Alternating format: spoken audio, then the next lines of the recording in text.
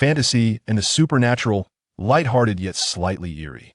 My name is Zhang Shiyi, for I have 10 elder brothers, hence I am Zhang Shiyi. However, all 10 of my elder brothers have perished, lying in graves outside. What? My master? He too has departed from this world. The largest and roundest grave belongs to him. Ha ha! What a joyous occasion indeed. Prepare to sing. Congratulations, congratulations to you, hey. Congratulations, congratulations to you. Chapter 1. The seventh day, the night of the returning souls. Sir, a celestial light graces your forehead, and a spirit glimmers in your eyes. You are a reincarnated immortal, a divine being manifested. I have finally awaited your arrival. Do not move, though I have revealed secrets of the heavens and calamity may ensue. It is my destined fate. Even if it entails immense peril, I must reveal your complete visage. Sir, sir, sir. Though Zhang Shiyi spoke with a flowery tongue, he could not retain the portly man who resembled a pig.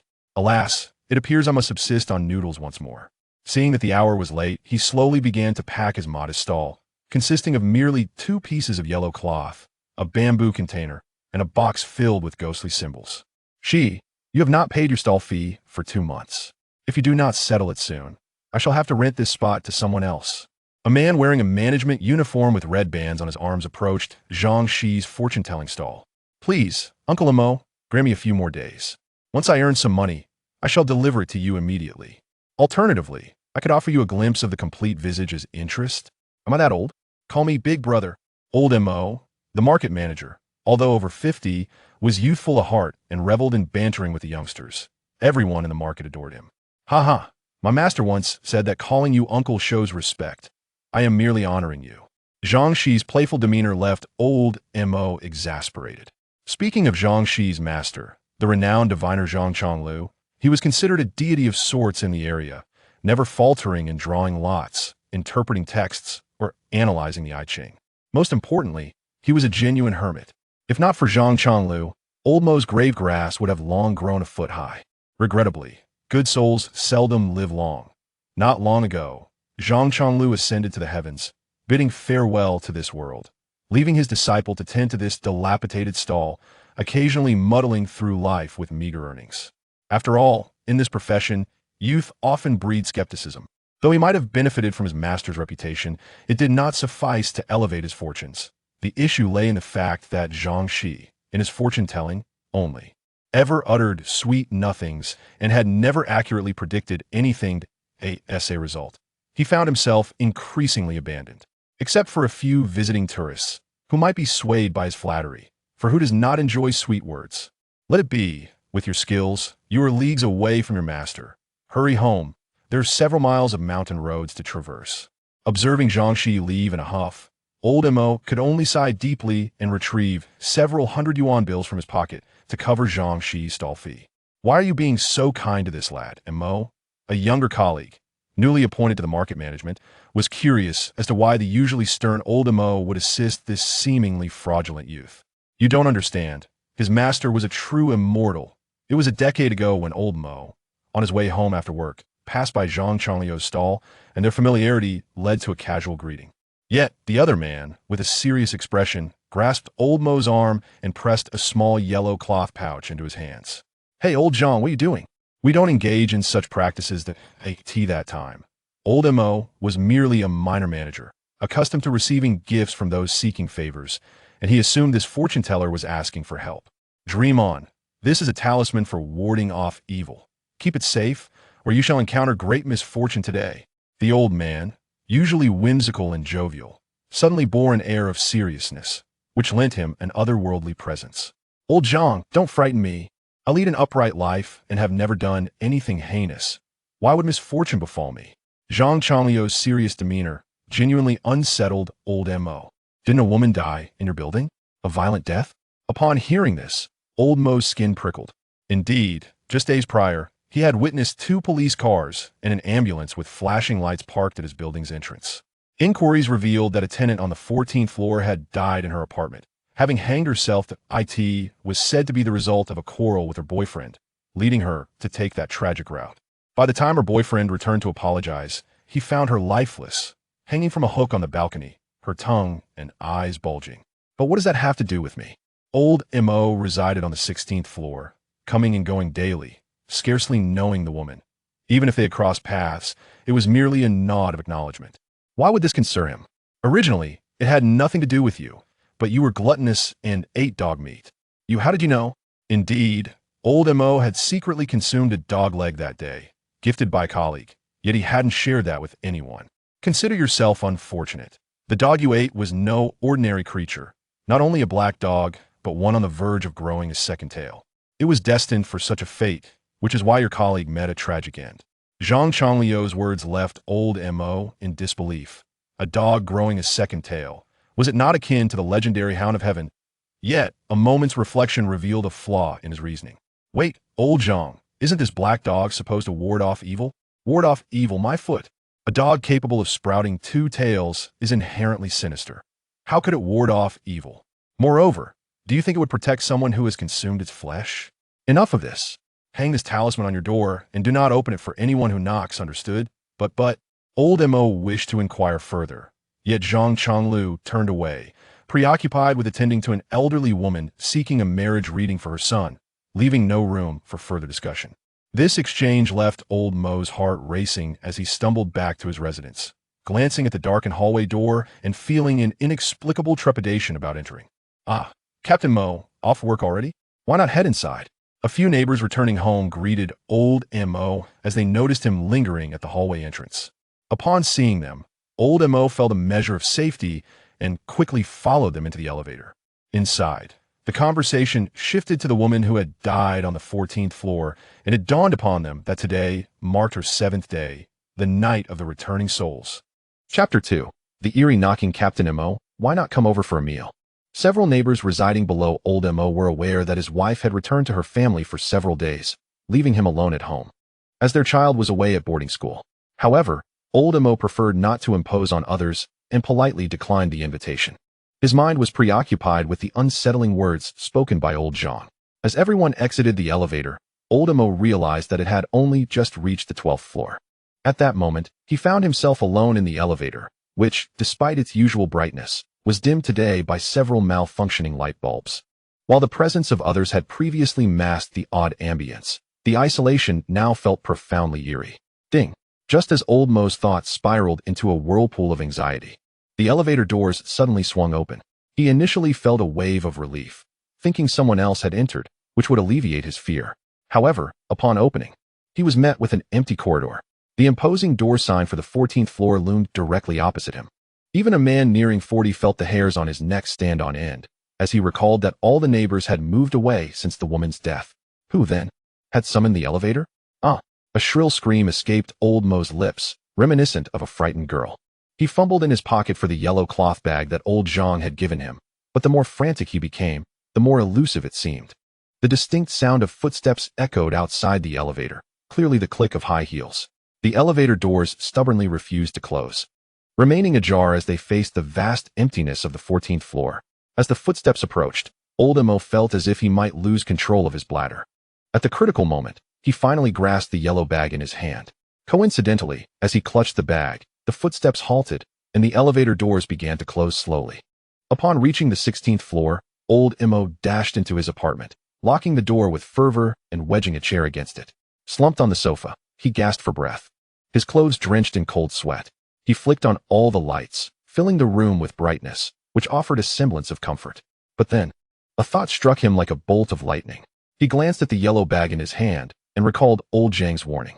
Steeling himself, he returned to the door, hesitated for what felt like an eternity, then gritted his teeth, closed his eyes, and opened the door just enough to hang the bag on the doorknob before swiftly shutting it again. Damn it, why would I want to eat dog meat? He muttered. Right, I should call old Zhang. He must have a solution. Trembling, he approached the phone only to realize he had no way to contact the fortune teller. Checking the time, he noted it was already 5:30 p.m. The market closed at 6 p.m., and if old Zhang were busy, he would still be there.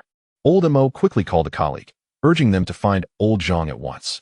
He clutched the phone tightly as seconds ticked by, the silence in the room so profound that one could hear a pin drop. Finally, a voice came through, only to inform him that old Zhang had already closed up for the day. Does anyone have Zhang Changlu's number? Who knows his number? If it weren't for the tourist attraction needing such a gimmick, he would have been kicked out of the market long ago. Hey, Captain Mo, what's wrong? Are you unwell? A concerned voice echoed from the other end, sensing something amiss in his tone. No, I'm fine. I just need to speak with him about something. Forget it. You all should be wrapping up. Please check the water and electricity. After hanging up, old Mo collapsed onto the sofa, replaying the bizarre events in the elevator. Could it be that ghosts truly existed? Humans are prone to such thoughts. The more one dwells on them, the more fear takes root. Old Mo, now trapped in a seemingly endless cycle of dread, chain-smoked until the air in his apartment was thick with smoke. Yet, the worst was yet to come.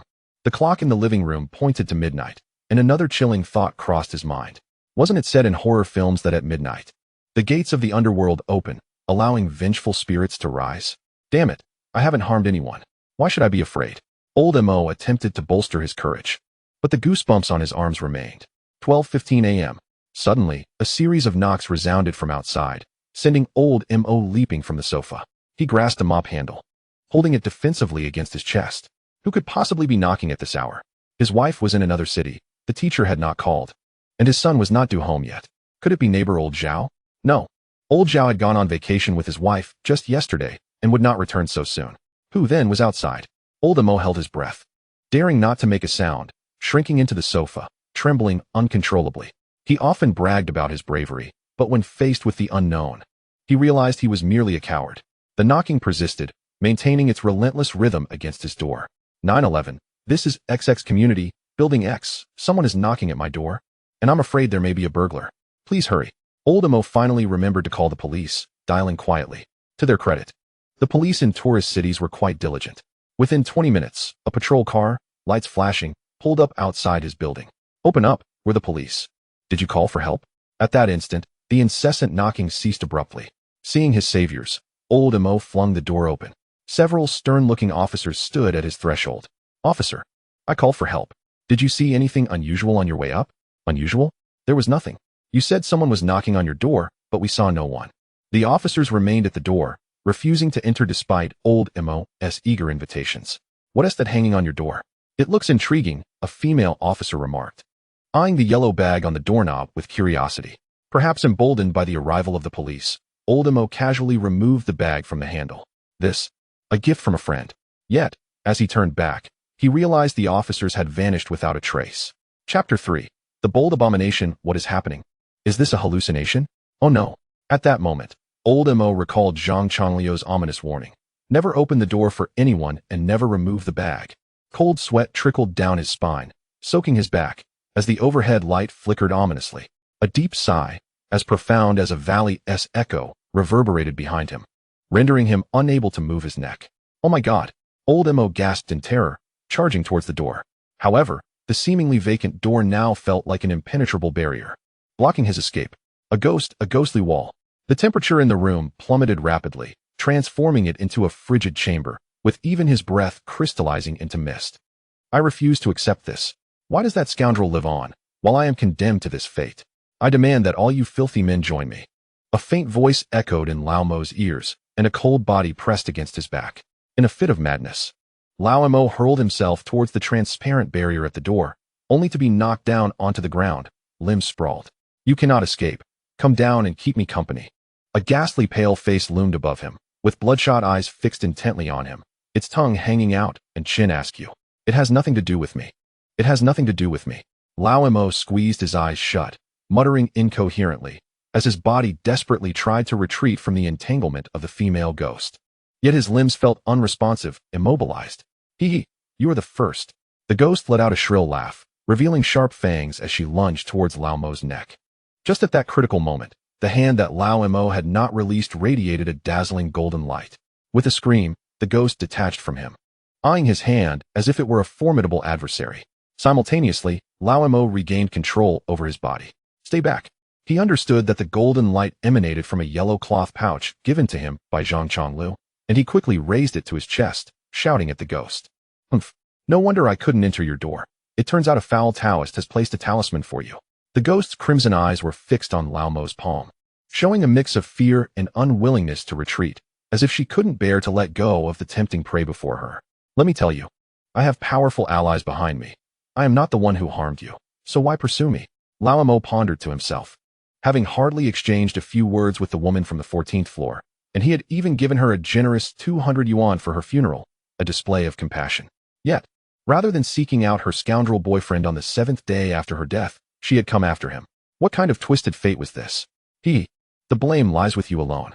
The room grew increasingly cold, the ghost's hair swirling as if caught in an unseen wind, dark veins snaking across her pale face, amplifying her terrifying visage. With a piercing scream, flames suddenly erupted from the pouch in Lao Mo's hand. Startled by the sudden change, Lao Mo's hand trembled, causing the pouch to fall to the ground and disintegrate into ashes. A powerful ally, you say? I wonder which powerful figure can save you now. The ghost's fingers elongated into sharp claws, extending towards Lao Mo like a zombie, and it seemed he was trapped in an inescapable fate. Bold wretch. To Lao Mo, that voice was like heavenly music, and the pitiful gaze struck even Zhang Chonglu at the door with a sense of guilt. You must be the talisman-wielding expert. Very well. Since you've arrived, let us remain together. It is said that the souls of cultivators are quite nourishing. The ghost, seeing Zhang Chonglu easily breach her barrier, exhibited no fear but rather excitement. Captain Mo, you seem startled. This is indeed my fault. I thought it was merely a wandering soul, but it turns out to be a spirit. Zhang Chonglu appraised the ghost from head to toe, a mysterious smile curling at the corners of his mouth. While he remained unperturbed, Lao Mo felt thoroughly soaked with fear, crawling behind Zhang Chonglu, trembling like a quail. Interfering busybody. The ghost's eyes narrowed, and she unleashed another wailing scream, her sharp claws lunging toward Zhang Chonglu's neck. Heaven and earth, 5 elements, leave fire. Without even lifting his gaze, Zhang Chonglu unleashed a torrent of searing flames in the ghost's direction. True fire of Samadhi. Who are you? The ghost executed a deft maneuver midair, narrowly avoiding the scorching flames. At that moment, she was acutely aware of the threat posed by the flames. For the true fire of Samadhi is the bane of all demons and spirits. Even a demon king or ghost emperor would flee in terror. That's a long story, and I'm not inclined to share. The flames did not dissipate but transformed into a colossal hand in the air, brandishing a middle finger towards the ghost. You wait. The ghost realized she would not find success today. After uttering a fierce threat, her form transformed into a gust of wind, rushing towards the window. Zhang Chonglu, however, was determined not to let her escape. I, old Zhang, have personally intervened. If I allow you to flee, how will I maintain my reputation? A fierce wind swept away the ghost's illusion, followed swiftly by the fiery hand that seized the rematerializing ghost. This was the true fire of Samadhi. The ghost left no sound as she was reduced to ashes, vanishing into the wind. I'm getting old and losing my touch. I had to use 2 hexes just to deal with a mere spirit. Zhang Chonglu appeared dissatisfied with his handiwork, lowering his head in slight embarrassment. Master Zhang. With the ghost's disappearance, the lights in the room returned to their former brightness, and Lao Mo, tears and snot streaming down his face, clung to Zhang Chonglu's leg, weeping profusely. Captain Mo, it's all right, calm down. Zhang Chonglu, as if soothing a child, tried to comfort him for a long while. But Lao Mo showed no sign of stopping. In exasperation, Zhang Chonglu gently tapped his forehead. Sleep. Lao Mo's eyes rolled back, and he fell into a deep slumber. When he awoke the next morning, the sun was bright, and everything that had transpired the previous night felt like a dreadful nightmare.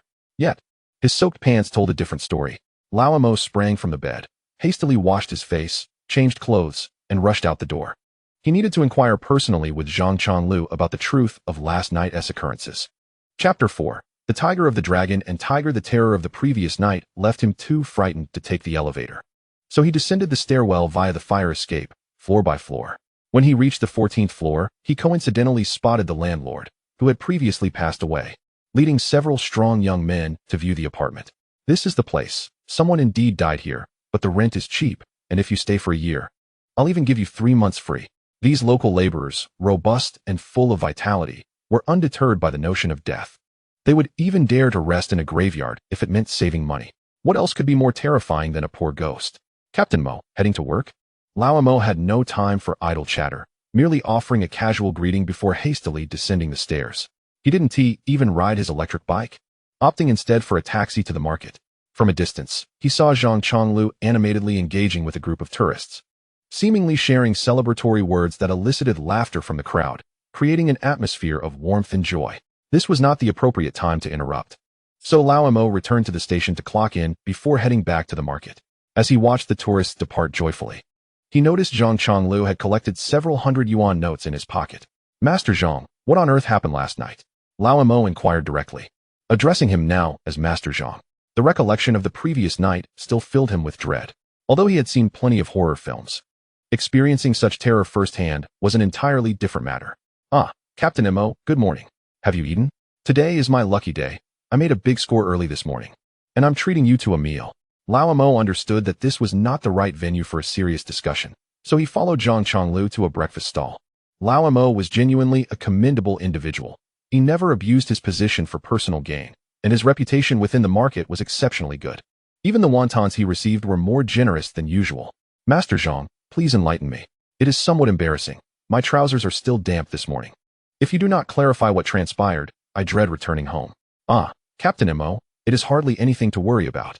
This predicament is entirely my fault for misjudging the strength of that female ghost, causing you undue fright. As Zhang Chonglu casually devoured his wontons, he spoke in a nonchalant manner. Indeed, this was no mere nightmare. Everything was quite real. No wonder there were ashes from a cloth bag that had been burnt inside the house. What shall I do now? The more old Mo pondered, the more terrified he became, his spoon trembling in his hand, clinking against the bowl. Fear not, there is nothing to be alarmed about. Zhang Chonglu reassured old Mo. Yesterday marked the 7th night of the female ghost's return, yet an unknown spirit emerged and devoured her soul, assuming her form. While even a spirit should not harm the innocent, one must only blame old Mo for his gluttony in consuming the nearly sentient dog meat. Dog meat poses no danger to humans, yet it was indeed from a dog on the verge of becoming a spirit. Each human possesses a fire of yang energy on their forehead and shoulders. As long as it remains unextinguished, no demons or spirits can harm you. However, the spirit, preparing to quietly grow a tail, was struck unexpectedly, leading to its resentment and lingering spirit. It extinguished the yang fire on old Mo's shoulder, which summoned the wandering spirit of the deceased. Upon noticing the extinguished fire, Zhang Chonglu realized old Mo might be haunted and thus provided him with an exorcism talisman. Had old Mo simply hung the cloth bag at his door and awaited the rising sun, the yang fire would have naturally reignited by dawn. However, encountering a spirit necessitated Zhang Chonglu's direct intervention. But Master Zhang, I did not slay that dog. Why is my colleague unscathed? Old Mo remained skeptical, as he had merely consumed a dog's leg, while his colleague was the true culprit. One must consider his physique. He is as robust as an iron tower, with such abundant yang energy that he could send a soul-reaping spirit tumbling. Moreover, he possesses a fate of the 7 killers, impervious to divine and demonic forces. Alas, it is regrettable. He has taken too many lives and likely will not see 50. Zhang Chonglu shook his head, downing the last of his wontons with a satisfied smack of his lips. Can you not save him? Old Mo, ever the kind-hearted soul, immediately shifted his concern to his colleague. Alas, one's fate is determined by the heavens. Should he choose to abandon his violent ways and adopt a vegetarian lifestyle from this moment on, perhaps he may extend his years. Just as old Mo resolved to return and advise his colleague to embrace vegetarianism, he heard his colleague's voice behind him. Mo, let us share a drink at noon. I've procured some wild game, but I savored it last night. Truly, one's fate is predetermined. His colleague has a natural inclination for meat, especially wild game. A meal without meat would leave him more distressed than death itself. You are fine, live as you wish. Your countenance suggests a life of prosperity and longevity awaits you. Master Zhang, how can I express my gratitude? Upon hearing this, a trace of a bittersweet smile graced Zhang Chonglu's face. Old Mo had known this elder for several years, but had never witnessed such an expression. I fear it will not be long before I must depart. I hope you will look after my apprentice then. What sort of deity is this? Merely an old trickster who deceives tourists. Observing the audacity of the young man beside him, old Mo merely shook his head, unwilling to argue with someone only slightly younger than his own son. These youngsters are entirely dismissive of the supernatural. Watching Zhang Shiyi's retreating figure, he sighed deeply. Unbeknownst to Zhang Shiyi, old Mo and the others were discussing matters of great concern. Clutching the bundle containing his meal, he navigated several bus routes until he finally spotted the majestic peaks in the distance. This was a renowned mountain, bearing the resounding name of Longhu Mountain. Could it be that this individual, who was incapable of even affording a stall fee, was a disciple of Longhu Mountain? Longhu Mountain is indeed correct. Yet the temple where he resides with his master is situated on a barren hillside. However, do not be deceived by the simplicity of his abode. He may not have acquired even a fraction of his master's skills, but he is indeed a bona fide Taoist. pushing open the dilapidated mountain gate.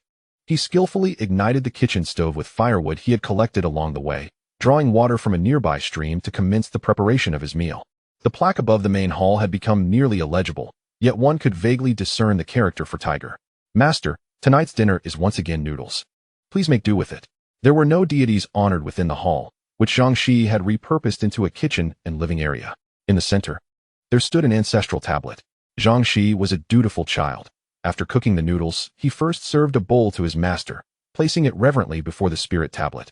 Inserting a pair of chopsticks upright, he then retrieved 3 incense sticks from a drawer and lit them. Only then did he sit down at the dining table to slurp his noodles. Suddenly, with a crisp sound, the chopsticks inserted into the bowl of noodles flew out and fell to the ground, rendering the already empty room eerily unsettling. Chapter 5. 11 Tombs. Why are you throwing a tantrum? Zhang Shiyi, rather than feeling anxious, expressed his displeasure. He lazily rose, bent down to retrieve the chopsticks, wiped them clean in his embrace, and reinserted them into the noodles. Master, I am aware that the food has been lacking in quality these days. But what can I do? You forbid me from returning to my former profession and imparting any real skills, leaving me with only this tattered book. I will inevitably meet my demise sooner or later. Speaking of this book, Zhang Shiyi grew increasingly agitated, grabbing the ragged volume carelessly tossed on the bed, flipping to the last page, and thrusting it upon the ancestral tablet. Look here, if you are to bequeath anything, it should be something of substance. This shabby tome you left me, Chiman Bagua. Look at this, it's a 15th printing from 1998, worth a mere 258 yuan. At the very least, you could have given me a pristine hardcover edition worth 5 yuan. If I could learn to subdue demons and capture monsters, that would indeed be a sight to behold. After venting his frustrations, he returned to the table, slurping the tasteless noodles. After finishing his meal and tidying up the table, night had already fallen. This dilapidated temple was truly extravagant, boasting its own air conditioning, with drafts from all sides, and a panoramic skylight, a large hole in the roof. A crescent moon cast its glow through the skylight, landing on Zhang Shiyi's mattress, which was merely a heap of soft straw, offering a truly luxurious experience akin to sleeping under a starry sky. Alas, lying on the bed, he tossed and turned, unable to find rest. This wretched place lacked electricity and any form of entertainment. Bored, Zhang Shiyi sat up, seized the 15th printing of the manual, and stepped outside, finding a comfortable earthen mound to lean against, reading by the moonlight. In the stillness of the night, amidst the wilderness, the chorus of frogs and cicadas filled the air, occasionally interrupted by strange bird calls. Does this 16-year-old Zhang Shiyi not feel fear? One need only glance at the ground where he reclined to understand. This was no mere mound. It was a grave. There were not many, merely 11 in total. The largest and newest tombstone bore the inscription, Zhang Chonglu of Longhu. This was also the origin of Zhang Shiyi's name. Zhang Chonglu has taken on a total of 11 disciples, with Zhang Shiyi being the last. The other 10 apprentices lie quietly around him in their graves, all of them kin. What is there to fear? Zhang Shiyi has read this book countless times. While he may not have memorized every word, he is certainly well acquainted with its contents. He understands the principles of heaven and earth, thunder and wind, water and fire, mountain and marsh better than anyone. The dilemma lies in the fact that merely invoking the Zhan hexagram does not conjure thunderous magic. Striking a pose serves little purpose, merely frightening the spirits. Brothers, he muses, is it any wonder you lie here? Did you not also learn this craft from our master? And look at the flourishing incense at Longhu Mountain ahead. Ours barely attracts a ghost. Alas, in 2 years, we shall endure this, hoping not to starve to death, lest no one comes to bury me. As Zhang Shiyi gazes at the flickering incense, a wave of desolation washes over him. To say Zhang Shiyi was unfortunate in his rebirth would be an understatement. It is said that even his mother did not know his father's identity. She abandoned him at the hospital upon his birth and fled the city under the cover of night. Fortunately, unlike other newborns, Zhang Shiyi was a cherubic infant, captivating all who beheld him.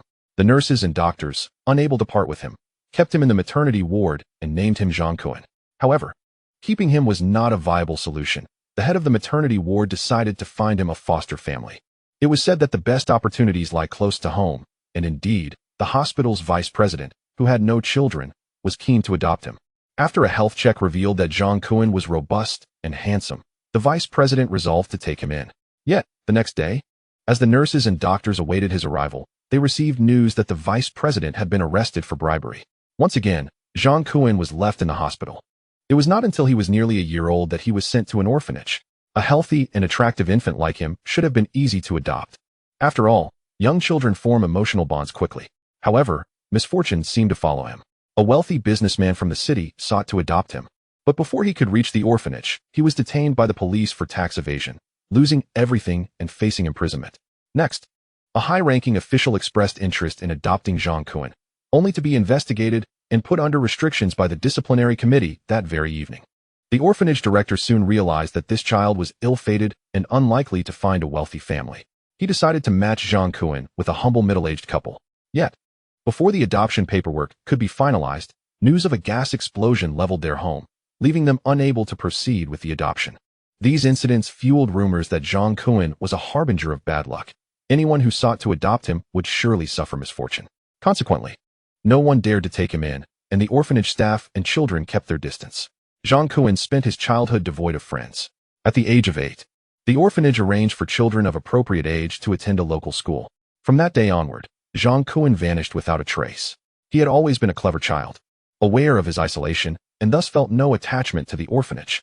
Seizing the opportunity to leave, he slipped away, not intending to return. What could an 8-year-old do?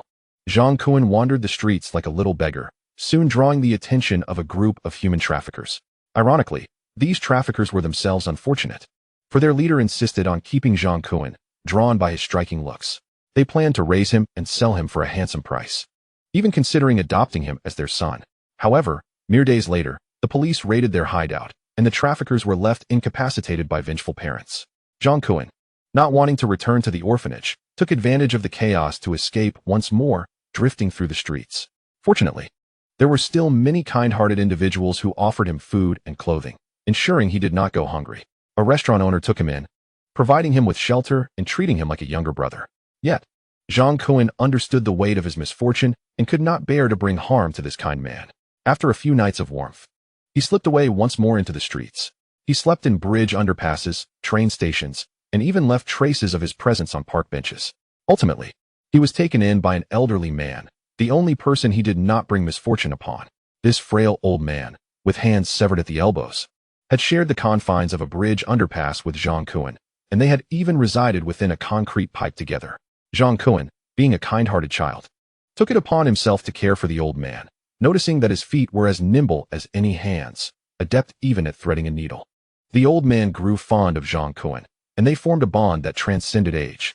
In their moments of camaraderie, the old man would boast of being the renowned leader of the Thieves' Guild, a figure of great repute who had executed numerous grand heists, often donating the spoils to charitable causes, including the orphanage where Zhang Shiyi once resided. His reputation was such that it earned him the admiration of all in the underworld. However, such notoriety came at a cost. During a heist competition, the old man was betrayed and inadvertently stole a middle-aged man's wallet containing a substantial sum earmarked for his child's medical treatment. Upon realizing the tragic outcome of his actions, the child's death due to a delay in care, he could not bear the burden of guilt. In despair, he severed his own hands, vowing never again to employ the skills of a thief and donating his remaining wealth to atone for his guilt, choosing instead to wander the streets alone. When he encountered Zhang Shiyi, he was reminded of the child whose life had been lost due to his actions, and a profound sense of guilt washed over him. Seeing Zhang Shiyi's plight, he decided to take him in, perhaps hoping to redeem himself through this new companionship. Miraculously, Zhang Shiyi, the supposed harbinger of misfortune, did not bring calamity upon the old man. Instead, he learned a myriad of skills under his guidance. 5 years swiftly passed, and Zhang Shiyi had honed his abilities, particularly his keen eyesight, which allowed him to read at lightning speed and recall anything he had seen. At the age of 13, Zhang Shiyi returned home with the old man, who had brought along another equally frail elder. This new figure, draped in a faded Taoist robe with wisps of gray hair tied atop his head, bore an air of eccentricity that was difficult to ignore. "Grandfather, what do you think of my proficiency in the shadowless hand?" Zhang Shiyi asked, demonstrating the technique he had mastered under the old man's tutelage, executing it with unparalleled speed. "Haha, good lad, quite impressive. However, you must remember the rules of the Thieves' Guild. Otherwise, you might end up like me." A shadowy hand transformed into a mere absence of hands. Wu Ming deliberately raised his round, smooth arms, hoping to serve as a cautionary example for Zhang Shiyi, without any regard for the old Taoist beside him. No borrowing from the old, young, women, or children. No borrowing from soldiers or knights. And certainly no borrowing of life-saving funds. The so-called borrowing is merely a euphemism for stealing, as the Thieves' Guild finds the term stealing unseemly and prefers to call it borrowing. Old 10. You aren't thinking of cultivating another flying thief, are you? Yet, your life truly is resilient. You haven't been killed by this little one, proving yourself to be worthy of being my disciple. The old Taoist wore a teasing expression, while Zhang Shiyi, curious, wondered how this old man, who seemed hardly older than his grandfather, could be Wu Ming's master. Master, I have come to you for this child. I know my time is nearing its end. Yet this child is only 13. Although I have taught him many skills, I cannot teach him how to be a person. I beseech you, master, to take him as your disciple. Take him as a disciple? You little rascal are trying to take advantage of your master. He calls you grandfather and me master. At this rate, I might as well have lost a lifetime. Nevertheless, this child does seem to have a connection with me, given that all my other disciples have perished. Let us proceed with this. By the way, I have already prepared your grave, right next to old 9S. When you have time, you may visit it. The large pit in the middle is mine, so do not encroach upon it. This conversation left Zhang Shiyi utterly bewildered. How could one moment be master and the next grandfather? And he had even prepared a grave for his disciple. What kind of sect was this? Grandfather, do you not want me anymore? Zhang Shiyi, though unable to comprehend the entirety of the situation, understood that Wu Ming was nearing death. Tears welled up in his reddened eyes as he clutched his grandfather's garment, refusing to let go. Had he inadvertently caused his grandfather's demise? He had only just begun to understand the warmth of familial bonds. And now was he to be left alone in this world? Foolish child, you should rejoice for your grandfather. No. For this little rascal, he has redeemed himself from worldly sins and will enjoy a life of comfort henceforth. The old Taoist words further confused Zhang Shiyi. How could one celebrate death? Ha ha ha. Child, your master speaks the truth. Look at this. Wu Ming, caught off guard by the rapidity of events, observed as his outstretched arms sprouted two pairs of smooth hands, gleaming like jade. Upon seeing these hands, Wu Ming laughed heartily towards the heavens. Zhang Shiyi, witnessing the unfolding spectacle, felt as though his mind had nearly short-circuited. Was he truly witnessing a ghost in broad daylight? Ha ha. Child, do not panic. I shall explain everything to you in due course. Since you have joined my sect, I shall give you a name. You have 10 elder brothers, so you shall be called Zhang 11. This name made Zhang Shiyi roll his eyes in exasperation. What a haphazard name. 11. You shall now be my junior disciple. Fear not. Should you encounter insurmountable challenges in the future, your elder brothers will surely protect you. Ha ha ha. Master, junior brother, I shall take my leave now. Wu Ming laughed heartily, striding away into the distance, quickly vanishing from sight. Zhang 11's feelings perfectly mirrored the adage, on the tree of confusion, only I remain. 11. Come with me. The road ahead is long, and I shall explain everything to you gradually. Grasping the old Taoist's hand, Zhang Shiyi, now Zhang 11, felt an unexpected tranquility. Despite the old man's seemingly lecherous demeanor, his hand radiated warmth and reassurance. Thus, Zhang 11 followed the old Taoist to Longhu Mountain, becoming the 11th disciple of Zhang Chonglu. Chapter 7. The Li family of Guangxi. I am weary. Time to return to sleep. Master, esteemed elder brothers, may you bless me with a lucrative deal tomorrow, so I may offer you wine, meat, and incense. Yawning, Zhang 11 bid farewell to the 11 graves before returning to his luxurious chamber. He lay down on the bed and promptly fell into a deep slumber. The night passed without incident, and before 6 the next morning, Zhang 11 arose. He ventured into the courtyard, first performing a series of punches to stretch his limbs, then washing his face with a basin of fresh water. Master, I am off to earn some money. Please bless your disciple, or else I might not even have noodles to eat today. Zhang 11 bowed before the spirit tablet on the altar, clutching his eating utensils, and descended the mountain. The road was long. He was now penniless, unable even to afford the bus fare, relying solely on his own 2 legs to reach the market and earn a living.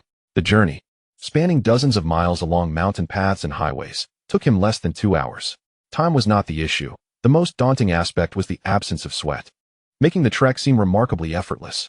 After setting up his stall, Zhang 11 began to perform his craft.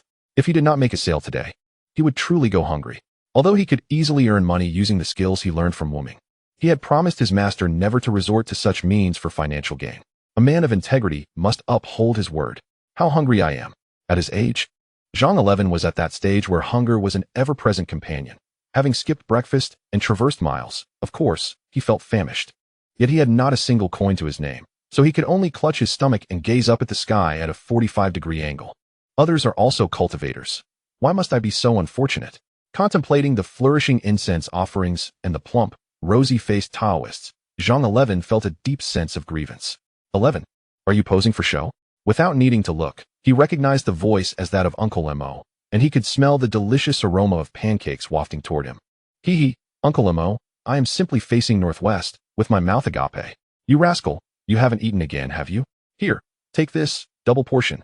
Uncle Mo thrust a large pancake filled with double eggs, double sausage, and double fried dough into his arms, moving Zhang 11 to tears. Uncle Mo, no, Brother Mo. You are truly my dear brother. From now on, whatever you need, just let me know. I, Zhang 11, will face any challenge without flinching. All right, hurry up and eat. Don't choke on it. Here has some soy milk, I added sugar. Watching Zhang 11 devour the food, Uncle Mo felt a mix of emotions. Why do you insist on tending to this shabby stall? You lack your master's skills. Why not pack it up and let me find you a job? Though the pay isn't much, it would surely be better than your current situation of intermittent feasting and hunger. Brother Mo, I have no choice.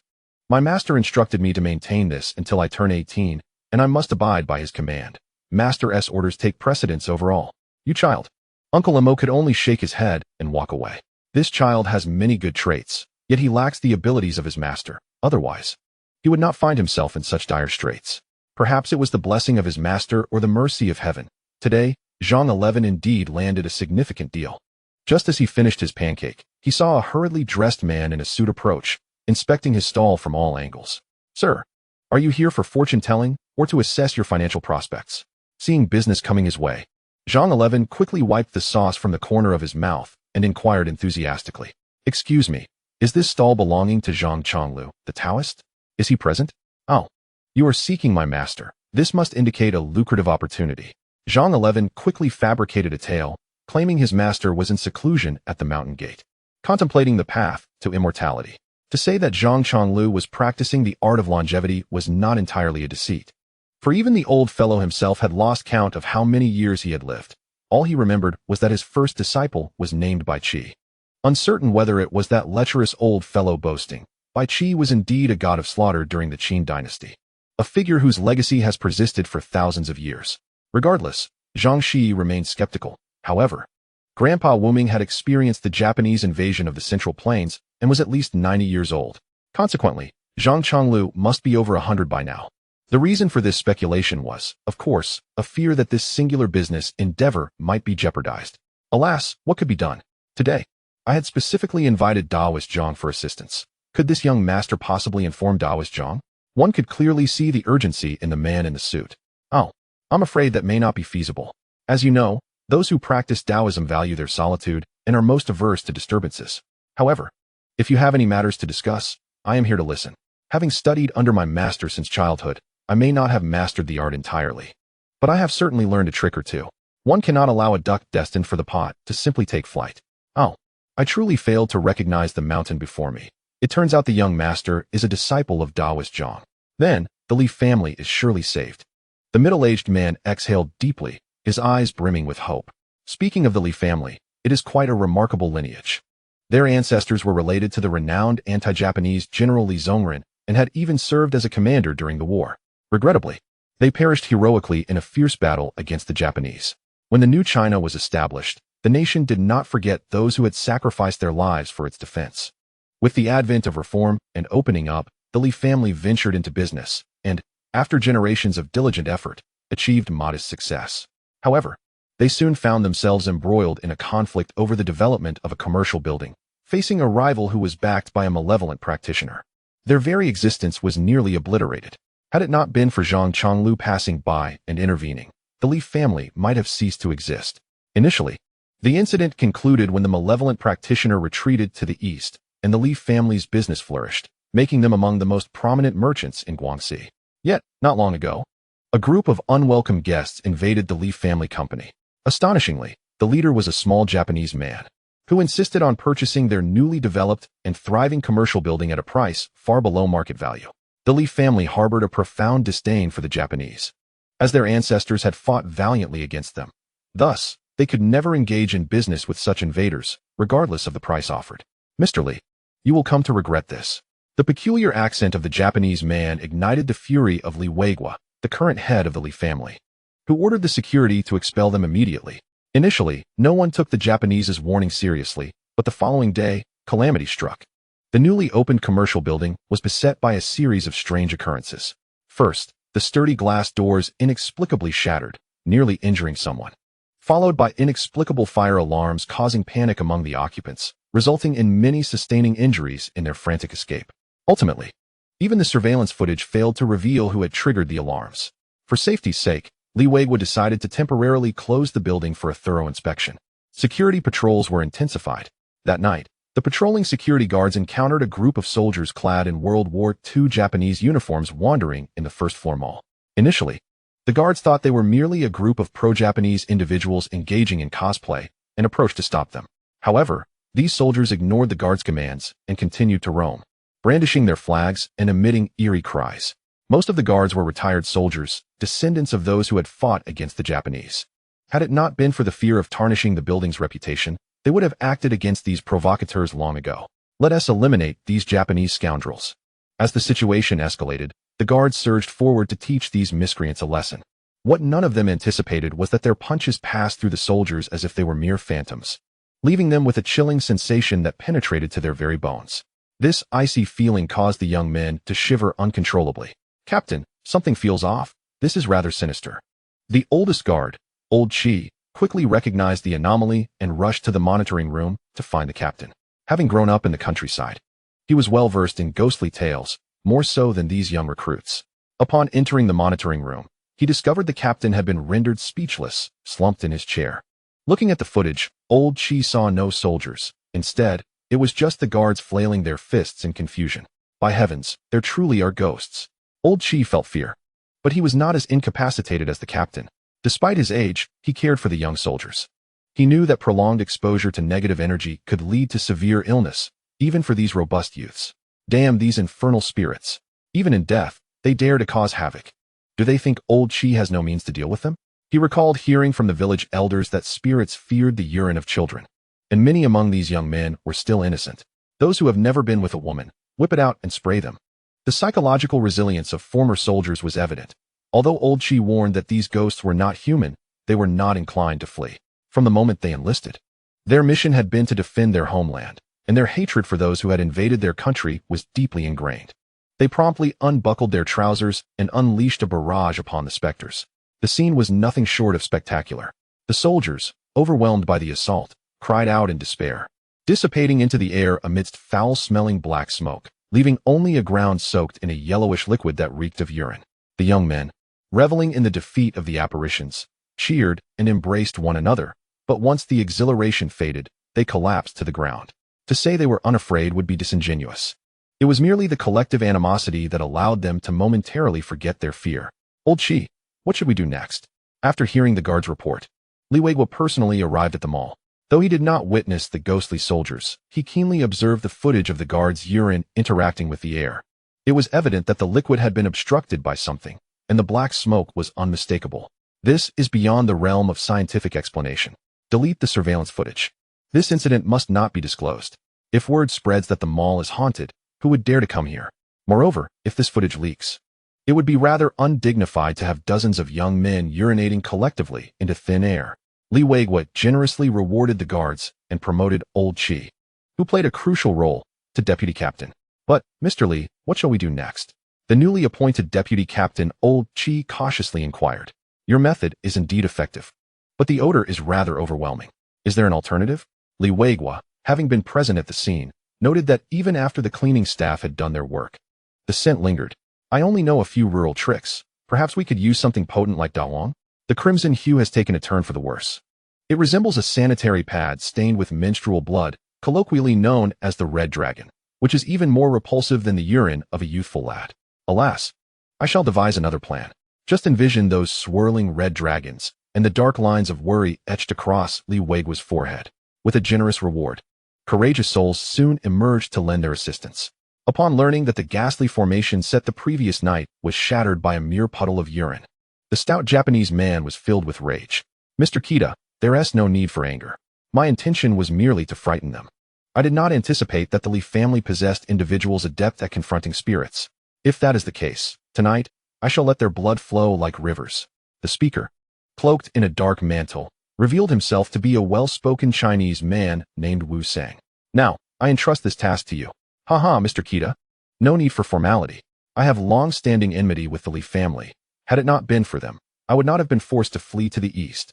As the man removed his cloak, he unveiled a gaunt visage reminiscent of a skull, a scar stretching from the corner of his eye to his jaw. Indeed, he was the malevolent sorcerer Wu Liang, who had been reprimanded by Zhang Chonglu. That night, the security guards braced themselves to ensure they had ample urine when needed. Each consumed copious amounts of water, while some clever ones discreetly stored their urine in bottles for safekeeping. Hey, Xiao Lu, hand me a bottle. You don't think this old man is a virgin, do you? Old Qi jested with the young man, aiming to dispel the terrifying atmosphere. Though they had secured a victory the previous night, humanity harbors an innate fear of spirits, and the more one contemplates it, the more fear takes root. Thus, Old Qi continued to engage them in lighthearted banter. You need not panic. With me here, no ghost dares to emerge. Tonight, our primary aim is to ascertain what has summoned these spirits. Lu Tianming, a renowned geomancer from the nearby villages, was famed for his triumph over 13 yellow weasels with nothing but a kitchen knife. He had come at Li Weiguo's behest to vanquish evil spirits. Accompanying him was the astute Zhuge Kong, purportedly the 68th descendant of the Zhuge lineage, a distinguished figure from Guangxi. Zhuge Kong appeared far more composed than Lu Tianming, presenting a yellow talisman adorned with red cinnabar. Typically, such a talisman commanded a price of 1,000 yuan. Chapter 9. Blood Battle in the Hearts of the Security Guards. These spirits were merely a source of fright. Aside from an eerie chill, they posed little danger. With a master overseeing them, confidence surged, and they awaited within the building, ready to ensure that should the Japanese ghosts dare to return, they would not return. At the stroke of midnight, the apparitions indeed reappeared within the edifice. Old fiends, dare you show yourselves again? Do you take us for a nation without protectors? Zhuge Kong was the first to act, unleashing a flurry of talismans upon the spirits. The guards raised their own talismans, charging towards the phantoms. With a series of explosive sounds, the talismans ignited, sending the spirits swirling in a cloud of black mist. Haha, even if my grandfather Lu were here. Lu Tianming brandished the knife that had felled many yellow weasels, biting his tongue to draw blood, and plunged into the fray with fervor. The spirits wailed as they were vanquished, dissipating into clouds of black smoke. However, as the dark mist thickened, the temperature within the entire mall plummeted, transforming it into a frigid abyss where even the breath exhaled became a ghostly fog. Bad news. Everyone retreat. Unlike Lu Tianming's reckless approach, Zhuge Kong, a systematic practitioner of the Tao, quickly sensed something amiss. Yet, by the time he issued the warning, it was too late. A throng of spectral soldiers marched forth from the black fog. These apparitions were evidently much more formidable than the previous batch, clad in tattered, filthy yellow uniforms. Their bayonets stained with the blood of countless Chinese innocents. Destroy them. The impetuous guards launched an attack against the spectral soldiers, disregarding Zhuge Kong's admonitions. In an instant, the guards found themselves overrun, the bloodied bayonets piercing the flesh of the young men. A chorus of agonized screams erupted. Quick, use the urine of the innocent. Old Qi hastily retrieved his bottle, dousing the ferocious spirits with the liquid. The urine proved effective, corroding the ghostly forms like acid, revealing their bones. However, this did not exterminate the spirits. Rather, it rendered them more malevolent. They had transformed into vengeful spirits. Everyone flee. Zhuge Kong recognized that such a multitude of vengeful spirits was beyond his capacity to handle. He quickly scattered another handful of talismans, hoping to impede their advance and allow the young guards to escape. Yet, the talismans lost their potency, fluttering like mere scraps of paper. Master Zhuge, protect these children and retreat. Lu Tianming shouted, drawing another knife from his bag, biting his tongue again, and letting forth a spray of blood. Armed with 2 knives, he charged into the throng of spirits, limbs flying in all directions, single-handedly holding back the onslaught. Seeing Lu Tianming's valor, the terrified guards found the courage to lift their injured comrades and flee. Go, do not worry about me. With cries of fury, Lu Tianming was soon engulfed by the spectral horde, countless bayonets piercing his body. This man, relying solely on an ancient tome and his indomitable spirit, perished on the path to exorcism. Though he may not have been a true practitioner of the Tao, his actions resonated far more with the essence of a cultivator than those self-righteous, so-called righteous sections. Oddly, the guards who had been pierced by the spirits were brought to the hospital, yet the doctors found no trace of wounds.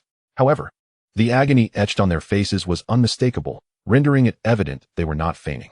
This perplexed even the most seasoned of physicians.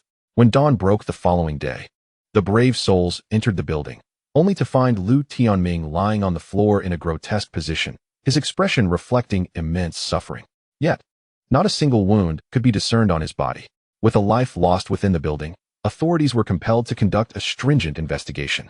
However, no matter how experienced, the seasoned detectives could find no clues. Even more bizarrely, all surveillance footage had turned into a hazy blur. After exhaustive research and attempts at restoration by numerous experts, it was ultimately deemed a malfunction. The building was indefinitely sealed, and no one knew when it would be reopened. This edifice had absorbed Li Weiguo's years of labor, serving as the backbone of the Li family's enterprise. Each day of closure translated into astronomical losses. Should this continue, the Li family would inevitably face bankruptcy. Ha. Li sang, I heard your building has encountered issues. Not to worry, our terms remain unchanged. We can transact at any time. We Japanese are the greatest nation, and we shall not kick you when you're down. Watching Kita Ichiro's smug expression, Li Weiguo felt a surge of anger, confirming that this wretched man was behind the troubles. Weiguo, what troubles you? Is there a business matter weighing heavily on your mind? Come, share with mother. Li Weiguo's mother, observing her son's furrowed brow, felt a pang of sympathy. Once a formidable force in the business realm, this elderly woman, now nearing 70, still possessed a keen intellect. In matters of commerce, Li Weiguo was often inclined to heed his mother's counsel. However, the current predicament was so bizarre that he hesitated to confide in her.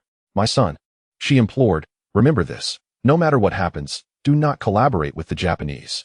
Do not forget that your great-grandfather perished at their hands. The old lady had caught wind of certain rumors, mistakenly believing her son's distress stemmed from this issue. Understanding her concern, Li Weiguo decided to lay everything bare. Mother, rest assured, Master Zhuge has already sought the assistance of a renowned expert. It won't be long before we resolve this matter. Actually, you needn't keep anything from me. In the world of business, such occurrences are not particularly shocking. When you were but a child, our Li family nearly faced ruin due to a malevolent practitioner. I remember clearly how Master Zhang from Longhu Mountain came to our aid. He is a genuine sage. Seeking him out will surely help us. With that, Li Weiguo embarked on an arduous 18-hour drive from Guangxi to Jiangxi. However, despite scouring the entirety of Longhu Mountain, he found no one by the name of Zhang Chonglu. Is my Li family truly destined to end with me? He lamented, his face etched with despair. In truth, Li Weiguo was somewhat obstinate. Having arrived at Longhu Mountain, he could have sought the assistance of other Taoists even if he couldn't locate Zhang Chonglu. Longhu Mountain is renowned for its authentic Taoist practitioners, skilled in subduing demons and ghosts. The parties involved are often blind to the solution. Chapter 10. Zhang Shiyi takes action by what could only be considered a blessing from his ancestors, while passing through the market in search of a drink. He fortuitously encountered a market management team member idly chatting at a cold drink stall. Initially despondent, Li Weiguo was caught off guard upon hearing the name Zhang Chonglu.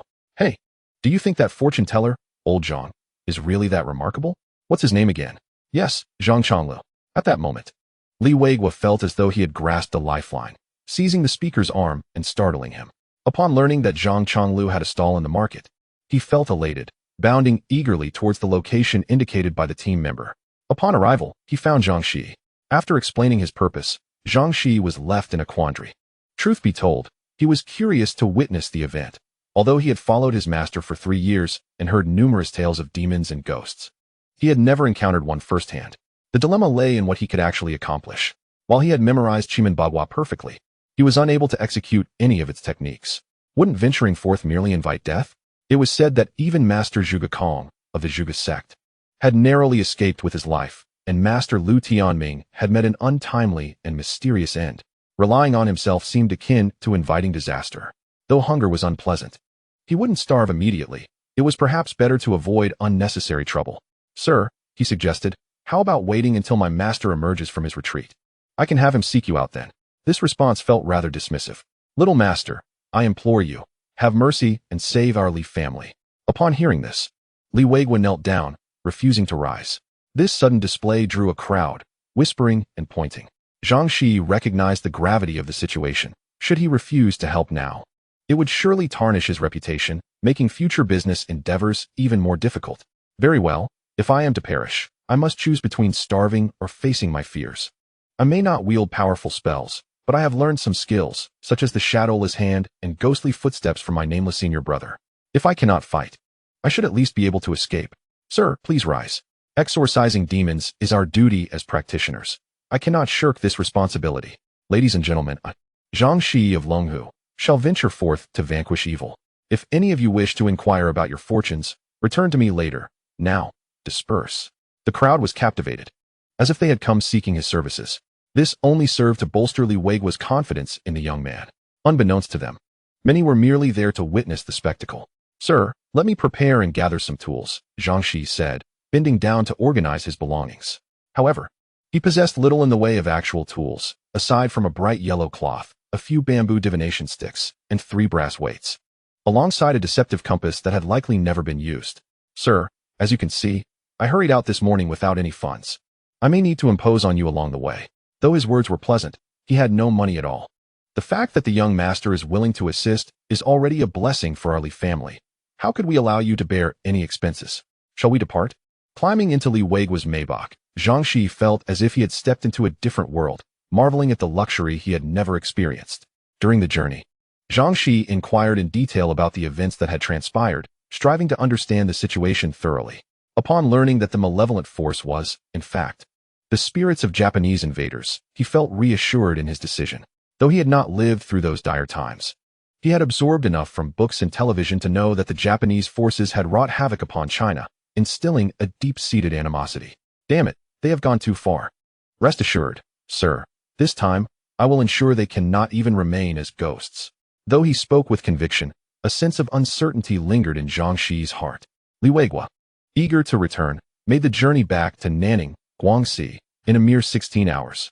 Upon his arrival, he was met with even more troubling news. The market's closure had left merchants impatiently demanding compensation and refunds for their rent. This only added to the already precarious financial situation of the Li family. Li sang, "What have you decided? If you agree, I can make the payment now. At least you could maintain your good reputation. Ha ha ha." The timing of this call from Tianqichiro was too convenient, raising suspicions that he had orchestrated the situation. Inform the merchants that they have a maximum of 1 month to wait. If the market does not reopen by then, I will refund their rent in full and compensate for their losses. The Li family had a solid reputation, and upon receiving Li Weigua's assurance, the merchants quickly dispersed. Little master, I apologize for the trouble. Li Weigua had placed all his hopes on Zhang Shiyi. These Japanese fools are truly intolerable. Sir, let us first assess the situation so we can devise a plan. Zhang Shiyi, despite his youth, was equally indignant. These little Japanese have gone too far. Yet, after such a long journey, he suggested, shouldn't the young master rest for a moment? After 16 hours on the road, even the most comfortable car can become tiresome. How about this, sir? Find someone to accompany me to assess the situation, and then await my news. I may need your assistance in gathering some items. In the present day, Zhang Shiyi could only muster the courage to press forward. Although he was unable to wield his mystical arts, he was well versed in the formations detailed within ancient texts. How could it be that the profound array, which had been the pride of our venerable Huaxiao for millennia, would fail to vanquish a few malevolent spirits from Japan? How audacious of them! Li Weigua, now in the twilight of his years, found himself quite overwhelmed and entrusted the task to Old Qi, who would accompany Zhang Shiyi to the sealed building. Old Qi, despite his palpable trepidation, remained steadfastly loyal and grit his teeth as they approached the edifice bearing the ominous seal. Young master, please bear with me. That seal cannot be tampered with, Old Qi said as they entered through the underground parking garage. Chapter 11. The reversal of the yin-yang array upon activating the main electrical switch of the building. A glimmer of light emerged. Yet, Zhang Shiyi sensed something amiss within the underground garage. The chill was not the ordinary cold of a typical parking facility, but rather a piercing, bone-chilling wind. Let us take the elevator. It will expedite our journey, Old Qi suggested as he led the way to the elevator doors. Please, do not call me master, for I am far from such a rank. You may refer to me as Little Zhang or simply 11, Zhang Shiyi replied, knowing well that despite the flattering title, he was merely a novice Taoist, barely scraping the surface of true mastery. How can that be? I have the utmost respect for individuals like you who can summon the winds and command the rain. I wonder if you might impart some of your wisdom to me? Old Qi's admiring gaze made Zhang Shiyi's face flush slightly. Ah, uncle, such talents require innate gifts, he chuckled. Upon arriving at the scene of the incident, they found the previously boasted location devoid of any lingering malevolence. Could it be that this underground garage was the very place from which the malevolent spirits emerged? We should retreat for now. Zhang Shiyi felt a gnawing uncertainty. After surveying the area with no trace of evidence, even the use of pomelo leaves yielded no signs of any spectral presence. Indeed, let us return and devise a plan, he proposed.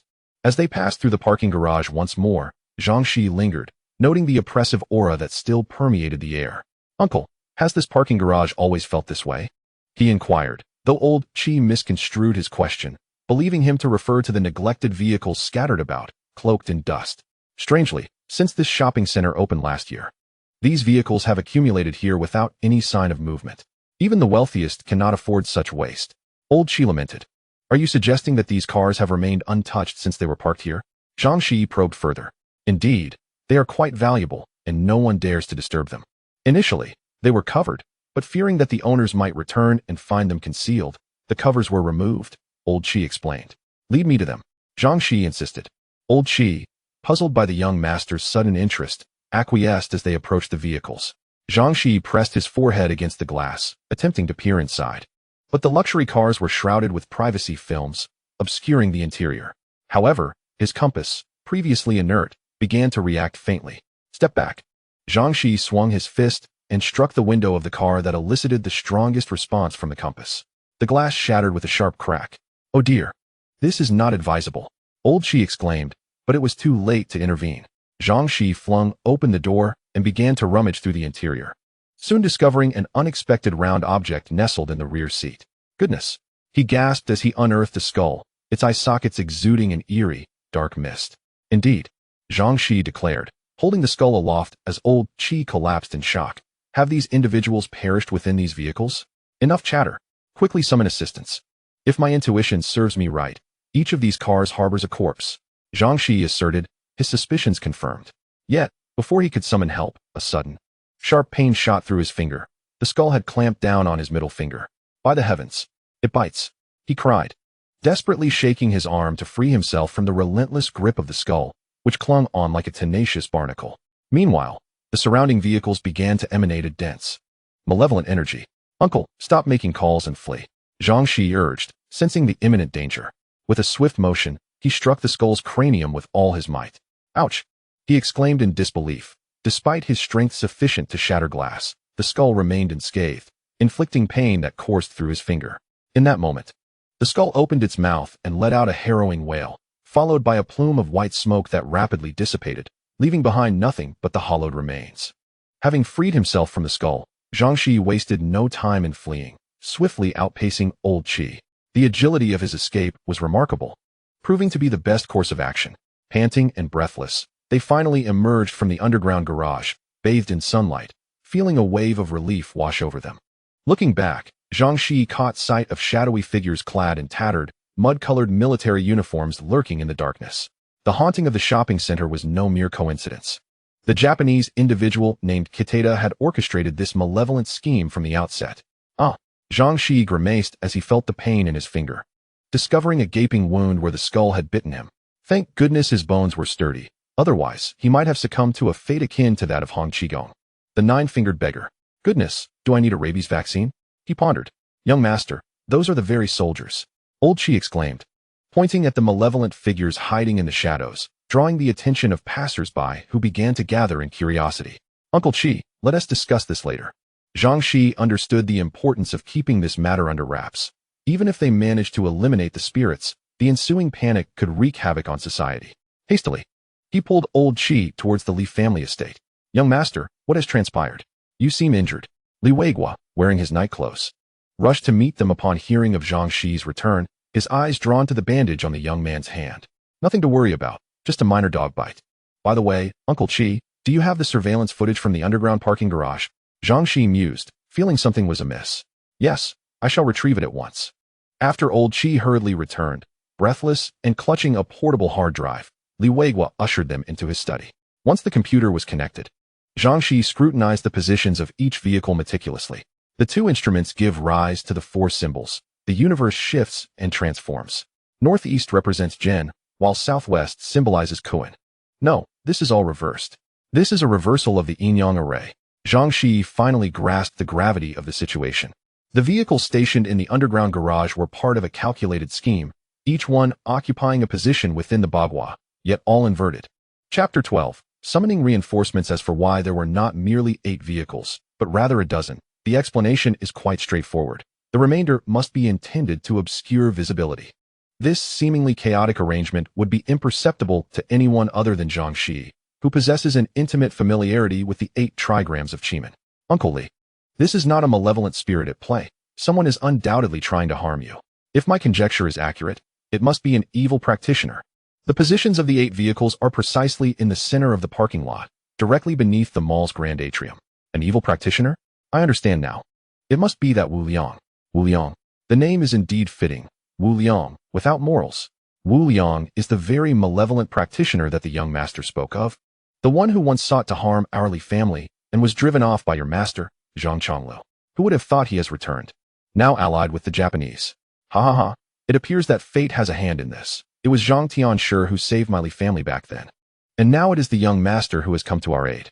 Truly, my Li family is fortunate indeed. Fortunate? What a joke. Zhang Shiyi himself harbored doubts about his abilities. He could hardly fathom how Li Weiguo remained so optimistic. However, evil practitioners are still human, and humans are far easier to deal with than spirits. Although the reversal of yin and yang formation is quite treacherous, it is not insurmountable. As long as the positions of these 8 vehicles are restored to their rightful places, yin returns to yin, yang to yang, qian to the northwest, and kuan to the southwest, then the riddle shall be unraveled. For Zhang Shiyi, the positions of the trigrams are as familiar as the back of his hand, even with his eyes closed. The only challenge lies in how to maneuver the vehicles under the watchful gaze of these malevolent spirits, fighting ghosts. He was all too aware of his limitations. If they were human, he would dare to confront 10 or 8 of them. After all, the shadowless hand and ghostly steps are renowned martial arts. But the adversaries are spirits. This would be akin to hammering at thin air, utterly futile. Although his youthful blood possesses the ability to repel spirits, he had just witnessed that there were at least several dozen ghostly soldiers present. Even if he drained his essence, it would not suffice. Zhang Shiyi was deeply troubled, unable to devise a suitable plan. Master, why did you leave so hastily? Could you not have imparted some genuine skills to me? Just as Zhang Shiyi wore a frown, a gentle voice of an elderly lady resonated from outside. Which of you is a disciple of Zhang Tianshi? Indeed, a kind-faced, white-haired elderly woman entered, the very mother of Li Weiguo, old lady Li. Oh, you must be Grandma Li. Zhang Shiyi quickly rose from the sofa, hastening to greet the elderly lady. Although it was their first meeting, he felt an innate sense of closeness to her. Ha ha ha, how wonderful. Indeed, you are a disciple of Zhang Tianshi. Look at you, so well-groomed. Have you eaten yet? Hurry, let's get a meal prepared. At that moment, Li Weiguo smacked his thigh, realizing that they had not stopped since their journey began, only pausing for fuel and subsisting on snacks in the car. Even upon arriving home, he had collapsed into sleep, while the young master had not even had a sip of water, tirelessly working until now. With nightfall approaching, neglecting to arrange dinner would be a grave oversight. He quickly apologized and instructed for the meal to be prepared. Yet, Zhang Shiyi did not perceive any neglect. The bread and ham he had consumed during the trip had been quite satisfying, certainly preferable to a monotonous diet of noodles. Once seated at the table, Zhang Shiyi realized that dining could truly be a delightful experience. The array of dishes before him was not only unfamiliar but tantalizing, leaving him at a loss for names. No wonder it is said that wealth begets a life worth living, while poverty merely equates to mere survival. It is indeed true. Then I shall not hold back. Observing Zhang Shiyi devouring his meal with fervor, old lady Li shot a fierce glare at her son. Causing Li Weiguo to feel so ashamed, he nearly buried his head in his trousers. The emperor does not starve his soldiers. What has come over you? Look at him. This is what dining should look like. Our Li family has served valiantly for generations. Which of our men has not been a protector of our homeland? And you, savoring each bite like a dainty lady, how did you ever endure the years of military service? The Li family has a long-standing tradition. Every able-bodied descendant must undergo military training before returning to inherit the family legacy. Generations of military service? The Li family? Zhang Shiyi paused, glancing at the imposing portrait of a man clad in military attire hanging on the wall. Li Gongdelin. Grandmother, are you of the lineage of Li Gong? He indeed. However, we are a branch of the Li family. Technically, I would be your granduncle. Old lady Li spoke with pride, her eyes sparkling as she recounted their heritage. I have a plan. Uncle, take me to the martyrs' cemetery. Setting down his bowl and chopsticks, Zhang Shiyi seized Li Weiguo and dashed outside. Since those Japanese ghosts were clad in military uniforms, let them once again experience the terror of death. This child, he should finish his meal first. Old Lady Li watched Zhang Shiyi's retreating figure, her eyes filled with affection. Li Weiguo personally drove Zhang Shiyi to the Guangxi Revolutionary Martyrs Cemetery. The Li family is esteemed in the city, having fought alongside Li Gong in battles across the nation. Hence, they frequently pay homage to the heroes and are well acquainted with the cemetery's management. They smoothly entered through the grand entrance carved from white marble, inscribed with the words, Guangxi Martyrs Cemetery. This inscription was penned by Comrade Deng himself, the bold characters adding an air of solemnity to the already dignified cemetery. As dusk descended, they walked along the blue stone path of the cemetery, surrounded by gravestones shrouded in the embrace of ancient pines and cypress trees. Yet devoid of any sinister ambience, only an aura of righteousness prevailed. Young master, what do you intend to do? Li Weiguo, observing Zhang Shiyi wandering throughout the cemetery, was filled with confusion. I intend to summon celestial soldiers to descend, allowing those lingering Japanese spirits to once more experience the might of divine retribution. This is the place. Zhang Shiyi, holding a compass, accurately located a position and stood firm, lighting 3 soul-calling incense sticks. The smoke from the incense did not waft skyward, but rather circled around the gravestone before him, seemingly beckoning something forth. Ha ha ha, how many years has it been? Someone still remembers us. A hearty voice emerged from behind the gravestone, causing Li Weiguo to jump back several steps in fright. Fear not, these are our forebears. Zhang Shiyi cast a disapproving glance at Li Weiguo, who, despite his youth, understood that the peace they enjoyed today was owing to the sacrifices of these heroic souls. Although his life had not been without its challenges, Li Weiguo felt embarrassed, his face reddening like a monkey's backside, unable to meet Zhang Shiyi's gaze. After all, he was over 40, a seasoned business executive. Such a display of emotion was quite unbecoming. Ha ha ha, it's quite normal. Who isn't afraid of ghosts? The translucent visage of a robust man broke into a goofy grin, his tattered military uniform still stained with unyielding blood. Chapter 13. Celestial Soldiers, I am not afraid. Zhang Shiyi muttered softly, inciting a hearty laugh from the robust man and reddening Li Weiguo's face further. I am Cheng Daqian, commander of the 48th Army's 1st Division. The man, donned in a steel helmet, stood at attention, saluting Zhang Shiyi. Zhang Shiyi, the dragon and tiger. I pay my respects to a hero. Zhang Shiyi bowed deeply before Cheng Daqian, recognizing the valor of those who had sacrificed their lives for the nation. Dragon and tiger? You're a Taoist? Upon hearing Zhang Shiyi introduce himself, Cheng Daqian's expression brimmed with admiration. In the past, when the Japanese invaders trespassed upon the land of China, they wreaked havoc, leaving a trail of destruction and corpses in their wake. However, there were those even more ruthless, the Oriental sorcerers who accompanied the invading troops. These so-called practitioners of the Tao unleashed malevolent sorcery, inflicting severe losses upon the Chinese soldiers. Even more egregious was their manipulation of the bodies of fallen warriors, transforming them into mindless corpses that turned against their own brethren. Countless valiant soldiers, unable to bear the thought of desecrating the bodies of their brothers, perished on the battlefield. In the face of such tyranny, our glorious China could not stand idly by as the Japanese marauders roamed freely. Numerous Taoist masters resolutely descended from their mountains to join the ranks of those resisting the invaders. With one hand wielding a dust whisk to sweep away malevolent spirits, and the other gripping a firearm to eradicate those who dared to assault our homeland, they fought valiantly. Yet, the overwhelming firepower of the enemy led to the downfall of many Taoist masters, resulting in the decline of the Taoist sects in this era of peace, which has long overshadowed their former glory. Master, brother, when shall you return? If you do, it shall be a time of prosperity. If not, then so be it. I admire you Taoist priests greatly. You are exemplary. Cheng Daqian patted Zhang Shiyi on the shoulder, the warmth of the gesture enveloping him. Exorcising demons and repelling invaders is the duty of those who cultivate the Tao. Were it not for your brave predecessors who sacrificed their lives to protect our homeland, we would not enjoy this era of peace. Ha ha, little Taoist, let us refrain from mutual flattery. We all strive for our nation, for our people, and for the sake of our descendants, that they may not suffer oppression.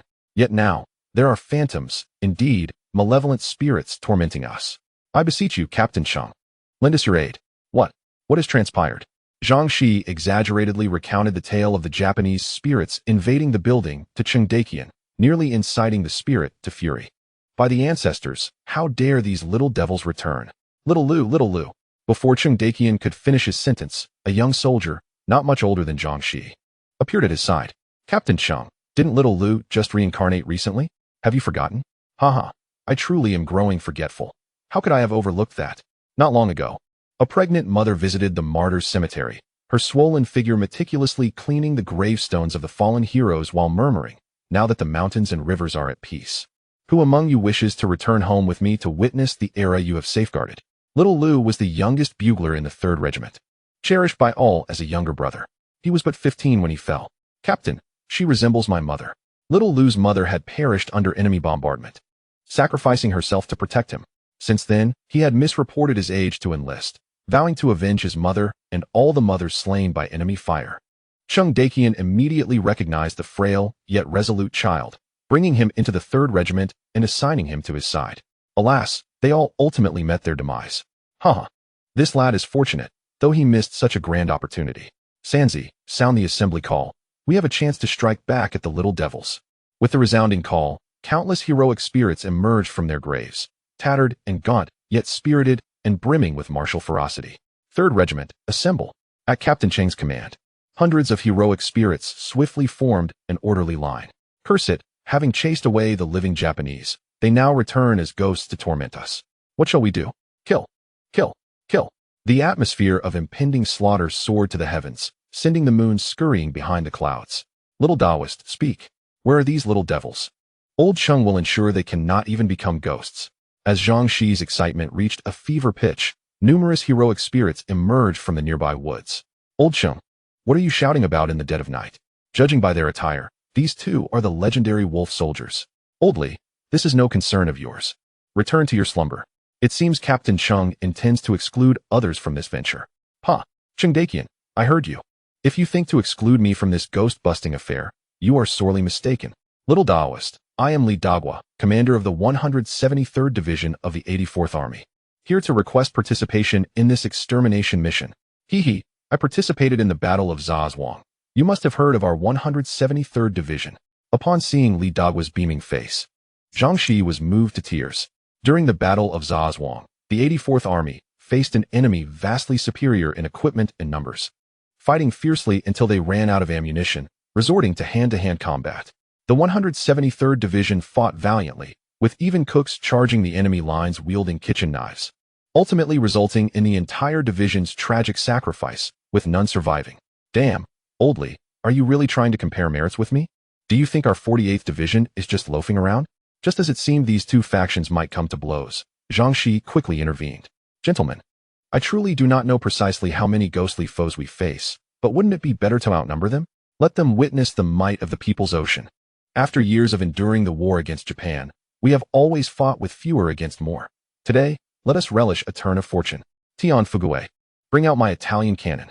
Seeing the throng of heroic spirits behind him, Zhang Shiyi's heart soared with joy. Having served in the military for several years, Li Weigua felt a surge of emotion upon witnessing the spirits of these ancestors, saluting them with a formal military gesture. Little Taoist, who is this? Zhang Daqian and Li Dagua, following Zhang Shiyi, were curious about the identity of this seemingly familiar man. Uncle Li, he is a descendant of your commander. Li Gongdalan is his ancestor, and we are here to assist him. The heroic spirits finally recognized this familiar figure, for over the years, he had frequently honored these martyrs, investing heavily in the restoration of the entire cemetery.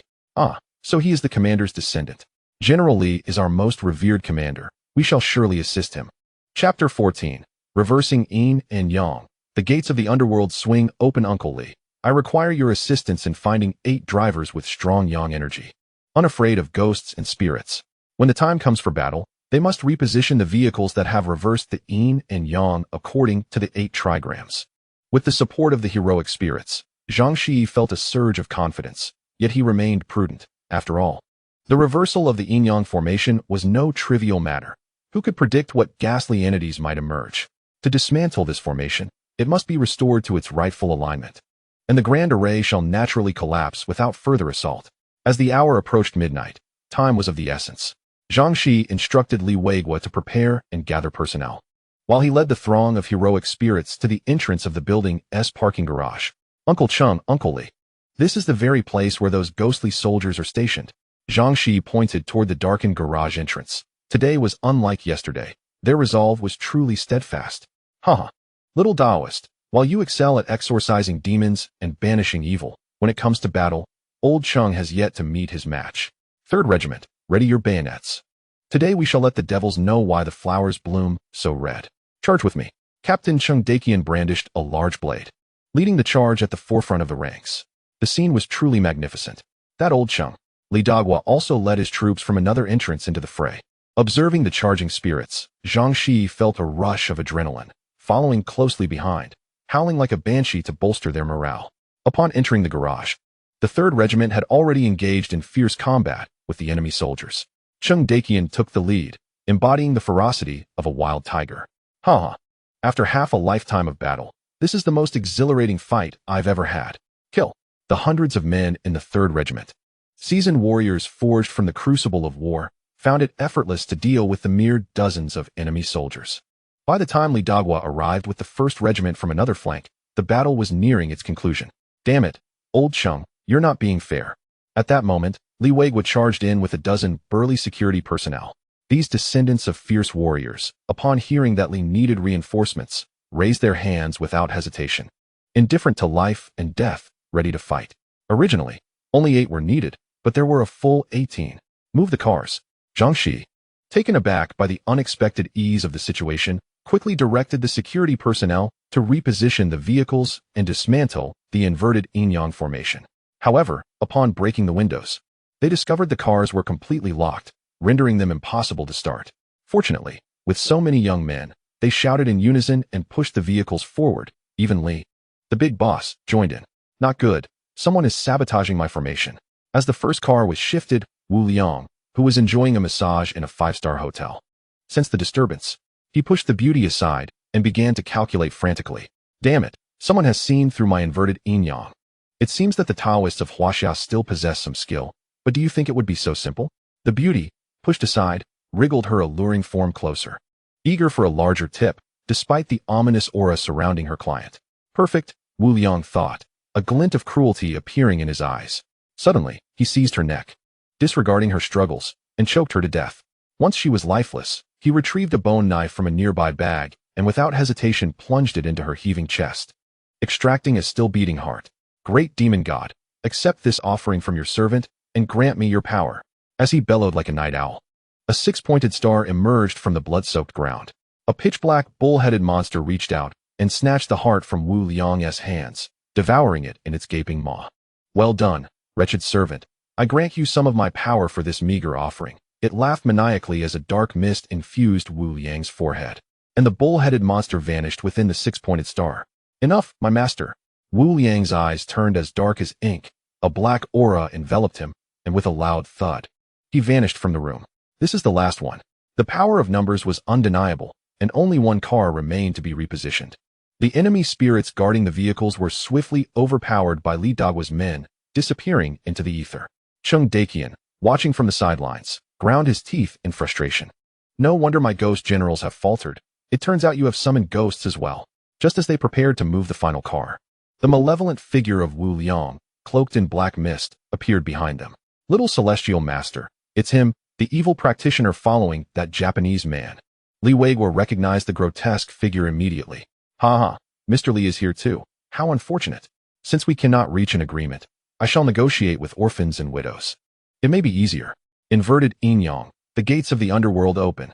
Wu Liang spread his arms, emanating endless malevolence, and a massive black 6-pointed star appeared overhead, from which countless enemy soldiers charged forth, brandishing bayonets, their expressions twisted into that of fiends. Haha, splendid. Brothers, charge with me. Instead of cowering, the valiant spirits surged forward, shouting with fervor as they clashed with the oncoming enemy. It was a bloodbath, with thousands of spirits locked in combat, devoid of gunpowder but ignited with fervor. However, the malevolent spirits emerging from the 6-pointed star seemed inexhaustible, and gradually the valiant spirits began to falter, suffering casualties. Yet, not a single soul retreated. Haha, what a thrill. Damn it, the little devils dare to ambush me. Cheng Dakian, wielding his large blade and cutting through the enemy ranks, was unexpectedly struck in the thigh by a lurking soldier. Stumbling but resolute, he retaliated by beheading his assailant. Old Cheng, At that moment, Li Dagua and several warriors rushed to Cheng Daqian's side, protecting him. It felt as if they had returned to a battlefield shrouded in smoke. Damn it. I was hoping to gain an advantage, but ended up falling into the trap of the little devils. You retreat first. I'll hold them off. Cheng Daqian gritted his teeth, standing on one leg and shouting to Li Dagua. Nonsense. When have the brothers of the 173rd Division ever allowed one to fall behind? Besides, we've faced death once. What do we have to fear now? By the way, little Taoist, what happens to ghosts after they die? These fearless warriors, having long since become valiant spirits, continued to protect their homeland and future generations, determined that the Japanese devils would not tread upon this land again, not even in death. Zhang Shiyi's eyes were bloodshot, yet he stifled his tears alongside the exhausted security personnel, pushing the last vehicle with all their might. This was their only chance. If they could dismantle the inverted yin-yang formation, the relentless stream of enemies from the six-pointed star would cease. But Wu Liang would not grant them such an opportunity. Armed with a bone knife, he charged into the throng. A swarm of ants. Perish. Damn it, I can't fight ghosts, but I can certainly fight humans. Zhang Shiyi, filled with pent-up frustration, lunged forward, unleashing his full speed, transforming into a blur of shadows around Wu Liang. Twin dragons surfacing, monkeys stealing peaches. The evil practitioner Wu Liang, a formidable figure in physical combat, had underestimated the young man he dismissed as inconsequential. The speed and agility of Zhang Shiyi surpassed his expectations. He struggled to keep pace with the onslaught. It was known that the former leader of the thieves' sect, Wu Ming, had praised this young disciple, who, despite only 5 years of training, had reached the pinnacle of physical cultivation. Not only could he easily take down ordinary individuals, but he could also dispatch multiple seasoned fighters with ease. Wu Liang was about to face his reckoning. Suddenly, darkness enveloped his vision, and a searing pain shot through his eyes, followed by an agonizing blow to his lower body. The sound of cracking eggshells echoed in his ears as he realized the source of his suffering. It was a pain that only a man could truly comprehend. Wu Liang collapsed to the ground, rolling in agony, rendered speechless. However, the plight of Wu Liang does not evoke any sympathy from Zhang Shiyi. At this moment, the echoes of the dying cries of the heroic martyrs resonate in his ears. How could he possibly show mercy to the instigator? Naturally, he employs the most sinister and malicious means to deal with him. What nonsense about the rules of the martial world. Take advantage of your illness to claim your life. Don't just stand there. Hurry and push the car. Zhang Shiyi shouted, while his feet were not idle. With a powerful kick, he struck Wu Liang's jaw. A blow so vicious that it shattered his teeth. It was a true spectacle of scattered teeth. Although Wu Liang was a malevolent practitioner, his body was still that of a human. Enduring such a brutal assault without losing consciousness was already a testament to his resilience. He could only futilely cover his head with his hands, curling his body to protect his vital areas, while Zhang Shiyi kicked him around like a ball. His vision was engulfed in darkness, his lower body shattered, his mouth bereft of teeth, and his entire jaw numb, likely fractured. At that moment, Wu Liang lamented his choices. Regretting his pretense of grandeur, hiding behind the evil spirits he summoned, and wishing he had simply enjoyed the spectacle. How could such a young boy's kicks be so heavy? Just let me die. Li Weigua, witnessing everyone fighting with such desperation, trembled with excitement, roaring with fury as he exerted all his strength to push the last car. Even as the ghostly soldiers approached, retreat was not an option. Everyone was fighting for the Li family. Was he to flee? Li, be careful, Old Chi exclaimed, pulling out a bottle of boy's urine and splashing it onto the ghostly soldier attempting to stab Li Weigua. Although the urine could not kill these vengeful spirits, it temporarily saved Li Weigua. Yet, this was merely a drop in the bucket. At this moment, thousands of heroic souls were reduced to less than 100, standing back to back, surrounded by thousands of enemy soldiers. It was not due to a lack of valor, but because the enemy was simply overwhelming. The bizarrely radiant hexagram continued to spawn ghostly soldiers incessantly. Ha ha ha. Old Li, it brings me joy to fight alongside you. Come on, little devils. The spirits of the fallen warriors, their eyes gleaming with a fearless resolve, felt only sorrow for being unable to aid their descendants in vanquishing the accursed enemy. Just as these remaining heroic souls prepared to charge at the Japanese soldiers, a familiar and resounding call to arms suddenly rang in their ears.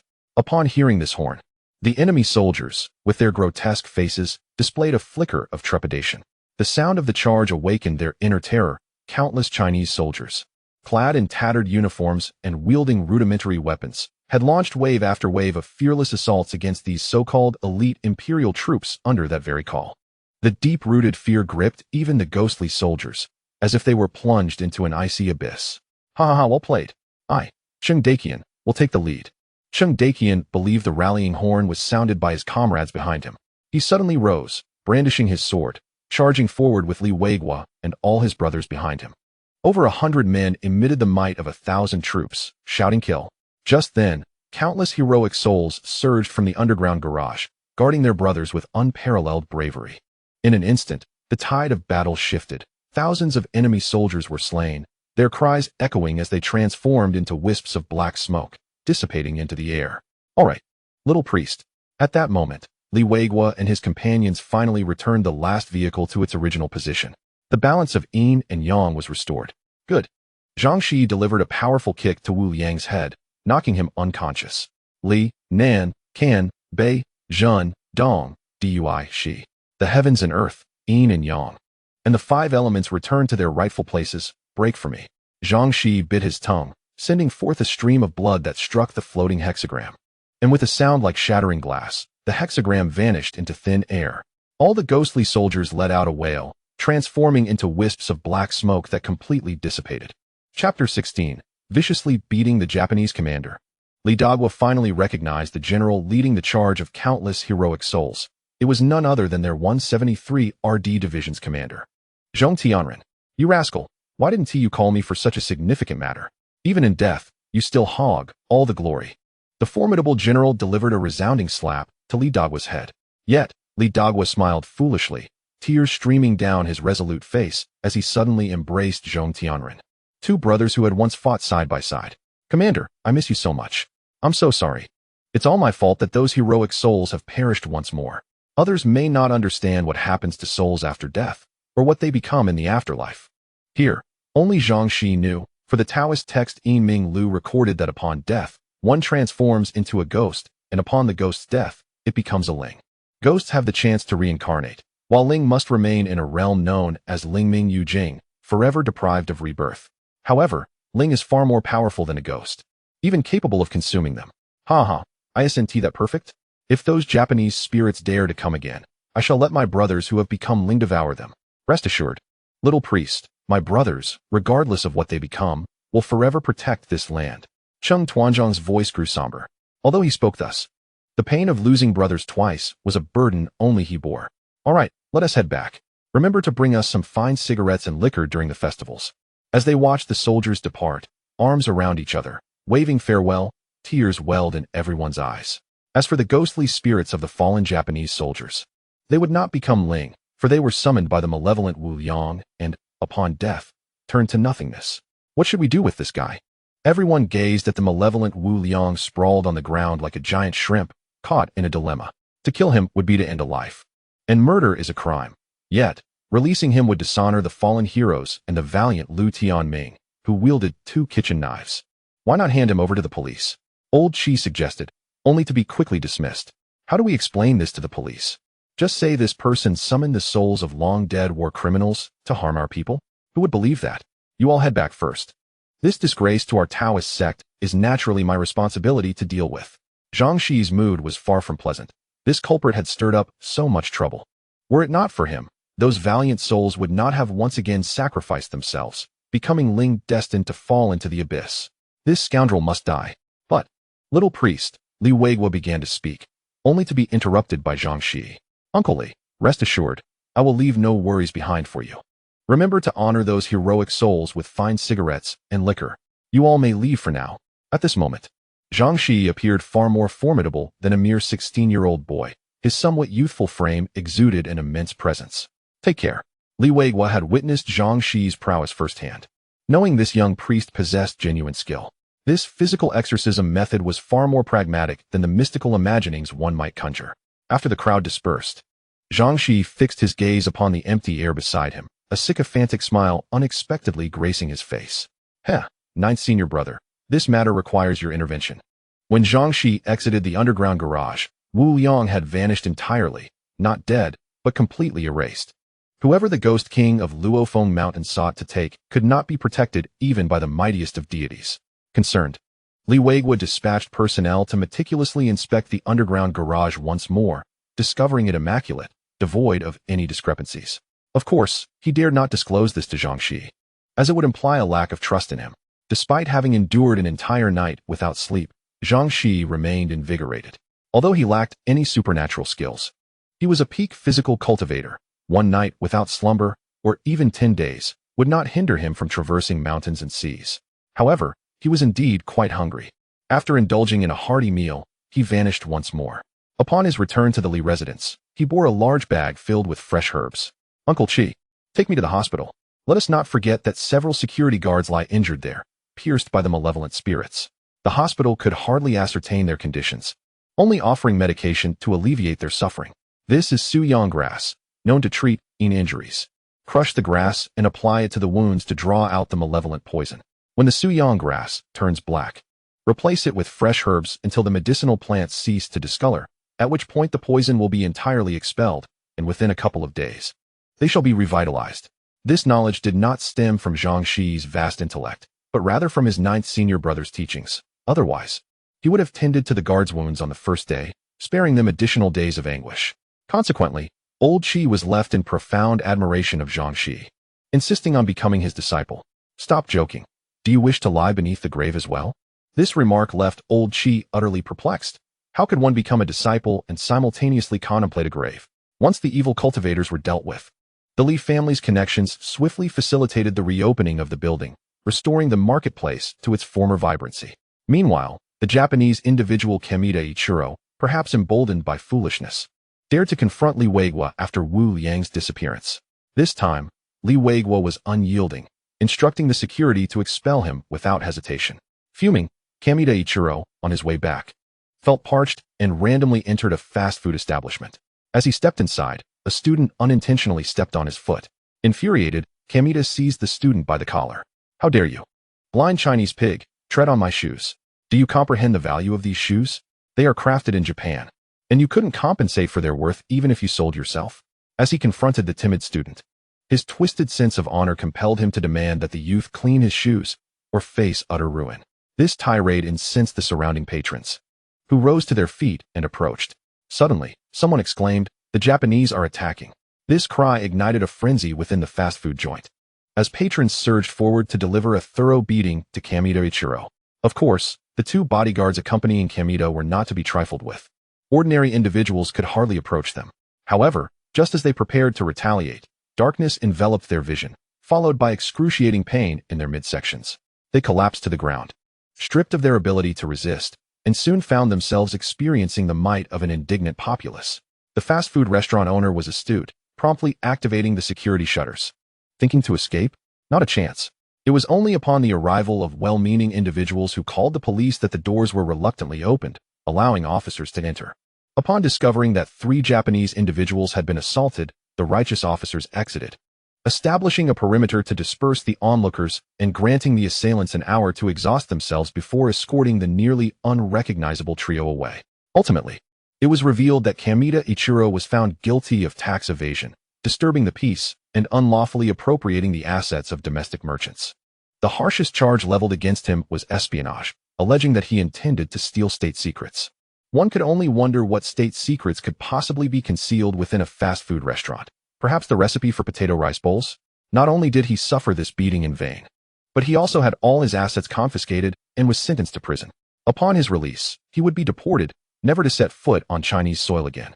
Whether he would emerge from confinement remained a matter of fate, as he was said to have been placed among a group of violent criminals, including several burly men with a penchant for horticulture, especially chrysanthemums. Chapter 17. A feast in the graveyard. Although the Li family's building had reopened, the prolonged closure necessitated thorough management. Li Weiguo was inundated with work, nearly buried beneath a mountain of documents.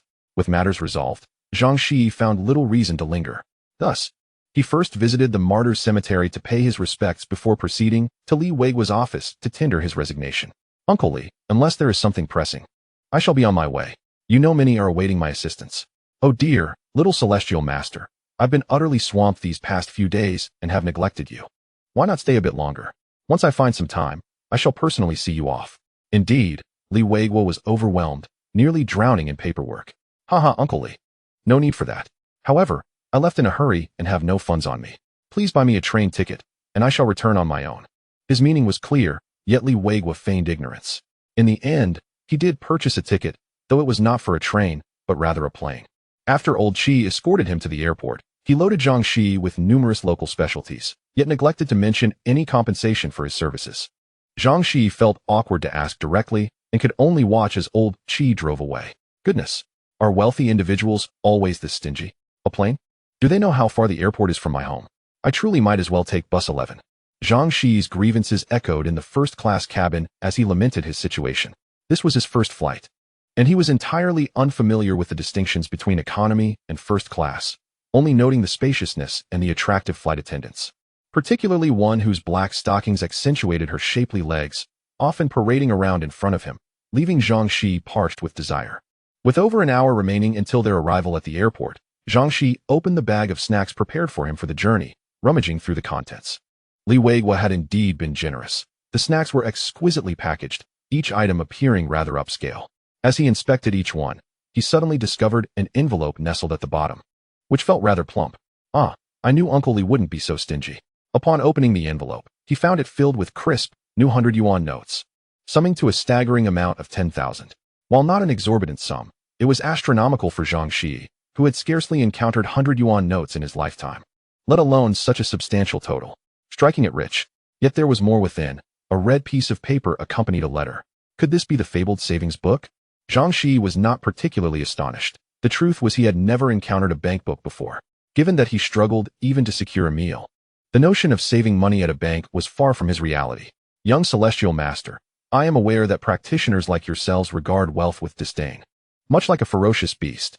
My mother has also mentioned that Master Zhang helped our family expel malevolent cultivators without demanding a single penny, even chastising my parents in the process. Hence, I have always hesitated to broach the subject of remuneration. However, I once inadvertently glimpsed your patchwork robe, which led me to suspect your financial constraints, and I felt compelled to express my humble gratitude in this manner. The money in the envelope is intended for you to acquire clothing, while the funds in the bank book should be considered as offerings to my family's ancestral spirits. Please do not disdain it. I will visit Master Zhang again when time permits. Ah, Uncle Li, why all this circumlocution? Just give it to me outright. I am not as old-fashioned as my master. Let me see how much is here. Goodness, 100,000. This revelation sent Zhang Shiyi into a frenzy of excitement. With such wealth, who needs to set up a stall? I shall return home to restore our dilapidated temple first, and then purchase a proper mattress to luxuriate in slumber for 3 days and nights. The more he pondered, the more elated he became, to the point of salivating. Wait a moment. Why are there so many zeros after this one? 100,000. Zhang Shiyi fainted from sheer joy. Upon the plane's descent, Zhang Shiyi, for the first time, hailed a taxi, not out of newfound extravagance, but rather due to the anxiety of clutching a bank book containing 1 million. The taxi whisked him directly to the foot of Longhu Mountain. Even upon entering the temple, his legs still felt as though they were floating. 1 million, 1 million. It felt like a dream. He carefully wrapped the bank book in plastic, layering it 3 times, and with the stealth of a thief, he made his way to his master's grave, where he dug a hole and buried it beneath the tombstone. This spot was surely more secure than a bank vault. No one, not even a ghost, could abscond with it. Once he completed his task, Zhang Shiyi finally felt a sense of relief wash over him. Exhausted, he collapsed onto his master's grave, panting heavily. Master, fellow disciples, we have struck it rich. No more meager noodles for us. You all should sample these snacks while I prepare a feast, he exclaimed, as he brought forth the delectable provisions prepared by Li Weigua and laid them on the grave before retreating into the temple to cook. Li Weigua had truly outdone himself, presenting an array of dried meats, pickled bamboo shoots, and even some unfamiliar delicacies. Zhang Shiyi, unversed in culinary techniques, simply cooked everything until it was done, filling the mountainside with an enticing aroma. Dinner was served. Zhang Shiyi boldly set the pot down at the graveside, grinning foolishly, evidently satisfied with his creation. However, the delicious scent attracted a sudden gust of wind, and 10 whirlwinds appeared out of nowhere, swirling around the pot incessantly. Hey, be careful. Don't make a mess. We can't eat that. Zhang Shiyi rushed over to cover the pot, exclaiming, we're all family here. No need for theatrics. If you keep this up, I'll eat alone. Indeed. Look at you all, so pitiful, yet it smells divine. A hoarse voice emanated from the largest tomb. Suddenly, a frail old man emerged, plopping down beside the pot. Master, you've come. As soon as the white-haired elder appeared, the whirlwinds subsided, and 10 figures of varying heights and builds emerged from within. each with distinct auras, some ominous, others radiant, surrounding the pot obediently. What are you waiting for? Stop pretending to be shy. Come on, Shi, let us eat. Zhang Shiyi's idea of hosting a banquet in a graveyard was certainly unique, especially considering his guests were a gathering of spirits. Fortunately, in this desolate wilderness, there was little chance of alarming anyone. Chapter 18. The Elixir of Yaoqi, 10-grain liquor, what's a feast without wine? As they dined, complaints arose, and aside from Zhang Shiyi, who was utterly baffled, all eyes turned eagerly towards their master, Zhang Chonglu, who was enjoying the festivities the most. I knew you rascals had ulterior motives. It's not that I'm stingy, but there simply isn't enough. Seeing the eager eyes of his disciples, Zhang Chonglu reluctantly retreated to his grave, returning after a while with 2 bottles of liquor. 10-grain liquor? Zhang Shiyi exclaimed, Master, we are millionaires now. Is this really all we have? Surely it can't be counterfeit. Glancing at the bottles his master cradled like treasures, Zhang Shiyi felt a pang of regret, blaming his own limitations for his master's perception of the liquor as invaluable. You know nothing. The 9th disciple chided, delivering a playful slap to his back. This was a gift from the Yaoqi gathering. The elixir can grant longevity with just a whiff, and a sip could extend one's life for a millennium. How dare you suggest it's fake? You are grounded from drinking. Yaoqi elixir? Zhang Shiyi nearly exclaimed in disbelief. Who had ever seen Yaoqi elixir in plastic bottles? Surely they could have chosen a more convincing ruse. Zhang Shiyi, having seen countless fine wines in the Li household, understood that the more exquisite the bottle, the pricier the liquor. Fine, if you want tea drink, be careful not to blind yourselves. Zhang Shiyi resumed his culinary endeavors, undeterred by the covetous gazes of his elder brothers. Don't pour too much. I've already lost face for only bringing 2 bottles. Don't finish them all. Zhang Chonglu held the bottles, exchanging playful banter with his disciples, his eyes brimming with affection. Little brother, you foolish child, this is for you. It's a rare treasure. The 10th disciple, nameless, doted on Zhang Shiyi, having garnered a cup from his elder brothers and forced it into his mouth. Ah, it's so spicy. The elixir felt like fire coursing down his throat, prompting Zhang Shiyi to stick out his tongue in a comical display. Laughter erupted among the group as they reveled in his antics. You lot, Zhang Chonglu lamented, and with that, Zhang Shiyi collapsed, snoring contentedly. Master, why didn't you teach the elder Shi some real skills? Look how clumsy he is. If it weren't for that careless, malevolent cultivator, he might have met his end. The 9th disciple grumbled, his dissatisfaction evident. Though Zhang Shiyi had joined the sect later than most, and had yet to meet many of his brothers, they all doted on their youngest sibling. You don't understand. Zhang Chonglu, still munching on a piece of meat from the pot, spoke with a slight lisp due to the heat. You all know what kind of fate he has. If I hadn't sealed his spirit, he'd be in dire straits by now. Look at his vitality now. Zhang Shiyi's fate was indeed extraordinary, accompanied by celestial bodies descending with him. But unlike the literary or martial stars, his was the fate of the Star of Destiny. Combined with the ominous fate of the Lonely Star, he was destined to bring misfortune wherever he went, the very embodiment of calamity. Even the formidable 10th disciple, nameless, had only managed to endure 5 years before returning to his resting place. Had it not been for Zhang Chonglu sacrificing his own life to seal Zhang Shiyi's soul, Zhang Shiyi would have long since fallen victim to his own despair, rather than thriving as he is now. However, when it comes to Zhang Shiyi's remarkable intuition, even Zhang Chonglu is left astounded. Back in the day, after only 5 years of learning from Wuming, he had already mastered the elusive techniques of Wuming, surpassing even his mentor. If it weren't for that cursed fate, his future would indeed be boundless. Just a couple more years to endure. When he turns 18, on the day of the 9 stars aligning, perhaps he might have a chance to alter his destiny. With a sigh, Zhang Chonglu downed the remaining contents of the wine bottle, a glimmer of cunning flickering in his eyes. Master, you are being dishonest. By the time the disciples realized what had transpired, the bottle was already empty. All right, enough of that. In truth, Old Ten has already imparted the skills of the shadowless hand and the ghostly steps to him. He does possess some means of self-defense. Observing the expressions of dissatisfaction from his disciples, Zhang Chonglu decided to be lenient. Fine then, Old Nine, you may teach him one divination, but only one. Otherwise, your unfortunate little junior brother will be the one to suffer. When Zhang Shiyi awoke, he found himself lying before the grave of his 9th senior brother. Oh, what a refreshing slumber. Stretching his limbs, he felt a satisfying crackle in his joints, an indescribable comfort. Oh, could it be that Master S wine truly has remarkable properties? I feel as though my martial prowess has increased. Has the legendary Ren and Du meridians been unblocked? That would mean I have become a master of the martial arts. As he spoke, he executed the ghostly steps around the grave and unleashed the shadowless hand, discovering that his power had indeed more than doubled. With each punch accompanied by the sound of thunder, his steps were swift and elusive, causing a cloud of dust to rise from the grave. This brought immense joy to Zhang Shiyi, who, with a large pot in hand, merrily dashed back to the Taoist temple. However, in his exuberance, he failed to notice the 10 gravestones behind him. Except for his master's gravestone, inscribed with the name Zhang Chonglu of the Dragon and Tiger, the others bore only numbers. Yet, the large 9 on his 9th senior brother's gravestone had transformed into the words King of Ghosts of Luofeng Mountain. Zhang Shiyi was not one to squander his newfound wealth. He had a profound interest in divination and fortune-telling, a career filled with potential. After tidying up his room, he took his bundle and returned to the marketplace. Uncle Mo, it's not Brother Mo, but I've brought you something wonderful. If it weren't for the care he'd received during this time, he might have found himself in dire straits. Now that he had money, Zhang Shiyi certainly wouldn't forget those who had been kind to him. He brought back numerous local specialties from Guangxi, especially for old Mo. Oh, the little lad has made some money. Keep it for yourself. Don't squander it just because you have a bit of cash. Old Mo beamed with pride. His kindness towards Zhang Shiyi was not only a way to repay Zhang Chonglu's grace, but also stemmed from genuine affection for the sensible boy. Hee, Brother Mo.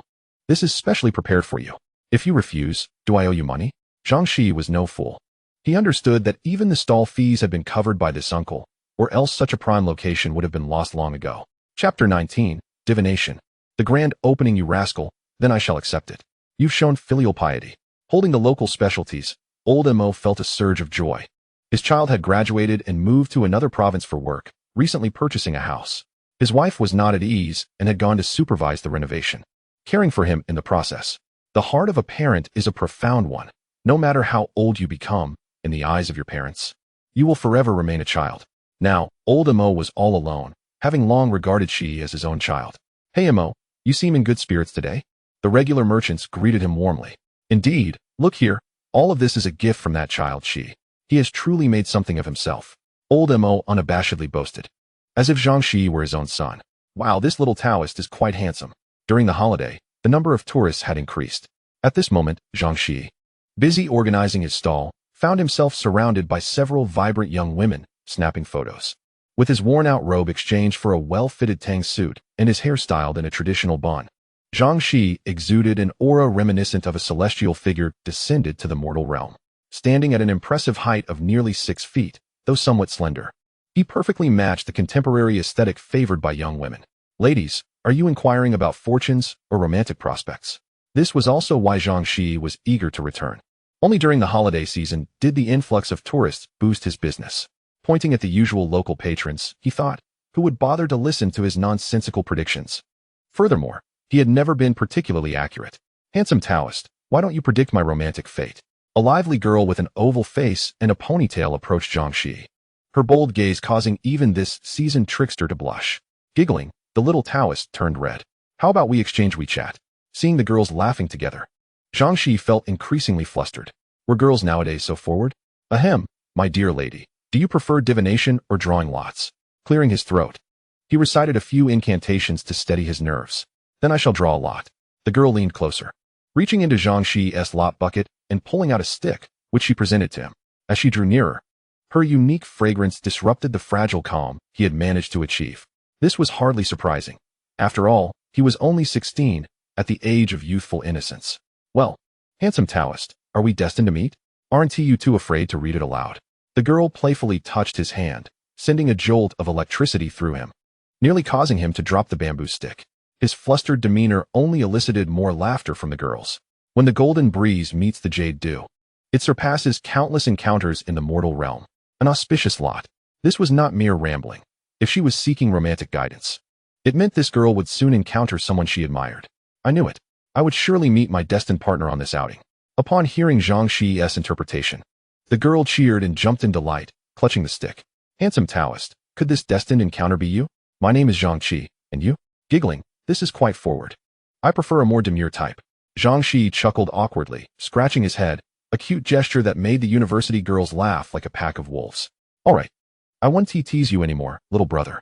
You are too young. I prefer someone more mature. Noting Zhang Shiyi's flushed face, Zhang Shiyi ceased her teasing and slipped a 100 yuan note into his hand, taking the opportunity to give him a playful pat on the chest. Wow, this little Taoist has muscles. I wonder if he has an 8-pack. Shall I take a look? I am a Taoist. I sell my skills, not my body. Zhang Shiyi managed to blurt out, which only intensified the girl's laughter. This little Taoist is quite amusing, Xiaowen. Why don't you ask him about your romantic prospects with the online friend you're about to meet? Zhang Shiyi pulled a rather delicate-looking girl from the group and pushed her toward Zhang Shiyi.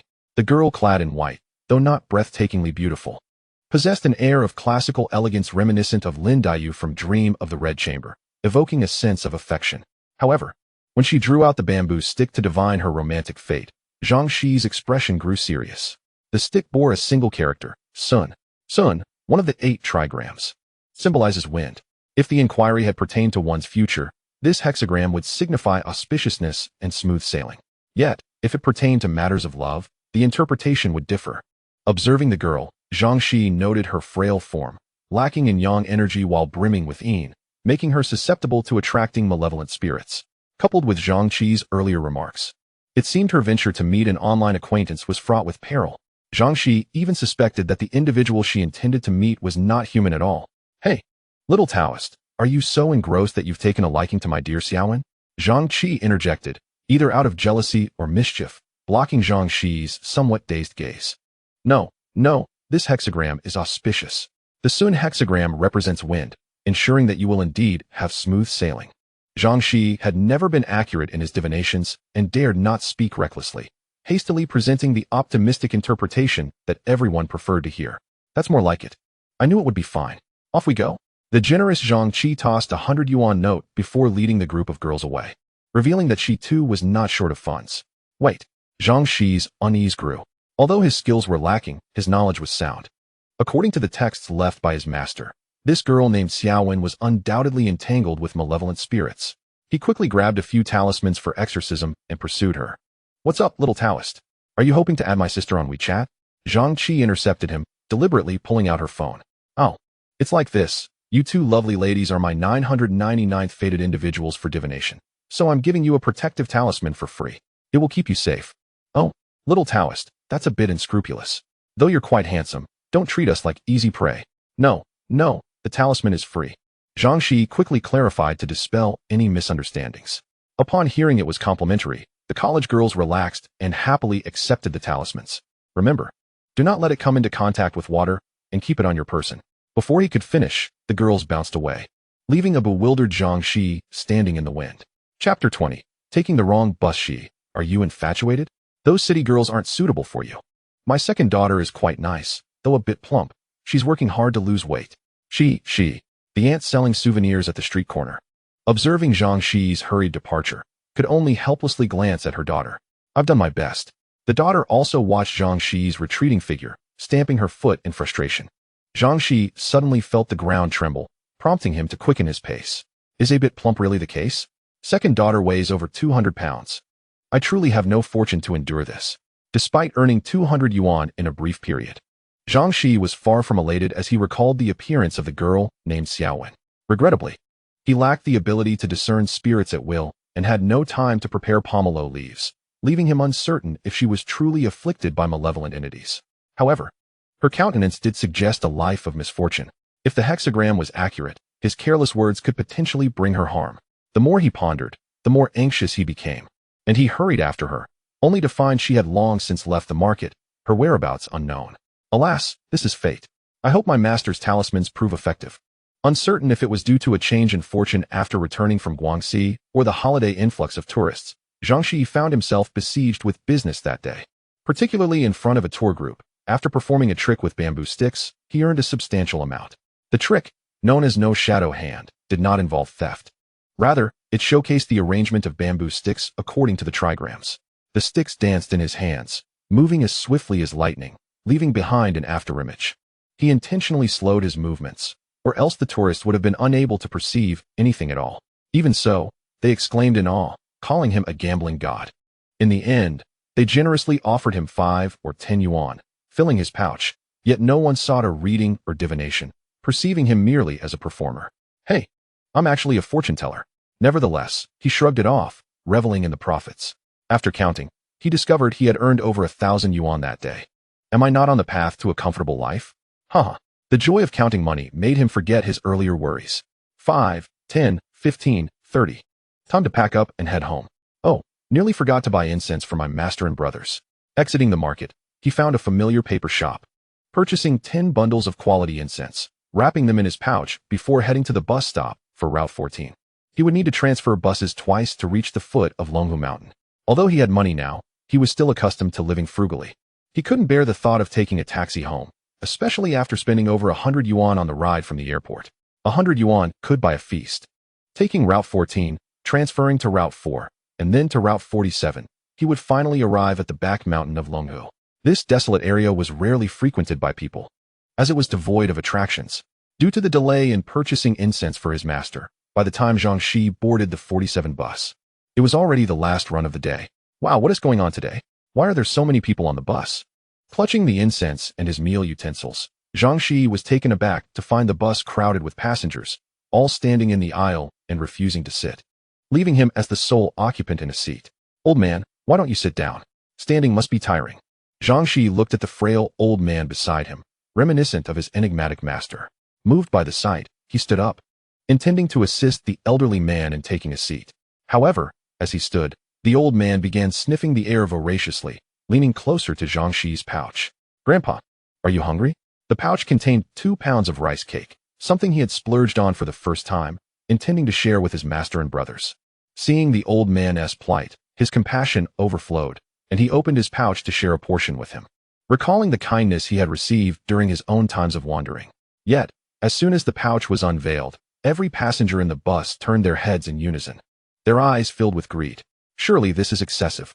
It's just a piece of rice cake. Besides, there is hardly enough to share with so many. Just as Zhang Shiyi hesitated, the old man suddenly reached out his emaciated hand, seizing a handful of incense and greedily chewing on it, as if starved. At that moment, the other passengers surged forward, swiftly tackling the old man to the ground, frantically snatching the incense from his mouth. Damn, Zhang Shiyi finally understood. No wonder the bus, usually empty, was filled to capacity. There were no living souls aboard, only spirits. Only spirits would crave incense. In no time, the incense offerings were snatched away entirely, and everyone turned their gaze towards Zhang Shiyi. Hey, enough is enough. This incense is meant for my master. If you wish to indulge, seek out your own families. Who was he? He was Zhang Shiyi, the one who casually dozed in graveyards and perused books atop tombstones. Would he fear ghosts? Preposterous. Faced with the menacing, claw-bearing apparitions, he remained utterly unperturbed. After all, he had once been dubbed a minor celestial master. Could he allow these wandering spirits to rob him? If you don't disperse, I want to hold back. Zhang Shiyi rummaged through his pack, initially aiming to retrieve some talismans, but instead grasped a vibrant yellow object resembling a gold bar. It was one of the 3 talismans left by his master. Dare to approach? I shall strike you down. Observing that the spirits showed him no respect and dared to seize the incense from his bag, he wielded the talisman like a makeshift weapon. With a resounding scream, the boldest ghost was sent flying, akin to a baseball, propelled by Zhang Shiyi's talisman. The spirit's essence burst through the carriage, its fate unknown. By heavens! Such a remarkable item. Why had I not utilized it sooner?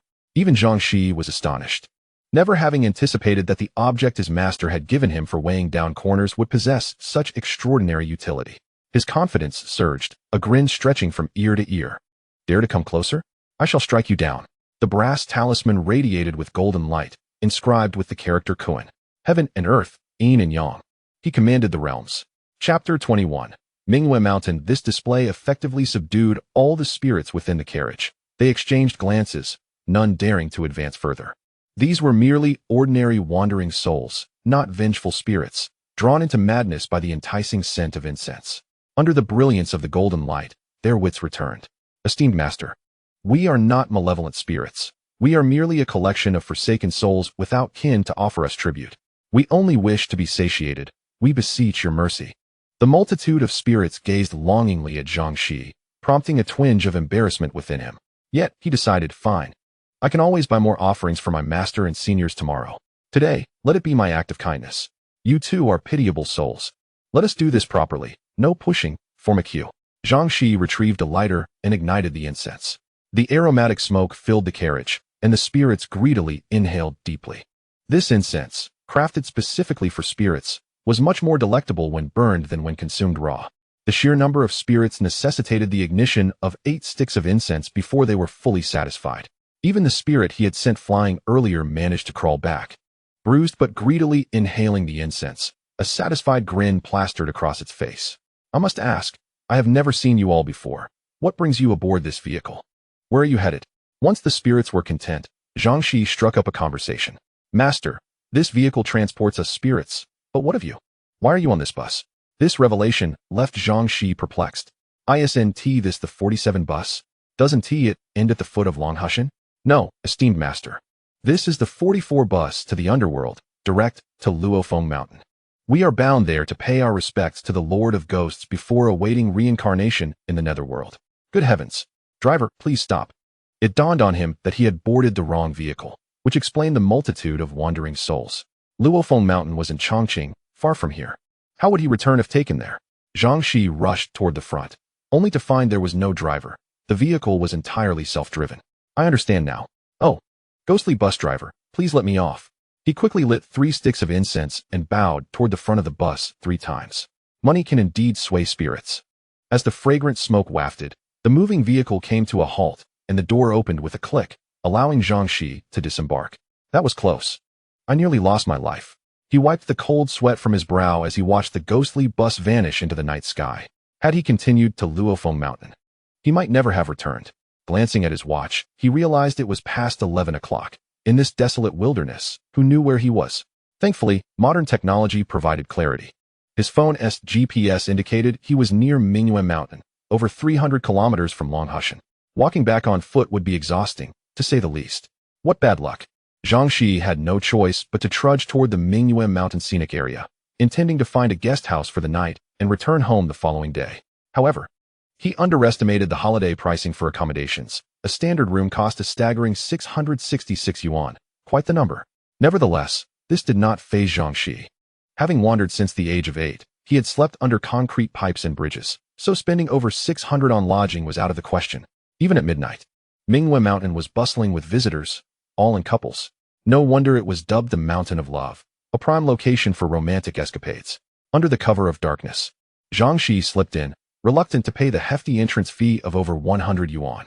Initially, he sought to enjoy the scenic views, but the path was filled with couples lost in their own worlds, some daring enough to hide in the shadows, passionately kissing as if oblivious to their surroundings.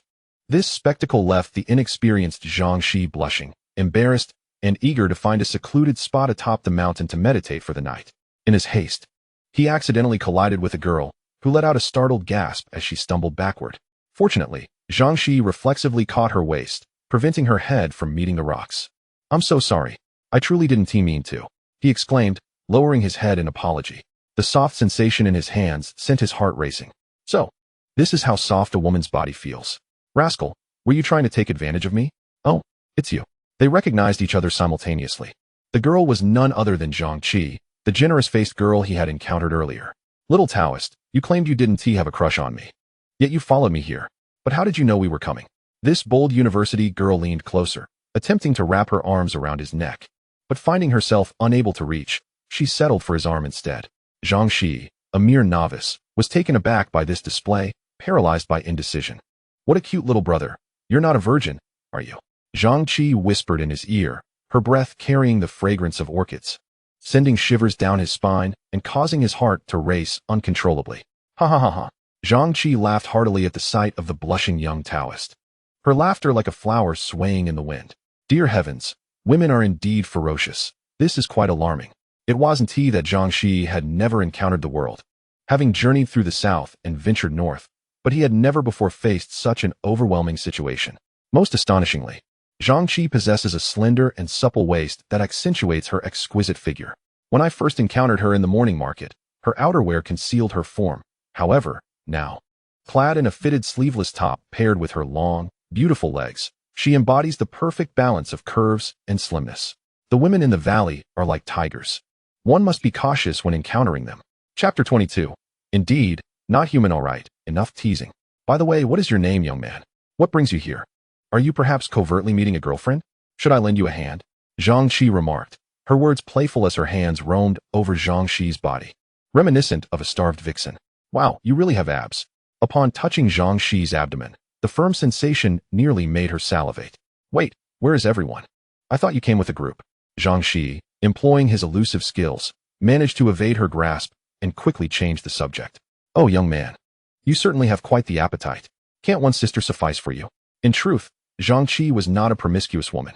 She simply felt compelled to tease Zhang Shiyi upon meeting him. Her words seemed to extinguish the conversation, leaving Zhang Shiyi at a loss for words. How adorable. Isn't this the friend of Xiaowen, who has been in an online relationship for over a year? That eccentric insisted on meeting in this desolate place at midnight, claiming it would create a romantic atmosphere. Romantic, indeed. Worried, Zhang Shiyi accompanied Xiaowen to this remote location. To her surprise, the eagerly awaited online friend was rather handsome, albeit slightly pale, complimenting the sickly Xiaowen well. As they exchanged sweet nothings, Zhang Shiyi, feeling like a third wheel, wandered off, only to unexpectedly encounter Zhang Shiyi. Oh no! Zhang Shiyi realized that his presence here was no mere coincidence. Grabbing Zhang Shiyi's hand, he anxiously inquired about their whereabouts. If his suspicions were correct, this so-called friend was not human and might be a powerful spirit capable of obscuring the stars. Zhang Shiyi blushed inexplicably at his touch. Despite her bold exterior, she was, at heart, a reserved girl. During her freshman year, she had a boyfriend, but her fiery figure led to a painful breakup, resulting in rumors about her promiscuity that plunged her into depression. It was Xiaowen and her supportive friends who helped her through that dark time. Since then, her personality transformed, allowing her to speak her mind freely, a protective guise she wore to shield herself. Observing Zhang Shiyi's innocence, she felt a spark within her, as if her heart, once cold, began to revive. They walked ahead. This time, Zhang Shiyi refrained from making any offhand remarks, instead pointing obediently towards the path ahead. Hurry! Zhang Shiyi quickened his pace, the watch on his wrist ticking towards midnight.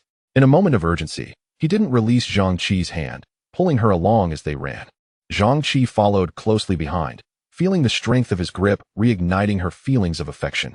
They dashed through the dark corridor, the silence of the night punctuated by the rhythm of her heartbeat. How she wished to run forever. Caution! Suddenly, Zhang Shiyi halted. Distracted, Zhang Shiyi nearly charged ahead. But he pulled her back just in time. Before them lay a dead end. Had he not acted swiftly, she would have plunged into the abyss. Zhang Shiyi, are you sure this is the right path? Zhang Shiyi asked, perplexed, while Zhang Shiyi looked astonished. She had just walked this way not long ago, heading towards the mountain with Xiaowen and her online friend. This cannot be. As Zhang Shiyi's alarmed expression registered, Zhang Shiyi realized he was correct. This so-called friend was indeed not human.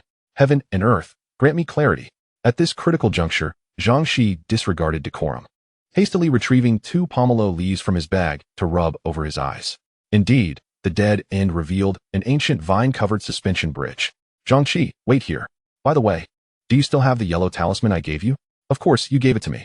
Zhang Shiyi hurriedly produced a necklace from between the 2 peaks, revealing a pendant containing a neatly folded yellow talisman, precisely the talisman Zhang Shiyi had gifted them for protection. Zhang Shiyi, hold on to this talisman, fear nothing. I shall return momentarily. Zhang Shiyi, confident in the efficacy of the talisman, carefully stepped onto the swaying bridge. Caution! Zhang Shiyi watched in horror as Zhang Shiyi nearly lost his footing. She instinctively reached out to grasp him, only to witness a miraculous sight. He stood firmly in midair, his feet hovering over the unfathomable abyss. Are you human or spirit? Zhang Shiyi trembled in fear, retreating. Haha, Zhang Shiyi, of course I'm human. Don't forget, I'm a cultivator. Zhang Shiyi recalled that he hadn't revealed himself to her, hence she couldn't perceive the bridge and assumed he was suspended in midair. In urgent need of time, he dashed across the bridge, employing his elusive skills.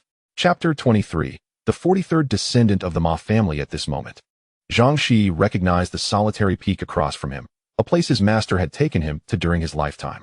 He remembered a waterfall cascading from the summit into the abyss, creating a spectacular spray. As the mountain wind blew, the peak emitted eerie sounds, reminiscent of wailing spirits, leading locals to name it Ghost Cry Peak. Over the years, no one had discovered a path through, allowing Ghost Cry Peak to retain its pristine natural beauty. On that dead-end road, an observation deck had been constructed where passers-by would stop at a distance to marvel at nature's grandeur. By the way, where is that observation deck? Of course, now is not the time to ponder such matters. Zhang Shiyi accelerated his ghostly shadow steps to the utmost, darting across the suspension bridge like a flash of lightning. Fortunately, it was the dead of night, and the surroundings were desolate. Otherwise, they might have summoned their wives to witness a celestial spectacle. I hope I'm not too late. Just as he crossed the bridge, a muffled wail echoed from the direction of the waterfall, interspersed with a few piercing screams from a woman. Zhang Shiyi quickly spotted, not far ahead, a woman clad in white like snow, entangled with a man who was bare-chested and devoid of any color, locked in a struggle. The woman was desperately pressing against the man's neck, while he emitted low growls.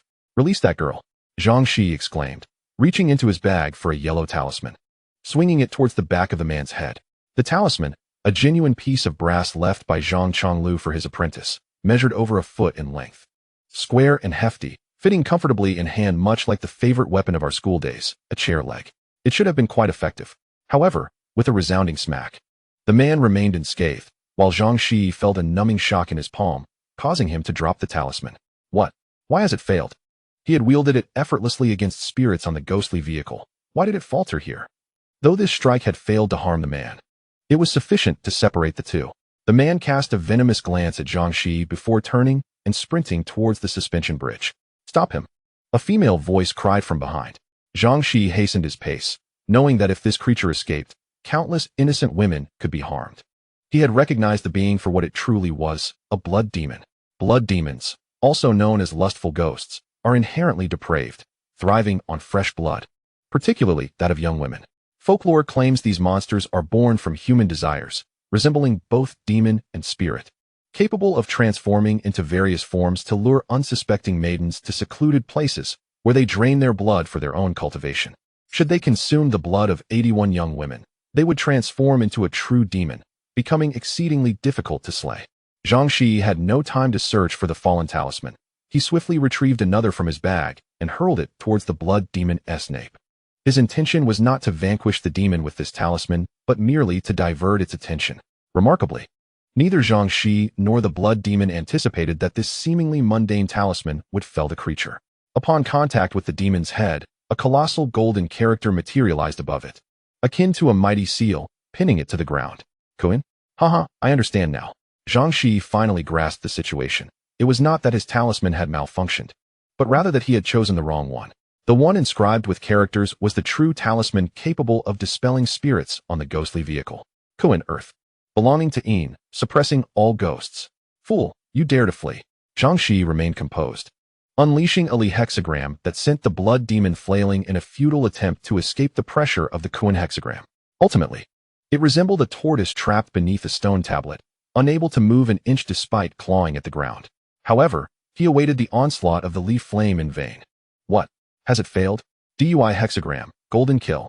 A gust of mountain wind swept by, leaving Zhang Shiyi and the terrified blood demon staring at each other in disbelief. Qian hexagram, heavenly thunder.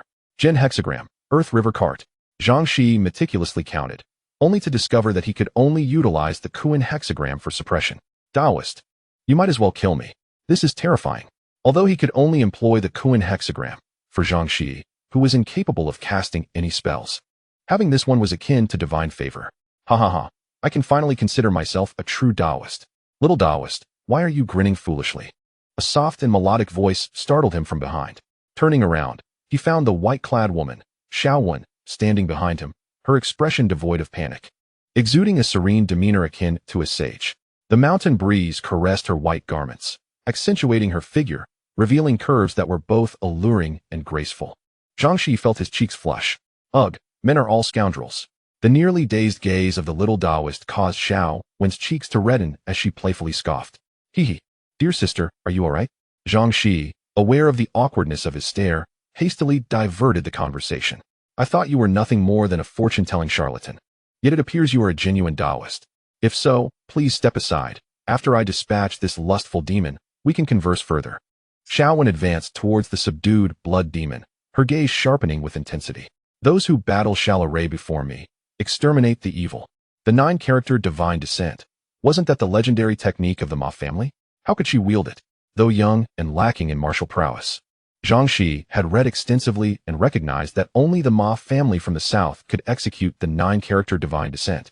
With a thunderous clap of lightning from the heavens, a golden bolt resembling a dragon's flight descended, obliterating the blood demon into mere fragments. The ominous clouds above were torn apart, revealing a sky speckled with stars and a crescent moon once again gracing the night. Sister, are you from the Ma family? Giggle. Little Taoist, you possess some knowledge. Indeed, I am the 43rd descendant of the Ma family, Ma Xiao 1. Wow, so you truly belong to the Ma family. No wonder you are so formidable. At that moment, Zhang Shiyi recalled the earlier scene. It was not the blood demon that had been gripping Ma Xiaowen's neck to drain her blood. Rather, this 43rd descendant of the Ma family was the one restraining the demon, extracting its fangs. Don't you believe me? Look at that woman in white, swift as the wind. Where is the frail figure I first encountered? And what she is toying with is none other than the blood demon's fangs. Chapter 24, The Woman's Mouth. A deceitful ghost let us go, no need to linger. Zhang Shiyi is waiting for me. Ma Xiaowen retrieved a bright yellow cloth pouch, placing the sharp fang inside before heading towards the suspension bridge. I say, Ma sister. Ugh, Ma sister? What a dreadful title. I am Zhang Damon. Ma Xiaowen expressed her dissatisfaction with the designation. Ha ha ha, Sister 1, Xiaowen, Sister Qi is just on the other side of the bridge. Do you think we might frighten her? Zhang Shiyi remained cautious, aware that to ordinary people, practitioners like them might appear rather peculiar, and he wished to avoid any odd stares. Giggle, you little Taoist are quite endearing. Have you been fooled by that creature once more? Ma Xiaowen chuckled, nearly doubling over with laughter, causing Zhang Shiyi to worry she might tumble off the bridge. Zhang Qi, that curvaceous sister, is one of the 5 great families of the Northeast, the future heir of the Liu family. Although the Liu family may not possess the same prestige as the Huang or Hu families, her strength surpasses that of the younger generation in the Northeast 5 families.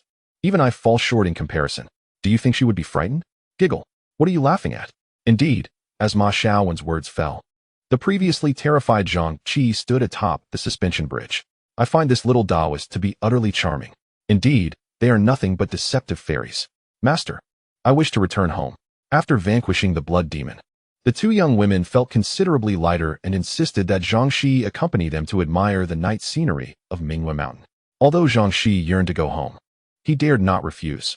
These 2 formidable women could easily tear him apart if they so desired. Thus, he obediently followed them, playing the role of a flower protector. Yet, it remained uncertain who was truly safeguarding whom. The 2 young ladies seemed quite intrigued by Zhang Shiyi, flanking him on either side. One was fiery and alluring, while the other was gentle and graceful, embodying every man's dream. Passers-by glared with envy, their eyes ablaze, wishing to show affection to this fortunate young man. By the way, dear sisters, what purpose does the blood demon's tooth serve? Zhang Shiyi now felt like he was sitting on pins and needles, though surrounded by beautiful women. The discomfort was known only to him. Especially with his arms ensnared by the 2 women, he dared not move, feeling as though his limbs were no longer his own. In a bid to escape their grasp, he sought to change the subject. Zhang Shiyi, are you not a Taoist from Minghua Mountain? How can you not know this? The 2 women found his ignorance quite peculiar. Earn money. Upon hearing these words, Zhang Shiyi's eyes widened. Though he considered himself a millionaire, the pursuit of wealth remained his sole delight. He had already inquired about constructing a temple even grander than that of Minghua Mountain, and a mere $1 million would hardly suffice. Dear sisters, please enlighten me. I wish to contribute to the eradication of malevolent forces in the world. Zhang Shiyi's eyes sparkled with eagerness, seizing the opportunity to free himself from the clutches of the 2 beauties. Are you truly a Taoist from Minghua Mountain? How can you be unaware of this? Heh. Longhu is indeed Longhu, but there is no mountain. My master is Zhang Chonglu of Longhu, and our temple is situated on the mountain. However, we reside on the back slope, making us quite different. Oh, by the way, Shiyi, that yellow-orange short rod that felled the blood demon, was it a powerful magical artifact? Is it made of gold? Initially believing that invoking her master's name would elevate their perception of him, the 2 women were taken aback when they received no acknowledgement. Master, did you not claim you were already famous? How awkward this is. Sister, is this what you mean? Seeing that the conversation had stalled, Zhang Shiyi attempted to alleviate the tension by jovially producing the paperweight from his bag and handing it to Ma Xiaowen. This unguarded gesture left the 2 women momentarily speechless. They had merely inquired out of curiosity, having never heard of Zhang Chonglu. They felt it would be impolite to admit they were unfamiliar with him. Yet claiming to be longtime admirers felt disingenuous, hence they had intentionally changed the topic. To their surprise, this naive boy had actually handed it over. Did he not fear that such a precious artifact might be snatched away?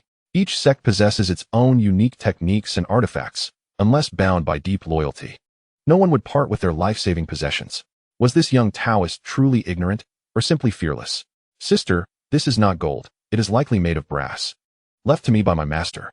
I had no idea it was so formidable. I merely used it as a paperweight to hold down the corner of my stall. Zhang Shiyi was neither fearless nor foolish. He simply did not perceive others as being inherently malicious.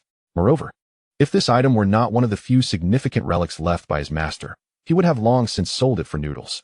He never regarded it as anything special. What does this character mean? Zhang Shiyi inquired, staring at the seal script on the paperweight, utterly perplexed.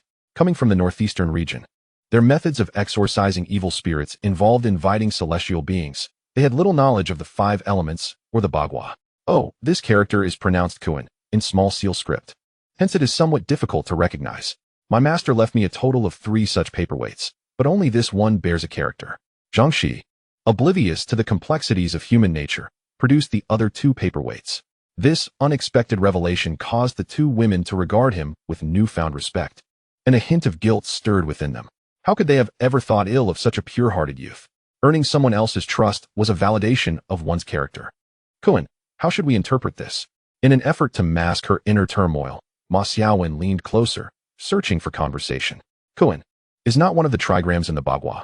Kuan represents the earth, is of the yin element, aligns with true north and southwest, and is the 2nd hexagram in the I Ching's 64 hexagrams, embodying the principle of yin and yang. If the discussion turned to the Bagua, Zhang Shiyi could speak at length, while Zhang Qi found herself lost in confusion, unable to comprehend.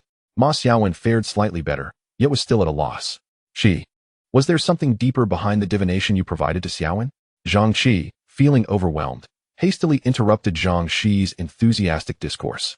Dear sisters, it is simply that we had no idea you were celestial beings. Who does not enjoy hearing pleasant words? The hexagram I drew was sun, which is yin, associated with wind and positioned southeast. If one seeks a prosperous future, it shall flow smoothly. Unfortunately, Sister Xiaowen sought love, and as the saying goes, the winds of yin blow cold. Moreover, I recall you mentioned coming to meet someone online. That individual may not be human. At this juncture, Zhang Shiyi sensed a thread of destiny weaving through their encounter, realizing that his arrival at this place was not mere coincidence. The location of Minghua Mountain was precisely southeast of his stall. Oh, no wonder you hurried over and even gifted us a talisman to ward off evil spirits. I must admit, you are quite a personable young man. Chapter 25. The Guardian of the Village. I am exhausted. I shall return to sleep. Shi, let us add each other on WeChat to facilitate communication. Ultimately, Zhang Shiyi's wish was fulfilled as she successfully added Zhang Shiyi on WeChat, and in return, he gleaned the answer he sought. On the 14th day of the 7th lunar month each year, the gates of Fengdu City will swing open wide, connecting the realms of the living and the dead, heralding the 2-day Fengdu Ghost Market. During this time, whether one is a practitioner of Buddhism, Taoism, or even a sinister ghostly cultivator, as long as one possesses the ability, they may enter the ghost market to trade or purchase what they require. Originally, one could use ghost money here, but as the human world began to print excessively, resulting in denominations reaching hundreds of billions, this led to hyperinflation in the underworld, rendering ghost money nearly worthless. A cartload of it could scarcely procure a loaf of bread. Consequently, the ghost market became primarily a barter system.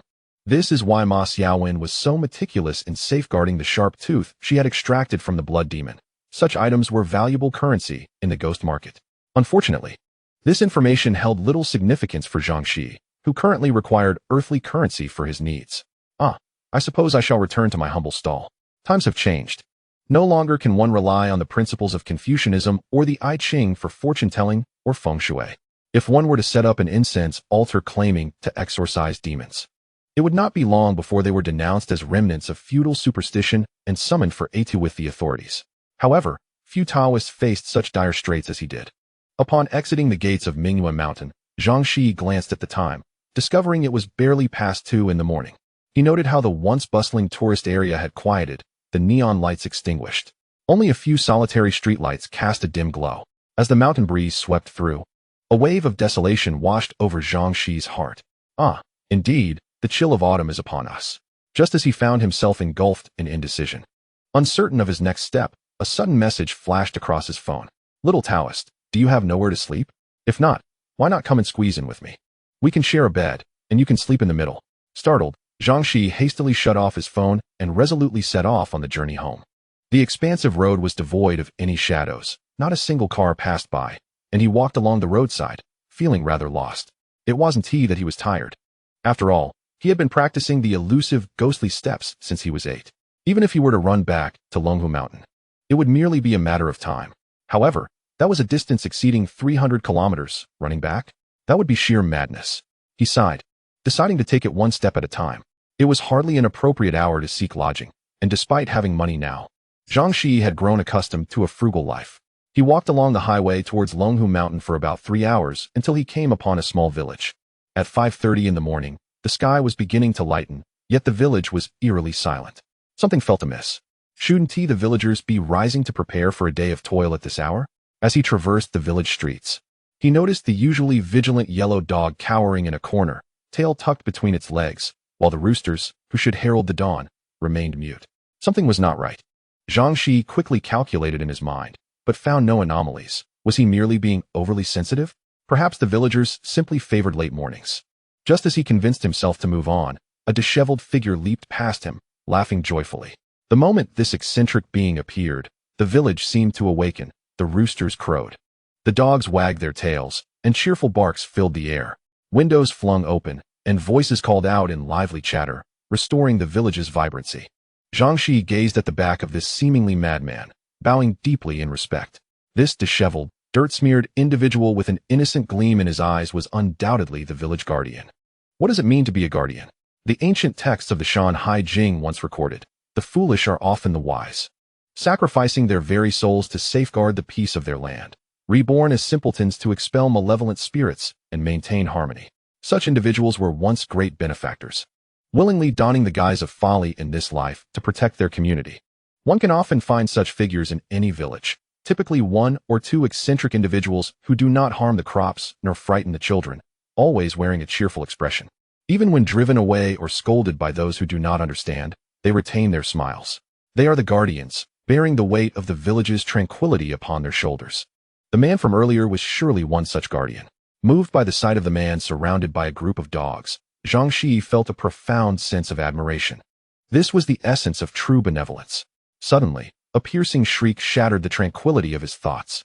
A woman, clutching a pristine white puppy, a breed of evident distinction, was angrily accusing the smiling simpleton. "Get away, you filthy fool, trying to steal my dog. I'll have you beaten today." Animals possess an innate purity in their gaze. Though the simpleton appeared grimy and repulsive to most, the dogs adored his presence. This very affection led the sharp-tongued woman to assume that the village simpleton must have drugged the animals, intending to steal her prized dog for profit. "Who dare steal my dog? You must be tired of living." A burly man, akin to a black iron tower, stormed out, clad only in his shorts. Without hesitation, he delivered a kick to the simpleton's midsection, sending him crashing to the ground, writhing in pain. Yet, the assailant, still unsatisfied, continued to unleash a torrent of kicks upon the fallen man. The commotion attracted neighboring villagers, who opened their doors to witness the scene unfold. "Dainyu, stop. You'll kill him if you keep kicking," cried an elderly neighbor, Mrs. Liu, rushing forward in an attempt to intervene. "Let him die? He dared to steal my dog. Do you know how precious this dog is? I wouldn't be able to repay for it even if I sold you." Dainyu, still not appeased, delivered a few more kicks to the simpleton's head. "Dainyu, you've wronged him. I've watched this boy grow up, though he may be a bit slow. He has never stolen a grain from anyone in the village. How could he possibly steal your dog?" Mrs. Liu pleaded, rushing to embrace the simpleton, checking for injuries while defending him. Chapter 26. What one can endure, another cannot. Just because you say he didn't steal doesn't mean he didn't. You old hag, are you protecting him? Fine, cough up 5,000 yuan to take him to the doctor. Who knows what germs his filthy hands carry? Indeed, not being of the same ilk often leads to strife. Dainyu was notorious in the village for his brutishness, a slothful man who never tended to his own fields, allowing them to be overrun with weeds. Yet, come harvest time, he would hire a group to reap the bountiful crops of others, claiming them as his own. With his imposing physique and a reputation for ruthlessness, he was related to a powerful official in town, leading villagers to harbor resentment but remain silent. Even the village chief dared not cross him. He had become a local tyrant. His wife, Sohua, was equally unpleasant, with a tongue sharper than a razor. If she was displeased, she would block your door and berate you for days on end. Villagers typically avoided their household, as Tsuehua prepared to unleash her wrath. The onlookers hastily turned and retreated to their homes, fearing to defend either the simpleton or Mrs. Liu. "Tsuehua, look, your dog is unharmed. Besides, he has already been beaten. Let him go. He is just a simpleton. Why bother stooping to his level? Mrs. Liu, a longtime neighbor, bravely attempted to mediate. Despite having faced her share of harassment from Daniu's family. Don't think your age will intimidate me. If you don't come up with 5,000 yuan. Neither of you is leaving here today. Clearly, this was an attempt at extortion. Faced with Tsuohua's fierce demeanor, Mrs. Liu could only swallow her grievances. Trembling as she retrieved a neatly bundled bag from her pocket. Here, I only have 500 yuan, just received yesterday as relief funds. Please let him go. Her trembling hands, however, elicited no compassion from Tsuohua. Tsuohua snatched the meager sum from Mrs. Liu's grasp, continuing to berate her. 500 yuan. Are you trying to appease a beggar? No money? Fine, pledge your house to us. After all, you're an old widow, with no family left. Daniu and Tsuohua had long set their sights on Mrs. Liu's home, having encroached upon her land during their own renovations years prior. This was merely the beginning of their insidious plans. How can this be? This house is meant for my grandson. As Liu old lady spoke of her son, her eyes reddened. Her son was a valiant firefighter who sacrificed his life 5 years ago during a heroic rescue mission. His wife, overwhelmed with grief, refused to remarry despite many, including Liu old lady, urging her to do so. She chose to raise their child alone in the city. Whenever the child had a holiday, she would bring him to stay with Liu old lady for a few days, honoring her like a daughter. Liu old lady understood the immense difficulty of a woman raising a child alone, and thus she was determined to keep the house to alleviate some burden for her daughter-in-law and grandson, especially since the area had been slated for demolition for quite some time. Old hag, don't overestimate yourself. Your daughter-in-law will remarry sooner or later, and your grandson will take someone else's surname. What's the use of clinging to this dilapidated house? With that, Daniu glared menacingly and stormed up to Liu old lady, seizing her collar with a fierce grip, his eyes ablaze with hostility. Let go, let go. Release your grip. The seemingly dazed fool, suddenly infused with strength, sprang up and forcefully pushed Daniu, sending him tumbling backward in a heap. Daniu was incensed. He had never experienced such humiliation. Usually, he was the one intimidating others who dared to lay hands on him. In a fit of rage, he seized a nearby shovel and swung it at the fool's head, intending to deliver a lethal blow. Stop! Just as the situation seemed dire, a formidable hand grasped the descending shovel, rendering Daniu's strength ineffectual. It was Zhang Shiyi, who had rushed over. Having witnessed the harshness of the world, he had never encountered such brazen behavior. Attempting to harm someone after failing to extort them was utterly intolerable. Let go of me, or else. Daniu growled. Zhang Shiyi raised his hand, loosening his grip just as Daniu pulled back with all his might, causing him to lose balance and crash to the ground with a grunt. Help! Someone's trying to kill me, cried Niu Tsuehua, her shrill voice echoing, causing Zhang Shiyi's ears to ring. Be quiet. Frustrated, Zhang Shiyi took a step forward and seized a chunk of stone from the ground. What do you think you're doing? I have connections. If you dare to strike me, I'll have you arrested. Daniu and his wife retreated, their threats lacking conviction. Strike you? I wouldn't dirty my hands on scum like you. If you dare to bully anyone again, this stone will be your fate. Zhang Shiyi crushed the stone in his hand, the dust scattering in the wind. The couple fell silent, akin to chickens caught by the throat. Content with his display of intimidation, Zhang Shiyi helped Liu old lady and the fool to their feet. Grandma, I'm still hungry. Could you prepare some food for me? Zhang Shiyi intentionally said this to let the couple know that this kind-hearted elder was not alone and that they should reconsider before trying to bully others again. All right. Children, come home with me. I'll cook for you. Upon entering Liu old lady's home, Zhang Shiyi was struck by its simplicity. The old furniture spoke of its age. Yet everything was meticulously clean. A pot of porridge simmered on the stove. If you don't mind, have a bowl, she offered warmly. The porridge was delightful. And despite its simplicity, Zhang Shiyi enjoyed 3 large bowls. Dear child, let me check if you're hurt, Liu old lady said, examining the fool with tender care. Unperturbed by his odor, the fool chuckled, not shying away, allowing her to inspect him. The village guardian, bruised and battered, had escaped severe injury. Such a life, though undervalued, seemed blessed, as he remained robust despite the hardships. Why don't you move to the city with your grandson? Zhang Shiyi inquired after helping with the dishes. Watching Liu old lady bathe the fool. It's not easy for my daughter-in-law, raising a child alone. My in-laws are elderly and can't offer much support. I wouldn't want to burden anyone further. Besides, I receive 500 yuan a month in relief funds, which suffices for my living expenses. Liu old lady continued to wash the fool, her eyes filled with affection, as if he were her own son. Wait, shouldn't the compensation for the family of a martyr be more substantial? 500 a month is barely enough to live on. How can the town justify such a paltry sum? Surely no one would dare to embezzle funds meant for the families of heroes.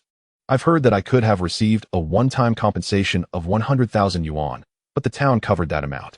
The mayor claimed that funds were tight and promised to pay me once the town was financially stable. Once I receive that money, I intend to give it all to my daughter-in-law for a down payment in the city as a way to honor my son. The mayor is indeed a kind man, ensuring that this lonely widow can survive and even securing relief funds for me. Good deeds are rewarded. Upon hearing this, Zhang Shiyi nearly lost his composure. It was absolute nonsense. Even if he was young, he knew that the state provided compensation for the families of martyrs, not local governments. Wait, could it be that your daughter-in-law is receiving the funds instead? I hope I'm not unfairly accusing someone innocent. Grandma, do you know what your daughter-in-law does? Lu old lady's face lit up with pride as she spoke of her daughter-in-law, a teacher at a local primary school, working tirelessly yet always finding time to visit her. Does the town have a timeline for when the compensation will be paid? The mayor indicated it would be soon, saying that once our village is relocated, funds would be available. Lu old lady remained hopeful about the future. Ah, I see. Grandma, I have acquaintances in town. I'll inquire about this for you. The day is breaking, and I must take my leave. As the fool donned his clothes, he joyfully skipped behind Lu old lady, accompanying her to the village's bus station, babbling to himself. Zhang Shiyi gazed at the frail old woman, a wave of sorrow washing over him. How he wished for such a beloved family member. Shortly after the long-distance bus departed, several black sedans approached with a domineering presence, nearly colliding in the narrow road. The enraged driver erupted in a torrent of curses.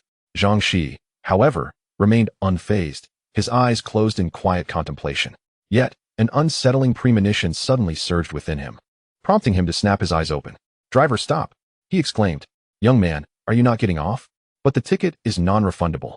Zhang Shiyi had no intention of indulging the driver in a dispute before the vehicle had even come to a halt. He leaped from the window and sprinted toward the village.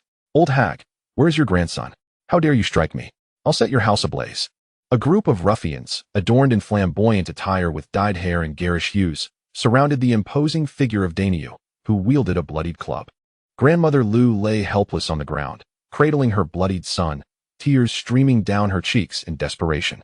"You cannot do this. Is there no law left?" Her cries echoed through the village, yet no one dared intervene. Even the village chief had barred his doors, allowing the ruffians to run rampant.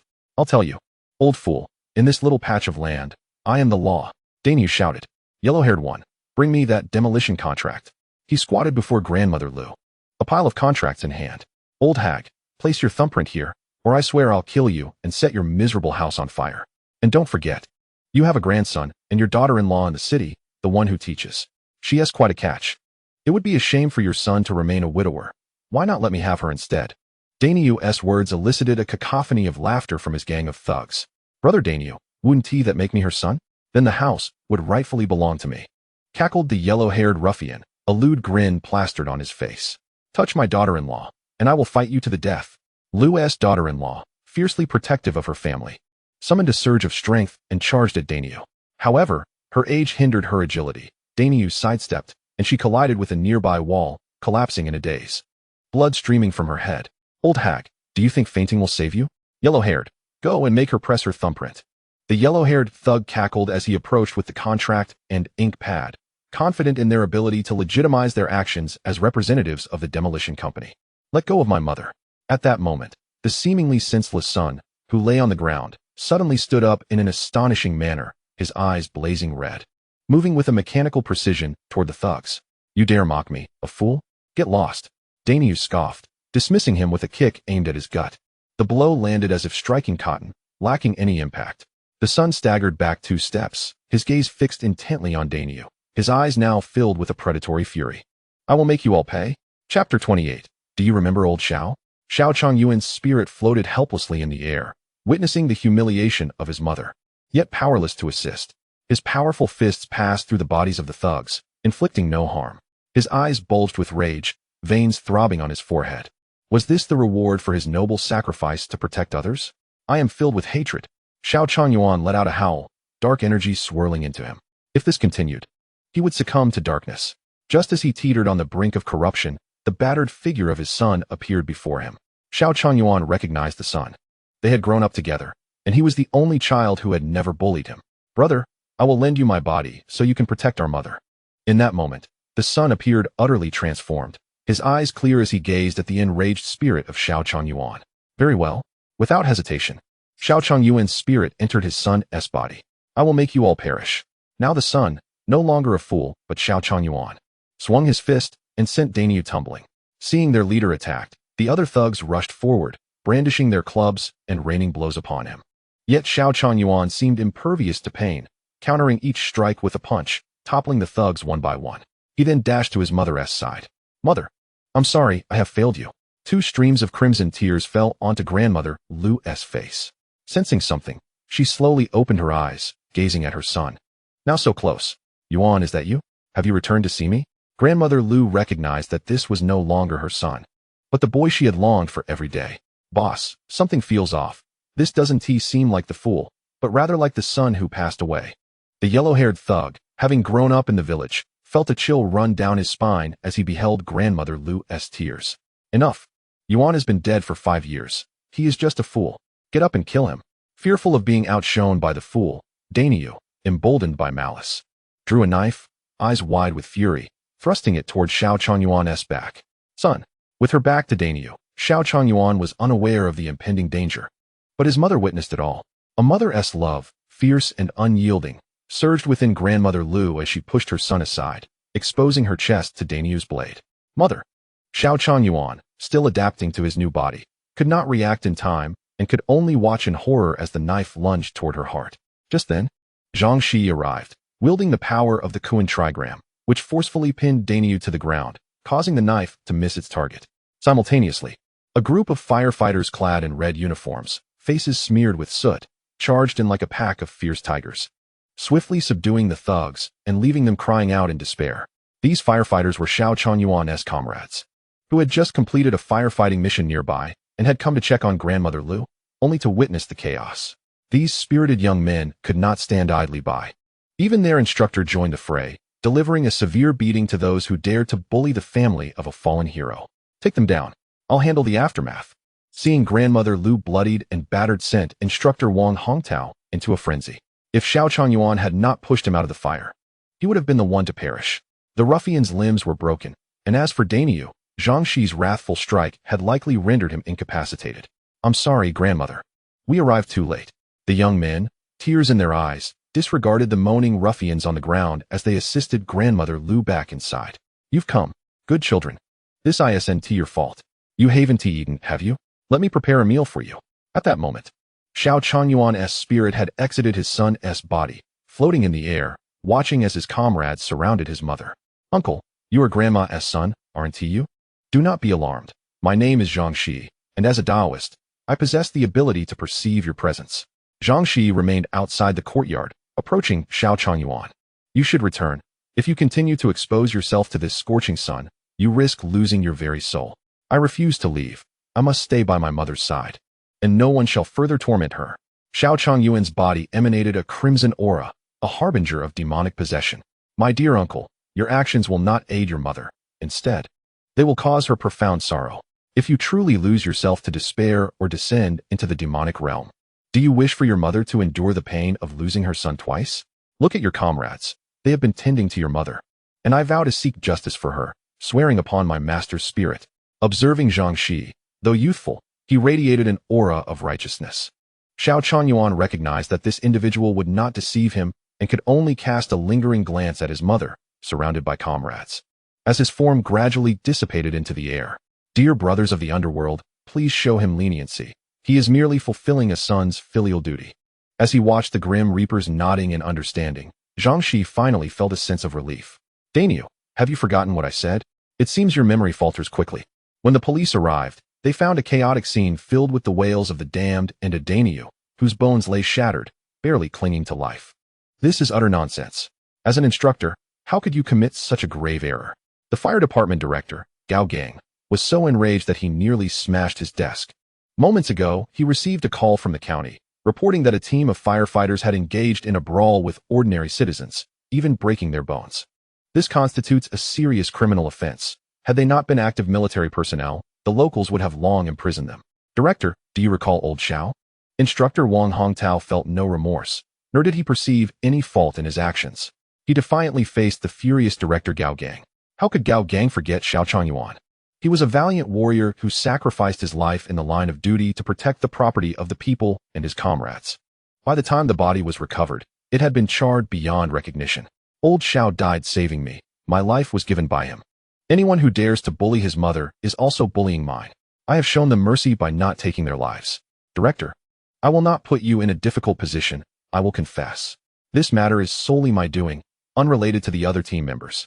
Wang Hongtao's eyes brimmed with tears, regretting only that he had learned of the injustice too late, allowing the elderly lady to suffer such indignity. What did you say? Who dares to bully the family of a martyr? Tell me what transpired. Hearing this, Gao Gang regained his composure and urged Wang Hongtao to recount the entire sequence of events. I cannot believe this. Gao Gang was astonished that a mere county dared to be so audacious as to withhold the martyr's compensation. It should be 500,000. Yet they claimed it was only 100,000. They not only refused the funds, but also allowed the family of the martyr to be bullied, attempting to seize their property, truly an affront to justice. Gao Gang was well aware that this so-called developer was none other than the county chief's brother-in-law. Is this Wang Zhan's office? Who am I? I am Gao Gang. I demand that Wang Zhan takes my call immediately. What? The secretary is dining? Even if he is in a meeting, he must answer my call at once. Enraged, Gao Gang dialed the secretary's office. Sure enough, within 3 minutes. Laughter resonated from the other end. My dear brother, you still possess that fiery temper. What brings you to seek me? Gao Gang and Wang Zhan hailed from military backgrounds. Gao Gang had once been Wang Zhan's commander.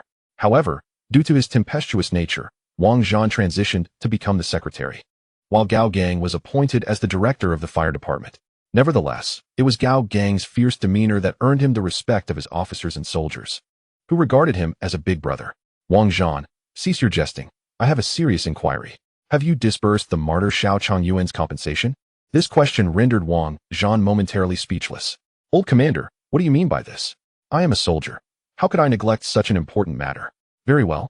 Then tell me, did you personally deliver the 500,000 in compensation? Old commander, I did not handle this personally. However, I did ensure it was sent to their town, specifically to their mayor Tian. Ah, Tian Ming, your former secretary? I am aware of him. But do you realize that not a single cent of that 500,000 reached the martyr's family? Moreover, he allowed his brother-in-law as company to attempt to seize the martyr's property. What?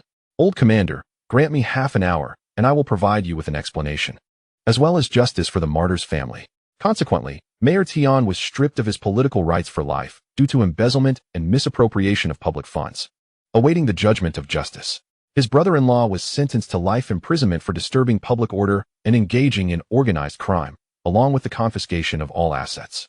As for those thugs who suffered broken limbs, they received sentences ranging from 5 to 15 years. Dainyu, however, managed to evade prison but would spend the rest of his life bedridden, reliant on a respirator. Grandma Lu finally received her son's compensation and fulfilled her wish by purchasing a home for her daughter-in-law, happily living with her grandson, sharing familial bliss. You rascals! Each of you must write a reflection of no less than 1,000 words, and upon completion, run 5 kilometers. As for you, as an instructor, learning of this matter so late constitutes a severe dereliction of duty. Your reflection must be 5,000 words. Yes, ever since Grandma Lu departed, the foolish jester who once laughed heartily has vanished, taking all the village's animals with him. On the night following the jester's departure, a torrential black rain suddenly fell from the sky, accompanied by thunder and lightning, unleashing a landslide never before witnessed. The entire village was reduced to rubble. The guardian of the village, having sacrificed his essence to protect the land, reincarnated as a fool, banishing malevolent spirits and restoring balance to the elemental forces, unmatched and unparalleled. Since this village no longer required safeguarding, the guardian's existence became superfluous. What? Ninth brother, when did your tombstone acquire these additional inscriptions? The title of the Ghost King of Luofeng Mountain. What a formidable name. As Zhang Shiyi tended to the weeds atop each grave, he noticed the alterations to Ninth Brother's tombstone. Is Zhang Shiyi Taoist present? A cacophony of drums and gongs echoed outside, leaving Zhang Shiyi bewildered. This is the back mountain of Longhu Mountain, a desolate place. Who could possibly seek me here? Setting down his broom, he approached the mountain gate, puzzled as he opened the dilapidated door, only to discover a group of people engaged in a lively celebration outside. Who are you? The leading middle-aged man, with a square face and black-rimmed glasses, donned a Zhongshan suit, exuding the air of an official. Are you Zhang Shiyi? The Taoist you speak of must be me, for there is no one else here. So you are indeed Zhang Shiyi, a young talent, most impressive. It was evident that the middle-aged man was taken aback to find that Zhang Shiyi was the one he sought, his praise sounding somewhat forced. May I inquire as to the purpose of your visit? Haha, Zhang Daozhang truly embodies the spirit of selflessness, doing good deeds without seeking recognition. We are here specifically to present you with a certificate. These esteemed individuals are reporters from the city television station, here to cover your story. What certificate? Who are you? Zhang Shiyi was utterly bewildered, hastily dodging the barrage of cameras. Zhang Daozhang, we never anticipated that you have endured such hardship. In such an environment, you still managed to donate 1 million to the children in the mountainous regions. This immense selflessness is indeed worthy of our admiration. No wonder people say that only Taoism is the true religion of our Huaxia, saving others while saving oneself, safeguarding all living beings. The mellifluous voice of the female reporter stunned Zhang Shiyi into silence. 1 million? Could it be? No way. At that moment, Zhang Shiyi felt as if he had been doused with icy water on a frigid winter's day, a chilling sensation coursing from his head to his toes. What 1 million? Isn't that the very money I set aside to rebuild the temple beneath my master's gravestone? Chapter 30. Zhang Shiyi's anger in a daze. Zhang Shiyi lost track of when these individuals departed. When he finally regained his senses, all that remained was the prominently displayed donation certificate with its striking red cover. Zhang Chonglu, I will have my revenge. Zhang Shiyi bellowed like a famished wolf, seizing a shovel from the corner and rushing toward the graveyard. With a few swift strokes, he unearthed his master's gravestone, only to discover it was entirely empty, save for a plump brown earthworm wriggling desperately in the soil. How dare you donate that 1 million? That was meant for the temple's reconstruction. Zhang Shiyi was genuinely furious. Having lived in this drafty temple since the age of 13, his greatest wish was to transform it into a place more magnificent than the Jinwu Hall of Longhu Mountain. Just as he had begun to see a glimmer of hope, it was all snatched away in an instant. His face flushed with anger, he raised the shovel and screamed at Zhang Chonglu's gravestone. This is money I fought for with my life. How could you do this to me? The more he spoke, the more aggrieved he felt, his hand trembling around the shovel. While other masters either bestowed their disciples with true skills or left them with means to survive, Zhang Chonglu left him nothing but a dilapidated temple and these 11 graves, with naught else to inherit. Indeed, there was also a dilapidated stall, burdened with months of unpaid fees. Now, at just 16, after finally earning a bit of money, his first thought was not to enjoy life, but to prepare for the temple's reconstruction, to restore the glory of the sect. He had hidden his savings beneath his master's gravestone, believing it to be the safest place. Yet, it had been donated away without a trace. Zhang Shiyi felt an overwhelming urge to smash Zhang Chonglu's gravestone. His eyes reddened, shovel raised high, yet he hesitated to strike. Meanwhile, the 10 gravestones behind Zhang Chonglu seemed to shift their positions, unwilling to meet the gaze of their aggrieved disciple. Suddenly, Zhang Shiyi erupted into a haunting laugh, discarding the shovel carelessly. I understand now. You never regarded me as your disciple, and I am unworthy of family. Without casting another glance at Zhang Chonglu's gravestone, he turned to the nameless grave. Senior brother Wuming. No, grandfather. I am sorry, but I must take my leave now. After bowing 3 times at Wuming's grave, he departed the graveyard without looking back. Strangely, his path did not lead him back to the dilapidated temple, but straight down the mountain. Master, have you gone too far this time? As Zhang Shiyi's figure vanished from sight, the 10 senior brothers emerged from their graves, gathering at Zhang Chonglu's. Has he left? An emaciated old man cautiously peered from his grave, ensuring the coast was clear before stepping out. That little rascal. I feared he might strike me with that shovel. Master. This time the little junior brother is genuinely upset. Look, he didn't even take the Kuan hexagram I blessed for him. He simply went straight down the mountain. The speaker was the 9th senior brother, the only one with an inscription on his gravestone, known as the Ghost King of Luofeng Mountain. Indeed, master. He even referred to me as grandfather. This surely indicates he intends to leave the sect. Wuming was particularly anxious. Had it not been for the fear that the master had deeper intentions, he would have chased after Zhang Shiyi long ago. Oh, that little rascal. Why is he truly so angry this time? Zhang Chonglu had not anticipated this outcome. He had no inkling that such a foundation would find its way here. Master, I am not criticizing you. With your omnipotent powers, is there not a way to resolve this small matter for the little junior brother? Even if the planet Venus descended, it would still grant you this favor. If you are unwilling to intervene, allow me. A man clad in green, resembling a sword immortal, frowned disapprovingly at Zhang Chonglu. Old 3, do not be foolish. Were you not all able to escape your fates through your own efforts? This little junior brother's future potential is beyond my comprehension. Do not cause chaos. However, enough. It is better for him to leave. His path is unlike any of ours. Let him forge his own way. You need not remain here with me. Those who belong to heaven should ascend, and those who belong to the earth should descend. Go about your own affairs. Zhang Chonglu gazed in the direction Zhang Shiyi had departed, a wave of melancholy washing over him.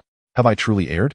The brothers, observing their master's retreating figure, could only silently step back, gradually dissipating into the air. At the moment the 10 brothers vanished, the 10 gravestones appeared to age rapidly, becoming overgrown with weeds. Their inscriptions fading into obscurity. Listen up, you little rascals. Remember, if anyone dares to bully Shi, you must beat them without mercy. If you cannot manage, just call for your master. I will ensure they regret it. Rest assured, master. The synchronized response echoed from both heaven and earth, a perfect surround sound. Little rascals. Zhang Chonglu nodded slowly, strolling back to his own grave. Am I wrong? Surely not. Zhang Shiyi felt increasingly aggrieved, tears streaming down his face as he descended Longhu Mountain. Arriving at the foot of the hill, standing at the bus stop leading to the city, he fell into confusion, pondering where he should go next. Having ascended the mountain at the tender age of 8, he had long considered this place his home. Over 8 years, he had come to regard his deceased senior brothers as family, treating Zhang Chonglu as a father. Now, he found himself utterly alone, without a home. This overwhelming sense of loss weighed heavily upon Zhang Shiyi. He reached into his pocket, discovering only a little over 2,000 yuan left, a bitter smile crossing his face. At least it was better than when he had nothing at all. Little rascal, not even taking your meal money. A voice suddenly called from behind. Zhang Shiyi turned around quickly, but found no one there, only a bright yellow cloth bag lying at his feet. Senior brother Jiu? Zhang Shiyi inquired tentatively. Knowing that his senior brothers could appear and vanish at will, if they wished to remain hidden, no effort on his part would reveal them. Shi, when you have cooled off, consider returning to see master. He is quite lonely on his own. Remember, regardless of your understanding, the master will never bring you harm. Chapter 31. I am done. Although the 9th senior brother said this, Zhang Shiyi still could not comprehend. He had been living like a beggar. And after finally experiencing a few days of affluence, why must he donate? If a donation was indeed necessary, shouldn't they at least discuss it with him first? He cast a glance back towards Longhu Mountain, remaining silent. Sighing, the 9th senior brother could only shake his head in resignation. He understood that his junior was at an age of rebellion. Despite being exceptionally sensible most days, the blow he had received this time was overwhelmingly significant. It was impossible for him to rebound so quickly. Moreover, even he felt that the master had gone a bit too far this time. What fate and what celestial influences were at play? For someone of the master's caliber, these were mere trifles that could be resolved in an instant. Did it really need to be so convoluted? Of course, the master had his own profound intentions, which were beyond his comprehension. He could only watch helplessly as Shi boarded the approaching vehicle. With a bundle on his back, Zhang Shiyi did not return to the market to set up his stall. Instead, he wandered the city in a fit of anger throughout the day. Originally, he sought a legitimate job to sever ties with his sect. However, potential employers either dismissed him for his youth or for lack of qualifications. Having fled from the welfare institution at the age of 8 to roam the streets, how could he possibly possess any credentials? It was already commendable that he had an ID card and was not considered an illegal resident. Yet, a lack of formal qualifications did not equate to a lack of education. Both Wu Ming and Zhang Chonglu were formidable figures. If placed in the literary sphere, they would be esteemed individuals. Zhang Shiyi had naturally absorbed their wisdom. Unfortunately, to enter a large corporation or enterprise, the primary prerequisite was a diploma. If one did not meet the hiring criteria, even the opportunity for an interview would be denied, rendering experience and talent inconsequential. Moreover, at barely 17 years of age, who would dare to employ him? After a day of fruitless endeavors, Zhang Shiyi could only walk dejectedly down the street, the cold wind sweeping past, leaving him feeling desolate. Feeling the meager 2,000 yuan remaining in his pocket, he gritted his teeth and, with a stomp of his foot, spent 80 yuan to stay the night at a small hotel. He even enjoyed a warm shower. I shall spend lavishly. Who am I saving for?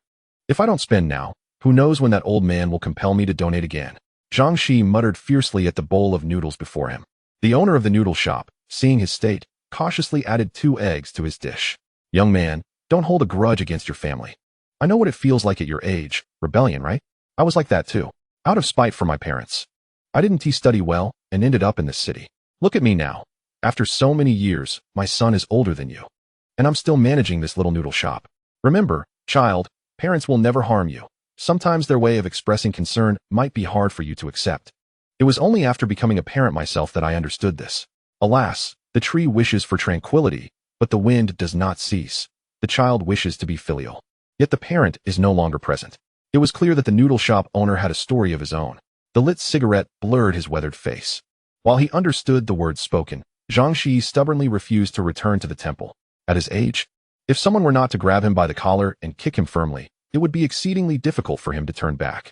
The following day, Zhang Shiyi unusually slept in until the checkout time, finally meandering to the market. Shiyi, what is going on? Struck it rich, have you? Not even setting up your stall? The familiar vendors greeted him, yet this question pierced his heart anew. Years of hard work had abruptly returned him to square one. Not having reconciled with what he once had and lost was an entirely different concept. Observing the dispirited Zhang Shiyi, the plump auntie reached out to touch his forehead. Shiyi, you're not unwell, are you? No fever? Haha, I'm fine, auntie, just didn't sleep well last night. Naturally, he could not share the family matters with others. If anyone knew that his home was filled with 11 graves, each occupied by a spirit, it would surely terrify everyone. Poor child, why not become a son-in-law for auntie? The words from behind startled Zhang Shiyi, who quickly pretended not to hear and dashed to his stall. Haha, Sister Wang, still promoting your daughter Eerie? Honestly, if you were to be ruthless and have her lose 100 or 80 pounds, she would truly be a beauty. The fruit vendor joked with the plump auntie. Get lost. What do you know? The plumpness is a part of her charm. If she marries my Eerie, that would be a blessing from our ancestors. Haha. Sister Wang has saved a good dowry for Eerie, hasn't she? Of course, she is my only daughter. If I don't save for her, who else will I save for? Their banter echoed in Zhang Shiyi's ears, deepening his discomfort. Look at them, saving every penny for their children, while master. What about you? He had no desire to set up his stall and merely sat on a small stool, watching the bustling crowd, lost in thought. Is everything all right? Why haven't you set up your stall? Concerned, old Mo, who had not seen Zhang Shiyi that morning, approached him anxiously, fearing something had happened to the boy. After running several errands that morning, he was relieved to finally see him and immediately inquired about his well-being. By the way, Uncle Mo, didn't you say you could help me find a job? Is there still a chance? Upon seeing old Mo, Zhang Shiyi quickly stood up. His primary purpose for coming today was to seek out Uncle Mo, for he knew that this kind man truly cared for him. What's wrong? Not setting up your fortune-telling stall? Wasn't he business good these past few days? Uncle Mo, I've suddenly realized, I can't spend my entire life running a stall. Could you possibly help me find a proper job? Old Mo had long wished for Shiyi to leave this line of work. He was not yet 17. He was a young man. What sense was there in spending his days running a stall? Don't worry, I'll take care of it. By the way, are you 16 or 17? Just a few months until I turn 17. Let us say I'm 18 for now. Wandering through the day, Zhang Shiyi knew that if he was not yet 18, no one would dare employ him, given that hiring minors was illegal. Chapter 32, Becoming a Security Guard Ultimately. Old Mo, through his connections, secured a security guard position for Zhang Shiyi. Initially, Old Mo had hoped to keep Shiyi at the market as a temporary worker. But the employers rejected him for not providing meals and accommodation, leaving the security guard job as the only viable option. Standing at the entrance of an upscale garden villa, Zhang Shiyi, at 6 feet tall, donned a fitting uniform, a cap atop his head and white gloves on his hands, exuding a striking presence.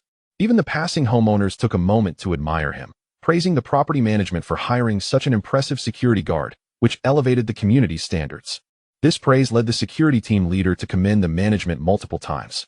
Naturally, the team leader returned the favor, increasingly finding Zhang Shiyi to be a commendable addition to the team. Before long, this diligent and sensible young man seamlessly integrated into the group. Shiyi, could you cover a night shift for me? My wife is visiting. You know how it is, said Xiao Tian, who shared a dormitory with him, insisting on slipping a box of fine cigarettes into Zhang Shiyi's pocket. Tian-ge, what are you up to? You know I don't smoke. I understand, don't worry. I'll take your night shift tonight, and I promise not to return to the dormitory, ensuring I won't disturb your intimate moments. However, you owe me a Coke tomorrow. Although Zhang Shiyi is a novice in romantic matters, having mingled with these fellows for some time, he has become quite knowledgeable about the affairs between men and women. The eager expression on Tianji's face makes it evident what he desires. In truth, Tian Bing has his own struggles. Both he and his wife hail from rural backgrounds. He works as a security guard while she operates a production line at the factory. To earn a little extra, they live in separate dormitories, making it difficult for them to meet. Finally, his wife's factory announced a power outage, granting her a day off, which Zhang Shiyi naturally knew how to leverage. Deal. Tomorrow, I'll treat you to McDonald's. Tian Bing expressed his heartfelt gratitude and dashed outside.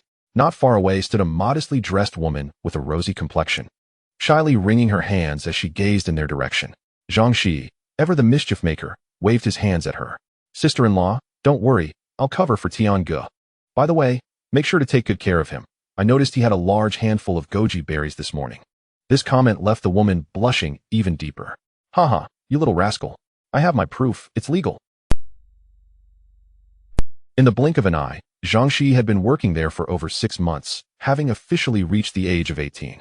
The place he worked was the city's most upscale community. Despite being merely a security guard, his salary was substantial. Had it not been for Old Mo's connections, a miner like him would hardly have secured such a position. With accommodation and meals included, he earned over 5,000 yuan a month. The residents were friendly, and his colleagues were harmonious, making Zhang Shiyi quite satisfied with his job. Hey, Shi, back on the night shift again? You're really working hard. The affluent residents, mostly kind-hearted, rolled down their car windows to greet him warmly. Shi, have you eaten? Come over later for some soup. My sister made a delicious stew with angelica, goji berries, and soft-shelled turtle. This was the older sister living in Villa number 6, who, though in her 40s, maintained her youthfulness like a woman in her late 20s, often engaging in lighthearted banter with Zhang Shiyi. Oh dear sister, please spare me, he exclaimed, retreating in mock fright. This lady, named Fan Yanhong, was originally the chairwoman of a company and a well-known businesswoman in the city.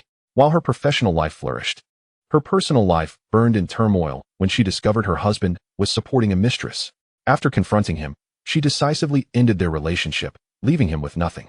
Resolute in her newfound independence, she focused solely on her business, eventually taking her company public, amassing assets far exceeding billions. Now in her 40s, she had stepped back from the forefront, residing in a grand villa, spending her days at the company, exercising and shopping with friends, relishing life. Strange as it was, she had developed a fondness for Zhang Shiyi, teasing him daily as if it were a necessary ritual. Haha, Sister Hong, is this the handsome security guard you often mention? You certainly have an eye for talent. Little brother, name your price for tonight. I'll buy you a sports car. A woman seated in the passenger seat of Sister Hong's car leaned over, playfully teasing Zhang Shiyi, deliberately revealing a generous cleavage. Get lost. You're mistaken. This is my brother. Show some decorum. Sister Hong rebuked her, resembling a protective hen. Haha, dear sister, I'm merely having some fun. Who dares to touch Sister Hong's favorite? Zhang Shiyi quipped, a crimson Ferrari racing past, causing him to break into a cold sweat. Shi, you're quite foolish. If I had your looks, I would have long since yielded to Sister Hong. You're young and oblivious to the charms of older women, mistaking youth for treasure, remarked Sun Hong, the security team leader, lamenting on Zhang Shiyi's behalf. Hey, brother Hong, stop teasing me. Hurry home. Your wife and child are waiting for you. Zhang Shiyi replied, urging him to leave. Sun Hong dramatically sighed, looking to the heavens before swiftly retreating to his car. Time flew by, and soon it was midnight. This hour was the most arduous for other security guards, yet for Zhang Shiyi, it was invigorating. Li Gu, I'm heading out for patrol. Keep an eye on the entrance and try not to doze off, or the residents will complain again. After exchanging pleasantries with his colleague Li Gu, Zhang Shiyi took a flashlight and began his rounds through the villa area. As he passed Villa number 6, he sensed something was amiss. The once auspicious aura suddenly felt ominous, as if dark clouds had descended. Though Zhang Shiyi had not practiced his craft for a long time, the knowledge remained ingrained within him, as instinctual as his very being. Open your eyes, he muttered, retrieving a small yellow cloth pouch from his pocket and rubbing 2 pomelo leaves across his eyelids. Oh no! His exclamation was not due to any actual danger at the villa. Rather, upon opening his eyes, the ominous clouds dissipated, revealing a vibrant purple aura enveloping the rooftop. Could it truly be the auspicious sign? He pondered, shaking his head, realizing he had not practiced his skills in ages. Perhaps he was merely being overly anxious. After chiding himself, he continued forward, only to feel a sudden chill as if something were watching him. He quickly turned around, catching a glimpse of a fleeting shadow on the second-floor balcony of Villa number 6. Could it be a thief? As a protector of peace, he could not stand idly by. He cherished this job and the residents of the community. He quickly contacted his colleague in the guardhouse. Li Gu, check the surveillance footage. Is there any unusual activity at Villa number 6? The residents were either wealthy or prominent, making it unwise to barge in recklessly, especially since this was Sister Hong's residence. Haha, she. Has Sister Hong been tempting you again? Honestly, I advise you to give in. Older women understand how to care. Li Gu teased as he reviewed the footage. Zhang Shiyi sighed. Li Gu, stop joking. I don't wish to be a gigolo. What is wrong with being a gigolo? It's still a way to earn a living. If I had your looks, I'd have done it long ago. Li Gu, I've watched the footage. It's quiet, nothing unusual. Just take a round. It's freezing out here. It was not that Li Gu was lazy. He had thoroughly reviewed the surveillance. And this community was renowned for its safety. Entry required facial recognition, and the area was equipped with cameras and alarms. Any unauthorized entry would trigger an alert immediately. Moreover, the residents here are not ordinary individuals. Even a common thief must weigh the consequences carefully. All right, brotherly, I will take a quick stroll and then return. Perhaps it was merely an illusion from earlier. Zhang Shiyi relaxed his vigilance, but still circled around Villa number 6 once more before departing. The night passed without incident. The following morning, Tianshi was supposed to arrive for the shift change at 8 o'clock, yet by 9 o'clock, he had still not shown up. Shiyi, why don't you head back and get some rest? You've been on duty for an entire day and night. Even the strongest among us would struggle to endure such a stretch. Captain Sun Hong dialed Tianshi's number, but there was no answer. Don't worry, Captain. No need to keep calling Brother Tianshi. After all, he rarely gets to spend time with his wife. He must be tired and still asleep, Zhang Shiyi remarked, unconcerned. Having worked together for over half a year, he knew Tianshi was not the type to exploit the situation. That rascal. When he finally arrives, I shall dock his wages. Shiyi, you should go back. I will keep an eye on things for a while. It was evident that Captain Sun was quite fond of his subordinates. Captain, where could I possibly go? You forget, I share a dormitory with Brother Tianshi. If I were to barge in, what if I stumbled upon something I shouldn't? He chuckled. Fine then, you might as well take a nap in the guard booth or go to the property office. My office is also an option. As he spoke, he tossed over the keys. Forget it, Captain, I wouldn't dare go there. Those fierce property ladies would devour me. The group of assertive property management women had long been eyeing Zhang Shiyi with interest. To sleep there would be akin to walking into a lion's den. Huh, you truly are oblivious to your own fortune. However, by noon, after lunch, there was still no sign of Tianshi, and Captain Sun was growing anxious. That scoundrel. What on earth is happening? Shiyi, keep watch a little longer. I'm heading to the dormitory to find him. Sun Hong stormed off.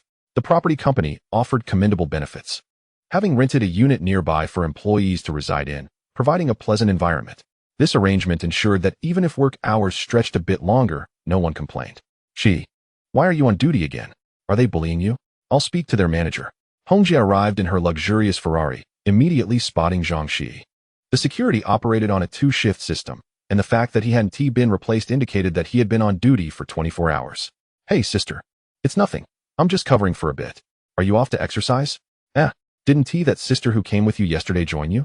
Every day at this hour marked Hongjia's routine for fitness and care, yet curiously, the stunning woman who had arrived with her the previous day was absent.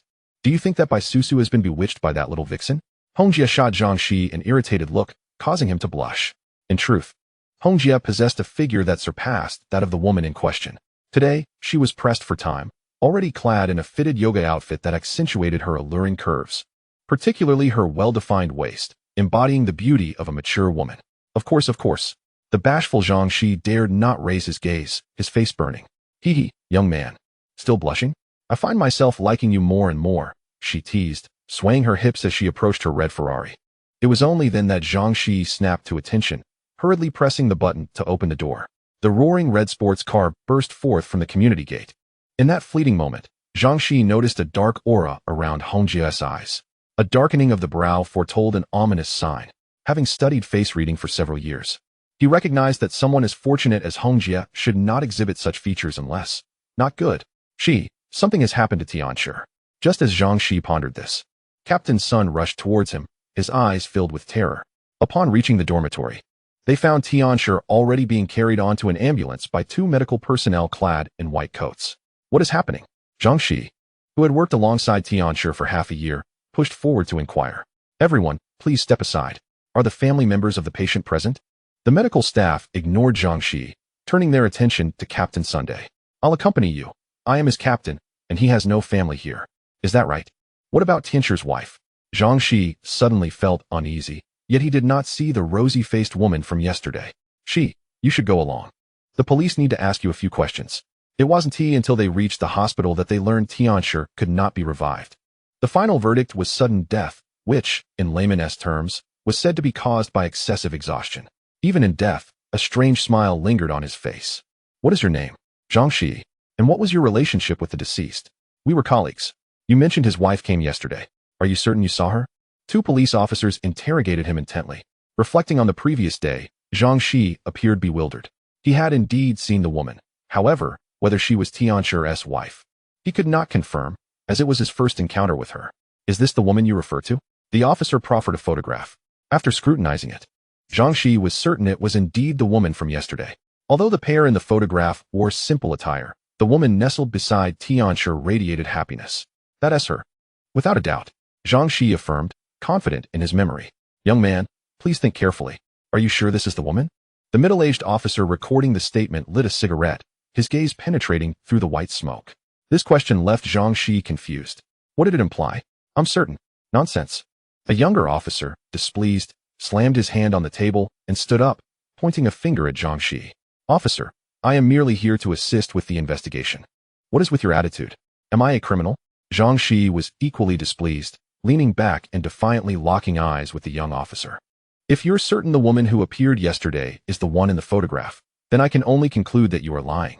As the woman known as Su Hohat has never been here, nor has her factory experienced any power outages or holidays. The authoritative words of the old police officer left Zhang Shiyi momentarily stunned. There was no doubt that the officer would not speak frivolously. Could it be that he had indeed seen a ghost in broad daylight yesterday?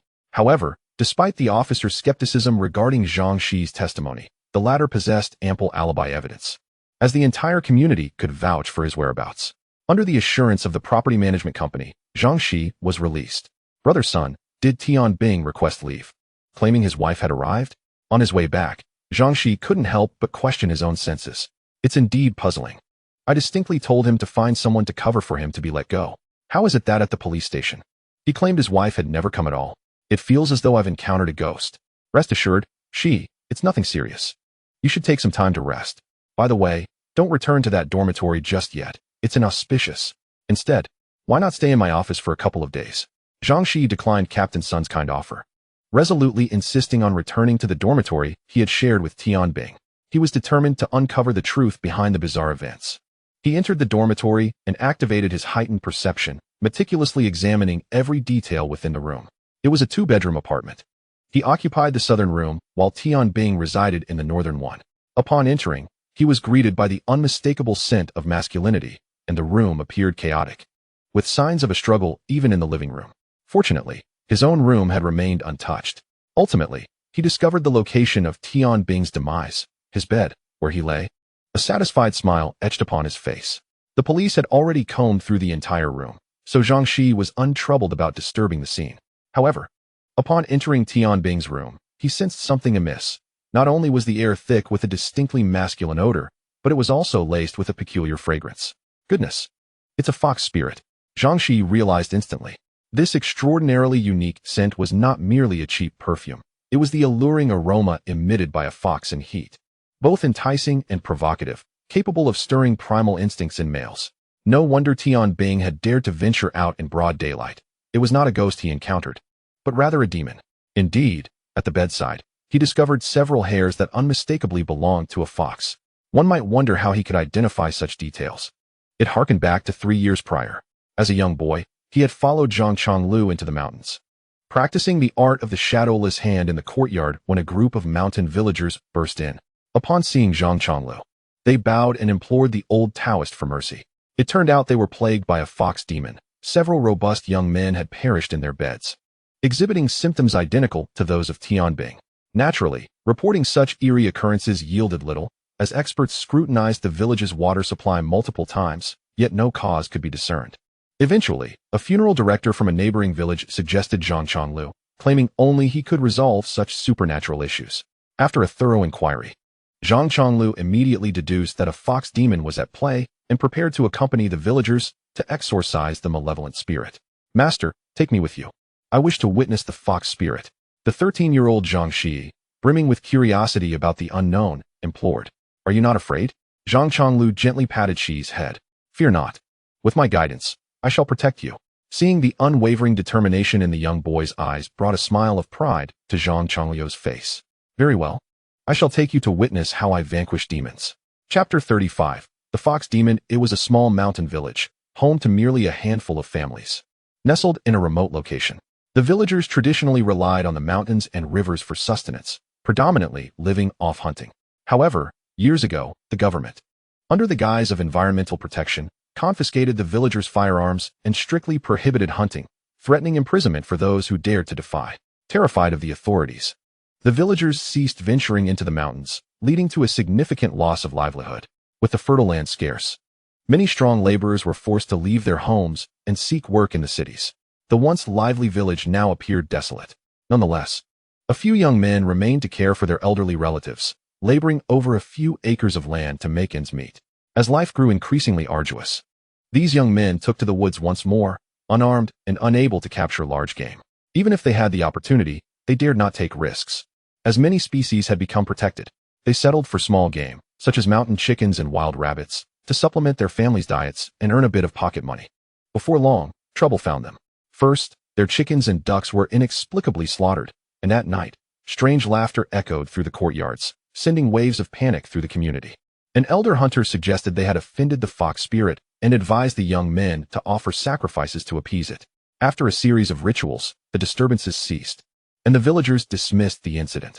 However, just days prior, all the young men mysteriously perished overnight, their bodies bore no marks, lying stiffly in their beds, faces adorned with eerie smiles, as if life had drained from them. Alarmed, the elder hunter hastily sought the neighboring village's funeral director. With a death so peculiar, the villagers dared not handle it lightly and reported it to the authorities. When officials arrived, they conducted autopsies and examined the village's water sources and food supplies. Yet they found no conclusive evidence, ultimately attributing the deaths to natural causes and allowing the families to proceed with cremation and burial. Only after the officials departed did the funeral director dare to speak, declaring that a fox demon was at play. The fox women of the mountains, upon achieving a certain level of power, needed to engage in carnal relations with human males. They would transform into enchanting beauties to lure men into their embrace.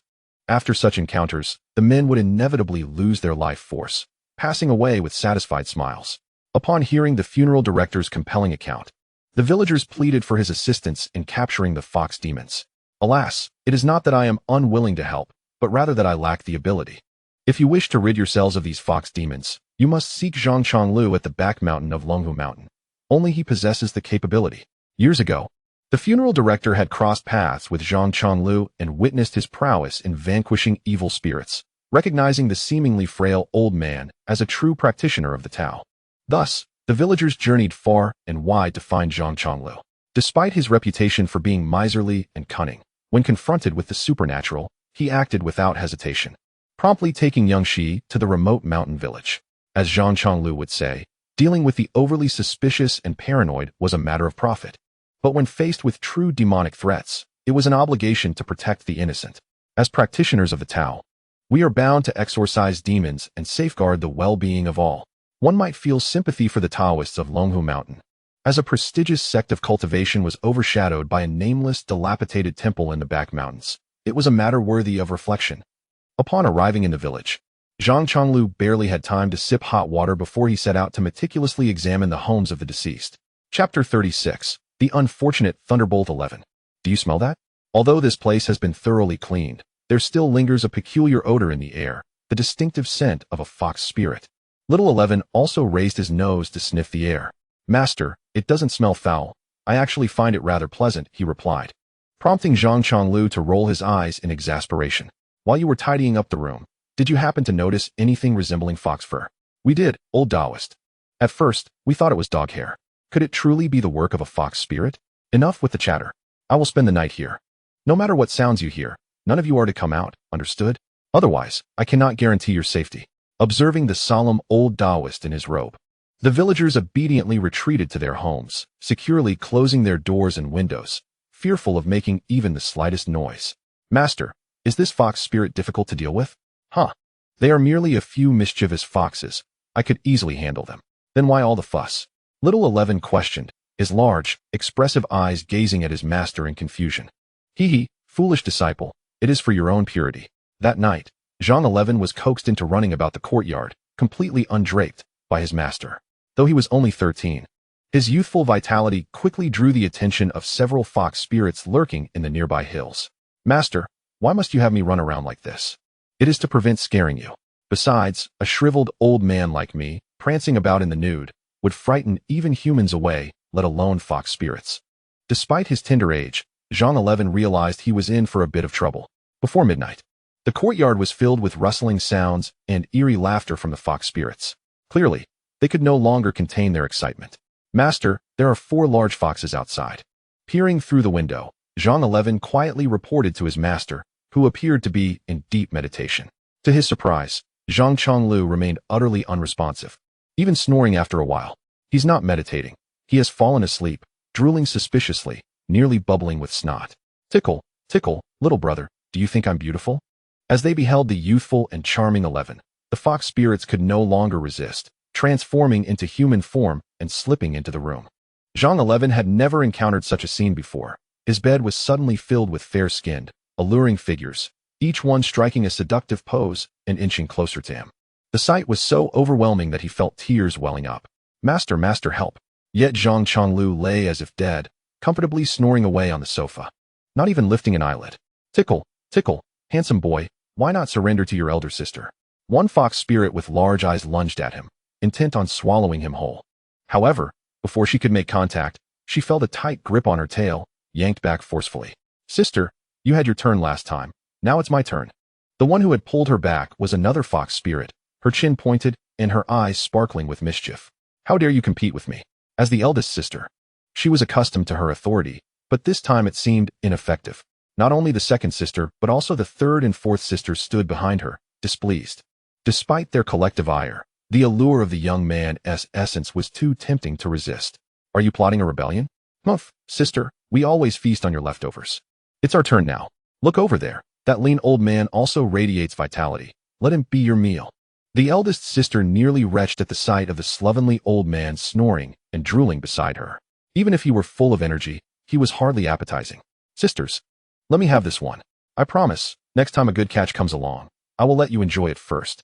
Suddenly, their expressions changed to alarm as they turned to glance behind them. This motion immediately alerted the fox spirits, who quickly looked back, yet saw nothing. By the time they realized what was happening, it was too late.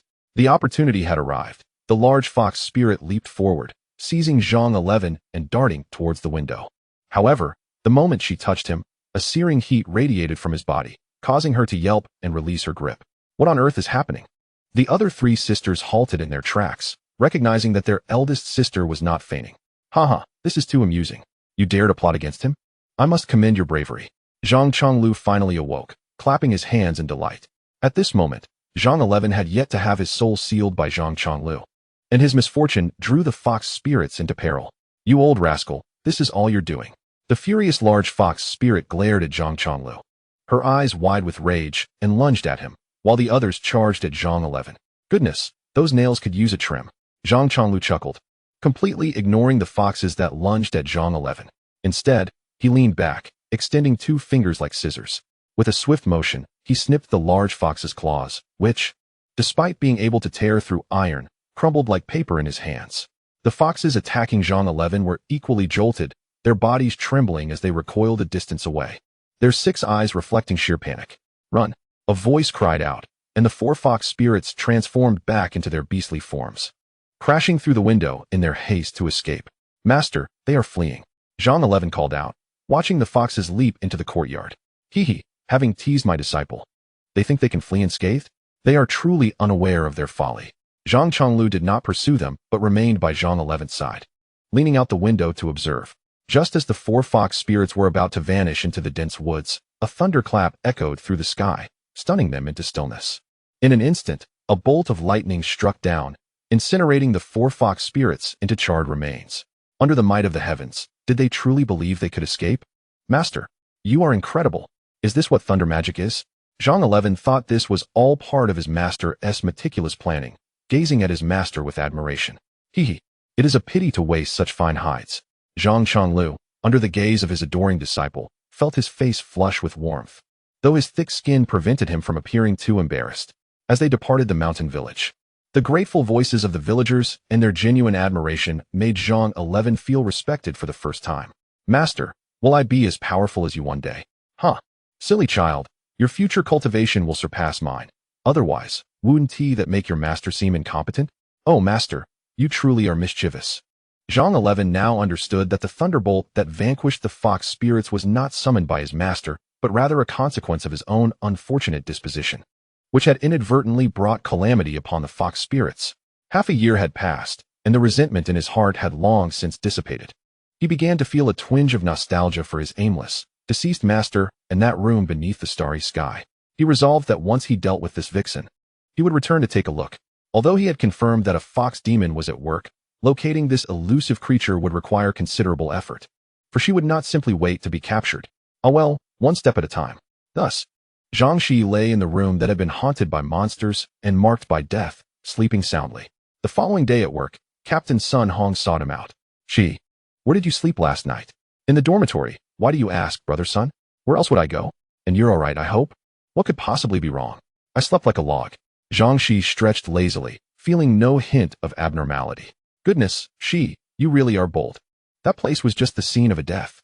The security guards nearby gathered around him, examining him as if he were a rare specimen. Hey, brothers. I'm an orphan. I've slept in concrete pipes, on park benches, and beneath overpasses since childhood. In fact, I even spent 3 years sleeping in a graveyard. What is there to fear? This was no exaggeration. During his 3 years at Longhu Mountain, he had indeed spent considerable time sleeping in graveyards. Especially after his master had passed. He found solace there, far more than in a room. Impressive. A true child of the sun, impervious to evil. Everyone raised their thumbs in admiration. All right, everyone, those who are off duty, please leave and stop causing a ruckus.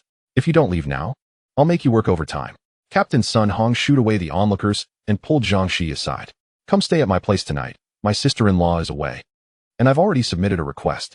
In a few days, you'll be able to change dorms. It was true that the captain treated him well, and of course, Shiyi was beloved, making him a coveted presence wherever he went. No need for all that trouble, brother Sunday. I'm fine where I am. Besides, I didn't cause old Tian's death. Even if he returns, he won't come looking for me. Stop that nonsense. Talking like that in broad daylight makes me uneasy. Hurry up and pack your things. Lao Lu, you stay a bit longer and watch over Shiyi. Without further ado, he dragged Shiyi back to the dormitory to gather his belongings. Seriously, it's really not a hassle. Oh, isn't that Sister Hong? Out so early? Seeing the red sports car approaching, they promptly stepped aside to greet her. Shiyi, I need to ask you a favor. The car didn't drive off. Instead, it came to a halt beside them. Sister, just say what you need. No need to be so formal. Shiyi's words flowed easily. My dear Shiyi, you're quite popular. I want beat around the bush. I need to travel far, and as you know, I live alone. Old Wang needs care, and I'd like you to stay at my place for a few days to look after him. Old Wang was not a person but a dog, cherished by Sister Hong. Though not a rare breed, he had accompanied her through thick and thin. Now at the age of 15, he was akin to a human in their 80s, requiring extra care. Don't worry, I'll bring Old Wang to the dormitory. He won't be neglected. Without hesitation, she agreed, as he was familiar with the gentle old dog. This dog was kind-hearted, never aggressive, and adored children, even tolerating them climbing on him and pulling his fur. Despite being a Chinese rural dog, his presence was as commanding as that of expensive breeds. Once, while patrolling, she had seen this old dog intimidate a fierce Doberman with just a glance, making it cower in submission. That won't do. Old Wang is too old to leave his home. You should stay at my place for a few days. It will be better for him. Captain Sun, since you're here, I'll take a few days off for Shiyi. Is that all right? Sister Hong, you have the final say. Shiyi, hurry home and grab a few changes of clothes. You'll be on duty at Sister Hong's. Don't worry, it won't count as time off. Captain Sun wore a knowing smile, leaving Zhang Shiyi blushing. Hey, Captain, what are you implying? I treat Shiyi like my own brother. Sister Hong's face also flushed slightly. Of course. Who doesn't know how well you treat Shiyi, Sister Hong? Shiyi, hurry up. This is awkward. In the end, Zhang Shiyi moved into Sister Hong's villa number 6, while she drove off to her destination. Sister Hong's dark mark had vanished. Could it be that he had mistaken it that day? Shiyi recalled the dark mark on Fan Yanhong's brow and felt something was amiss, though he couldn't pinpoint what it was. Young man, you weren't mistaken. Xiao Hong is indeed being targeted by a ghostly curse. Who is speaking? The sudden voice startled Zhang Shiyi, who instinctively shielded his chest and assumed a defensive stance, even pulling out the paperweight from his bag. "Don't be afraid, it's me, Old Wang." Upon hearing this, Shi looked down to see the pure black dog lying at his feet, grinning widely. "Old Wang, you've become sentient?" Seeing the old dog speak, Zhang Shiyi was less surprised. He reached out to pat the dog's head, but hesitated, retracting his hand. While it was fine to pet him before, now that he could talk, it seemed rather disrespectful, considering that in human years, this dog was quite elderly. "It's all right. I've grown accustomed to being petted by humans and quite enjoy it, haha." Who would have thought this old dog spirit was so easygoing? No wonder he had intimidated that fierce Doberman. He was a dog spirit after all. Where should I sit? Looking at the opulent decor and exquisite furniture, Zhang Shiyi wondered whether his presence was worthy of such luxury. "Feel free to sit wherever you like. Make yourself at home. In fact, Xiaohong has taken quite a liking to you. If you're willing, this could be your home too." The old dog regarded him with a mischievous glint. Zhang Shiyi was baffled by how expressive a dog could be. "All right, enough of this. Please tell me, what is this ghostly curse?" Zhang Shiyi carefully settled into the soft European-style sofa, feeling enveloped in comfort that almost lulled him to sleep. Wealth indeed afforded a life of luxury. "Do you remember the woman who returned with Xiaohong that day?" "The woman?" At last, Zhang Shiyi recalled her, the one with a chest larger than his own head. "Named by Susu, if he remembered correctly." "Yes, by Susu.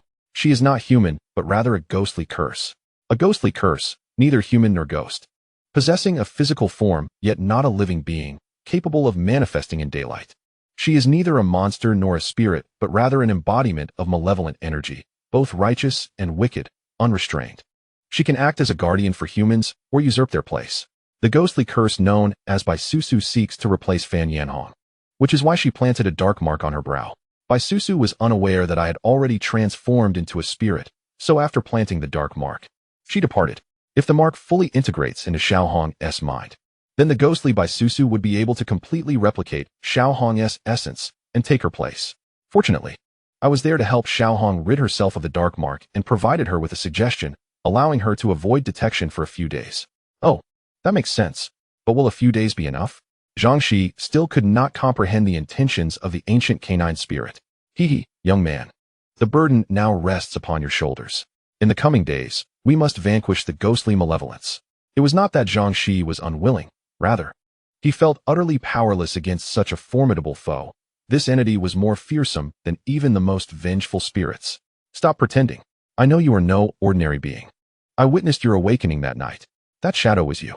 At last, Zhang Shiyi understood. The dark figure he had seen that night was indeed this old canine spirit. No wonder the skies had shifted from ominous clouds to auspicious purple. It was the aura of the demons. Chapter 38. The formation. The dilemma was that, although he was not a mere mortal, he was acutely aware of his own limitations. With his meager skills, facing the ghostly malevolence was akin to the old immortal hanging himself, an absurdity. "Enough nonsense, Brother Wang. I am just a humble security guard. I suggest you seek someone more capable." With that, he rose and turned towards the door. "Humph. Are not those who practice the Tao dedicated to protecting all living beings? Your claims seem exaggerated." Little did he know, the old canine was employing a clever tactic to provoke him, and this remark caused Zhang Shiyi to pause. Though he had stormed away from the mountain gate in a huff, the responsibilities of a cultivator weighed heavily on his conscience. Besides, with Red Sister treating him so kindly, he could not simply stand idly by, regardless of personal stakes. Very well. If death is to be, then so be it. Moreover, Zhang Shiyi was no longer that naive youth who relied solely on fervor. He had become adept at the Kuan hexagram. "Old dog, you've won this round. Now tell me, how shall we confront this ghostly malevolence?" Turning around, Zhang Shiyi plopped down onto the soft sofa, crossing his legs and eyeing the smug old canine spirit. "Hee. This will require your wisdom, esteemed one." Zhang Shiyi rolled his eyes, giving a pointed gesture to the old spirit. He could only rely on the Kuan hexagram to suppress the ghostly malevolence, and whether it would suffice remained uncertain. To subdue or eliminate this entity, he would have to arrange a formation. "Old Wang, where is that ghostly malevolence now? Surely you must know." If he was unaware of this, Zhang Shiyi would truly be at a loss. If all goes as expected, it will surely arrive tonight. The old canine's words startled Zhang Shiyi. Tonight? That meant he had but a single day to prepare. Setting up a formation was no simple task. It required precise calculations of position, timing, and appropriate implements, none of which could be improvised. Yet, in such a short time, where could he possibly procure all the necessary items? This predicament left Zhang Shiyi in a state of distress. if he wished to create a formation capable of confronting the ghostly malevolence in the shortest time possible. The best choice would be the 8 Gates Golden Lock formation. With this revelation, Zhang Shiyi swiftly surveyed the room's furnishings. He intended to stage a grand setup, utilizing the room's decor to arrange an 8 Gates Golden Lock formation to ensnare the ghostly malevolence. Muttering to himself, he began to rearrange chairs, tables, sofas, and even the bookshelf. Now it was the old canine's turn to be astonished. What are you up to, young brother? From 1 comes 2, from 2 comes 3. From 3 comes all things. All things divide into yin and yang. Yin and yang give rise to the 2 instruments. The 2 instruments give rise to the 4 symbols. The 4 symbols give rise to the 8 trigrams. The universe, with its 5 elements of heaven and earth, follows the laws of mutual generation and restraint. You understand nothing. If you won't help, at least don't hinder. Zhang Shiyi had finally regained some ground, infuriating the old canine spirit, who rolled his eyes in annoyance. They worked diligently until noon, finally establishing a rough prototype of the formation. The most crucial task now was to place a powerful artifact at the formation's core to deliver a decisive blow. But where could such an artifact be found? Old Wang, does Red Sister's household have any offerings of artifacts? Even a peachwood sword would suffice. Observing the old canine's shaking head, Zhang Shiyi realized that even a skilled craftsman cannot work without materials. What do you need that for? Upon hearing Zhang Shiyi's explanation, the old canine spirit gasped in astonishment. This young fellow, fiddling here and there, had managed to set up the 8 Gates Golden Lock formation. One must understand that this formation was originally devised by the great military strategist Sun Wu. The formation comprises 8 gates: rest, birth, injury, closure, scene, death, alarm, and opening. It has the potential to confine 1,000,000 troops. Although it was once defeated by Zhao Yun, sent by Su Shu, it became a laughingstock not due to its ineffectiveness, but rather because Chao Ren foolishly followed the military texts to the letter.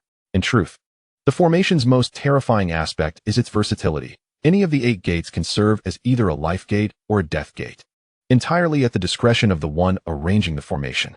Su Shu had once mentioned that the formation lacks a presiding figure. Otherwise, it would be impossible to unravel. Now, with Zhang Shiyi arranging the 8 Gates Golden Lock formation, he would undoubtedly preside over it. Should the ghostly malevolence enter the formation, its doom would be sealed. Haha, marvelous. Young brother, you truly are a master. No wonder Red Sister is so fond of you. Perhaps you should consider being with her. The first half of the old canine's statement filled Zhang Shiyi with pride, but the latter half sent him reeling in shock. Come on, Brother Wang. I am a practitioner of the Tao, not one to indulge in romantic pursuits. Haha, young brother, who do you think you're fooling? I am an ancient spirit over 100 years old, having encountered many adept practitioners, and each of them had their companions. What nonsense about not indulging in romance? You're no monk, but take good care of Red Sister. Otherwise, you should know how her previous husband met his fate. The old spirit's toothy grin and sidelong glances at Zhang Shiyi's lower half were decidedly unsettling. Wait, so that's what meeting his fate means. Zhang Shiyi quickly turned away to avoid the old spirit's dubious gaze. Wait a moment, old Wang. Aren't you only 15 years old? How could you have lived for over 100? Do you forget? I am a spirit, and I possess my own methods. The old canine appeared quite smug, unaware that he was now akin to Zhang Shiyi's several generations of descendants. All right, all that remains is to find a powerful artifact. Finally placing the last solid wood table in position, Zhang Shiyi wiped the sweat from his brow. Such fine furniture. It's all solid wood and heavy to move. Artifact? What more powerful artifact could you possibly need? If I am not mistaken, that golden rod in your bag should be quite formidable. Oh, how could I have forgotten that? He had almost overlooked the weighty talisman inscribed with the character for Kuan, which was indeed the finest tool for invoking the Kuan hexagram. He now understood the origins of this item, a precious gift from his 9th senior brother, the Ghost King of Luofeng Mountain. With everything in place, they awaited the arrival of the ghostly malevolence. After a strenuous session of preparation, Zhang Shiyi felt more relaxed, slouching comfortably on the sofa without concern for appearances. After all, he was risking everything for Red Sister, so what did it matter if the sofa got a little dirty? Young brother, I am hungry. Shouldn't you feed me? This old canine spirit, audaciously assuming command, truly believed he was a dog. Can't you manage for yourself? I saw that bag of expensive dog food. It looks better than what I eat. Chapter 39. A brief interlude in the cafeteria. The food provided for Red Sister's dog was undoubtedly top-notch. Zhang Shiyi was not exaggerating in the least. Alas, I too suffer. In the presence of Little Red, I am but an old dog. How I long for a taste of human fare. The old canine's forlorn expression almost prompted Zhang Shiyi to strike him. Those biscuits, freeze-dried meals, and chicken legs you have are superior to your own food. Truly, you are blissfully unaware of your fortune. Fine. What do you wish to eat? I shall procure it from the cafeteria. The property management company truly treats its employees well, providing not only accommodation but also meals from the cafeteria. As it happens to be mealtime, I can indulge in a dish without spending a dime. I'll have a large portion of fried rice with 2 eggs, please. I had thought the old dog demon desired some exquisite delicacies, but it turns out he merely craved a bowl of the humble fried rice that common folk adore. Zhang Shiyi couldn't help but feel a twinge of sympathy for this dog demon.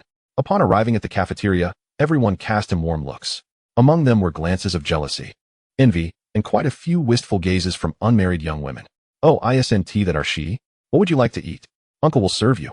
The man in charge of serving the food looked at Zhang Shiyi with a sly grin, leaving him somewhat perplexed. Fried rice, with 2 eggs, in a large portion. Haha. Very well. However, young man, do take care. This dish is potent, especially for women in their 30s and 40s. Trust me, just look at me. Looking at the gaunt cafeteria worker, one could see the irony in his words. His wife, in stark contrast, was radiant and well-rounded. Let me tell you, I can hardly share a bed with my wife. It's simply too much to handle. The uncle whispered cautiously in Zhang Shiyi's ear, glancing over at his wife's expression, showcasing a classic case of a henpecked husband. Get lost. Useless fool. Though his voice was low, the robust lady overheard and promptly shoved the uncle aside, approaching with a sway. Little Shiyi, don't listen to your uncle's nonsense. Men need nourishment. Come, have some scrambled eggs with chives, winter melon, and goji berry soup. And look, we just received some fresh Shandong scallions and iron stick yam this morning. Let me tell you, after eating this, men are as strong as can be. The aunt seemed entirely unbothered, leaving Zhang Shiyi blushing profusely. Auntie, who have you been listening to? I'm merely looking after Hongjia and walking the dog. Besides, she's out. Haha, Shiyi, you should really fortify yourself. We all saw that Hongjia has returned. It appears she can't wait to devour this tender grass. Security guard Dali, who had just walked in, happened to be on duty today and spoke without hesitation. Could it be? Zhang Shiyi felt uncertain. Was it true that Hongjia had returned? Should he go back or not? Humph, just watch out for that fiery woman. Be cautious, she doesn't drain you dry. Just as Shiyi was about to leave with his meal, a raucous laughter erupted from the corner of the cafeteria, causing many to frown. Old Wang, mind your language.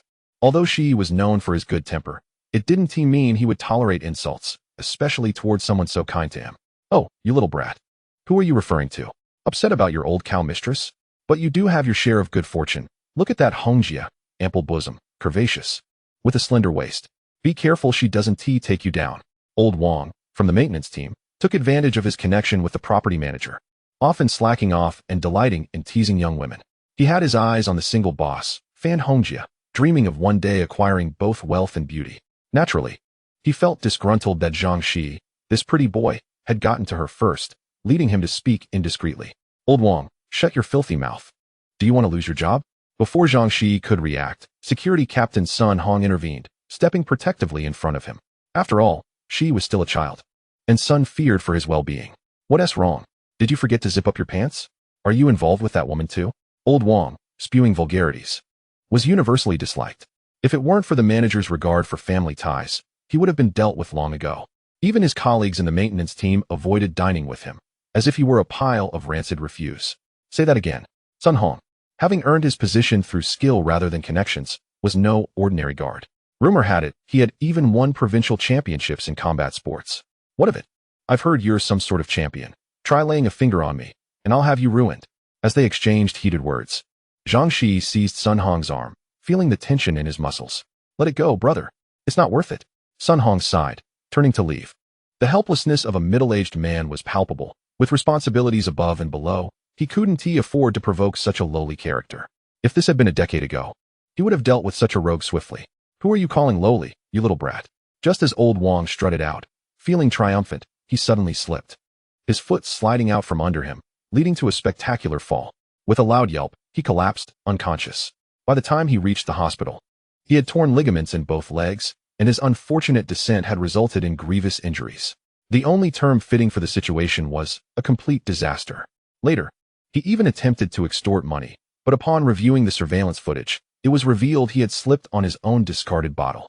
Ultimately, the property company, out of humanitarian concern, provided him with some medical expenses, largely due to his familial ties to the manager. In truth, even the manager was fed up with him. Had it not been for the previous generation's connections, he would have been dismissed long ago. But that is a story for another time. Zhang Shiyi, carrying a large bowl of fried rice with eggs, approached Villa number 6. What does it mean to be elusive? If caught on camera, could it still be considered elusive?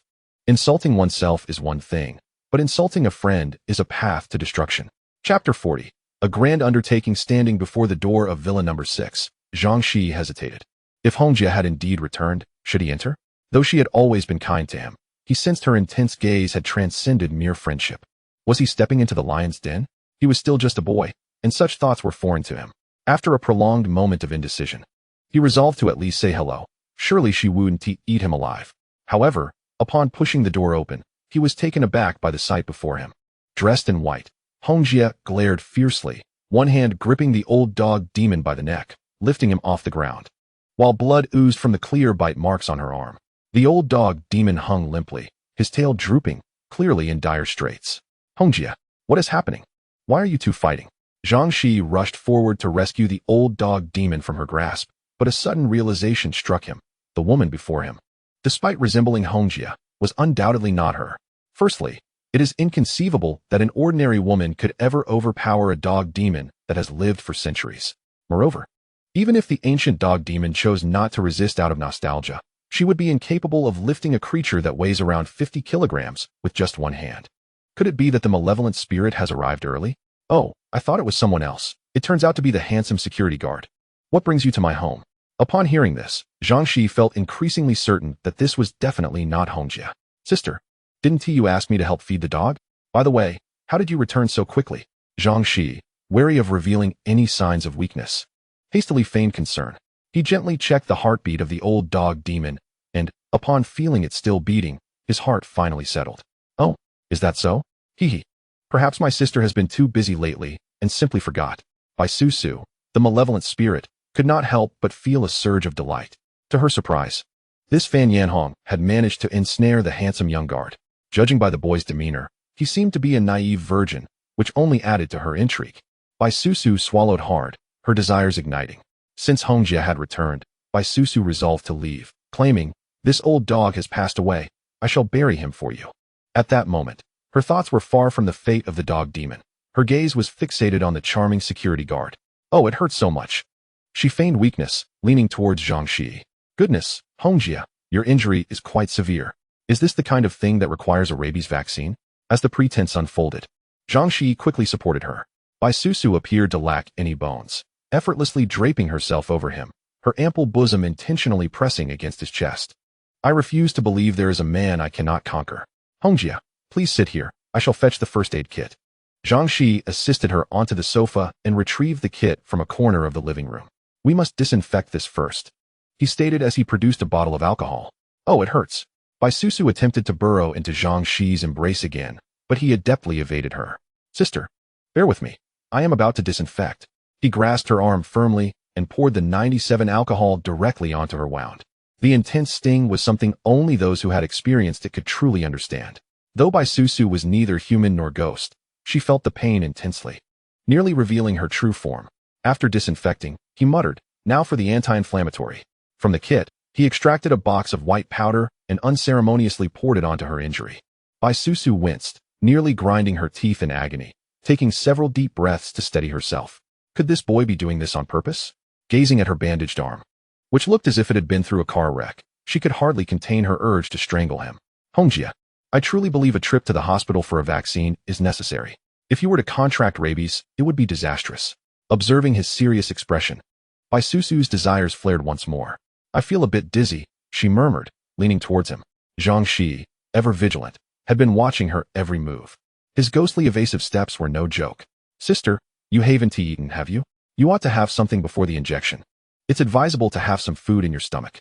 Using this statement as a cover, he nimbly dodged her advances. He approached the dining table and opened his packed meal.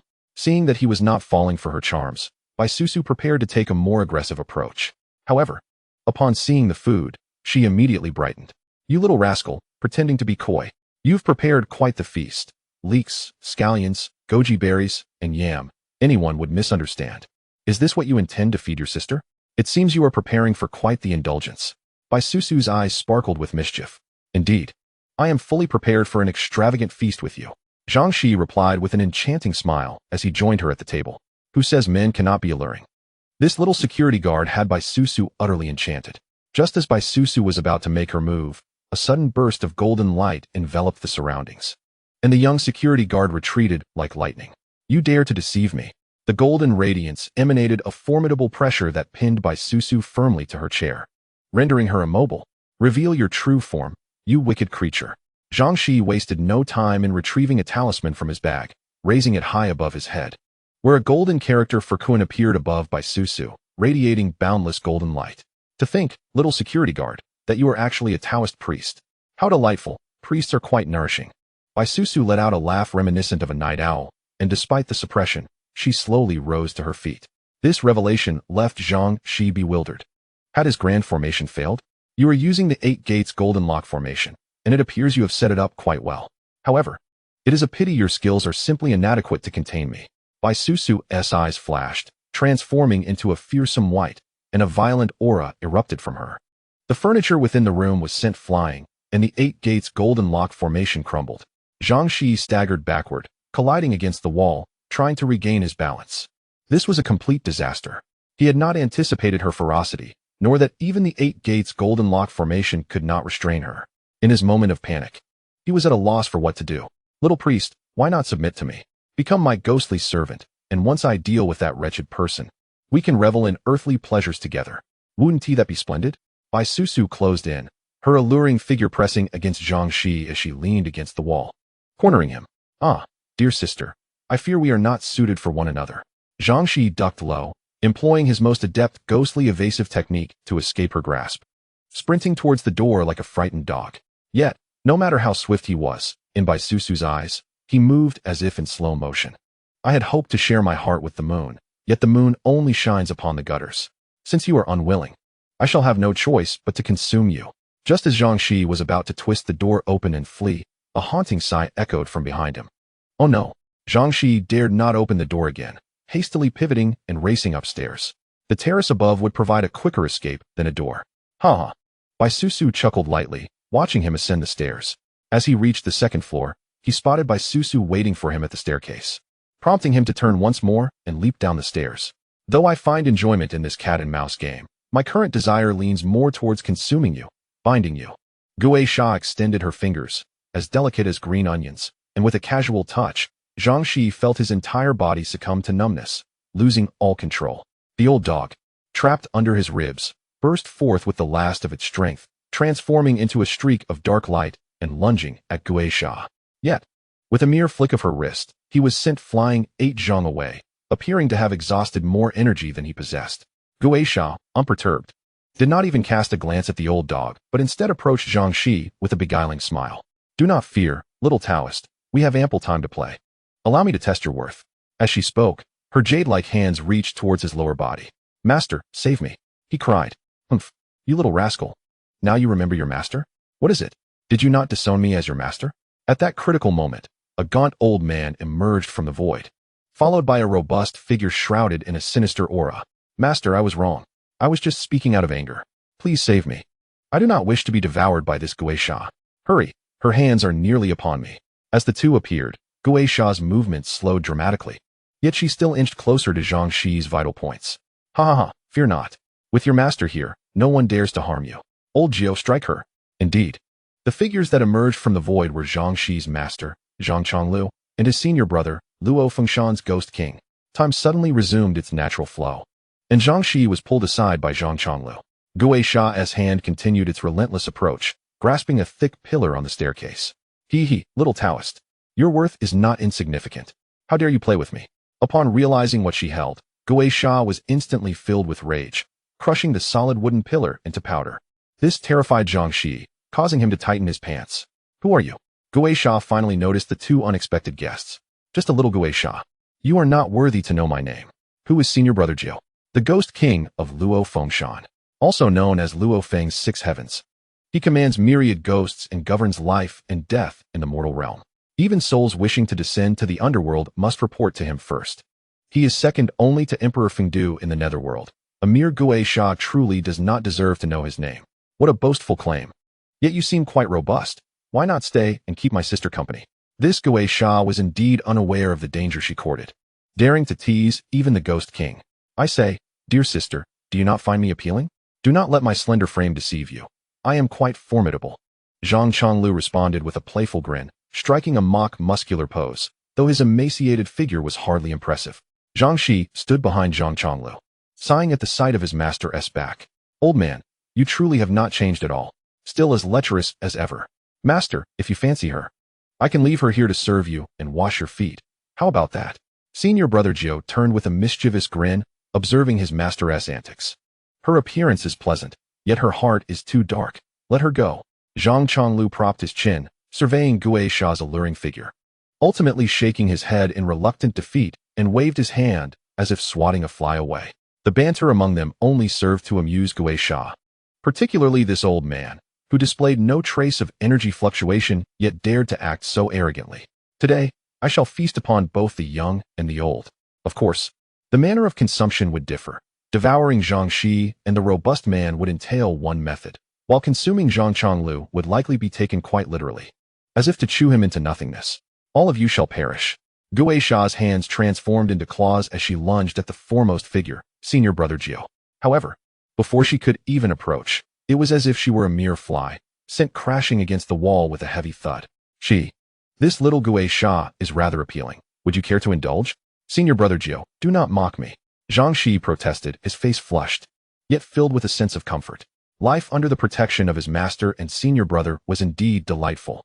Neither master nor junior brother wants her? Then I suppose there is no other option. Suppress. The smile on the Ghost King's face vanished, replaced by an aura of pressure. He brought his hands together as if in applause, and before Gui Sha could comprehend what transpired, she transformed into a mist of blood, utterly vanishing from the realm. Chapter 42. A child of the master is a treasure. Wow, senior brother, how is your suppression so powerful? Mine couldn't even contain this creature. Today, Zhang Shiyi's eyes were opened. The power of the Kuan hexagram suppression was astonishing, easily flattening a Gui Sha that even the 8 Gates golden lock could not restrain. Reduced to a mere mosquito by senior brother Jiao. Do not fret. Your future achievements will far surpass mine, and I shall rely on your protection then. Despite the 6 heavens' regal demeanor in Luo Fengshan, he revealed a gentler side only in front of this younger disciple. By the way, senior brother, what rank does this Ghost King of Luo Fengshan hold? Engrossed in conversation with his senior brother, Zhang Shiyi felt a sharp pain in his ear as a hand seized it from behind. You insolent brat, do you not see your master standing right behind you? You ungrateful wretch. Had I known, I would have let that Gui Sha devour you. Zhang Chonglu griped, albeit without much force. Master, I was wrong. Who told you to secretly donate the money from my Taoist temple? Mentioning this incident rekindled Zhang Shiyi's indignation.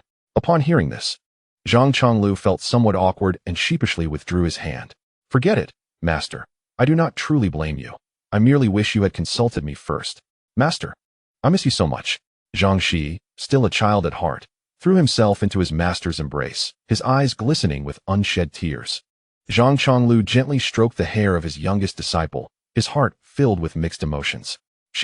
I hear you've made quite a fortune. Will you treat your master to something nice? The haunting incident at Villa 6 had come to a close, and the old dog demon, being of the demon race, quickly recuperated. A few weeks of rest would suffice.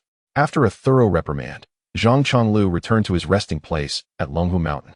Senior brother Jiao, 6 heavens, imparted another hexagram to his junior brother. Sun hexagram, associated with wind, fierce wind cleaves. Remember, my name is Luo Feng's 6 heavens. Others may call me the Ghost King of Luo Fengshan. Even the Emperor of the Underworld, Fengdu, must show me some respect. If you encounter any difficulties in the future, just invoke my name. Wow, senior brother, even the Emperor Fengdu must respect you? Then I shall walk with confidence. But who exactly is master? Observing Zhang Shiyi's excitement, 6 heavens chose not to answer, but affectionately ruffled his hair. All the senior brothers adored their youngest disciple. Had it not been for their master's strict prohibition, they would have already imparted all their skills to him. These 10 senior brothers were all remarkable figures. A mere Gui Sha was as simple to handle as swatting a fly. Little 11, just remember, as long as you do not pierce the heavens, your senior brothers will surely protect you. Of course, if one day you truly do break through the sky, well, we shall see then. 6 days stepped into the void with a smile, vanishing without a trace. Haha, I've struck gold. Who knew my sect was so powerful? I wonder who would dare bully me now. Today might be the happiest day for Zhang 11 since joining the sect. A child cherished is indeed a treasure. Although Zhang 11 has gained strength, he still does not wish to abandon this job. After all, the income here is substantial and the people are kind. Far better than returning to that marketplace to peddle fortunes. Days later, Hongjie returned from out of town. Though the house was in disarray, she did not blame 11. All the burdens were borne by the old dog demon. As a demolition dog, such behavior is quite normal. While Hongjie's issues were resolved, one matter weighed heavily on 11's heart, the cause of Tian Bing's death. Watching Sister Tian, grief-stricken as she gathered her belongings, Zhang 11 felt as if he were a child who had committed a grave error, his heart aching profoundly. He vowed to capture the vengeful fox spirit that had caused harm and death due to a severe shortage of housing in the vicinity. A suitable dormitory for Zhang 11 could not be found. This, however, allowed him to continue residing there. 11, why don't you stay at my house again today? Don't return to your dormitory. If you insist on not coming, then switch to a night shift and spend the night at the guard station, whatever you do. Don't go back to the dormitory, Captain Sun Hong repeatedly advised Zhang 11. Today marked the 7th day since Tian Bing's passing. The 7th day? The night of returning souls. According to folklore, the spirit of a person who has died violently will return at midnight today, seeking vengeance on their enemies. This was also Zhang 11's opportunity to uncover the fox spirit responsible for Tian Bing's demise. How could he possibly miss it? To ease the captain's worries, he told a small lie, claiming he was going to his uncle's house for dinner, which relieved Sun Hong. Naturally, this uncle referred to old Mo as captain. Sun Hong knew this uncle was good to 11 and therefore did not suspect anything. After work, Zhang 11 first took a long detour, declining Hongjie's invitation for a candlelit dinner, before heading to a familiar paper model shop to purchase a considerable amount of incense and paper money. He then returned to his dormitory, extinguished all the lights, and quietly sat on the bed where Tian Bing had passed. The pale moonlight streamed through the window, casting an eerie glow on Zhang 11's face. It was nearly time. Checking the quartz clock on the wall, he lit 2 candles and 3 sticks of incense. Brother Tian, it is time for your return. Who is it that caused your demise? Show yourself and reveal the truth. I shall avenge you. Zhang 11 knelt on the floor, murmuring as he ignited the paper money in the fire basin. Suddenly, a chilling breeze swept through the closed room, swirling around the fire basin, and the flames of the 2 candles flickered into an ominous green hue. They have arrived. Zhang 11 shivered, feeling a sudden chill. He knew that at this moment, Tian Bing's spirit stood behind him. Little brother, you are quite sensible, but this incense may not suffice. Let us add a few more sticks to ensure our friend lingers a while longer. A haunting voice emerged from behind, clearly not that of Tian Bing. Slowly turning around, 2 figures appeared before him, one clad in black, the other in white. At this moment, he dared not look back, for in that instant, he might extinguish the protective fire on his shoulder, allowing an evil spirit to seize the opportunity to possess him.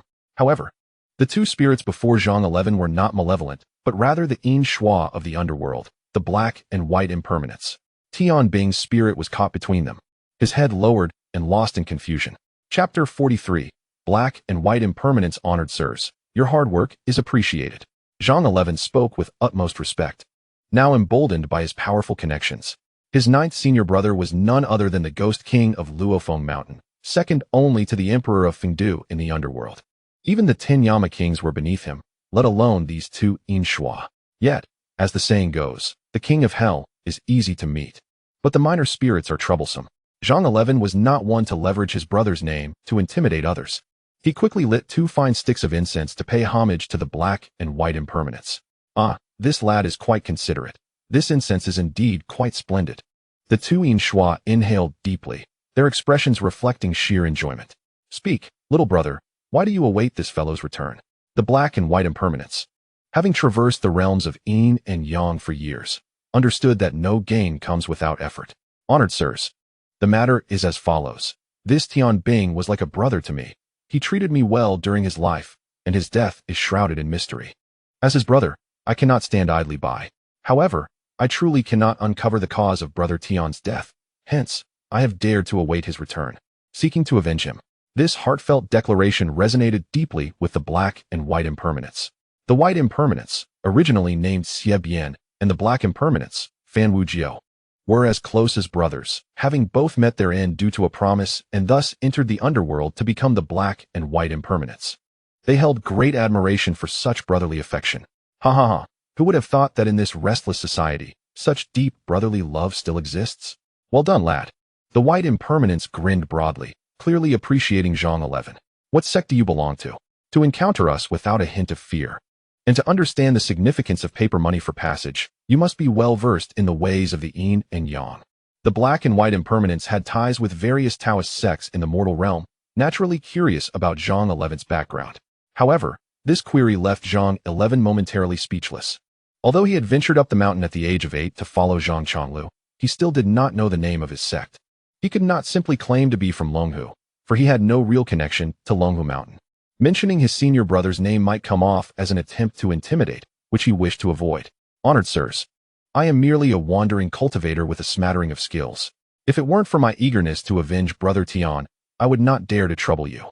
Ha ha, good. For the sake of brotherhood, willing to take risks, Old 8 released the soul lock plate. Though Black Impermanence spoke little, he acted decisively. With a gesture, the iron chains binding Tian Bing's neck were removed, and he finally regained his senses. Let me go? I want to go home. My wife is waiting for me. And I have parents to care for. I cannot die. I cannot die.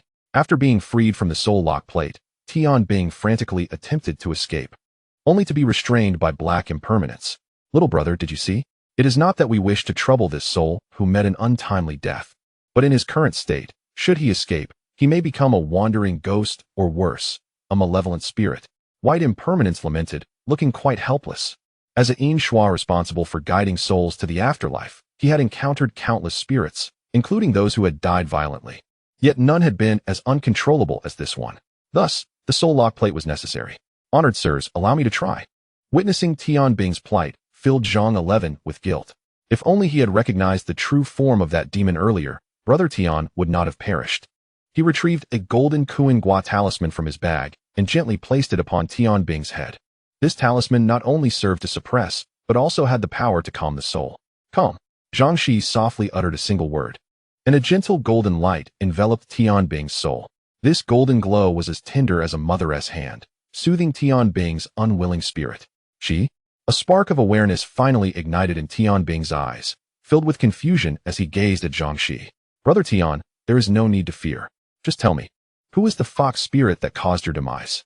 Upon hearing this, Heibai Wuchang, who was initially astonished by Zhang Shiyi's golden talisman, became even more suspicious. Before Tian Bing could respond, they swiftly positioned themselves between the two. How do you know that it was a fox spirit who killed Tian Bing? And from where did you acquire this golden talisman? Despite the imposing presence of the two Grim Reapers, Zhang Shiyi exhibited no trace of trepidation. Esteemed sirs, I found fox fur on Brother Tian's deathbed, and this talisman was bequeathed to me by my master. Could it be that you are a disciple of the Ghost King? Black Wuchang's face lit up with surprise as he seized Zhang Shiyi's wrist. The Ghost King? You refer to the Ghost King of Luofeng Mountain? He is not my master. He is my senior brother. Noting the earnestness in their gaze, Zhang Shiyi tactically retreated a step, shaking off the grasp. Who could tell if these two reapers were allies or adversaries of his senior brother? Haha. Black Wuchang clapped his thigh, startling Zhang Shiyi into revealing the Sun hexagram. No wonder you are so principled, willing to risk yourself to seek justice for your brother. So, you are indeed the junior disciple of the Ghost King. A fine figure you are, right, seventh brother? Haha. Even the usually taciturn Black Wuchang could not help but flatter himself, a rare occurrence indeed. It appears my senior brother was not deceiving me. He truly possesses remarkable stature, surpassing even my master. Who sneezed? Who dare speak ill of me?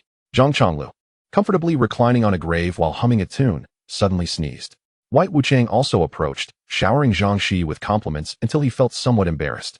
Oh, I cannot be that remarkable. Since we are all family, let us dispense with formalities. This time, the two reapers descended personally to resolve Tian Bing's grievances.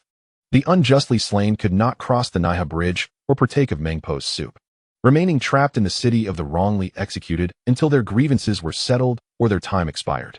Otherwise, they would forever be spirits of vengeance. If the death were due to an accident or suicide, the underworld would not intervene. However, as Tian Bing was a victim of a demonic creature, the underworld could not turn a blind eye. Thus, Black and White Wuchang personally escorted Tian Bing to the mortal realm to reclaim his soul and avenge him. Yet, Tian Bing appeared to be in a frenzy, revealing no clues. Helpless, Black and White Wuchang brought him to the site of his demise, hoping to uncover any trace. Just then, someone burned spirit money and incense, leading them to manifest. Excellent. With the assistance of both esteemed sirs, I can finally avenge Brother Tian. Now, all we need is to locate this fox spirit. Black and White Wuchang were renowned reapers in the underworld, their reputation eclipsing even the 9 great judges. Second only to Yama himself. With their aid, success seemed inevitable. Wonderful. Esteemed sirs, where might this fox spirit be? With hope brimming in his heart, Zhang Shiyi gazed intently at Black and White Wuchang. Little brother, if we knew where she was, we would have resolved this grievance long ago. Do you think we came here personally for no reason?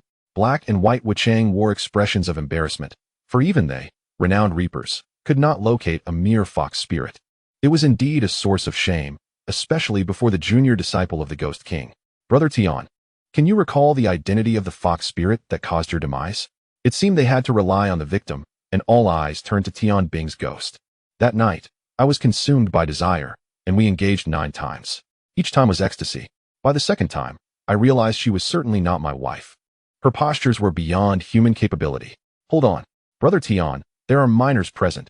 You need not be so explicit. Just tell us how you perished, and if the fox spirit left any clues. Tian Bing felt a bit embarrassed, chuckling awkwardly, scratching his head. A foolish grin spreading across his face, seemingly accepting his ghostly fate. That night, I felt an unending surge of energy, and continued until I suddenly felt weak. Then I fainted. When I regained consciousness, I found a body identical to mine lying on the bed. But who was I? Only after a lengthy monologue did Tian Bing still fail to disclose the identity of the fox spirit that had caused his death, leaving Zhang Shiyi scratching his head in frustration. Brother Tian, do you or do you not know who that fox spirit is? Zhang Shiyi had to interrupt Tian Bing's lengthy recount. I know. I was unwilling to accept my death. So I dashed out of the dormitory and truly saw the fox spirit that killed me. Hey, little brother, why are you still reluctant to leave me, even in death? The charming fox spirit who Mei giggled as she observed the furious ghost chasing after her, showing no sign of fear. You, why did you harm me? The enraged ghost of Tian Bing pointed accusingly at her, shouting, Ha ha ha, just a moment ago, you were so persistent in your pursuit of me. How swiftly you change your tune. Truly, all men are the same, heartless. I thought you were my wife, but Tian Bing knew well that after their encounter. He realized this woman was certainly not his spouse, yet he could not control his body, yearning to engage with her repeatedly. Men are all alike. Enough of this. Dawn is approaching. Hurry and reincarnate, or your soul will scatter with the rising sun. By the way, my name is Hume. Remember me. With that, she drifted away, leaving Tian Bing standing in a daze. Hume, from the Fox clan. Upon hearing this name, Black and White Wuchang's expressions turned grave. Esteemed sirs, who exactly is this Hu family? Zhang Shiyi gazed at their serious faces, incredulous that someone could command such respect from the reapers. We are all brothers here. There is no need for formalities. Feel free to call us 7th brother and 8th brother. The Hu family is no ordinary clan. Are you familiar with the 5 families of Northeast? White Wuchang spoke of the 5 immortals, not merely the 5 prominent families of folklore, but true demonic clans. Fox, Huang, Bai, Lu, and Hui, the 5 immortals of the Northeast. Among them, the 3 great ancestors, Fox San Tai Nai and Huang San Tai Yi, have reached the realm of demonic immortality, with numerous disciples and immense influence. As for the so-called 5 families of Northeast, they are merely their subordinates, formidable in their own right, yet incomparable, as they need the power of the immortals to practice their arts. If it were an ordinary fox spirit, we could easily eliminate it. However, if they are indeed from the Hu family, then this matter becomes quite intricate. It is not that the underworld fears a few demon immortals, but rather, in the entire northeastern region, the influence of the 5 families is overwhelmingly vast, particularly the faith of the people, which even surpasses that of deities. Whenever there is a headache, a fever, or a child exhibiting convulsions, or when one seeks wealth or love, the populace is eager to implore the 5 immortals, which has consequently established the superlative status of these families. The emissaries of the underworld must rely on the assistance of the 5 families when conducting affairs in the Northeast, primarily due to the intricate ties between the first generation of the 9-tailed celestial fox and Emperor Fengdu. If they were to rashly annihilate the Hu family, it would be difficult to explain to the emperor. The sentiments of the 7th and 8th brothers suggest indifference to the matter. Zhang Shiyi has grasped the situation. No wonder they say that demons and monsters are of the same kin. Brother Shi, it is not that we are neglecting our elder brotherly duties, but the Hu family is not one we can easily contend with. We should report this matter to King Yan and let him decide. Although Emperor Fengdu would not punish them for a mere fox demon, should he take offense, it would be beyond their capacity to bear. Such human affairs must be contemplated carefully. As the two emissaries of the underworld were about to take their leave with Tian Bing's spirit, Shi called out, Shi, please convey to my wife that the passwords for my 2 bank cards are both her birthday. One is for her, and the other is for my parents' retirement. Since we have no children, she may remarry if she finds someone suitable. After all these years, she has suffered alongside me. My parents are in good health, so there is no need for her to worry. Ultimately, it is the Tian family that has wronged her, failing to provide her with even a single day of happiness. Remember my words, Shi. Tian Bing's spirit vanished, yet his voice lingered in the empty room, causing Zhang Shiyi to feel a pang of frustration. Damn it. If no one else will take responsibility, I shall. Brother Tian, rest assured, I will avenge you, whether it is the Hu family or the Huang family. This is not the Northeast. Zhang Shiyi recklessly cast all the joss paper into the fire pit, and a pale blue flame shot up to the ceiling. Damn! Almost set the house ablaze. Zhang Shiyi hurriedly controlled the flames, averting the crime of arson. Sister Qi, are you there? After tidying up, Zhang Shiyi returned to his room and texted Zhang Qi, remembering well that the fiery beauty named Zhang Qi was the heir of the Liu family from the Northeast. Hello. Little brother, do you miss your sister? The reply came swiftly, adorned with a shy smiley face. Sister, stop joking. I genuinely need your help. Do you know the Hu family from the Northeast? The Hu family? You mean the one among the 5 great families? Upon reading this message, Zhang Qi felt a twinge of unease. Over the years, the 5 families of the Northeast had dwindled to just 3. The Hui family remained low-key and reserved. The Bai family sought no conflict, leaving only the Hu, Huang, and Liu families, with the Hu family being the most domineering. Anyone who crosses the Hu family is bound to suffer greatly. Brother, you haven't offended the Hu family, have you? If you have, it's no matter. I still have some influence. Just tell me, and I will help you resolve it. True to her reputation as the strongest among the younger generation of the 5 families, she spoke with unwavering resolve. Thank you, Sister Qi, but this is not the Hu family you think. It is the Fox family. Zhang Qi finally understood the source of her unease. Her little brother had a knack for attracting trouble. Brother, tell me, what exactly happened? Zhang Shiyi candidly recounted the circumstances surrounding Tian Bing's demise. After finishing, he waited a long time for a response, but none came. Haha, the Hu family is indeed formidable.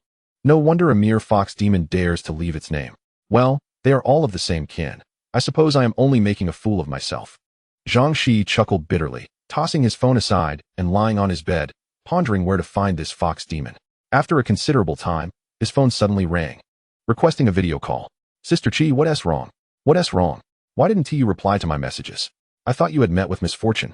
In the video, Zhang Qi scolded him in exasperation, yet this made Shi feel a warmth. Being cared for was a pleasant feeling. No, sister. I was just a bit tired and didn't notice your reply.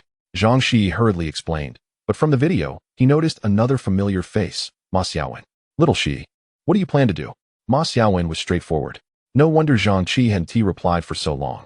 She had gone to seek the heir of the Ma family. Sister One, I wish to kill that fox demon so that Brother Tian can finally settle his grievances and reincarnate smoothly. The fox family is particularly protective.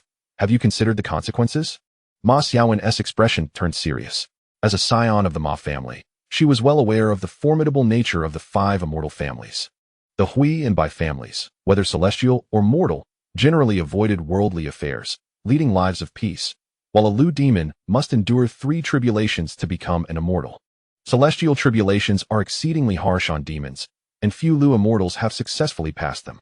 The Huang family, while not requiring tribulations, must seek a title, risking centuries of cultivation in vain. Only the Fox family, blessed by heaven, requires neither title nor tribulation. With diligent practice, they naturally ascend to immortality. This has rendered the Fox clan increasingly powerful and domineering. As Zhang Shiyi pointed out, if this incident occurred with any of the other families, an elder would step in to punish the disciple who took a life. After all, they had once vowed that after establishing their nation, they would not allow the rise of demons or harm to human lives. Although the elder who imposed that oath has passed, the demon clans have upheld their vow. And to this day, no one has defied the elder's command. Only the Fox family feels emboldened, believing that with the elder gone, no one can restrain them, becoming increasingly reckless while allowing their disciples to steal human essence for cultivation. In short, their creed is, I may strike, kill, and harm you, but you cannot lay a finger on my descendants. Otherwise, you shall wish for death. Here is the plan, Shi. My Ma family still holds some influence before the immortals. I will seek out the Fox family's matriarch, asking her to discipline her disciples and provide some financial compensation to the victims. Let us consider this matter settled. A life cannot be restored, so do not wade into murky waters.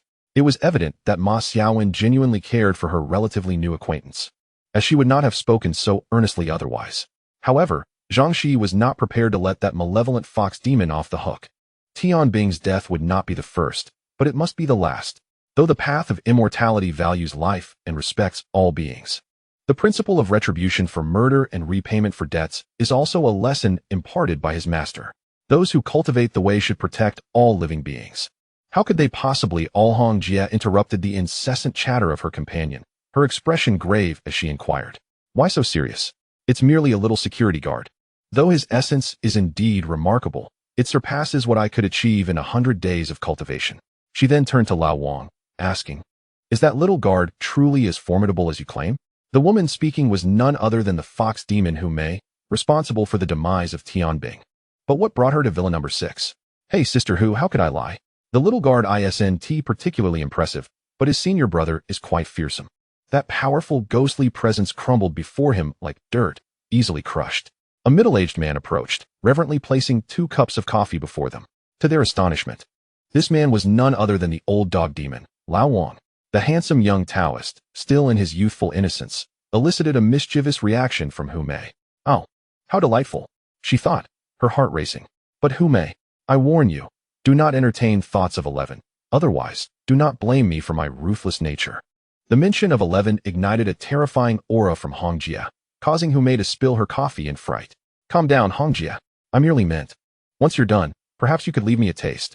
Hu Mei, oblivious to the gravity of the situation, continued to babble, only for her cup to shatter unexpectedly, scalding coffee splattering her. Mark my words, if you dare touch a single hair on him, I will devour you. With a grip around Hu Mei's throat, pinned against the wall, tears of fear filled her eyes as she desperately shook her head, her expression reflecting profound terror. At that moment, she truly believed her life was forfeit. Chapter 46. Effortless gains. Feeling as though she had narrowly escaped death, Hu Mei now appeared as docile as a model student before Fan Yanhong. Relay to your subordinates that they must keep a low profile. Let them not forget we are in Jiangxi. The Taoists of Longhu Mountain have grown wary. If they jeopardize the Master's significant ventures, do not blame my merciless hand. Ichuan, Mingyue Mountain. Zhang 11 returned to the foot of Mingyue Mountain once more. He had come to realize that the blood demon, vanquished by the heir of the Ma family, possessed no extraordinary abilities, suggesting that an even more formidable demon clan lurked within the Ghost Cry Peak. He learned from the 2 beautiful sisters that the solitary peak within Mingyue Mountain served as a training ground for demon clans in Jiangxi. Such a secluded place was indeed ideal for hiding, yet the unfortunate blood demon had overreached by involving the heir of the Ma family.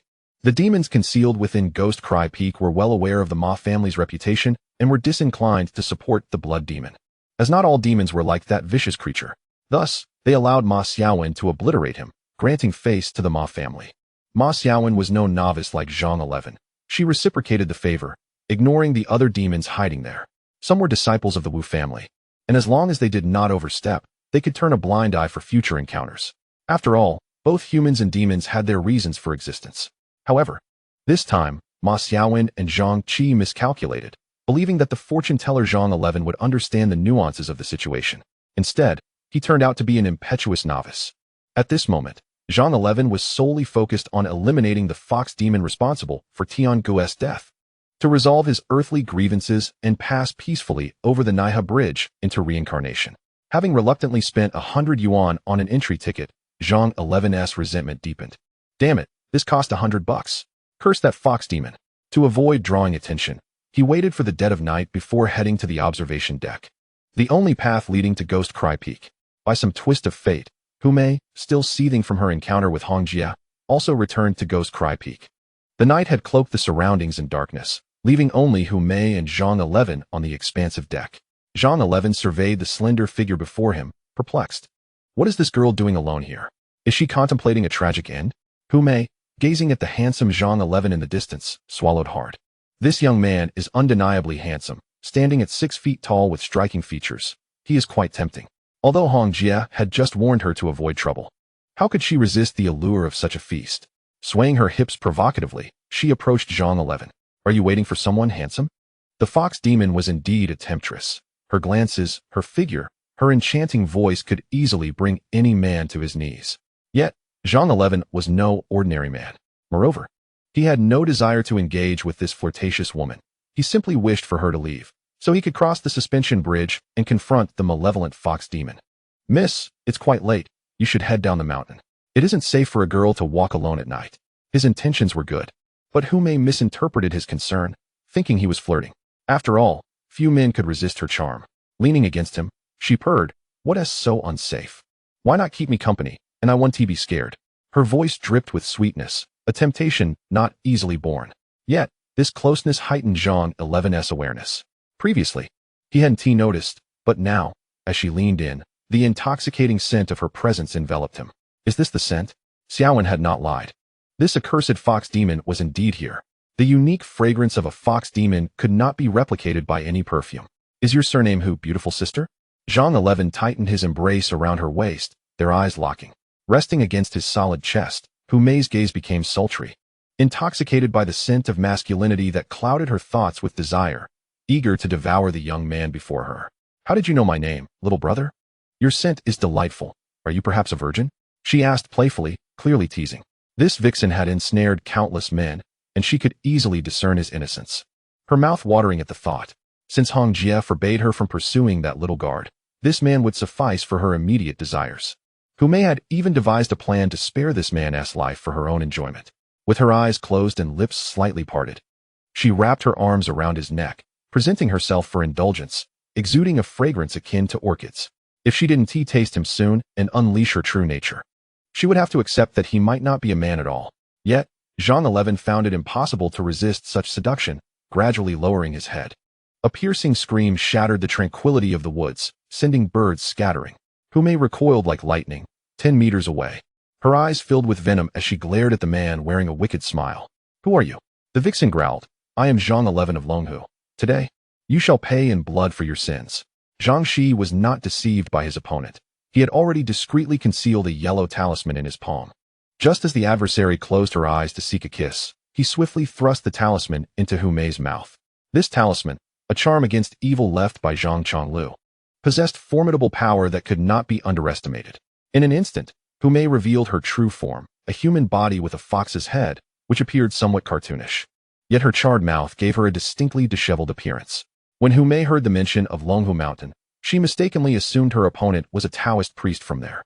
Hong Jie had just warned her that the priests of Longhu Mountain had set their sights on the demon clan, and she never anticipated their actions would be so swift. Locating her hideout so quickly, Longhu Mountain was not merely a name. It represented the authentic Taoist teachings, renowned for their ability to exorcise spirits and capture demons. Moreover, this young priest bore the surname Zhang, potentially a direct descendant of Zhang Tianshi, a figure she could not afford to provoke. Fearful, Humei dared not engage further and turned to flee. Chapter 47. The Demise of the Fox Demon Attempt to Escape. Earth of Kuan, Suppress. Zhang Shiyi had long anticipated this maneuver. He formed a spell with his fingers, and golden characters transformed into the symbol of the Kuan hexagram, which he directed downwards towards Humei. Caught off guard, Humei was forcefully pinned to the ground, appearing utterly disheveled. Ironically, this very suppression quelled her fear. Despite the seeming might of his attack, it inflicted little harm upon her, unless one counted the dirt that clung to her. Zhang Shiyi, how familiar that name is. So you are the little security guard from the garden villa? When did you become a Taoist at Longhu Mountain? As the dust settled, Humei regained her delicate demeanor, standing there with a charming smile directed at him. Zhang Shiyi, astonished that she remained unscathed, exclaimed, "No way. This vixen is so formidable that even my Kuan hexagram cannot suppress her? This truly is an oversight." Nevertheless, since he had come this far, he was determined to fight to the bitter end. Once more, suppress. Golden light flashed again, and though Humei appeared relaxed moments ago, she was once again slammed to the ground. She stood up unharmed, yet her demeanor now bore signs of distress. Little security guard, do not push your luck. Suppress. Suppress. Suppress. I shall crush you. Before Humei could finish her sentence, she was once again sent crashing to the ground. The repeated blows changed the color of her face. no longer maintaining her prior ease, and her eyes turned filled with resentment. Since leaving the Northeast, it was the first time she had suffered such a significant defeat. Although the damage was minimal, the experience of being treated like a mere rodent ignited her fury. With each subsequent suppression, she became increasingly disheveled, her hair in tangles, and her dignity in tatters. "I will kill you." Enraged, Humei emanated a dark, inky aura, her once enchanting visage transforming into a menacing snarl. Sharp claws emerged from her fingertips, her mouth filled with jagged fangs, and she lunged at Zhang Shiyi, consumed by a desire to shred this loathsome little man, to devour his flesh and drink his blood. Sun Fierce Wind Slash. This was a new ultimate technique imparted by his ninth senior brother. A violent gale ensnared Humei, lifting her into the air, while countless wind blades mercilessly slashed at her, leaving her battered and bruised. Even her once proud face was marred with gashes. "Look at your broken face. How will you entice men now?" Fierce Wind Slash. Fierce Wind Slash. Cut for me. At that moment, Zhang Shiyi resembled a mere level 1 mage unleashing a scraping skill against a 50-level boss. Each strike inflicted only a single point of damage. Yet it seemed as though he had activated some cheat, for his skill could be unleashed without restraint. Moreover, this fierce wind slash not only produced myriad wind blades, but also formed a vortex, trapping his opponent in midair, rendering escape impossible. Humei, despite being a formidable 50-level boss, was reduced to a pitiful state. Even as she unleashed all her demonic energy, she could not withstand the relentless gale, and she resembled a bloodied gourd. "Little security guard, little Taoist, spare me. I shall never dare again. I am a being of the celestial realm. If you dare to take my life, the Fox clan will not let you go. Little Taoist, I swear I will not dare again. If you spare me, I will serve you for life. My skills are exceptional. Do you not wish to try? I promise to bring you ecstasy." Yet, whether through pleas for mercy, threats, or temptations, Zhang Shiyi remained unmoved.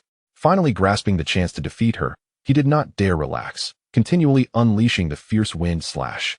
He truly was a unique individual in the realm of cultivation, although his spells lacked strength. His relentless application far surpassed even the capabilities of his ninth senior brother over 6 days. Regardless of whether it was energy, demonic energy, or true energy, all were finite. As a young man who had only practiced for 8 years, how much true energy could he possibly accumulate? Strangely, with each spell, it appeared he required no support from true energy, as if the technique were as effortless as picking up a feather. At last, Humei was brought to the brink of collapse, unable to utter any further threats. "Tiangu, watch closely, I avenge you." Zhang Shiyi felt a swell of pride, for this was his first time personally defeating a fox demon far superior to himself. Just as he prepared to end Humei's life, a powerful pressure descended from the sky. This overwhelming force caused Zhang Shiyi's Sun hexagram to falter. Humei finally had the opportunity to land on the ground, though she could no longer maintain her human form, lying there bloodied as a great red fox, barely clinging to life. "Little Taoist, show mercy." An ancient voice echoed from the heavens, compelling Zhang Shiyi to halt his final strike against Humei. "Little Taoist, though Humei has wronged your friend, she is still of my fox clan. You have punished her. I implore you to spare her for the sake of our clan." Though the words were polite, the tone exuded an air of superiority. Zhang Shiyi, initially feeling trepidation, suddenly found himself emboldened by the challenge. "I care not who she belongs to. All I know is that a life must be repaid for a life, and debts must be settled. The lives lost to this fox demon likely exceed that of my friend." With that, Zhang Shiyi approached Humei, the yellow talisman glowing with an inexhaustible radiance in his hand. "Stop. Have you considered the consequences? Do not think that the rabble from Longhu Mountain can protect you. We of the Fox clan will not allow you to act against us. If you dare harm her, I shall raze Longhu Mountain to the ground." "Ha ha, indeed formidable. Are the lives of your Fox clan more valuable than those of others? I care not how powerful you are. This fox demon's life is mine to claim. I declare, even the gods cannot save her. By the way, I am Zhang Shiyi of Longhu. I have no ties to the mountain. Do not misdirect your revenge." "Suppress." Zhang Shiyi revealed a cruel smile to the sky, raising his right hand high, then forcefully pressing down. The golden characters transformed into a colossal light seal, crashing down upon Humei's form. As the dust settled, there remained nothing but a void. "Ah, you shall pay for this. What are you waiting for, old fox? If you have the ability, come find me. I am Wang Yi, the 6th disciple of the 11th. Chapter 48. 6th Senior Brother Wang Yi. As these words were uttered, the previously seething voices instantly fell silent, as if a flag were lowered, not daring to make a sound, disappearing without a trace.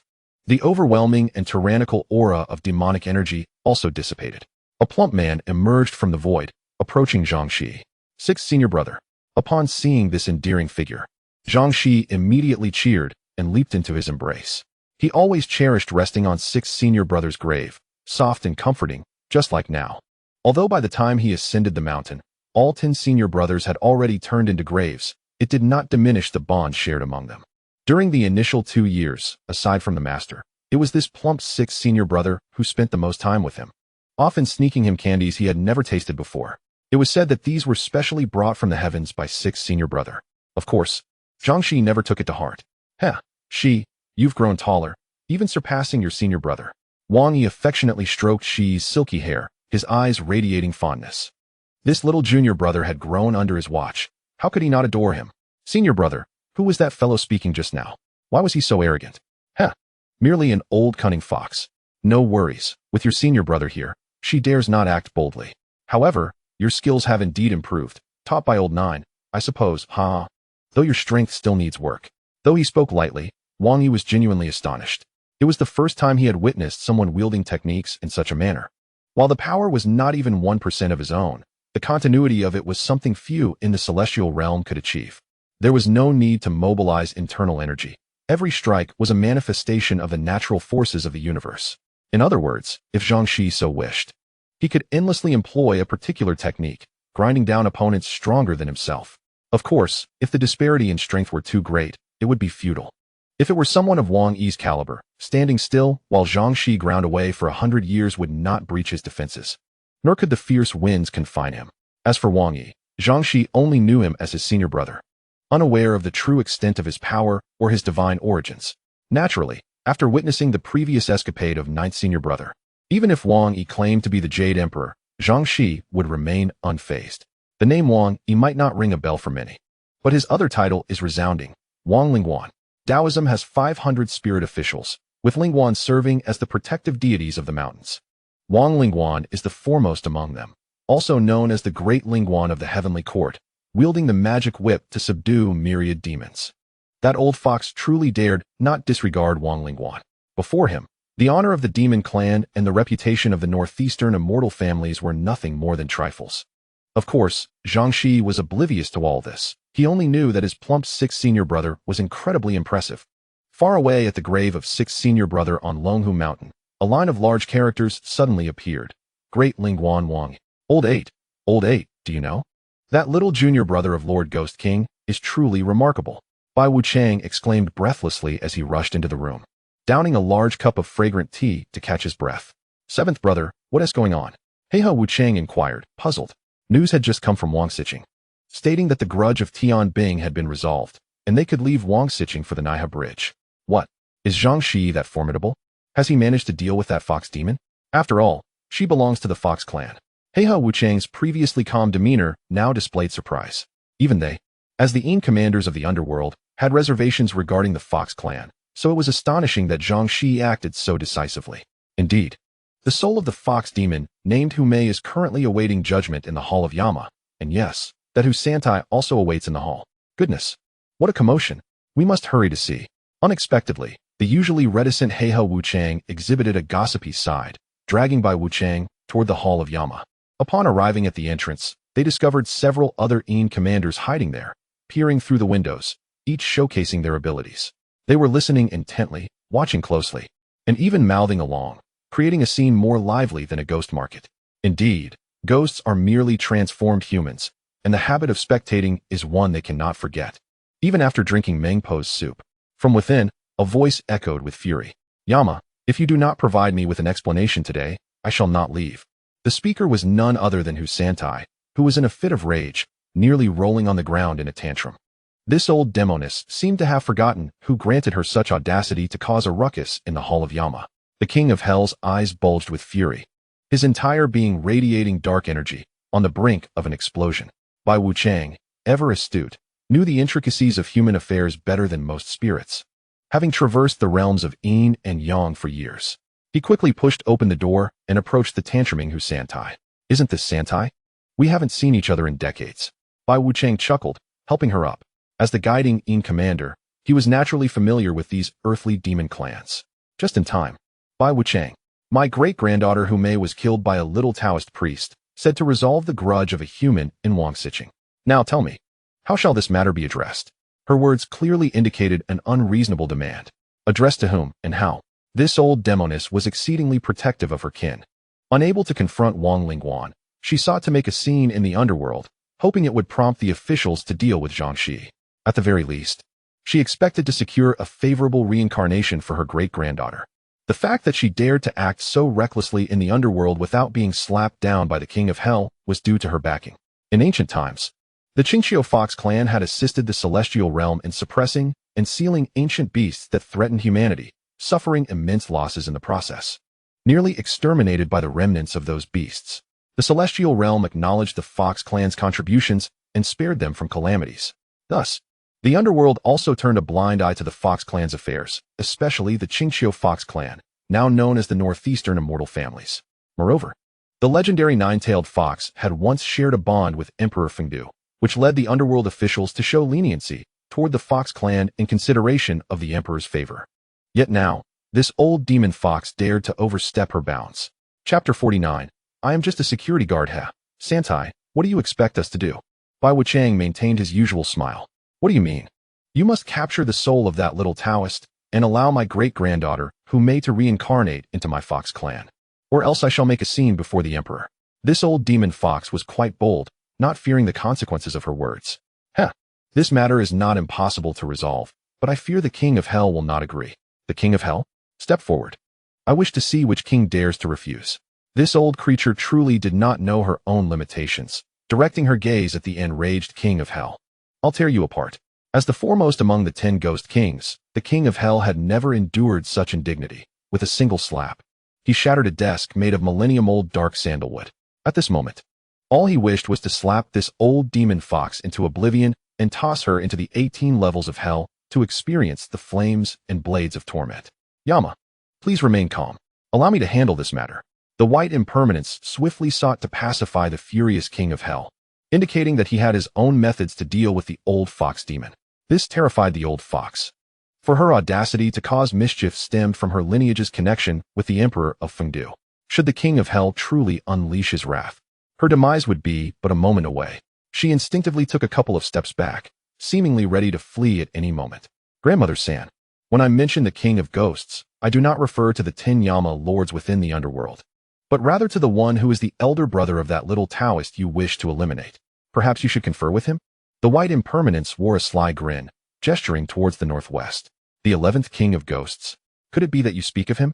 At this revelation, the fox demonist's defiance evaporated, leaving her with no anger, only cold sweat beading on her forehead. The 11th King of Ghosts, as mentioned by the white impermanence, was none other than Zhang Shiyi's 9th elder brother, Luo Feng, the King of Ghosts of Luo Feng Mountain. Though he bore no title of Yama, it did not imply weakness compared to the 10 Yama lords. His power was only second to the Emperor of Fengdu and surpassed that of the other 10 Yama lords.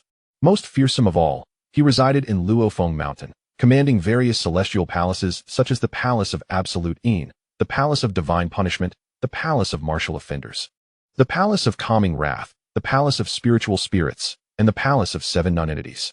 He commanded tens of thousands of ghostly soldiers, with countless spectral beings in his service. Even souls seeking reincarnation in the underworld had to first pay their respects at Luo Feng Mountain to this revered King of Ghosts, known as the 6 heavenly deities. Furthermore, Luo Feng Mountain was once the place of cultivation for the Emperor of Fengdu, underscoring the profound connection and might of the 6 heavens. Thank you, Bayan. Are you implying that this revered King of Ghosts is indeed the elder brother of that little Taoist? The fox demoness was genuinely frightened, her speech faltering. Indeed, Grandmother San, without question. At this moment, the fox demoness was entirely devoid of anger.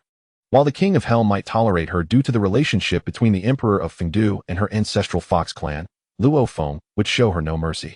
Should her clan dare to harm that little Taoist, the countless ghostly soldiers would swiftly obliterate her lineage. Not to mention the previous warning from the Wang Lingguan. Who exactly is this little Taoist's master? Could it be the 3 purities themselves? The fox demoness, in a panic, retreated from the underworld, her back drenched with sweat, clearly shaken. Shortly thereafter, news spread. The Fox clan Hu Mei, guilty of indiscriminate killing and causing harm to human lives, had been expelled from the clan. and her fate was no longer the concern of the Fox family. They repeatedly warned their disciples, whether celestial or mortal, to steer clear of a little Taoist named Zhang Shiyi, lest they bear the consequences alone, with the Fox clan having no part in it. Little brother, who exactly are you that even the celestial beings fear you? Please, do share with your sister. As a descendant of the Ma family from northeast China, Ma Xiaowen naturally received the Fox clan's warning, and she was immediately taken aback. How could this seemingly foolish little brother possess such formidable power? She hastily messaged Zhang Shiyi. At that moment, Zhang Shiyi stood upright at the entrance of the villa, fulfilling his role as a little security guard. Li Gu, can you cover for me for a moment? I need to return a call. Finding a secluded spot, he finally responded to Ma Xiaowen. I am simply myself, an ordinary little Taoist. Oh, and now I'm a little security guard. He added a saluting emoji at the end. Stop joking. A security guard? I don't believe it.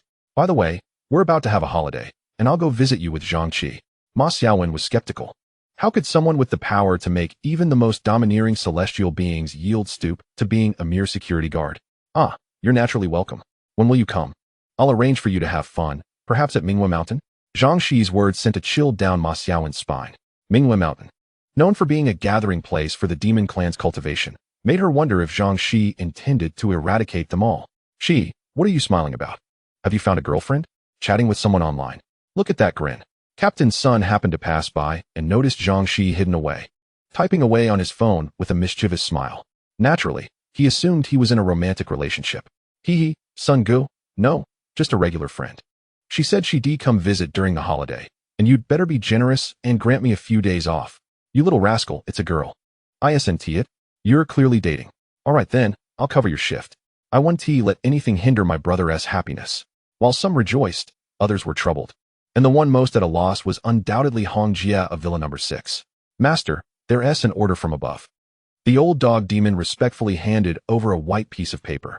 Is it a protective order or a leader's order? Hong Jia raised an eyebrow but did not reach for it. It's an elder's order. Elder's order? Humph. Do you think an elder's order can command me? She let out a light laugh, seemingly mocking. Master, you should take a look. It's a command from the Grand Elder. The old dog demon appeared troubled. Although he was under Hong Jia, he was nonetheless a dog demon. And the Grand Elder he referred to was the leader of the dog demon clan. That old dog. Bring it here. Old Wang was Hong Jia's most loyal subordinate. She had to give him some face. She took the sheet of white paper, flipping it over, and scoffed. This old fool still enjoys playing with such trivial matters. With that, a surge of demonic energy enveloped the paper, and words began to appear on its pristine surface. This old dog has truly lost his mind.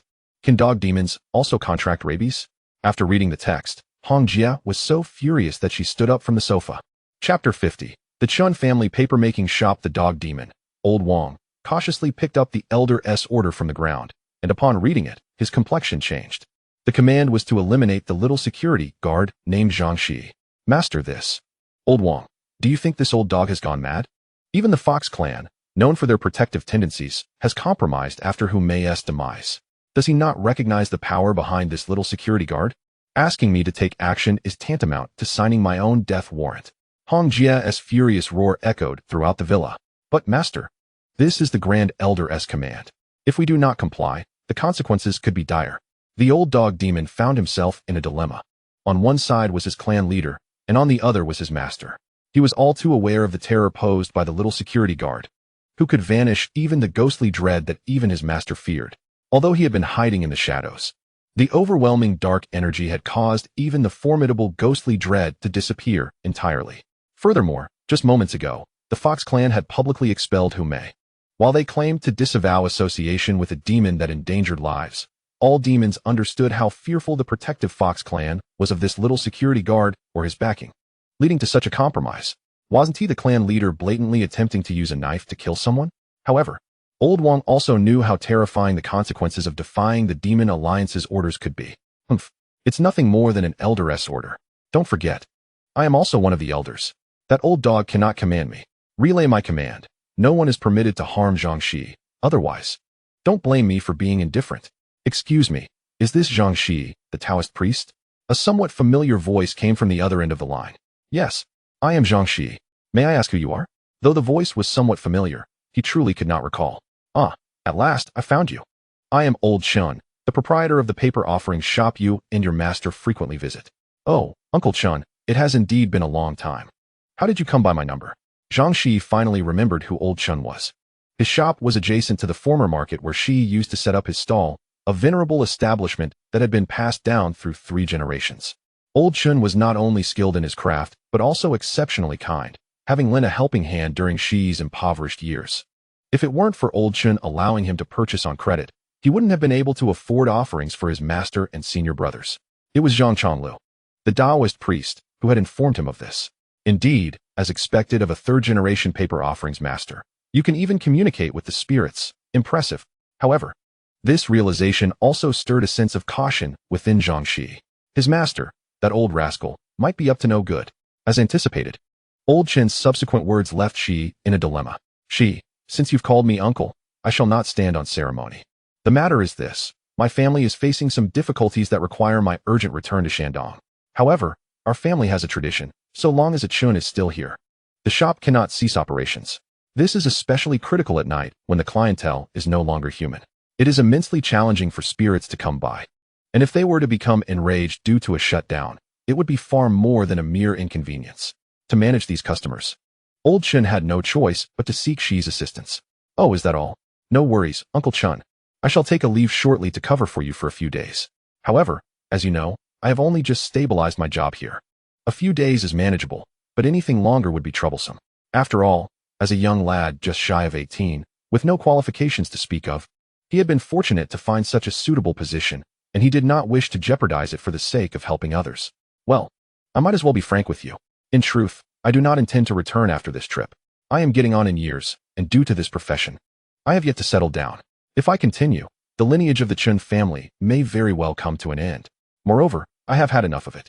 Once I resolve my family matters, I hope to find a wife. Perhaps I might even have a son or daughter, which would honor my ancestors. I shall entrust the shop to you. Wait, Uncle Chun, if you put it that way, I might reconsider helping out. Zhang Shiyi was well aware of the significance of the Chun family's paper offerings shop, the largest in the city, thriving under 3 generations. Yet, he lacked the ambition to venture into entrepreneurship. After all, fortune does not fall from the sky, and he found it improbable that he would be the one to receive such a windfall. Nevertheless, Zhang Shiyi ultimately agreed to support Old Chun for a maximum of 1 month, allowing him to focus on finding a wife before returning the shop to him. Seeing Shiyi's resolute stance, Old Chun had no choice but to acquiesce. What? You wish to take a month off? Shiyi, you know we each have our designated roles. Even though we are merely security guards, the benefits are substantial, and many aspire to join us. If you leave for a month, I fear the manager might not approve. Team leader Sun Hong also found himself in a predicament. Brother Sun, I genuinely have matters to attend to, Zhang Shiyi implored with earnest eyes, rendering Sun Hong unable to refuse. All right, I will find a way, but a month is the maximum, or I truly cannot manage. Thank you, Brother Sun. Zhang Shiyi, in his innocence, was on the verge of risking his job for another's predicament. Ah, is that you, Shiyi? You've grown taller. Upon entering the market, he was immediately recognized by Aunt Fatty, who quickly called for her daughter. Did you know? My daughter has been working hard to lose weight for you. In just 6 months, she has shed 3 pounds. You won't even recognize her. As Zhang Shiyi listened to the commotion from inside, he felt the ground tremble slightly underfoot, prompting him to extricate himself from Aunt Fatty's grasp. Auntie, I genuinely have pressing matters. Rest assured, I won't be leaving anytime soon. I'm covering for Old Chun for a few days. He urgently needs to return home. I'll come back to see you and heir you tomorrow. With that, he dashed away, moving faster than a rabbit chased by a dog. Mom, where's my brother Shiyi? Only after Zhang Shiyi had disappeared did Arya emerge from the back room. You little brat, I told you to eat less. Look, Shiyi has already left. Aunt Fatty, seeing her daughter drenched in sweat, wore a look of frustration. Mom, Arya wailed, plopping down on a chair with a heavy thud, causing it to creak under her weight. Does brother Shiyi not like me? I've been trying so hard to lose weight. In truth, while Arya was a bit plump, she had quite a lovely face. No wonder the fruit vendor had remarked that if she lost over 100 pounds, she would be an unparalleled beauty. Chapter 51. I have returned. Zhang Shiyi, however, felt unworthy of such a stunning figure, standing at 175 centimeters and weighing 280 pounds, and hurriedly arrived at the Chun family's paper offering shop. Shiyi, did you run here? No need to rush. My train is not until the late hours. Observing the perspiring, dust-covered Zhang Shiyi, Old Chun felt a pang of guilt.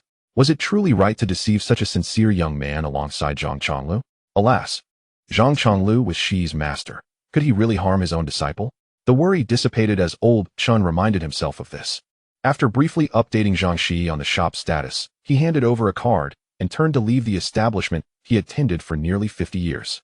He had grown up in this shop, spending most of his life surrounded by paper offerings, and now, nearing 50, felt no attachment, but rather an overwhelming sense of liberation.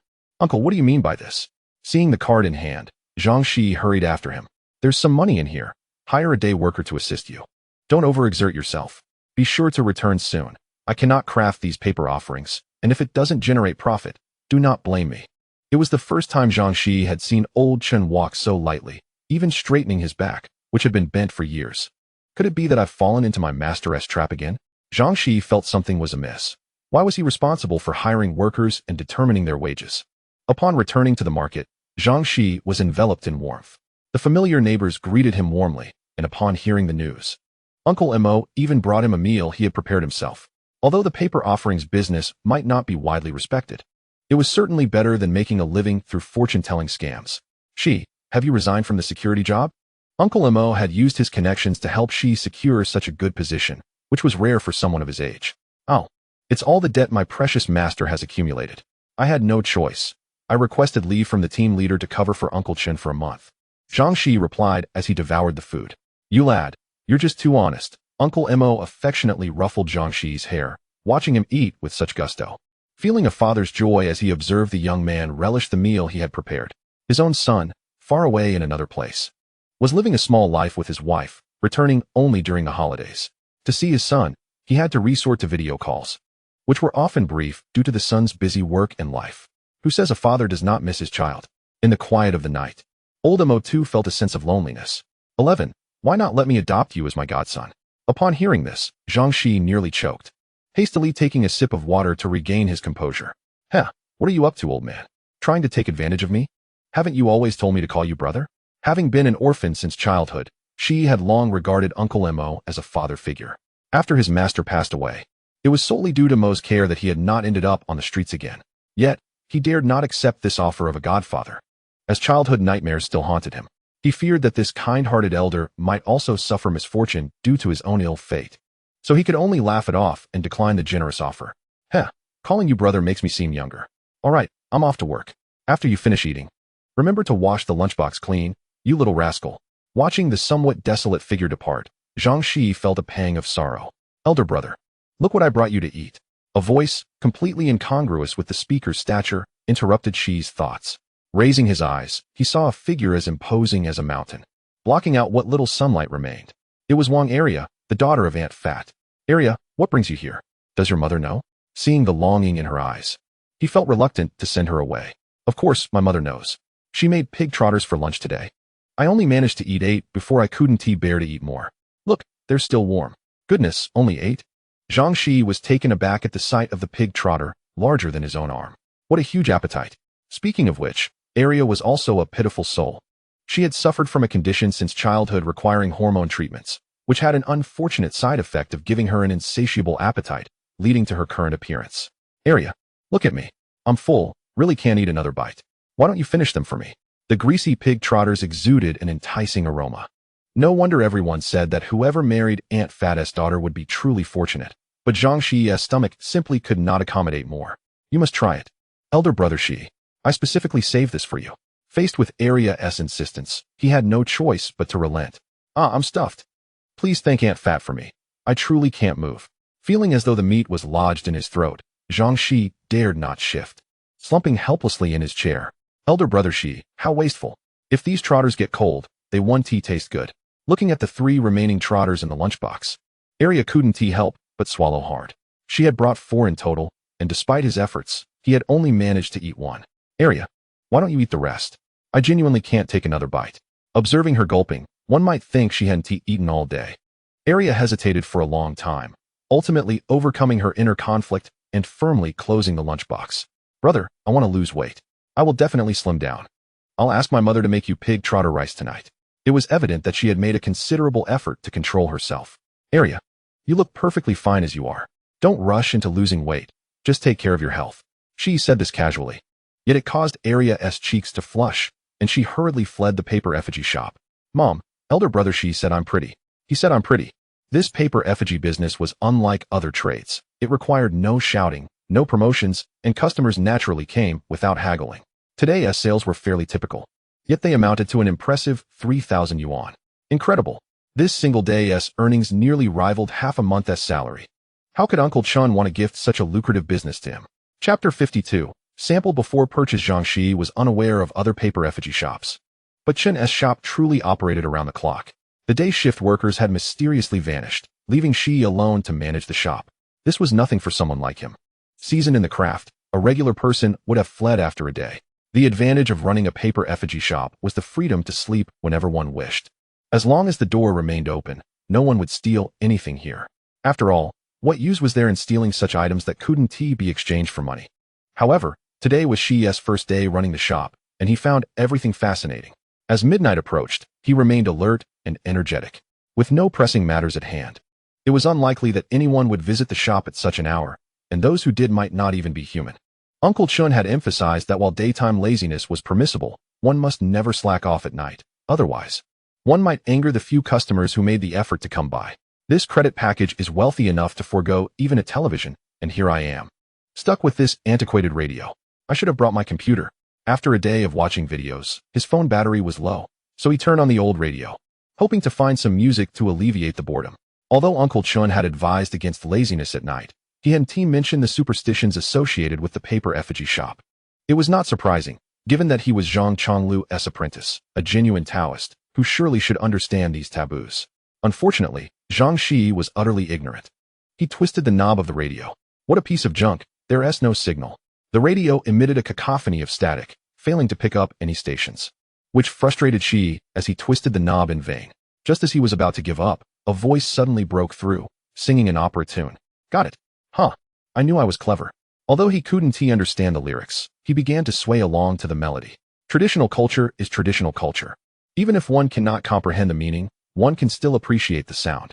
Little did he know that as the singing emanated from the radio, the clock had just struck midnight. One taboo of the paper effigy shop: never listen to the radio at night. It is said that the frequencies picked up by the radio easily intertwine with the spiritual vibrations of ghosts, especially after midnight. Thus, one could not be certain whether the voice heard through the radio belonged to a human or a spirit. Midnight strikes, and the gates to the spirit world open. Oh dear, it's quite chilly tonight. A gust of cold wind swept through, causing Zhang Shiyi to shrink his neck. He hurriedly turned around to close the door.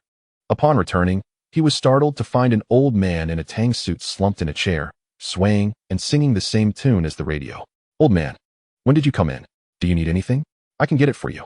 In the dead of night, encountering an elderly man suddenly appearing in the room would terrify most, but Zhang Shiyi remained unfazed. Having followed Zhang Chonglu since he was 8, and with 10 deceased senior apprentices at home, he found no fear in ghosts. You're an interesting lad. Aren't you afraid of me? The old man slowly turned his head, giving Zhang Shiyi a smile that seemed both sinister and amused, just as the radio fell silent. This is nothing compared to what lies ahead. The most terrifying aspect is that the old man's body remained still while his head twisted a full 180 degrees. Goodness, you were actually a ghost. Upon witnessing this scene, Zhang Shiyi finally comprehended that the old man was not human at all. Ha, young man. If you are a ghost, then be a ghost, but could you refrain from adding the word dead? It sounds rather awkward, the old man said, grinning, though his wrinkled smile was far from pleasant and somewhat eerie. Very well, old sir, what brings you here this time? The elder, who initially intended to frighten the young man, was taken aback by Zhang Shiyi's complete lack of reaction. Young man, are you truly not afraid of ghosts? As soon as he uttered those words, the old man's head completely detached from his body, floating directly in front of Zhang Shiyi. What is there to fear about ghosts? Aren't they merely transformed humans? Old sir, kindly move your head aside. Do you wish to offer incense or paper money? Without a hint of trepidation, Zhang Shiyi casually walked past the ghostly head. But shouldn't humans be afraid of ghosts? Now it was the old man who was perplexed, as he stood up, scratching at the non-existent head, resembling a comical monkey in a park.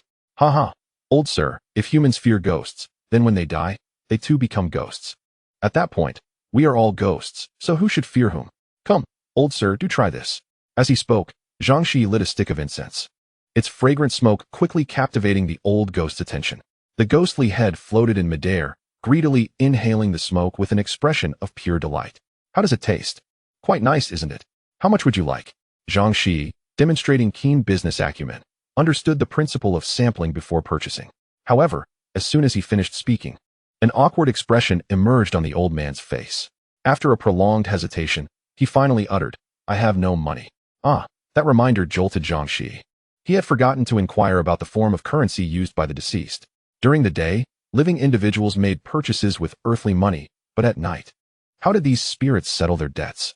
Was it paper money? But he sold paper money. So it would be pointless to burn it for the ghosts and then expect to receive it back. What significance would that hold? Observing Zhang Shiyi's prolonged silence, the old ghost felt embarrassed, pressed his head back onto his body, and prepared to leave. "Hey, old sir, where are you going? It's rather dull being alone. Why not stay with me for a while?" Zhang Shiyi called out to the departing ghost, lighting 3 more sticks of incense. "You young man, what do you mean by this? I truly have no money to give you." The old ghost was baffled by the gesture. He was a solitary old man, with no family or children, fortunate enough to have a job and a pension that allowed him to reside in a nursing home. However, in death, no one offered him offerings. Being reborn was not in his fate, leaving him to wander the realms as a lonely spirit. Once a theater enthusiast, he had been drawn into the spectral realm by the electromagnetic waves, intending to enjoy a bit of drama and perhaps frighten the shopkeeper. As for why ghosts enjoyed scaring people, perhaps even they themselves were unaware. Perhaps it was simply a dark amusement. Yet, when confronted with an individual who showed no fear and even offered incense, the ghost felt a twinge of guilt. Chapter 53. A conversation companion. "Old sir, please don't be so formal. I've already lit the incense. Leaving now would be a waste," Zhang Shiyi said without the slightest hesitation, stepping forward to guide the hesitant old man back. But one must not receive without giving," protested the old ghost, encountering a human who was genuinely warm-hearted, even knowing he was a poor spirit. "Ha, old sir, you are truly too polite. It is merely a few sticks of incense, of little value. Instead, why don't you accompany me for a chat? That could serve as your payment. I, an old ghost, will not accompany you for idle chatter." Huh, what a statement. Zhang Shiyi was at a loss for words. He also had his own intentions. He was curious about how these spirits procured items in the earthly realm. There are 2 methods by which a ghost can obtain the offerings they desire. First, by sending dreams to their living relatives, urging them to deliver the needed items, using earthly currency. The second method is far more varied. For spirits like the old ghost, who are alone and without kin, the most common method is $0 purchasing, whether through scaring, misleading, or possessing someone. They have numerous ways to acquire without labor. Another direct method involves trading former burial goods or the locations of unclaimed items. However, as a lonely spirit, the old ghost had no grave, thus no burial goods. As for unclaimed items, that was a far-fetched notion. Everything beneath the ground belongs to the state, and daring to dig could lead to dire consequences. "Isn't that a loss?" Zhang Shiyi exclaimed, horrified. According to the old ghost's words, trading with ghosts would leave one utterly bankrupt. "Ha, young man, rest assured, you will not suffer a loss. Are you familiar with the Fengdu Ghost Market?" "Fengdu Ghost Market? That name sounds oddly familiar." "Ah, isn't that the place mentioned by Ma Xiaowen, the heir of the Ma family? It is said to house countless rare treasures, magical artifacts, and ghostly elixirs, all of which are invaluable to practitioners." "I see. Your suggestion is to trade ghostly items with me, which I can then exchange at the Fengdu Ghost Market for what I desire." "Correct, but I possess nothing at all." The old ghost immediately raised his hands in a gesture of helplessness, exuding a sense of justified poverty. Strangely enough, this solitary demeanor resembled that of his master, Zhang Chonglu. "Ha, old sir, worry not. When I say I invite you, I mean it." This night proved to be quite intriguing, and he learned much from the old ghost. "Young man, I know you are capable. Before I depart, allow me to share a few more words. If you encounter a man in red or a woman in green, regardless of their requests, do not respond. Act as if you cannot see them. Also, if you encounter a woman in a bright red wedding dress, do not defy her wishes, but do not acquiesce to any of her requests either." As the rooster crowed at the break of dawn, the old ghost prepared to return to the underworld. Zhang Shiyi understood that the woman in the red wedding dress was a particularly malevolent spirit, and provoking her would be perilous. However, what did the red-clad man and green-clad woman signify, and why must one feign ignorance? Because they are not ghosts at all. As the crowing of the rooster echoed outside, the old ghost's form gradually faded from view. Not a ghost. Then what are they? As dawn broke, Zhang Shiyi thought to catch a bit of rest. The night had passed uneventfully, merely lighting a bundle of incense. The kind-hearted Zhang Shiyi even gifted the lonely old ghost a bundle of incense as a token of gratitude for their conversation and the valuable advice. Shiyi, breakfast is ready. Just as he intended to take a quick nap, Arya burst in with 2 bowls of tofu pudding, nearly knocking the door off its hinges. Her wrist adorned with a large bag of fried dough sticks, 20 in total. Arya, are you planning for me to eat tofu pudding and fried dough sticks all day? The breakfast spread left Zhang Shiyi feeling dizzy. No, brother Shiyi, this is for both of us. I came to have breakfast with you. Oh, that makes sense. Dining with Arya was always a delight. Just watching her eat was enough to whet one's appetite. 20 thick youtiao lay before Zhang Shiyi. Yet he managed to consume only 3 before his appetite waned. Arya, fearing waste, devoured the remainder with gusto. Alas, it is all your fault, brother Shiyi. I have been trying to lose weight, and yet here I am, having eaten so much because of you. She playfully chastised him, delivering a light slap to his arm. The impact sent Zhang Shiyi tumbling to the floor beneath the table. Once the meal concluded, Arya diligently tidied up the table and, after bidding farewell to Shiyi, hurried off to school. This year marked her final year of high school, and in just 6 months, she would face the college entrance examination.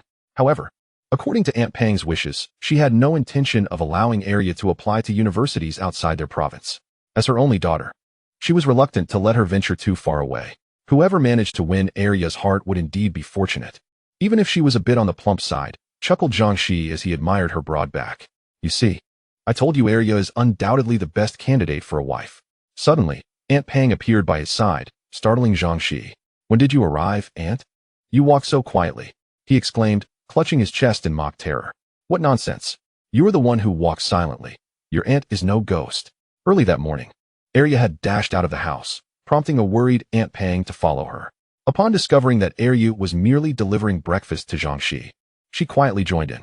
Let me tell you, Shiyi, my daughter has never shown such concern for a man before. She even brought you breakfast.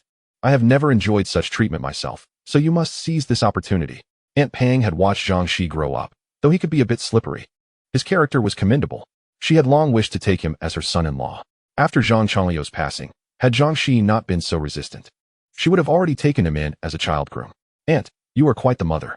Most parents worry about their children falling in love too early. While you seem eager for Arya to marry, she is about to enter university. Aren't you hindering her? Zhang Shiyi strategically evaded Aunt Pang's eager gaze. Dear boy, think it over carefully. Don't order lunch. Your aunt will bring it to you, she insisted, having already set her sights on him as a son-in-law. According to her, to win a man's heart, one must first capture his stomach. Chapter 54, Red and Green Life continued day by day. As if he were merely waiting to be served hand and foot, Aunt Pang, fearing Zhang Shiyi would grow thin, treated him like a little pig, serving him lavish meals. Within a few days, he felt as though he had gained a noticeable amount of weight. Uncle Mo was pushed aside, unable to compete with Aunt Pang's attentions. Aunt, I don't have a daughter. I'm not vying for a son-in-law with you. I'm just bringing Shiyi some good food. Please don't shove me away. At this pace, it wouldn't be long before he was a perfect match for Arya. Time flew by, and before long, Zhang Shiyi had been at the shop for over 10 days. Yet, the large recruitment notice at the entrance remained unanswered. It wasn't a matter of salary. Many people were superstitious about the industry. Unless they were desperate, few were willing to work in such a place, where one dealt daily with the deceased. After all, it was said that finding a spouse was difficult in this line of work. Even a wealthy boss like Chun, nearly 50, remained single. Zhang Shiyi, however, felt no such trepidation. Who was he? Orphaned since childhood, he had the resilience to face even the fiercest of demons. As a Taoist priest, he was hardly afraid. Moreover, his master was none other than Luo Feng, the king of ghosts, making this profession particularly suitable for him. Yet, it was quite confining, leaving him little time to venture out. The only moments he could wander around the market were during slow business hours, and even then, he dared not stray too far. When would this life come to an end? To pass the time, Zhang Shiyi began learning the art of crafting paper offerings. It was clear he was a prodigy. By simply mimicking the existing creations in the shop, he produced works that rivaled the traditional skills of the renowned paper artisan, Chun. From now on, call me Zhang the paper crafter, he declared, beaming with pride at his afternoon's labor. As midnight approached, Zhang Shiyi settled in with his phone. Engrossed in a horror film titled The Yellow Springs Paper Shop, the film was quite captivating, sending thrills coursing through him. Just as he was fully absorbed, the wind chimes at the door jingled suddenly. It was then that he learned the importance of hanging wind chimes at night to distinguish between visitors, human or ghost. Welcome. May I help you with something? He called out, But upon seeing the couple who entered, regret flooded his heart for his careless words. The pair appeared ghostly pale, their expressions vacant. The man was clad in a vibrant red, while the woman wore a striking green. Such a combination was indeed a curious sight. This attire instantly reminded Zhang Shiyi of the advice he received from the old ghost on his very first night. If one encountered a man in red or a woman in green, they were to ignore them entirely, pretending they were invisible. I want a bridal sedan chair, along with 2 bearers, at once. The chilling voice sent shivers down his spine. Is anyone here? He muttered to himself, feigning nonchalance as he glanced towards the door, hoping to evade the now icy stare of the man in red. I want a bridal sedan chair, along with 2 bearers, at once. The man in red repeated, his voice rising, and a gust of wind swept through, lifting Zhang Shiyi's long hair in a dramatic fashion. Goodness, what a strong wind. Is it about to get cold? He said, tucking his chin into his collar as he sidestepped the ominous couple, peeking outside before retreating back inside. If only his acting could earn him an Oscar in Hollywood. To his surprise, the man in red seemed to believe he had become invisible. Just as Zhang Shiyi thought he might escape unscathed, the woman in green vanished from sight, only to reappear mere inches from his face, nearly causing their lips to meet. Her expression was ghastly, her face pale and marred by black veins, her empty eyes fixated on him, and her mouth filled with sharp fangs. Suddenly, a mischievous roar erupted, accompanied by a wave of foul air. Goodness, your breath is atrocious. At this moment, Zhang Shiyi could no longer maintain his composure.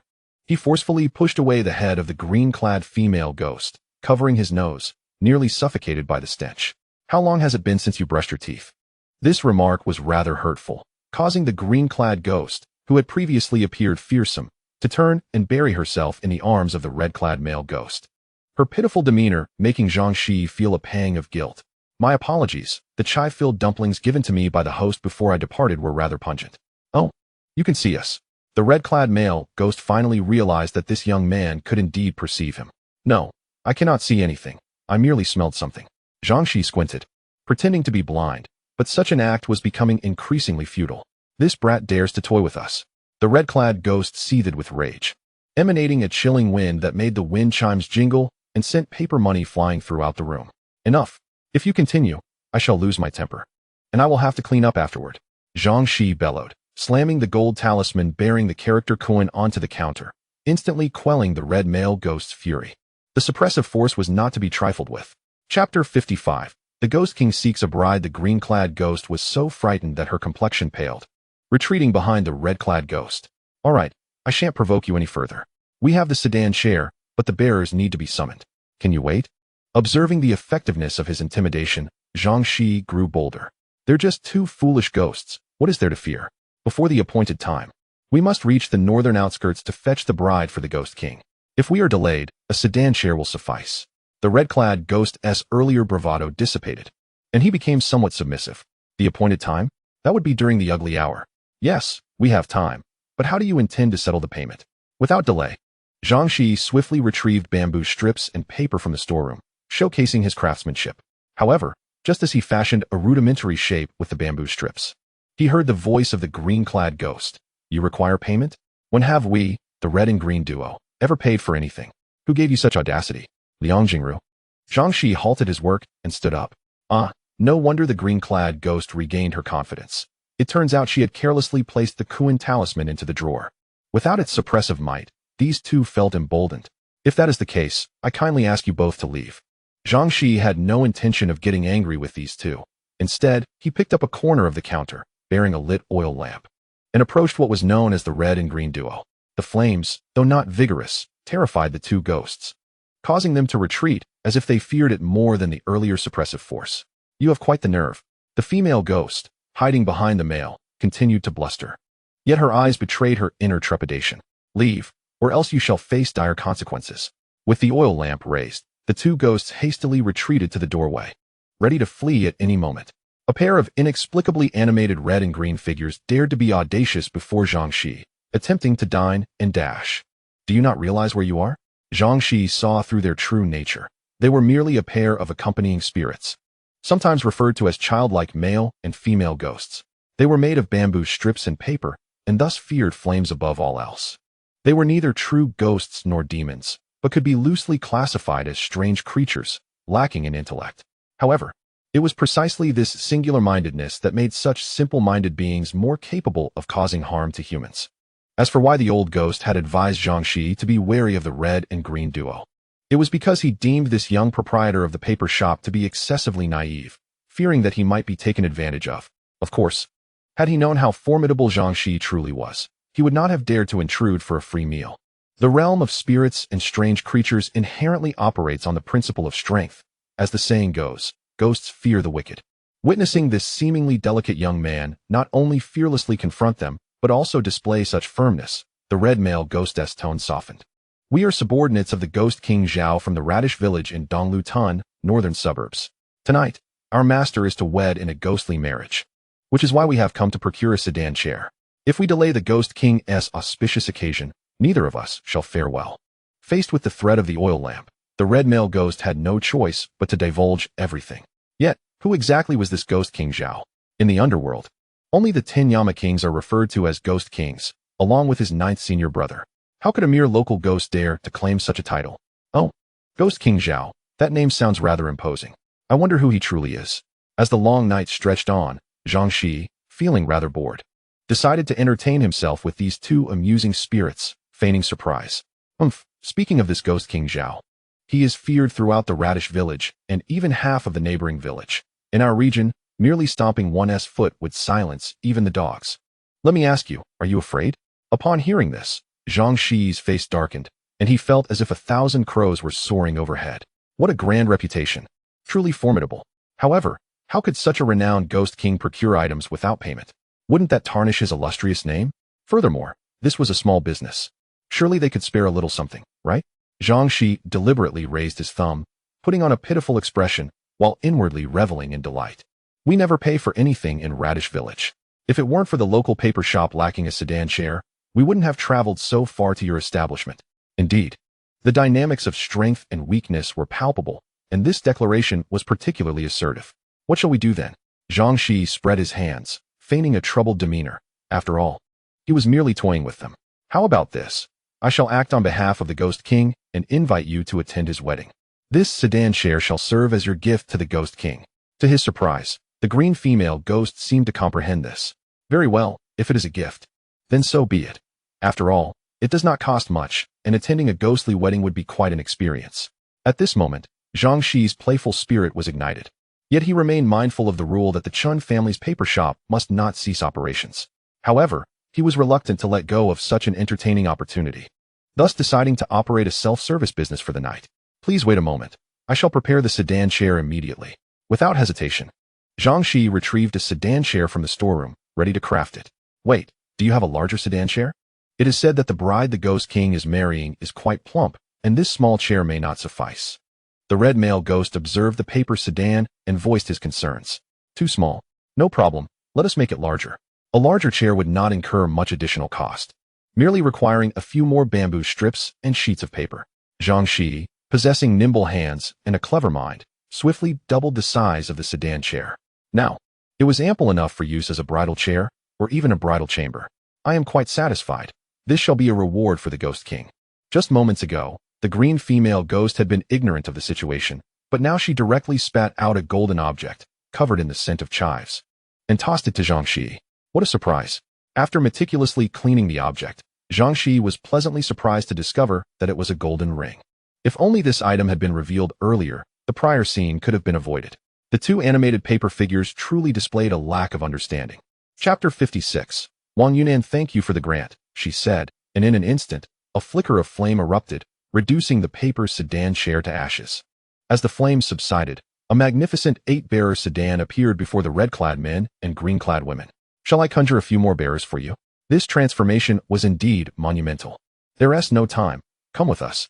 The pair swiftly lifted the sedan and hurried northward. Wait for me. Zhang Shiyi hastily tucked the cash he had collected during the day into his pocket and chased after them. As for the other belongings, whoever wished to steal them could do so, as long as they were not deterred by superstitions. To his surprise, the two paper figures moved quite swiftly. Zhang Shiyi was desperately trying to keep up, ultimately resorting to his ghostly shadow technique to match their pace. However, just as they departed the market, a heart-wrenching cry echoed from afar. In a desolate wild temple outside Lobwa village in the East Liutuan of the northern suburbs, A voice rang out. Haha, my little ones. Today is a splendid day for your ghost king. Get busy, for our esteemed guests will soon arrive. Do not let them underestimate your king.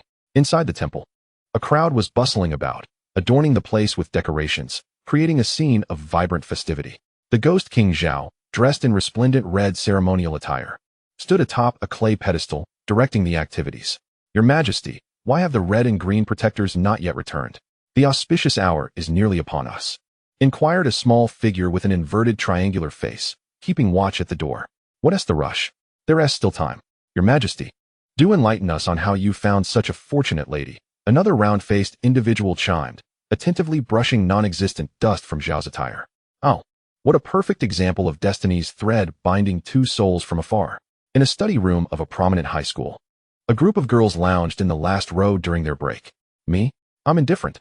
I prefer a university close to home. Ideally one where I can return daily without needing to stay overnight, one remarked. Not staying overnight. What is the point? I want to aim for something farther away, even out of province, and perhaps find a tall and handsome boyfriend, another chimed in. Alas, I lack the intellect like you, Yunan.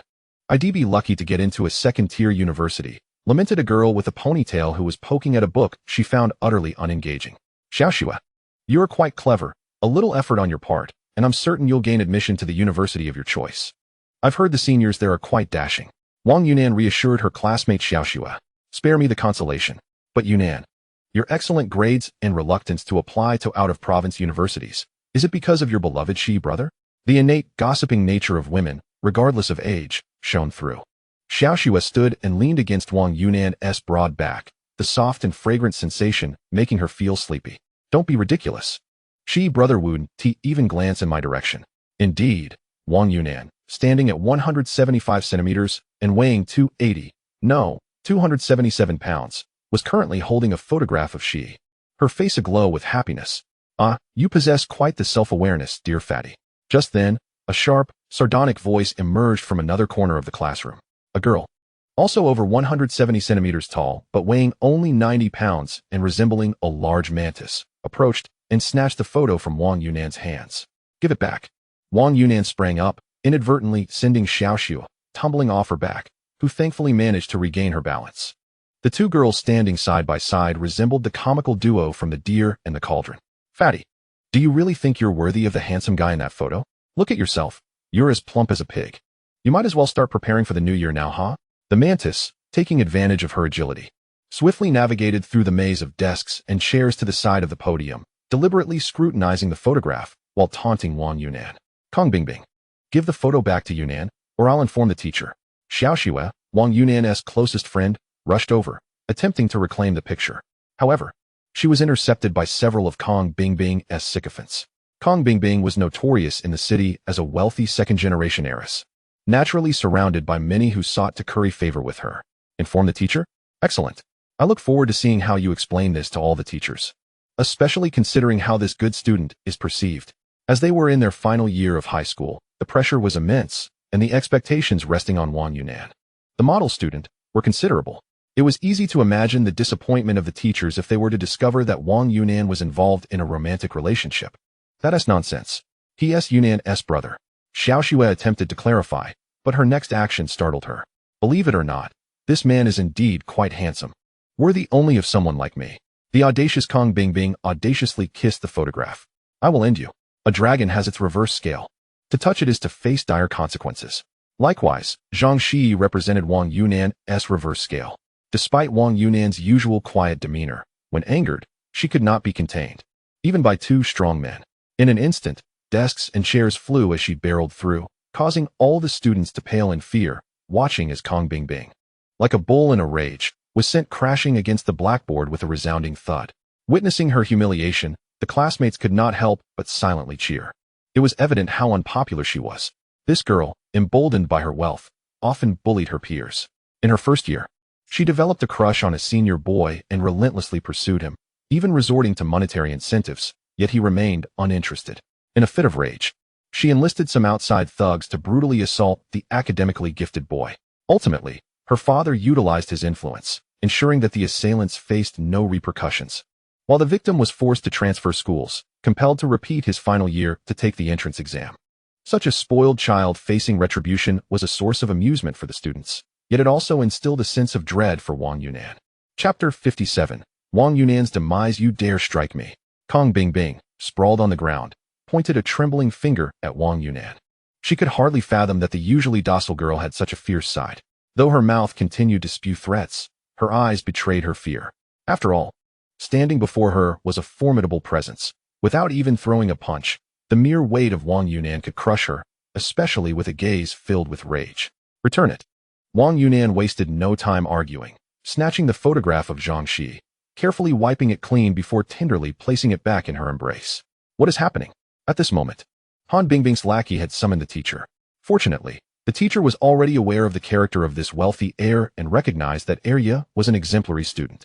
Naturally, she aimed to mitigate the situation. However, Han Bingbing, who had never suffered such a significant loss, was unwilling to relent. Everyone saw it. Heir Fatty. No, Wang Yunan hit me. If you don't expel her today, I'll have my father come and handle this matter. Indeed, she had resorted to invoking her father to threaten the school and the teacher. Classmates, can anyone tell me what exactly transpired here? Despite being relatively young, Teacher Bai was adept at managing situations. Since taking over this class, she had certainly heard of Han Bingbing's antics. Of course, it was precisely because of Han Bingbing that Teacher Bai, so young, had been appointed as the senior class teacher. Don't misunderstand. There was no sordid transaction involved. Rather, it was due to the unwillingness of other teachers to take on this class that she was assigned. Her youth granted her a certain audacity in the face of authority. She offered a reassuring glance to the students. Teacher, we didn't see Wang Yunan hit anyone. It was Han Bingbing who initiated the altercation. But you also witnessed the disparity in their physiques. After Han Bingbing struck, she was sent flying. Wang Yunan didn't even retaliate. Guan Xiaoxue was unafraid of Han Bingbing's retaliation, as her father was in the police force. Upon hearing Guan Xiaoxue's words, the classmates nodded in agreement, which clearly illustrated Han Bingbing's lack of popularity. You all wait for me. Han Bingbing could not fathom this outcome, and, feeling utterly speechless, seethed in rage. Enough, Han Bingbing. Return to your seat. If you don't wish to study, you may lie down and sleep, but do not disrupt the learning of others.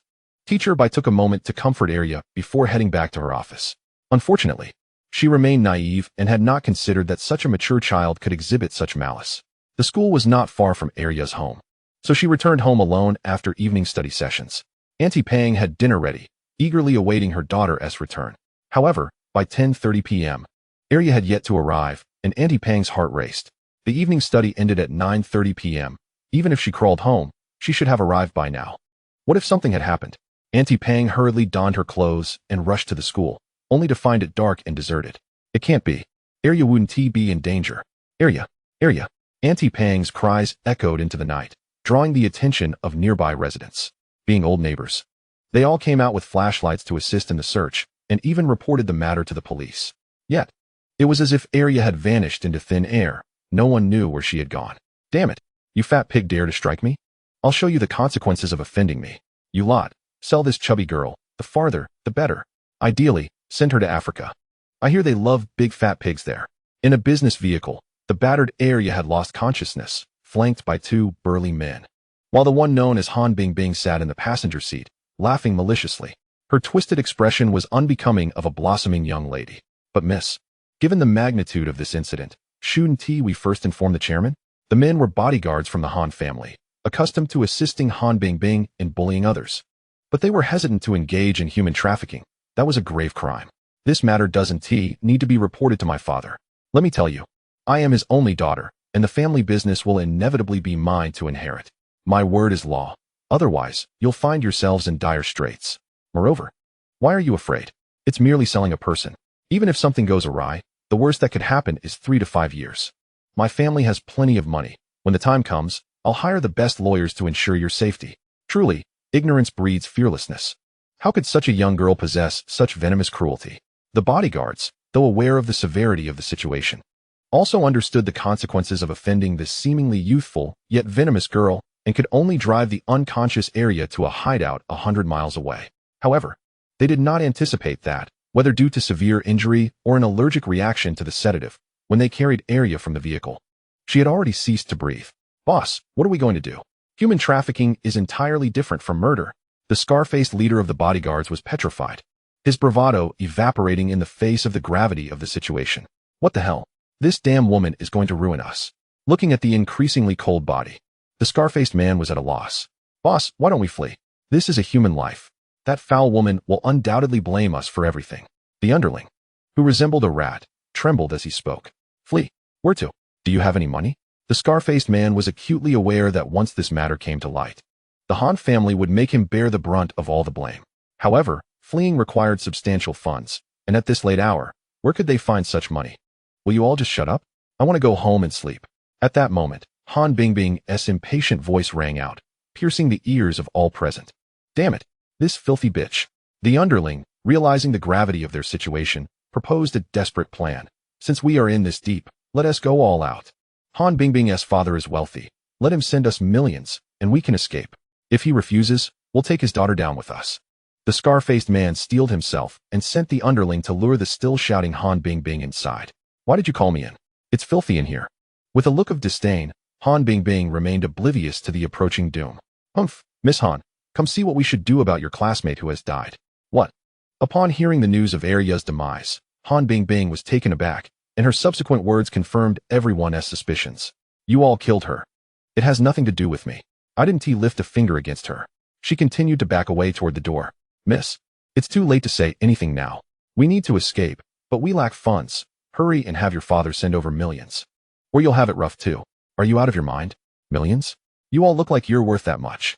I didn't kill anyone. This has nothing to do with my family. Prepare to wash your hands clean and sit in jail. Han Bingbing still failed to grasp the seriousness of their predicament. Standing there defiantly. Miss, since you insist, don't blame us for being unkind. Find her. At this juncture, none could escape the consequences. The scar-faced man's subordinates lunged forward, using the ropes intended for Eerie to restrain Han Bingbing instead. Release me, you bastards. I will inform my father and ensure you suffer beyond imagination.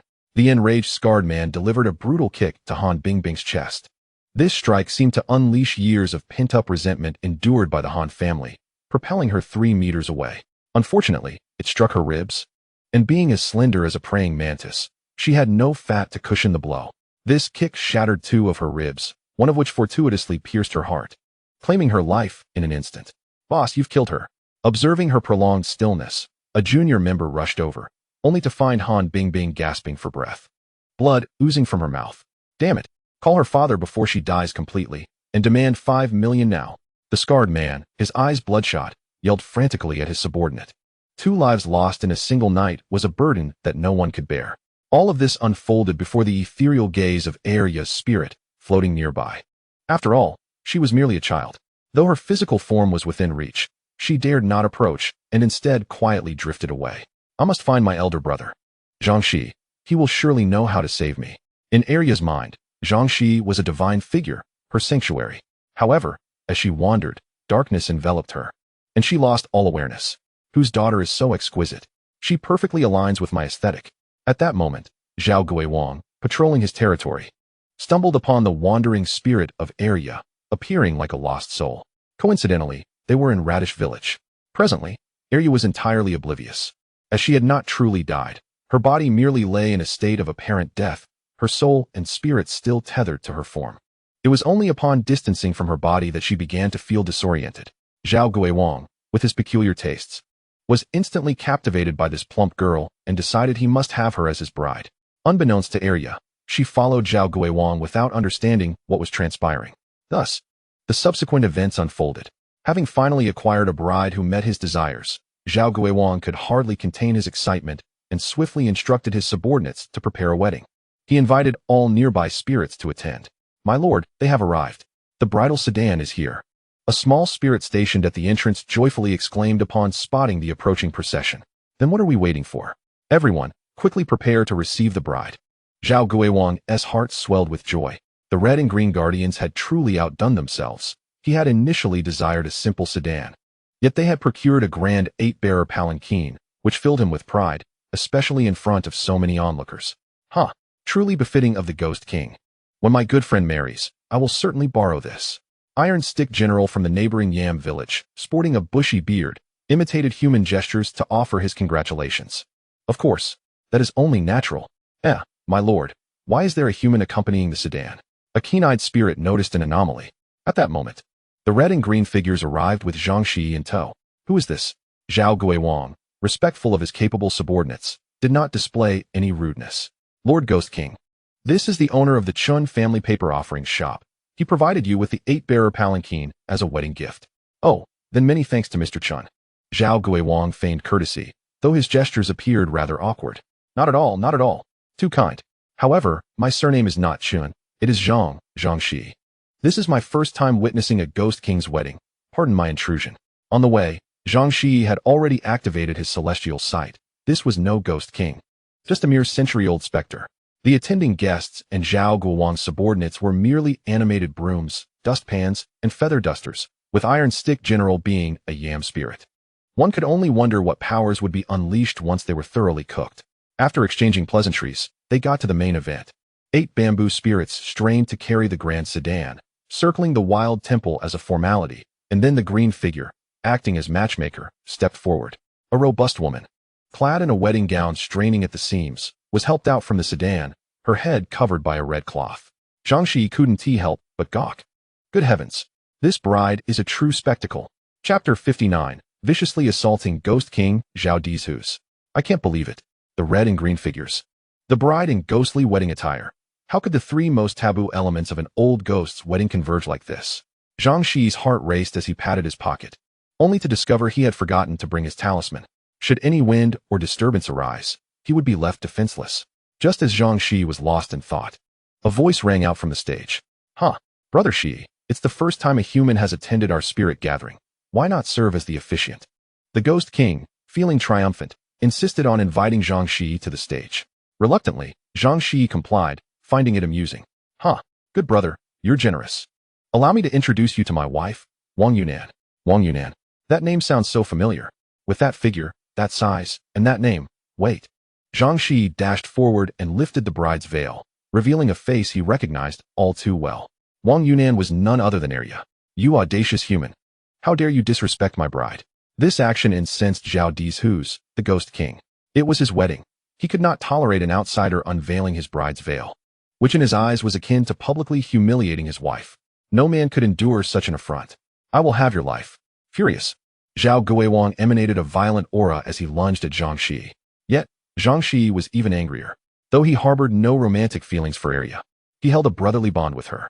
Just yesterday, she was well, and now she had become a Ghost King's bride. Was it not evident that this old specter had ensnared Eerie's soul? How could he let this stand? Dare to harm my sister, and I shall ensure you can never be a ghost again. Zhang Shiyi charged at Zhao Guiwang, delivering a powerful kick to his face.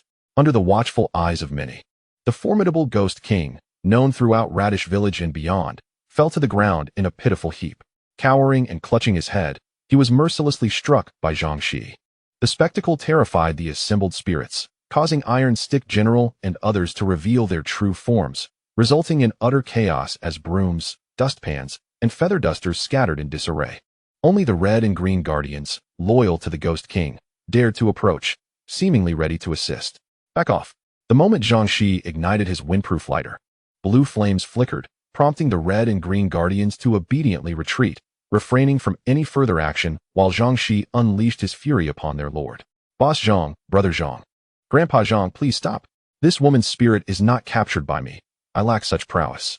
I found her on the way. Zhao Dizhu's voice trembled, nearly on the verge of tears. After all, he was a ghost who had been dead for over a century, commanding respect in the northern outskirts.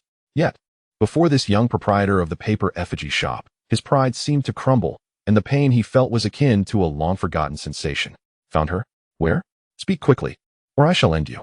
Zhang Shiyi raised his hand, a force descending from above, nearly causing Zhao Dizhu's to lose control of himself. Master, have mercy. The old ghost, despite having been dead for so long, was still terrified of death.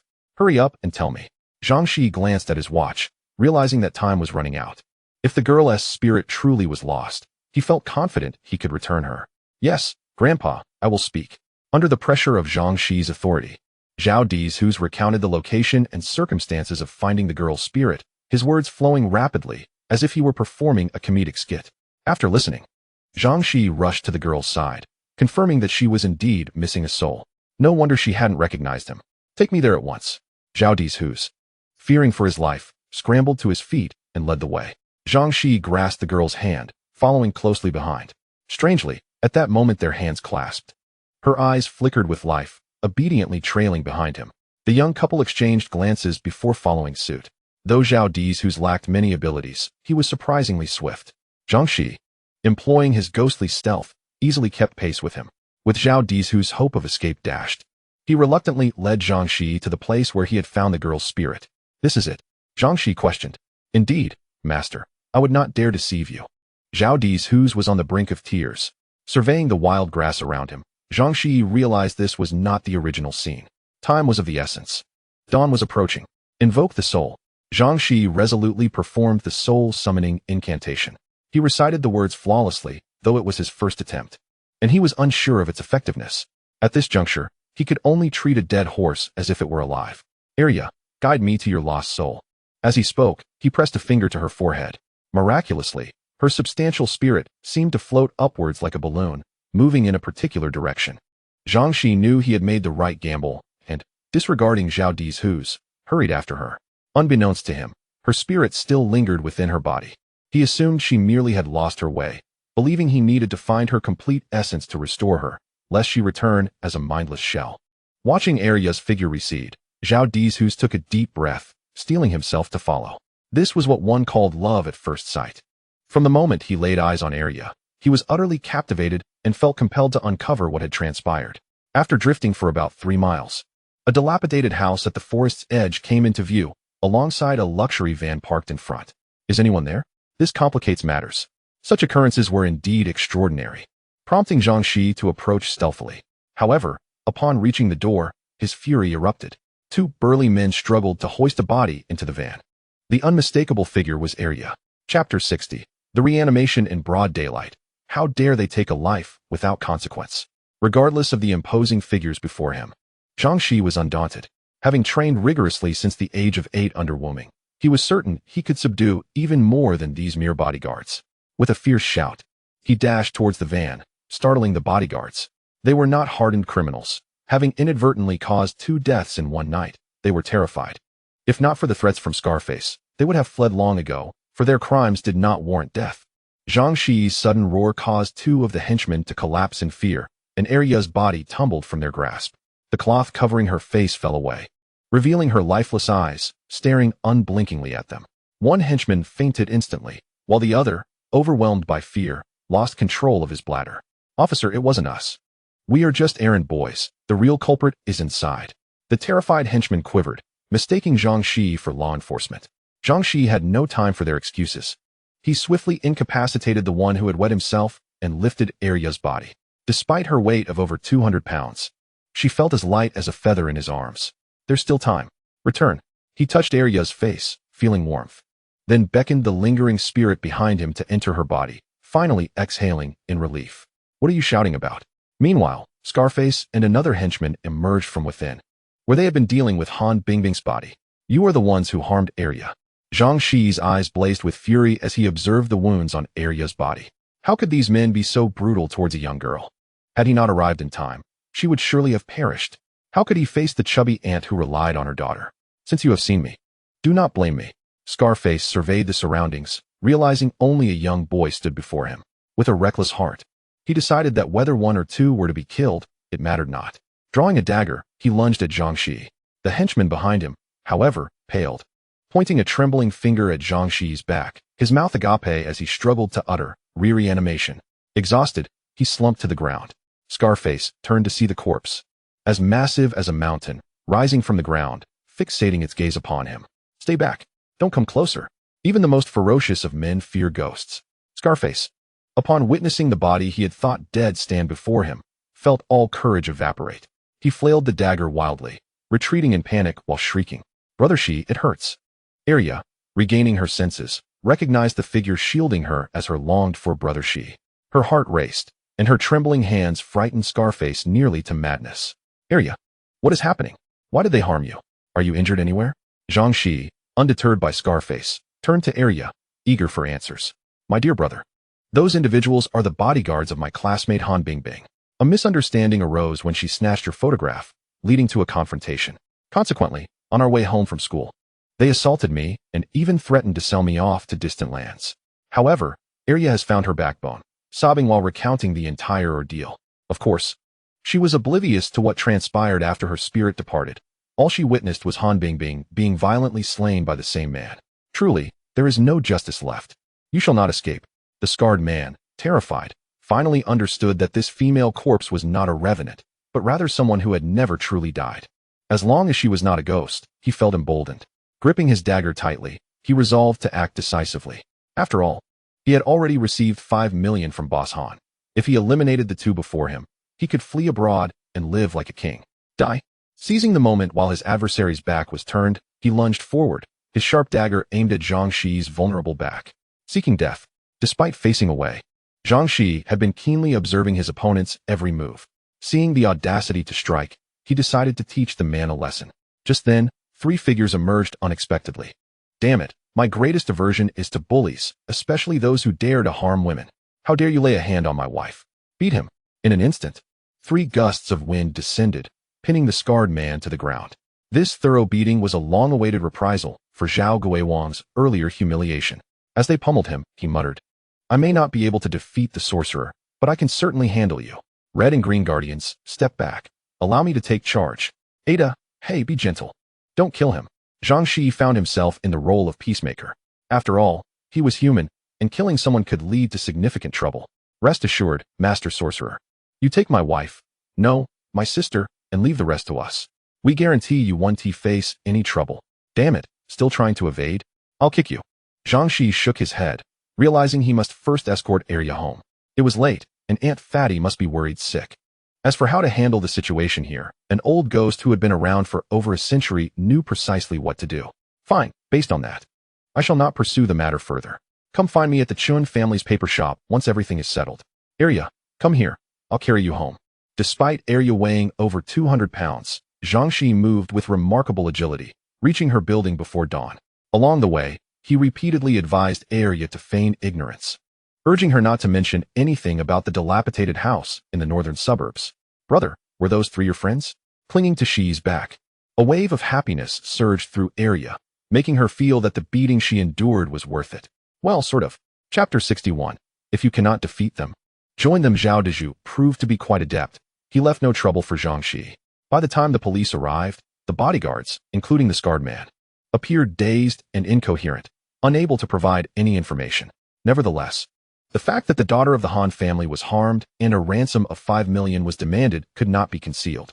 In the end, the scarred man, as the mastermind, was sentenced to death, while the others received life sentences, albeit in a psychiatric facility rather than prison. As for how Han Bingbing's father would deal with them, that was a tale for another time. Arya sustained only minor injuries and, after a few days of rest, returned to school. Upon her arrival, she learned of an alternative version circulating within the school. The Han family had mistreated their bodyguards, leading to the kidnapping of Han Bingbing in an attempt to extort 5 million, which ultimately ended in tragedy. When the Han family reported the incident, the police discovered that Han Bingbing had been dismembered and stuffed into bags, intended for disposal in the river. As for Arya's abduction and beating, no one knew of it, and she herself remained tight-lipped. She trusted that Brother Shi would never harm her. Yunan, why are you grinning like an idiot? Have you lost your mind? Guan Xiaoxua looked at the silly smiling Arya, quickly reaching out to touch her forehead. Brother Shi, carry me. Your back is so strong. Joyful stars sparkled in Arya's eyes. What a scam. With your Brother Shi looking like he weighs just over 100 pounds, he can carry you? Oh, Arya, you seem to have lost quite a bit of weight. Interestingly, after lying at home for a few days, indulging in good food, Arya not only did not gain weight, but actually shed over 10 pounds. Of course, given her size, losing 10 or 20 pounds would hardly be noticeable unless one were a close friend who paid attention to such details. He truly is strong. He even said I'm not heavy at all, Arya mused, lost in her happy memories. Master Sorcerer. Haha, did old Zhao cause you any trouble? As night fell, Zhao Daju arrived at the Chun family paper shop with his entourage, equipped with brooms, dustpans, and feather dusters. No trouble indeed. But do you really need to bring your entire entourage with you? Zhang Shiyi observed the peculiar assembly, discreetly retrieving his talisman. Should they dare to attack, he could easily subdue them all. Hee, Master Sorcerer, it's like this. Old Zhao has fallen head over heels for your sister. If possible, you dare to covet my sister? Seeking death, Zhang Shiyi had not anticipated Zhao's audacity to bring this up. He swiftly brandished his talisman, illuminating the area with a golden radiance, scattering the brooms and dustpans. The little spirits had no defense against this spectacle and revealed their true forms. Grandpa, old Zhao didn't mean it. He willing to wait, no matter how many years it takes. Unexpectedly, old Zhao displayed a sense of responsibility. These little spirits had never harmed anyone, and to eliminate them would be a transgression against nature. Zhang Shiyi waved his hand, dispelling the suppressive force. The little spirits revived. Zhao Guiwang, this matter is off the table. Area is only 17. We can discuss your proposal a century from now. I warn you. I have calculated for Area. She is destined to live to 99. Should any misfortune befall her, I will hold you accountable. This was no idle threat. He possessed the power to back it up. Indeed. Actually, Master Sorcerer, we have another request. After all this, it turned out Zhao had come seeking refuge. The uproar at the wedding had severely tarnished his reputation. Not only had he lost the respect of the villagers, but even the Iron Rod General looked down upon him. Moreover, despite his self-proclaimed title of Ghost King, he was well aware of his own limitations. This time, he had encountered the benevolence of Zhang Shiyi. Had it been any other sorcerer, he might not have retained even his soul. If one cannot defeat them, joining them was a very pragmatic thought for Zhao Dezhu. Oh, Zhang Shiyi mused, contemplating the little spirits. The paper craftsman Chun Yi had vanished without a trace. He had called him several times, initially promising to return in a few days, but eventually ceased answering altogether. It seemed he intended to shirk his responsibilities. While the income was decent, the relentless workload was exhausting. Since these little spirits had come seeking him, it would be advantageous to keep them around. After all, they would not require a salary, and having them assist with night shifts would be quite beneficial. Well, since you have nowhere else to go, then stay here. However, regarding the remuneration, one must at least pretend a little, dear mage. We do not require payment. Such things hold no value for us. But could you provide 3 sticks of incense daily? If that proves difficult, 1 would suffice. Observing Zhao Guiwang's pitiable demeanor, Zhang Shiyi nearly burst into laughter. You speak of pity. The emperor does not starve his soldiers. 3 sticks per meal, for meals a day, and occasionally some gold ingots or candles for you. Consider it settled. Long live Grandpa Yi. Upon hearing this, the little spirits were beside themselves with joy. They had never experienced such wealth. Forget about 3 sticks a meal. Even a single stick every 3 days was a luxury they had never known. Who would offer incense to a broom and dustpan? They all knelt before Zhang Shiyi, bowing their heads fervently. Rise, there is no such custom in our household, said Zhao Guiwang. Oh no, I dare not.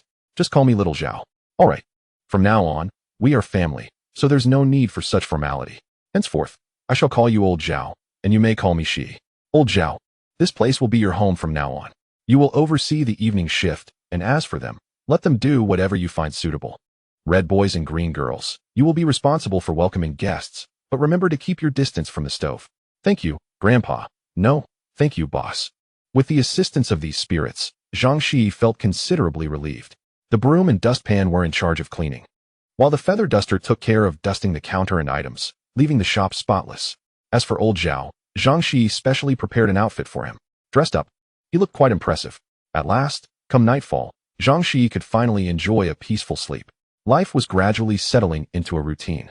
The only regret was that he might lose his security job, for the paper effigy shop had quietly changed its business license to Shiyi Paper Effigies. Looking at the brand new storefront, Zhang Shiyi was beset with legal troubles. Shiyi Paper Effigies is one thing, but what is this one-stop shop? Am I to provide massages for the deceased? Chapter 62. A disturbance what? Shiyi has opened a paper effigy shop? How splendid. It will deter that old fool from setting his sights on him. Old Wang, investigate that old ghost and those little spirits. If there is any trouble, do not report to me. Simply eliminate them. In Villa Number 6, upon learning that Zhang Shiyi had resigned from his security job to run a paper effigy shop, Hong Jie displayed a slight smile. Rest assured, Master, I cannot speak for other regions, but I have alerted the entire demon clan of Jiangxi. None would dare to lay a finger on Zhang Shiyi. However, won't our actions bring down the wrath from above? The old dog demon felt a twinge of unease. Do not worry. Should anything arise, I shall handle it.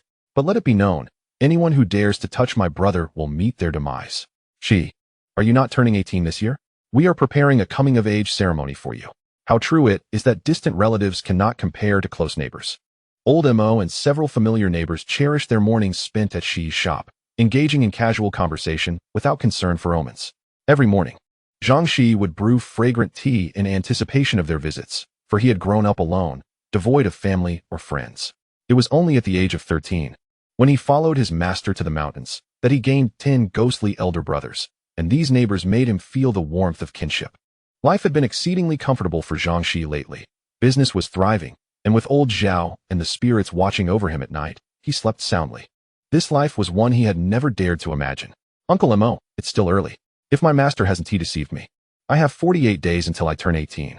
In these 17 years, only during the 3 years spent with his master had he received a pot of boiled eggs on his birthday, with the instruction to roll them before eating. This left young Shi bewildered. Yet, the allure of the eggs made him disregard everything else, rolling around on the ground. Zhang Chonglu nearly tossed the pot in amusement. Silly boy, it's to roll the eggs to make them firm, not to roll yourself. Ha! Master, I miss you. In that moment, the whimsical Zhang Chonglu managed to touch Zhang Shiyi's heart. 48 days will pass quickly. Soon, your aunt will return. We shall celebrate your birthday and your coming of age. Oh dear, no need for you to worry about that, for she is my son-in-law. And it is my duty as his mother-in-law to handle the arrangements. As soon as Fat Aunt spoke, laughter erupted among the group. Fat Aunt, you're quite taken with your son-in-law, but she has yet to express any desire to marry your daughter. She, my niece, just turned 20. Although she is a bit older than you, they say a woman 3 years older brings fortune. She is as stunning as a movie star. Get lost, old man. If you dare vie for my son-in-law, I'll slap you to the ground. Fat Aunt was having none of it, chasing after old Zhang, the fruit vendor, leading to an uproar of laughter. Here, everyone regarded Zhang Shiyi as their own child, and no one ever looked down upon him for running a paper effigy shop. Indeed, it is all about appearances. Look at that Shun, who runs a paper effigy shop yet has spent his life earning money without a wife. She, on the other hand, runs a similar shop, and everyone is eager to introduce him to potential brides. Such is the disparity. Thank you, dear uncles and aunts. She is an orphan, and without your kindness, I would not have come this far. However, I must return to the mountains soon to converse with my master. After that day, I will treat everyone to a meal at the Jifeng building. Uncle Ji, please remember to give me a discount. Of course, I'll give you a bargain. What did you say? Fat Aunt's protective instincts flared as she abandoned old Zhang and lunged at old Ji. I meant a 50% discount, a 50% discount. This fierce woman certainly knew how to strike hard. Laughter filled the air. Now, Zhang Shiyi had the means to afford it, and besides, old Ji wouldn't dare overcharge. Otherwise, the neighbors would tear him apart. Old Ji, be generous, but don't be stingy. We are old neighbors. If the portions are insufficient, you will surely hear about it. That remark displeases me. When have I ever been stingy? My family's portions are renowned for being generous. All right, enough chatter. Let us get back to work. The market should be bustling by now. Finally, it was old Mo who spoke, prompting everyone to reluctantly depart from the shop. This child watching Zhang Shiyi tidy up the tea set, old Mo sighed deeply. Zhang Shiyi was always so considerate. It tugged at one's heartstrings. Time to work. After the crowd dispersed, Zhang Shiyi promptly locked the door. The little spirits sprang into action, sweeping the floor, wiping the tables. And one tiny tea spirit was in charge of washing the cups. This life was one that even a deity would not trade away. Once the chores were done, seeing the little spirits greedily inhaling the incense offerings, Zhang Shiyi felt a surge of joy. His decision had truly been astute. Boss, customers are here. The welcoming spirit, Red Boy, rushed over, prompting Zhang Shiyi to hastily open the door and prepare for business. These spirits were not ghosts. They could venture out during the day as long as they were cautious not to be seen, for during daylight, they could only maintain their original forms. If someone were to witness a paper figure speaking and running about, it would surely terrify them. I understand. Everyone take your positions. Red Boy, stand straight. Look how well Green Girl is managing. With a mischievous grin, the Red Man stood at the entrance of the shop, a paper figure seemingly alive. Are you the owner? Do you have any young boys or girls? Several men clad in black suits, reminiscent of mobsters from the television, stormed in with an aggressive demeanor. Indeed, gentlemen, feel free to take a look. Although Zhang Shiyi held disdain for these individuals, he understood the necessity of business. As long as they paid, he would treat them as lords. Is this it? What a pile of junk. One man with beady eyes glanced at the green girl and brazenly seized her, carelessly tossing her aside and tearing the paper in the process. The Red Man trembled with fury, contemplating an attack on the insolent man, but he refrained, fearing trouble for Shi. Excuse me, sir, this is a papercraft shop. These are delicate items. Please handle them with care. It was the first time Zhang Shiyi encountered such a rude customer, and his tone shifted to one of annoyance as he approached the green girl, helping her up while also reassuring the quaking Red Man. Damn it. I'm here to buy, so you should be grateful. If you annoy me, I'll set your shop ablaze. The man lit a cigarette, further escalating the situation. This is a papercraft shop. Open flames are prohibited. Without hesitation, Zhang Shiyi grabbed a nearby watering can and doused the cigarette's ember. You bastard. The action provoked the black-suited man, who reached for Shiyi's collar. Stop. A voice boomed from outside, halting the man's movement and saving his arm. A middle-aged man in casual attire entered, exuding an air of civility, though the massive gold chain around his neck betrayed his taste. Urtzi, how many times must I remind you? We are no longer thugs. We must be civilized, understand? A gentleman speaks without resorting to violence. Rest assured, boss, any losses will be on me, he said politely, yet his eyes, concealed behind sunglasses, glinted with menace. Zhang Shiyi reciprocated the courtesy, recognizing the importance of a customer. No need for that. What can I assist you with? The casually dressed leader generously ordered 4 pairs of paper boys and girls, a sports car, a Chanel handbag, an iPhone, and various trinkets. Given their rudeness, Zhang Shiyi retaliated with a substantial discount. Originally priced at 8,008, after the discount it's 38,000. Esteemed guest, would you like these items delivered or taken with you? That won't trouble you, boss. Urtzi, let everyone in. Be careful when moving them. If anything gets damaged and delays Boss Han's matters, don't blame me for being unsympathetic. Observing the influx of black-suited henchmen, Zhang Shiyi sensed something amiss. Boss Han, there are several in the city, particularly the one from Han Corporation who recently lost his daughter. However, this was not his concern. Following the incident, Zhang Shiyi had discreetly inquired about the Han Corporation, discovering its facade of wealth masked a decaying core. Leveraging connections, Han monopolized the local earth-moving business, decimating any competitors. His methods, however, were not for public discussion. His arrogance was evident, having raised a daughter who mirrored his own brashness. Rumor had it he recently allied with a powerful consortium, further elevating his status and nearing the peak of local dominance. However, misdeeds do not go unpunished. Despite Han's wealth and numerous mistresses, he had no heirs, and his only daughter was tragically kidnapped by his own bodyguard. These paper offerings were meant to honor her memory. Boss, we shall take our leave. Wishing you prosperous business, the casually dressed man paid in full and politely clasped his fists in salute before departing, leaving Zhang Shiyi somewhat embarrassed. Money boss, are we leaving just like that? The owner of this papercraft shop is rather arrogant. This isn't like you, complained the beady-eyed subordinate. Damn, why haven't you learned anything? Money boss reprimanded him. Look at us. We're now civilized men in suits and ties. How can we act violently in broad daylight? Didn't he say no open flames? At night, we could set ablaze, you fool. The boss is brilliant.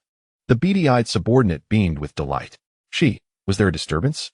Old Mo hurried over, more concerned about Zhang Shiyi than his own son. Disturbance? None at all, Uncle Mo. Look, I've just made 30,000. The crisp bills brought a smile to Zhang Shiyi's face. Good, as long as all is well. If there's trouble, call on your uncle. I still have some influence here.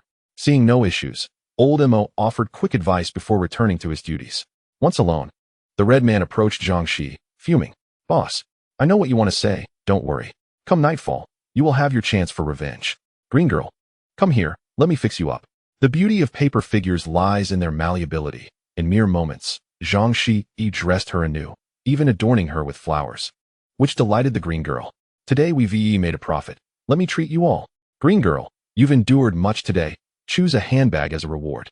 For these unpaid subordinates, Zhang Shiyi was exceptionally generous, considering the minimal cost of the bamboo and paper. Observing the green girl with her lavish handbag, the red man felt an overwhelming gratitude toward Zhang Shiyi. This boss has truly made no mistakes. As night fell and tranquility enveloped the world, the 11 papercraft shop buzzed with life. Zhao Dizhu's emerged, joining the celebration. What is the occasion for such merriment? Supervisor Zhao? The boss has struck it rich today. Everyone can pick one item. Come quickly. The lively atmosphere continued as the Iron Rod General, adorned in golden armor, emerged, resembling a valiant ancient commander. Since Zhao Dizhu's joined 11 papercraft, nearby spirits had flocked to the shop, enjoying an unprecedented 4 offerings a day.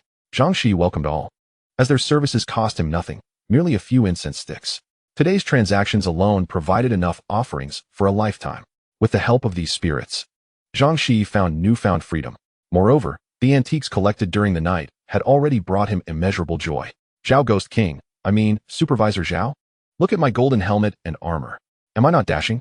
This is the armor the Iron Rod General has long yearned for. In a flash of transformation, the Yam monster was overjoyed. Indeed, you are now a true general. How dare I? Please, call me the captain of security. The paper effigy shop was in a state of revelry, yet outside, the few miscreants were suffering. As night fell, they stealthily infiltrated the premises, plotting to set the place ablaze once the occupants succumbed to slumber. However, to their dismay, they found the interior bustling with activity, a considerable number of individuals present. Faced with such odds, they hesitated to storm in. These ruffians had often relied on their numerical advantage to intimidate, yet when confronted with a larger crowd, they shrank back in trepidation. Boss, those people have been lying there for quite some time. Shall we make our move? In his capacity as the head of security, the astute Yamato had already positioned personnel to monitor the situation outside. Zhang Shiyi, seasoned in the underworld, was well aware that these thugs would undoubtedly seek revenge. What is going on? Zhao Di's who's, clad in a designer suit, was blissfully unaware of the day's earlier events, preening before a mirror. Supervisor, here's the situation. Hong Nin relayed the day's happenings, igniting Zhao's fury. Damn it, do they think they're above us? Get them. Rest assured, boss, we will handle this thoroughly, leaving no traces behind. He lamented his choice to don new attire, a Versace suit, worried about potential damage. Haha, old Zhao, no need to be overly harsh. A mere lesson will suffice. This is our own establishment. If things escalate, we too will face trouble. Just watch. Despite his ghostly identity preventing him from venturing out during the day, Zhao felt a tinge of embarrassment. After all, he was a formidable presence in Luobu village and its surroundings. Boys, deal with them. Tonight's special will be bamboo shoots stir-fried with meat. The following morning, Old Mo arrived with a team of joint defense officers. A few small-time thugs, battered and bruised, lay at the entrance of the paper shop, their eyes wide with terror. Mumbling incoherently, upon seeing the officers, they sprang up, weeping and clinging to their legs, confessing their intentions to set the shop ablaze, desperate to avoid capture. What is happening here?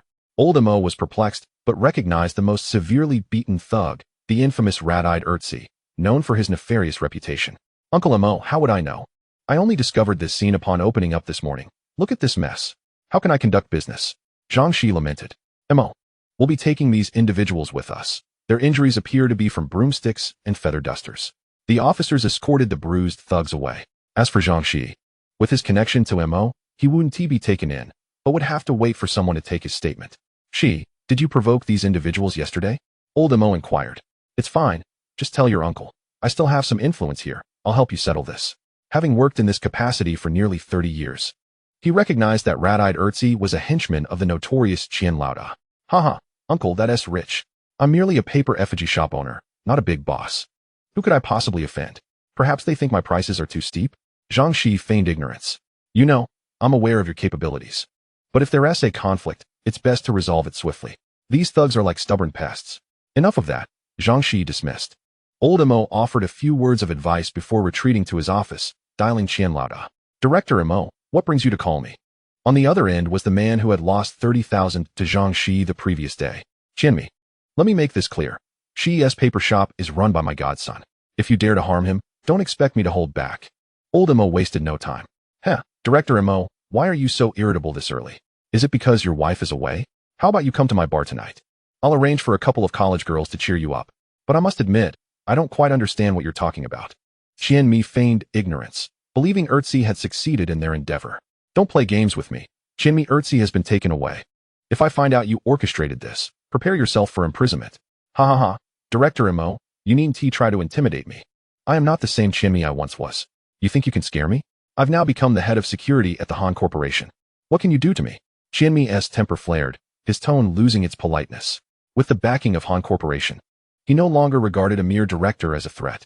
You, Director Mo, if you wish to drink and chat, come to my bar. If there's nothing else, I'll hang up now. Without waiting for a response, Qianmi ended the call. Rising from his bed, a sense of unease washed over him, prompting him to contact the legal department of Han Corporation. It is worth noting that Qianmi used to be a subordinate of Han Guang. But after establishing his own company, he had ascended to a position of power, leaving the petty thugs behind. Following a recent incident involving hired bodyguards, Han Guang had lost trust in them, inadvertently elevating the status of the thugs. Qianmi had been recruited into the company and appointed head of security. In the realm of corporate law, Han Corporation was notorious for its numerous lawsuits, employing unscrupulous legal practitioners who exploited loopholes to benefit the company. Often referred to as Beijiao Pizza, Securing the release of a few failed arsonists was as effortless as a mere phone call. After making the call, Qianmi dismissed the incident from his mind. Indeed, within half a day, Erzi and his cohorts returned to the company, battered and bruised. What happened? Qianmi was less concerned about their injuries than the loss of face. In the underworld, reputation was paramount, and these thugs were his trusted subordinates. Their defeat was unacceptable. Boss, we don't know what went wrong. The paper shop was brightly lit, and Erzi brought only a few men, afraid to rush in. As arson is a serious crime, we figured we'd wait, but then suddenly, all the noise stopped, leaving only a faint glimmer of light. Erzi, something feels off. Why hasn't anyone come out? I've heard the shop is haunted. The customers at night are not of this world. This revelation sent a chill down Erzi's spine. Yet as the self-proclaimed boss, he steeled himself, unwilling to show weakness before his subordinates. Cursed be it. Shut up. He snapped at the loquacious underling. Let us wait 10 more minutes before we set the fire. You think I'll let you see what real flames look like? Just as they were about to ignite their plan, the doors of the paper shop swung open.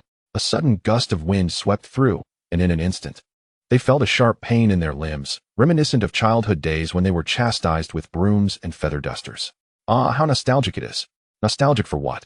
I wonder. You seem to have gotten off lightly.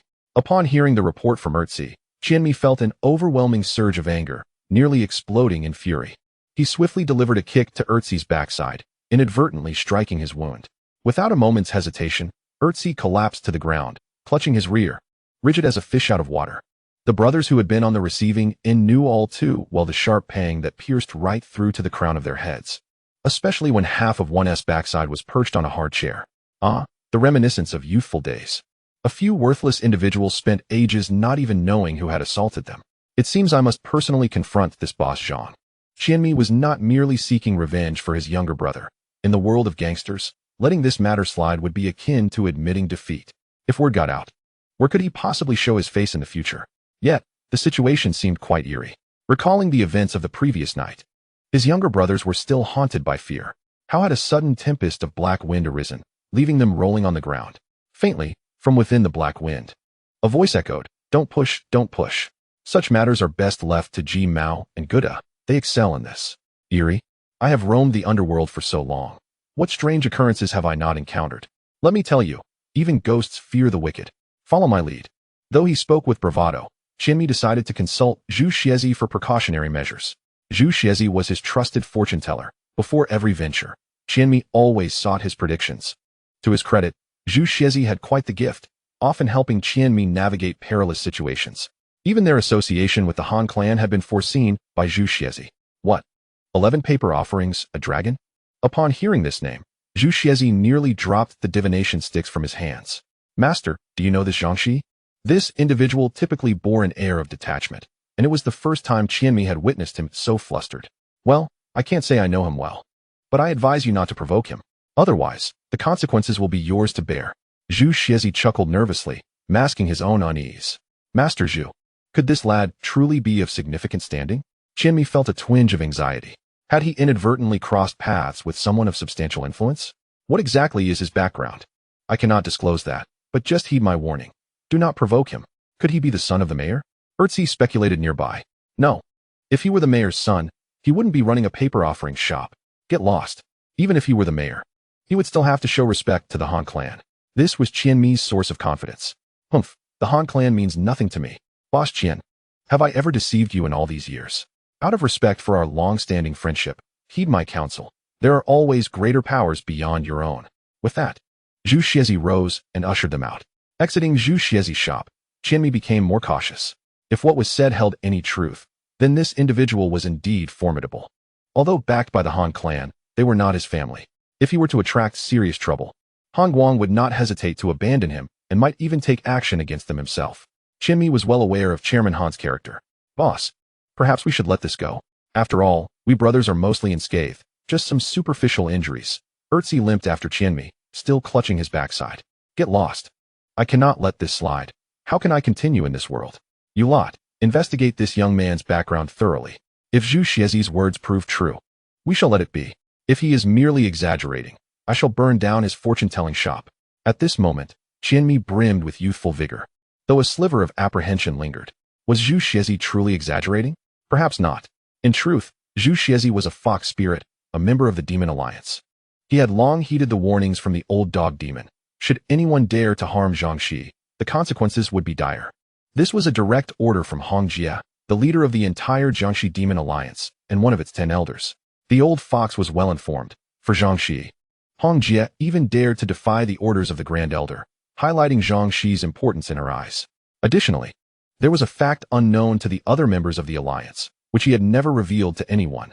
Zhang Shiyi's master, Zhang Chonglu, the old fox, being a part of the fortune-telling circle, was aware of Zhang Chongliu's esteemed reputation. In the eyes of others, his true form posed no secrets. Had he ever harmed anyone, he would have long been flayed and made into a hat, rather than pretending to be a master. The thought of that fire capable of incinerating all still sent shivers down his spine. Although Zhang Chonglu had passed away, who would dare to say such things? Upon hearing that Qianmi intended to confront Zhang Shiyi, Zhu Xiezi exaggerated the situation in hopes of deterring these ruffians, for they had often delivered money to him. Alas, good advice often falls on deaf ears. Qianmi was destined for a downfall. What? You mean the owner of the paper offering shop is connected to my daughter's death? After much inquiry, Qianmi discovered that Zhang Shiyi had no remarkable background, aside from being an orphan with a mere connection to a certain Mu. However, he remained vigilant. For Zhu Xiezi had never deceived him. Seizing an opportunity, he approached Han Guang, intent on using him as a weapon. He knew that Han Guang was ruthless. The bodyguards responsible for his daughter's demise had already endured unspeakable torment. Yet, he could not uncover the mastermind behind it all. Han Guang could never believe that those bodyguards would inexplicably cause his daughter's death only to descend into madness. Chapter 66. A collective defense of kin. Bring that Zhang Shiyi back to me. I wish to interrogate him myself. If there was anyone Han Guang cared for in this world, it was his daughter. With her untimely and mysterious demise, he would not rest until he had answers. Yes, Chairman. With Han Guang's command, Qianmi no longer felt the need for subterfuge. He gathered a dozen of his brothers and marched toward the 11 paper offering shop in a grand procession. Meanwhile, Zhang Shiyi remained unfazed by the previous night's events, leisurely strolling at the entrance after rewarding the various spirits. You are Boss Zhang, correct? Our Chairman Han wishes to see you. Please come with us. Qianmi was polite, but the group of thugs behind him resembled a pack of wolves. Damn, did you hear that? Hurry up. Acting tough, Erzi aimed to kick at the door, but his foot met nothing but air. What the hell? This is too strange. Startled, Erzi quickly retreated behind Qianmi. That paper figure had moved. Don't embarrass me. Just take him away. Qianmi, oblivious to the moving figure, assumed it was merely a trick of the light, his expression darkening as he issued commands. Stop. Qianmi. What do you think you're doing? Do you truly not regard me? Upon receiving the news, old Imo charged into the crowd like a mad tiger, positioning himself protectively in front of Zhang Shiyi. He truly did not expect that Qianmi would show him no respect whatsoever. Haha, Mo, it's not that I, Qianmi, lack respect for you. Rather, Chairman Han of Han Corporation wishes to inquire about certain matters from this Boss Zhang. I kindly ask you to step aside. Qianmi was indeed dismissive of old Mo. Han Corporation. Han Guang? What business does he have with Shiyi? Old Mo inquired. As for that, I cannot say. I am merely a messenger. You should directly inquire with Chairman Han. Take him away. With that, several men in black attempted to advance forward. Anyone who dares to touch my son-in-law, I will fight to the death. At that moment, Aunt Fat charged in wielding a broom. Despite her being a mere woman, she showed no sign of weakness in front of these burly men. She, rest assured, with Annie here, no one dares to harm you. Yes, with us around, no one can bully you. Simultaneously, almost all the merchants in the market rushed over, forming a protective circle around Zhang Shiyi, brandishing an array of makeshift weapons, brooms, mops, rolling pins, and cooking ladles. Old Zhang, the fruit vendor, was the most formidable, brandishing a watermelon knife with an imposing air of defiance. Ha ha ha, splendid. I see none of you are willing to back down. Do not forget, this market was developed by Han Corporation. Tomorrow, I shall ensure you all are expelled. Upon witnessing the scene, Qianmi hesitated to act, although he refused to concede verbally. Do not threaten me with your pathetic Han Corporation. This market was developed on our village's land, and we all hold shares. You lack the authority. Aunt Fat was undeterred. After all, Zhang Shiyi was to be her son-in-law, and she would protect him fiercely. During the market's development, Han's construction company had resorted to many underhanded tactics, but in front of united villagers. They ultimately had to compromise and jointly develop the market. Despite appearing to belong to Han Corporation, they truly lacked the power to expel these merchants unless they chose to leave voluntarily. Tension hung thick in the air, while Zhang Shiyi remained utterly perplexed. He still could not comprehend why Chairman Han sought him out. Little Qianmi, you are quite bold to create trouble on my territory. Are you yearning for the days behind bars? A towering figure resembling an iron pillar seized a nearby lackey by the hair and slammed him to the ground. This man was Qian Jun, a colleague of old Mo, known for his fondness of wild game and rumored to not live beyond 50. He now served as the captain of the joint defense team. Qian Jun shared a distant kinship with Qianmi, both hailing from the same village, and was well aware of Qianmi's character. Who might you be? Ah, it's Brother Qian. When did you transfer here? Upon encountering this iron tower, Qianmi felt a twinge of fear and could only force a smile. Despite donning a suit, he was still a thug at heart. While Qian Jun presented himself as a legitimate enforcer, he dared not disregard old Mo but felt compelled to treat Qian Jun with respect. Perhaps this was the weight of professional hierarchy. Spare me the pleasantries. Zhang Shiyi is my nephew. Any matters must be discussed with me. Though Qian Jun was not particularly familiar with Zhang Shiyi, he shared a deep camaraderie with old Mo, having worked together for decades. Despite their distant kinship, he had long held disdain for this ruffian. Ah, Captain Qian, I was unaware that this boss Zhang is your nephew. Moreover, we harbor no ill intentions. Chairman Han merely wishes to meet with this esteemed boss Zhang. Qianmi invoked Han Guang's name, feeling a surge of confidence. Chairman Han, what business does he have with my nephew? Qian Jun understood Han Guang to be a significant figure and was reluctant to provoke unnecessary conflict. Knowing that Han's connections far outweighed his own, his tone softened.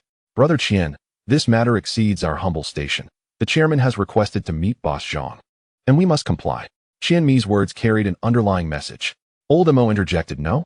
Just last night, someone attempted to set fire to the shop. And now you bring this many people to take Shiyi away? Who knows what your true intentions are? Leave at once. If you dare lay a finger on Shiyi, I will fight you to the bitter end. Zhang Shiyi felt deeply moved by this declaration. Master, do you see this? This is the difference. However, he finally grasped that Chairman Han was indeed the leader of this group of ruffians. Had his previous transgression of shortchanging them 30,000 been discovered? It couldn't be. After all, such items as paper effigies lacked clear pricing, and it was said that big bosses typically did not concern themselves with trivial sums. Had Chairman Han truly become so petty? Uncle Mo, Uncle Qian, perhaps I should accompany them. Chairman Han has extended an invitation. It would be remiss not to show some courtesy. This was indeed a major client. If their company's funeral business were to be entrusted to him, he would certainly prosper. Zhang Shiyi's remark was rather unfortunate. What business was he in? A paper effigy shop? Entrusting all company business to him implied that Han Corporation anticipated many deaths. He did not wish to burden his neighbors. Han Corporation was immensely powerful. Although he was not afraid, he could not allow those who stood up for him to suffer. They were merely honest merchants, and should Han Corporation resort to underhanded tactics, he could not protect them all. If something were to happen, he would become an eternal sinner. Moreover, there was the matter of eerie. This obedient child had not uttered a word, yet Zhao Di's who secretly protected her, sensed that the Han family had taken notice of her and begun investigating the events of that night. Boss, one of Han Guang's men, a large monk, seems quite capable. This matter may not remain concealed for long. Allow me to take care of him. Zhao Di's whose eyes glinted with malice, radiating a dark aura. He had set his sights on Eerie as his bride. And anyone who dared to harm her would soon learn what it meant to be the formidable ghost king of Radish village and the neighboring hamlets. Enough of your brawling.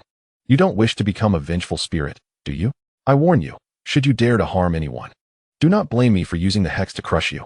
Zhang Shiyi was not inclined to indulge him, delivering a sharp rap to disperse the dark energy surrounding this ghost king. Thus, he had to resolve all potential threats before Eerie could be harmed. No. Old Mo was acutely aware of Han Corporation's methods and firmly barred Zhang Shiyi's path, refusing to yield. Ah, Mo, you are well aware of Chairman Han's temperament. If you continue this way, the consequences could be dire. The principal party had agreed, yet old Mo insisted on intervening, and Qianmi's tone bore a hint of menace. Oh, Qianmi, I see you have gained some courage. Why not practice with me? Qian Jun was not one to back down, moving closer like a black iron tower. Brother Qian, we live in a society governed by law. I am an employee of Han Corporation. If you dare to touch me, do not blame me for turning against you. Behind him, the lackeys raised their phones, capturing the confrontation with Qian Jun's furious demeanor. In this era of the internet, should any scandal be disseminated online, with a few internet trolls stirring the pot, Qian Jun's career could very well come to an abrupt end. Uncle Qian, remain calm. It's merely a chat at the Hans. Why the hostility, Boss Qian? Are you treating us to a meal? Zhang Shiyi stepped forward. positioning himself protectively in front of Qianjun. The so-called influential figures online lack any semblance of conscience. They distort the truth and engage in sensationalism purely for clicks and views. If they were to create a ruckus, the truth could easily become obscured. Let us leave then. No need to linger. Brother Qian, let us take our leave, haha. Qianmi, in a display of overconfidence, offered a clumsy salute to Qianjun, bursting into laughter as he turned to depart. Qianjun, filled with indignation, nearly clenched his fists to the point of breaking. She, where are you headed? Just as the crowd was at a loss around Lao Mo, a melodious female voice emerged from the periphery. Hongjia, what brings you here? The appearance of this woman caught Zhang Shiyi off guard. Giggling, she said, little brother, you didn't come to see me. So I thought I'd come to see you. I've been busy these past few days, but I heard you've opened a shop. So I came to congratulate you. Dressed in fiery red, Fan Yanhong chatted incessantly with Zhang Shiyi. The sight of such an alluring woman nearly caused Qianmi's eyes to pop out, as he awkwardly wiped his mouth to remove the drool. Excuse me, beautiful lady. Are you his sister? Qianmi attempted to present himself as suave, but before he could even approach, two burly men blocked his path. How dare you obstruct my boss? Despite Zizi's intention to impress, he found himself unexpectedly airborne, landing several meters away, struggling to get back up. Stop! Seeing his comrade in trouble, the younger brothers rushed forward, only to be halted by Qianmi's hand. He, having seen the world, immediately recognized the prowess of the bodyguard, who, even if not a professional, was certainly a veteran. Moreover, the Lady Henti even glanced their way, indicating that she regarded them as inconsequential. Qianmi scrutinized the extraordinary woman, his mind swirling with thoughts of her exquisite figure. Hello, beautiful miss. I am the security chief of Han's Enterprises. May I inquire your name? Driven by lustful ambition, he attempted to leverage his connection to Hans to capture her attention. Yet, she disregarded him entirely, engrossed in conversation with Zhang Shiyi, while her two bodyguards stood like immovable mountains. Hey, this woman is stunning. She couldn't possibly have taken a liking to Shi, could she? You should be cautious. Uncle Li, the fruit vendor, leaned closer to the plump woman, gossiping softly. Go away. Can't you see he calls her sister? Besides, although she dresses young, she must be at least a decade older than him. What nonsense. You should believe it. We've watched Shi grow up. He is an orphan. So where could he have a sister? I've heard wealthy ladies prefer younger men. Shi is so handsome, it's entirely possible this red-dressed woman is interested in him. These words left the plump woman feeling uncertain, wanting to approach for clarification but too intimidated to do so, only able to curse the woman inwardly as a seductive vixen. Hongjia, I've missed you too, but I truly can't leave right now. Otherwise, I would have visited you already. Upon hearing this, Fan Yanhong blushed, adopting a demure demeanor. Did you really miss me? Her voice was barely audible. Haha, absolutely. Zhang Shiyi scratched his head, grinning. By the way, what's this about Han's Enterprises? Fan Yanhong quickly composed herself, puzzled as to why she felt a flutter in her chest in front of this mere boy. Hey, Hongjia. I'm not entirely sure, but perhaps it's because I sold them overpriced paper products a few days ago, huh? Perfect. I need to discuss business with Hans too. So I'll accompany you. Zhang Shi knew that Hongjia's company was substantial and wealthy. He didn't realize she had dealings with Hans. Let him through. With a wave of her hand, the two bodyguards parted as if they had eyes on the back of their heads, allowing Qianmi to approach. Chapter 68. The sky today is so blue, so this beautiful lady is going to negotiate with Hans Enterprises? That simplifies matters. I, old Qian, am a supervisor at Hans. So rest assured, with my presence, any business dealings will be seamless. However, feeling emboldened, Qianmi attempted to place his arm around Hongjia's shoulders. Ouch, stop it. Let go. Zhang Shiyi would never allow Qianmi's filthy hands to touch Hongjia. He swiftly seized his wrist and twisted it lightly, causing Qianmi to wince in pain. Upon witnessing Shi's decisive action, Hongjia cast him an approving glance. Let go, damn it, let go. With their boss at a disadvantage, the younger brothers rushed forward. But under a mere glance from Hongjia, they were swiftly subdued by the two bodyguards, left scrambling on the ground. Help! I'll call the police. Brother Qian, do something. The pain in Qianmi's wrist made him realize he had encountered a formidable opponent. No wonder Shi was so audacious. He was a martial artist. Meanwhile, his dozen or so younger brothers were being mercilessly beaten, prompting them to shout at Captain Qian for assistance. Captain Qian was the neighborhood watch leader. How could he not intervene when violence was happening before him? Old Mo, the weather today is quite pleasant, though why do I hear wild dogs barking? Qianjun gazed skyward, ignoring the banter.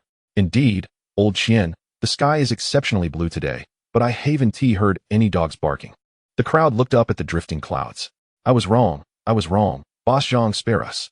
A group of bruised men crammed into 2 business vehicles, dejectedly driving back to the company, followed by a bright red Ferrari and a sleek black Mercedes.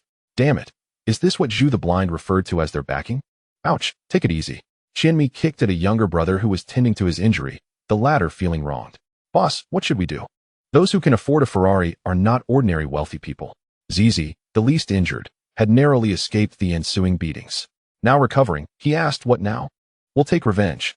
Once we reach the company, I'll ensure they pay 100-fold. What is so impressive about a Ferrari? Can it possibly rival Han's? Damn that woman, I'll make her pay. Ouch. Mo. Qian, are you really allowing them to take Shiyi away? At this moment, the most anxious was the plump woman. She truly regarded Zhang Shiyi as her own child. Don't worry, the woman in red is no ordinary person, with her by Shiyi's side. No one would dare to harm him. Should? In truth, Lao Mo was also uncertain, although he recognized that the woman called Hongjia was extraordinary. The power of Han's was simply too formidable.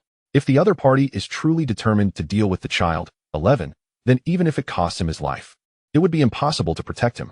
In an instant, he contemplated sending 11 to his son's city. For surely the reach of the Han family could not extend that far. Uncle, rest assured, it's merely a misunderstanding that I can clarify. Besides, my master is Zhang Chonglu. Do they truly think I am a mere lump of dough that anyone can mold at will? He chuckled. All is well, all is well. Sometimes, when one cares too much for another, they tend to overlook certain matters. Indeed, in Lao Mo's heart, Zhang Chonglu was akin to a deity. How could he possibly withhold some sorcery from his disciple? Moreover, there was a piece of information that Lao Mo had never divulged to anyone. The reason why papermaking Chun would so readily hand over his lucrative shop to Zhang 11. Without a trace of regret. Mo, guess who I saw last night? The inebriated papermaking Chen clutched Lao Mo's hand, incessantly babbling. What? You're returning to your hometown? So happy. Tell me, who did you see? Lao Mo could be considered the elder brother of all in this market. Everyone preferred to confide in him. Haha. I saw Master Zhang. If it weren't for his guidance, I would still be stuck in this wretched shop. He lamented. I've spent half my life in this miserable place, dealing with people by day and ghosts by night, leaving me in a state of neither human nor ghost. If this continues, the Chen family line will end with me. What is the use of money earned in abundance when I have no heirs to leave it to? Stop your nonsense. You're promoting superstitious beliefs, Lao Mo exclaimed. Keep talking, and I'll have old Qian take you in. Once you rest well tonight and finish your business back home, find yourself a wife and have a plump son, then you'll understand the value of money. Lao Mo gripped papermaking Chun's arm and seated him firmly in a chair. What? Superstition? Look around. Every paper figure, horse, and Joss money in this room is a product of superstition. Yet, if it is all superstition, why do people still come to buy and honor their ancestors? Let me tell you, at midnight, it's far livelier than during the day. He laughed. All right, you've had enough to drink. It's time to tidy up and rest. Seeing that papermaking Chun could barely stand and was rambling, Lao Mo quickly rose to clean up the dishes. Rest? Huh. I'm not that fortunate, but it will soon be over. Oh, it's almost midnight. I still have to entertain guests. You should leave to avoid disturbing them. With that, he pushed Lao Mo outside. What nonsense are you spouting, giving me goosebumps? Others might not believe it. But Lao Mo had personally experienced the return of souls during the 7th night, and even now, it left him with lingering trepidation. Hey, I haven't told you who I saw yet. Papermaking Chun peeked his head out the door, grinning foolishly. Which Master Zhang? You're acting all mysterious. Who else but Zhang Chonglu, the Master Zhang? Zhang Chonglu, Master Zhang, a divine being. Suddenly, a loud bang echoed as Lao Mo, faced with the closed door, was drenched in cold sweat. Hadn't Zhang Chonglu been dead for several years? However, when Zhang 11 took over the papermaking shop, papermaking Chun, with newfound confidence, nearly skipped out of the market. Yet when Lao Mo inquired about Zhang Chonglu that night, papermaking Chun adamantly refused to acknowledge it. Such a divine master's disciple could surely possess some means of self-preservation. Chapter 69. The Art of Seduction. Sister, do you have ties with the Han Corporation? Perched atop a crimson Ferrari, Zhang 11 felt no anxiety, merely concerned that if a brawl ensued, it would drag Hongjia into trouble. Silly brother, worry not. With me around, they wouldn't dare touch a single hair on you. Haha, then I feel assured. Chairman, Wei brought the owner of the papermaking shop back. Why haven't you brought him to see me? Han Guang raised his head to behold the bruised Qianmi and his lackeys. Well, we encountered a bit of trouble. There's a woman named Hongjia, accompanied by 2 bodyguards. She seems quite formidable, and we feared causing trouble for the chairman. Nonsense. Am I unaware of your characters? Han Guang snapped. Now, tell me, what exactly happened? Han Guang was well acquainted with Qian Mi and his gang, who were known for bullying the weak. However, this time they were operating under the Han name.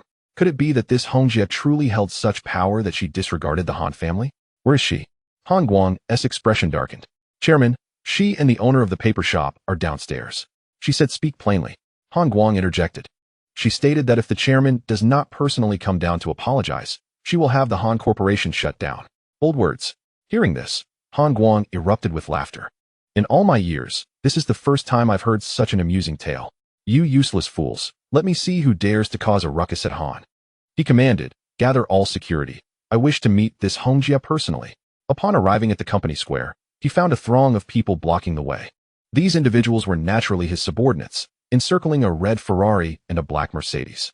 A woman in red must surely be the audacious Hongjia, while the young man beside her was none other than Zhang 11, the owner of the paper-making shop. The two imposing bodyguards in black must be the ones who had beaten up Qian Mi and his crew. Clear the way. I want to see who has such audacity. Han Guang parted the crowd and approached, only to be struck dumb by the sight of the woman before him. How could there be such a beautiful woman? Though time had left its marks on her face, it only served to enhance her allure as a mature woman. The charm of such a woman was something no young girl could emulate. Upon meeting Hongjia, all of Han Guang's anger dissipated. He prided himself on his experience with women, yet in her presence, he felt like an inexperienced youth. So, you assaulted my subordinate? Do you know who I am? Do you know where this is? Han Guang inhaled deeply before uttering a few harsh words, his tone surprisingly gentle. Dear Chairman Han, I've heard there is a misunderstanding between you and my brother, and I came to mediate. So, are you not inviting me in? The sweetness of her voice ignited a warmth in Han Guang's core, enough to make countless men succumb to her charm. He had not noticed that his subordinates outside were already starry-eyed, foolishly drooling over this enchanting woman. Impudent seductress, how dare you wield the art of seduction in public? Just as Han Guang, appearing like a lovesick fool, prepared to welcome her inside, a sudden chant echoed from above the office building. A plump monk with a shiny bald head leaped from the second-floor window, hand forming a spell, and struck toward Hongjia. Han Guang's rise to power was not only due to his ruthless nature, but also because of the divinations provided by Master Yikong from Highway Temple. Though Yikong appeared dignified, he was, in truth, a hedonistic monk, indulging in wine, women, and wealth, and had frequently aided Han Guang in nefarious deeds, like attracts like. And good people cannot possibly associate with Han Guang. However, this master truly possesses remarkable skills. It was he who extracted a hint from the foolish bodyguard's mind, leading him to suspect that Han Bingbing's death was related to eerie. While meditating in his office on the second floor, he sensed an ominous energy wafting from below. Peering out the window, he felt an unsettling shift in the atmosphere. Everyone seemed disoriented, and a faint trace of malevolent energy lingered in the air. With his level of cultivation, he could not discern the true body of the practitioner of sorcery, but he could make a guess. There were only 4 individuals, 3 of whom were men, meaning that apart from the woman in red, there were no other suspects. A monk is naturally compassionate, but that had nothing to do with him. He leaped from the second floor without a second thought, launching a powerful strike towards Hongjia. Zhang Shiyi, standing behind Hongjia, was incensed. The sudden appearance of this monk was aimed directly at Hongjia's chest. She had come to Han's company for her own sake, and must not suffer any harm. Before the 2 bodyguards behind him could react, he sprang into action, delivering a powerful kick to the monk's chest midair. Standing at over 6 feet tall, his legs were naturally longer than the monk's arms. With a cry of agony, he felt a gratifying sensation as the monk was sent flying.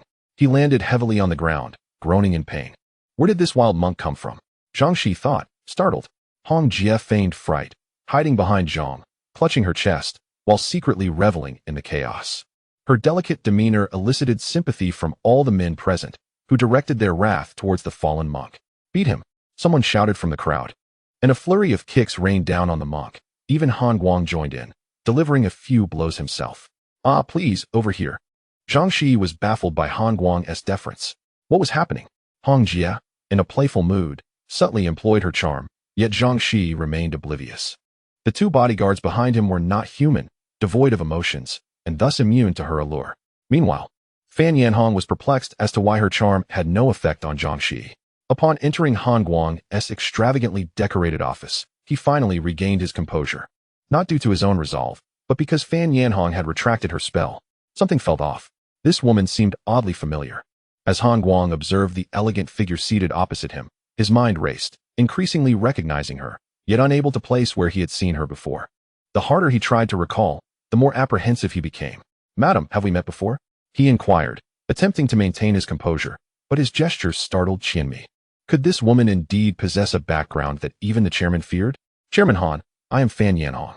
I am here to resolve the misunderstanding between my brother and yourself." A captivating smile graced Hong Jie's lips, causing Han Guang to feel dizzy once more. This woman exuded an irresistible charm. He was utterly unable to withstand it. "Oh, a splendid name, splendid indeed. Fan Yanhong, Fan Yanhong?" Hong Jie.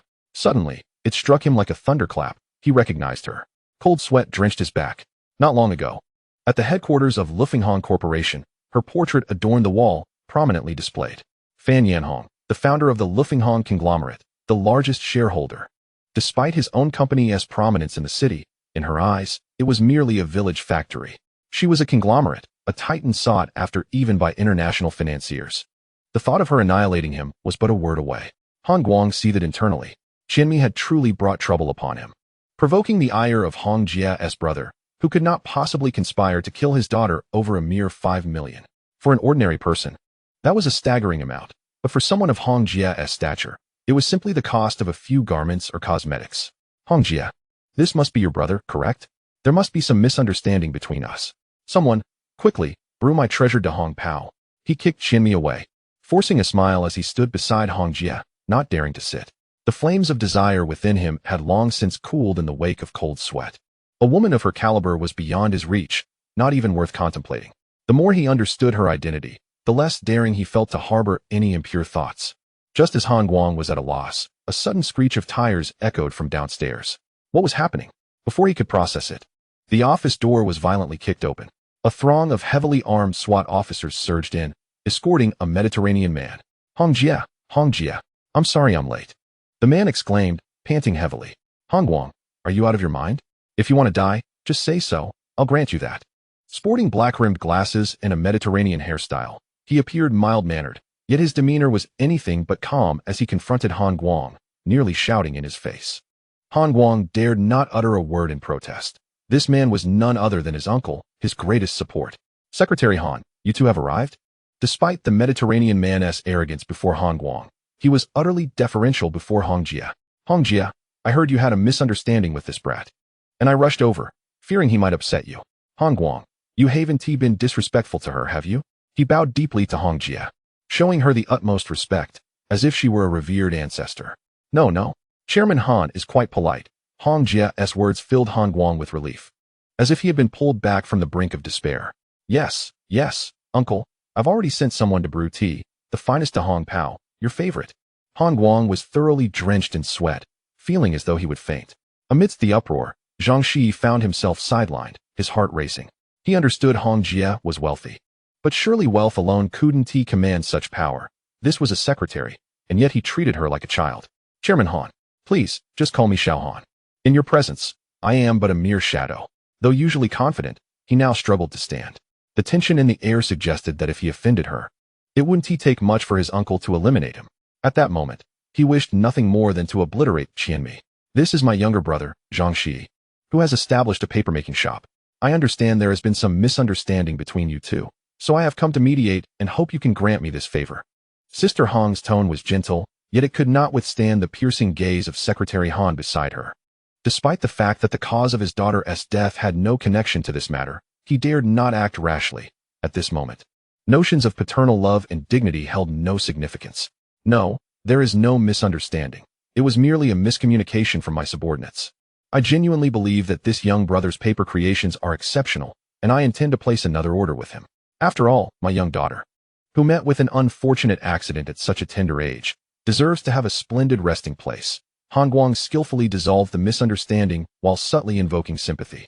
For the loss of a daughter in middle age is indeed a tragedy of human existence. With such reasoning, the other party would hardly be unreasonable. "Oh, I see. Well then, the misunderstanding is resolved.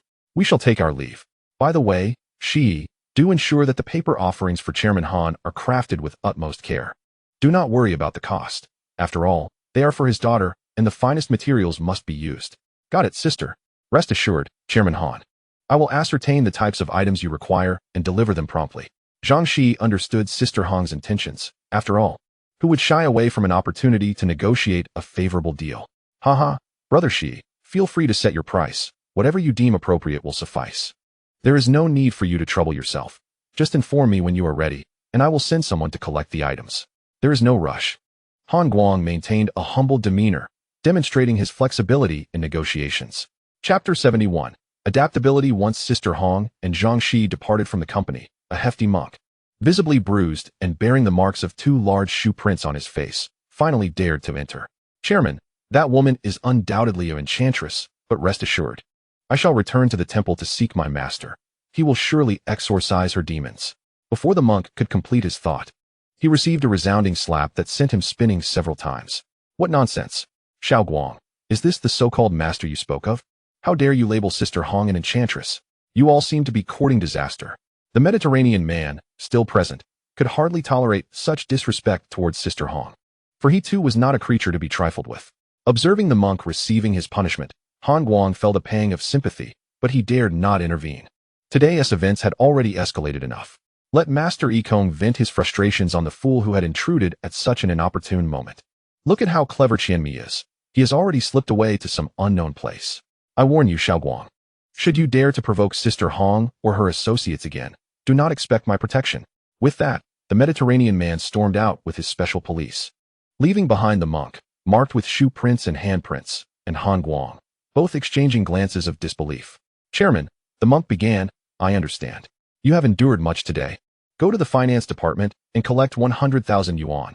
Return home and rest well. Do not concern yourself with this matter any further. Han Guang respected the monk, but knew his place. After all, he was under the authority of the formidable Hong family. Even his uncle appeared like a mere chick in comparison. Whether or not the monk's claims about enchantresses were valid was beyond his concern. Qianmi. At that moment, Han Guang realized he had neglected an important matter. Chairman, Qianmi stuttered, having not strayed far, knowing there was no escape. Hearing Han Guang's voice, he timidly peeked in from outside. Get in here, you fool. This entire debacle is your doing. Han Guang's disdainful tone sent Qianmi crashing to his knees. Fully aware of the chairman's methods, you two shall head to the finance department for 100,000 yuan. Before he could finish, Qianmi became paralyzed with fear. Was this some intended as a settlement for him? Chairman, please spare me. I have an elderly mother and young children to support. I swear my loyalty to you. Nonsense. Isn't your mother long deceased? How am I supposed to know you have a child? Get up, you coward. Despite his harsh words, Han Guang felt a hint of nostalgia for Qianmi, who had helped him with many tedious tasks. In truth, he had few trustworthy allies left. He pulled the sobbing Qianmi to his feet and said, listen carefully, deliver this money to Sister Hong's brother. If he accepts it, your life will be spared. If not, you are on your own. Han Guang was not an ordinary man. He hoped to leverage this opportunity to establish a connection with Sister Hong, using Zhang Shiyi, her brother, as a means to that end. Your brother, you are quite impressive. Even Secretary Han cowers before you. Who exactly are you? As Zhang Shiyi sat in his red Ferrari, he felt exhilarated by the earlier encounter. Haha, dear brother, your sister is quite wealthy. Perhaps you should consider aligning yourself with her. It is certainly better than clinging to that shabby paper shop. Since meeting Zhang Shiyi, Fan Yanhong had taken great delight in teasing him, gazing at him with playful eyes. Stop joking, sister. Look at the car. Zhang Shiyi hurriedly deflected, not daring to engage further. Foolish boy, Fan Yanhong mused, puzzled at why her once closed heart seemed to open for this half-grown child.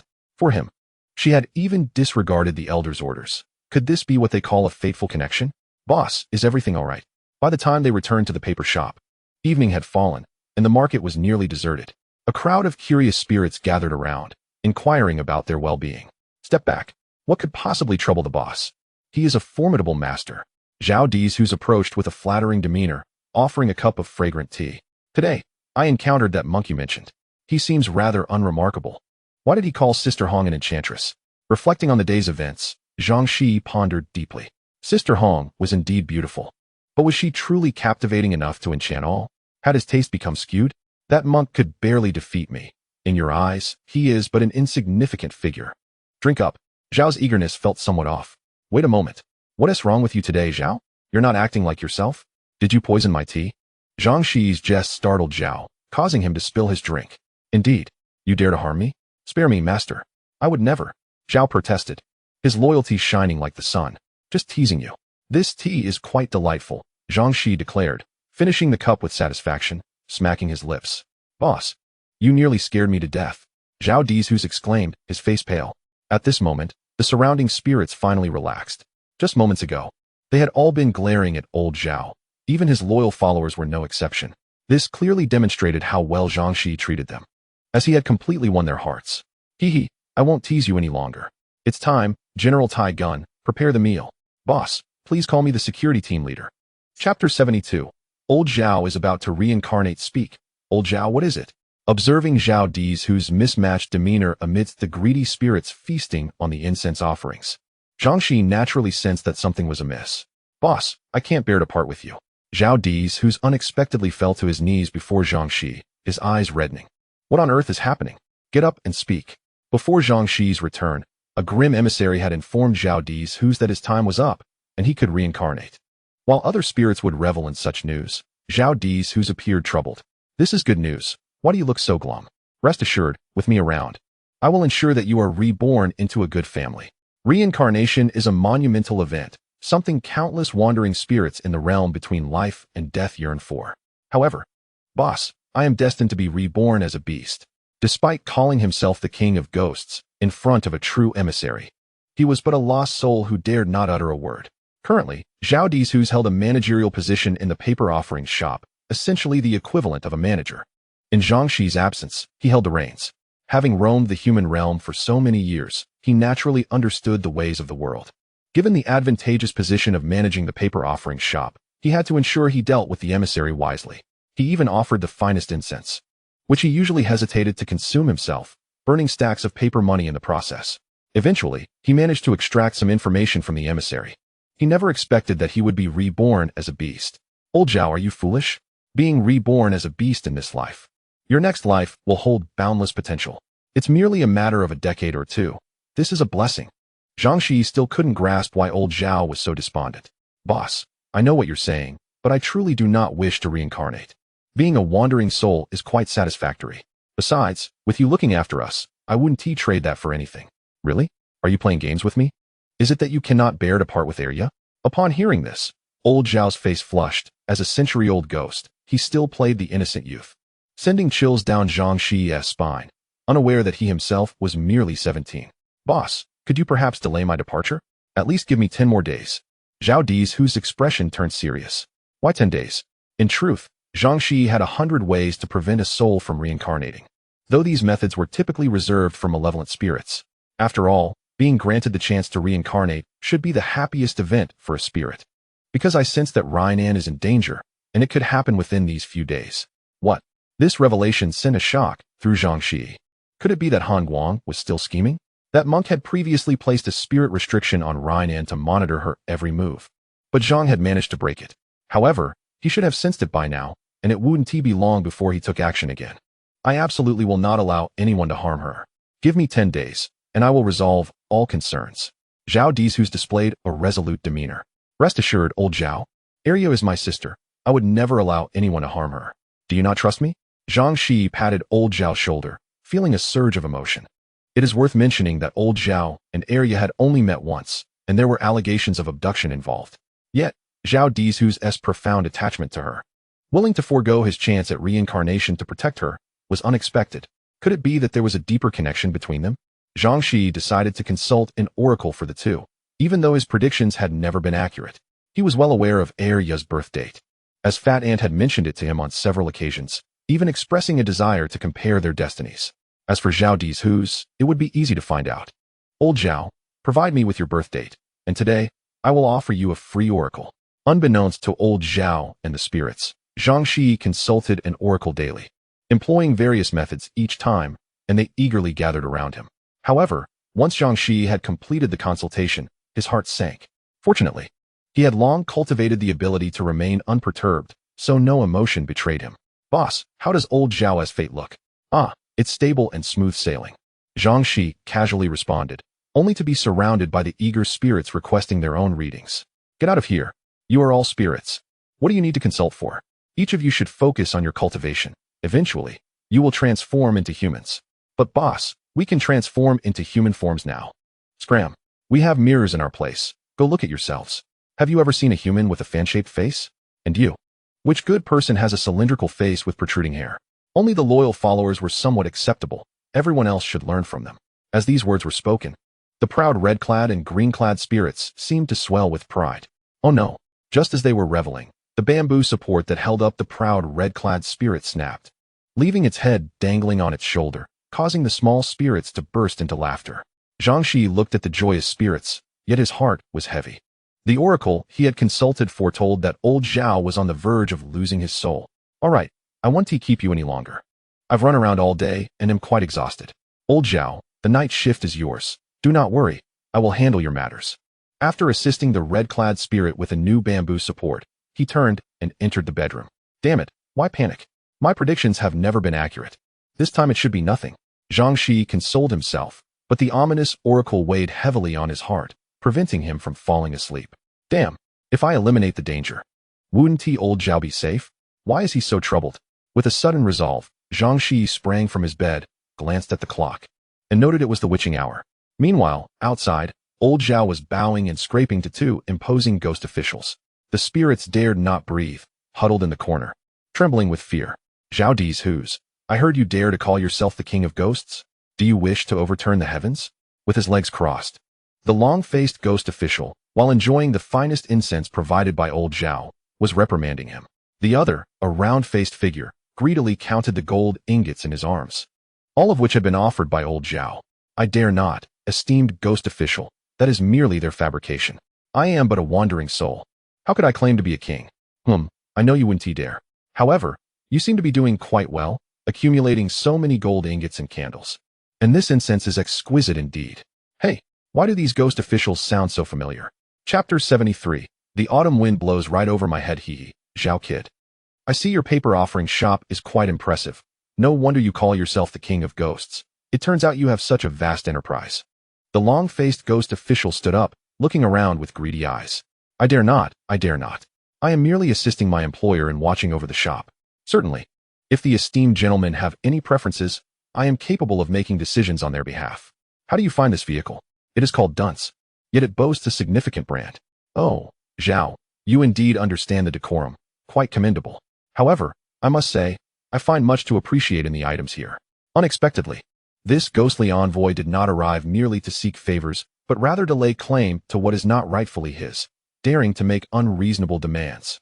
Zhao Di's who's has been acquainted with Zhang Shiyi for quite some time. Thus he understands the peculiarities of his employer. Offering a few gifts is not an issue. But the audacity of this ghostly envoy is rather excessive. He even desires a grand banquet, which is rather ludicrous. Yet, at this moment, he is in need of assistance and cannot afford to decline, placing him in a rather awkward position. Ah, we have esteemed guests. Old Zhao, why do you not brew some tea for me? Go prepare that exquisite high-quality tea. Zhang Shiyi, being astute, promptly emerged from the inner room. Upon seeing the two ghostly envoys, he finally comprehended why their voices seemed so familiar. These two ghostly figures were reminiscent of the eunuchs portrayed on television. Their voices identical as well. Ah, young man, you can see us? It appears you possess some talent. The square-faced, ghostly envoy jumped from his chair upon seeing Zhang Shiyi, hastily tucking away the gold ingots he held. Esteemed envoys, this is my employer, Zhang Shiyi, the proprietor of this paper-making shop. Zhao Di's who's hurriedly introduced, feeling a bit flustered, as it was awkward to be caught offering his employer's belongings as goodwill. Ah, so it is Boss Zhang. My apologies, we shall take our leave for now. The two ghostly envoys seemed to feel embarrassed and attempted to depart. However, how could Zhang Shiyi allow them to leave?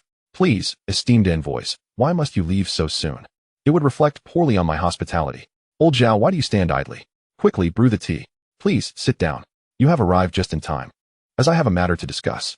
Upon hearing that there was a request, the two ghostly envoys promptly resumed their seats, for this indicated there were favors to be sought. Yet, is Zhang Shiyi's favor so easily obtained? Hee. This tea is rather delightful. I assent it.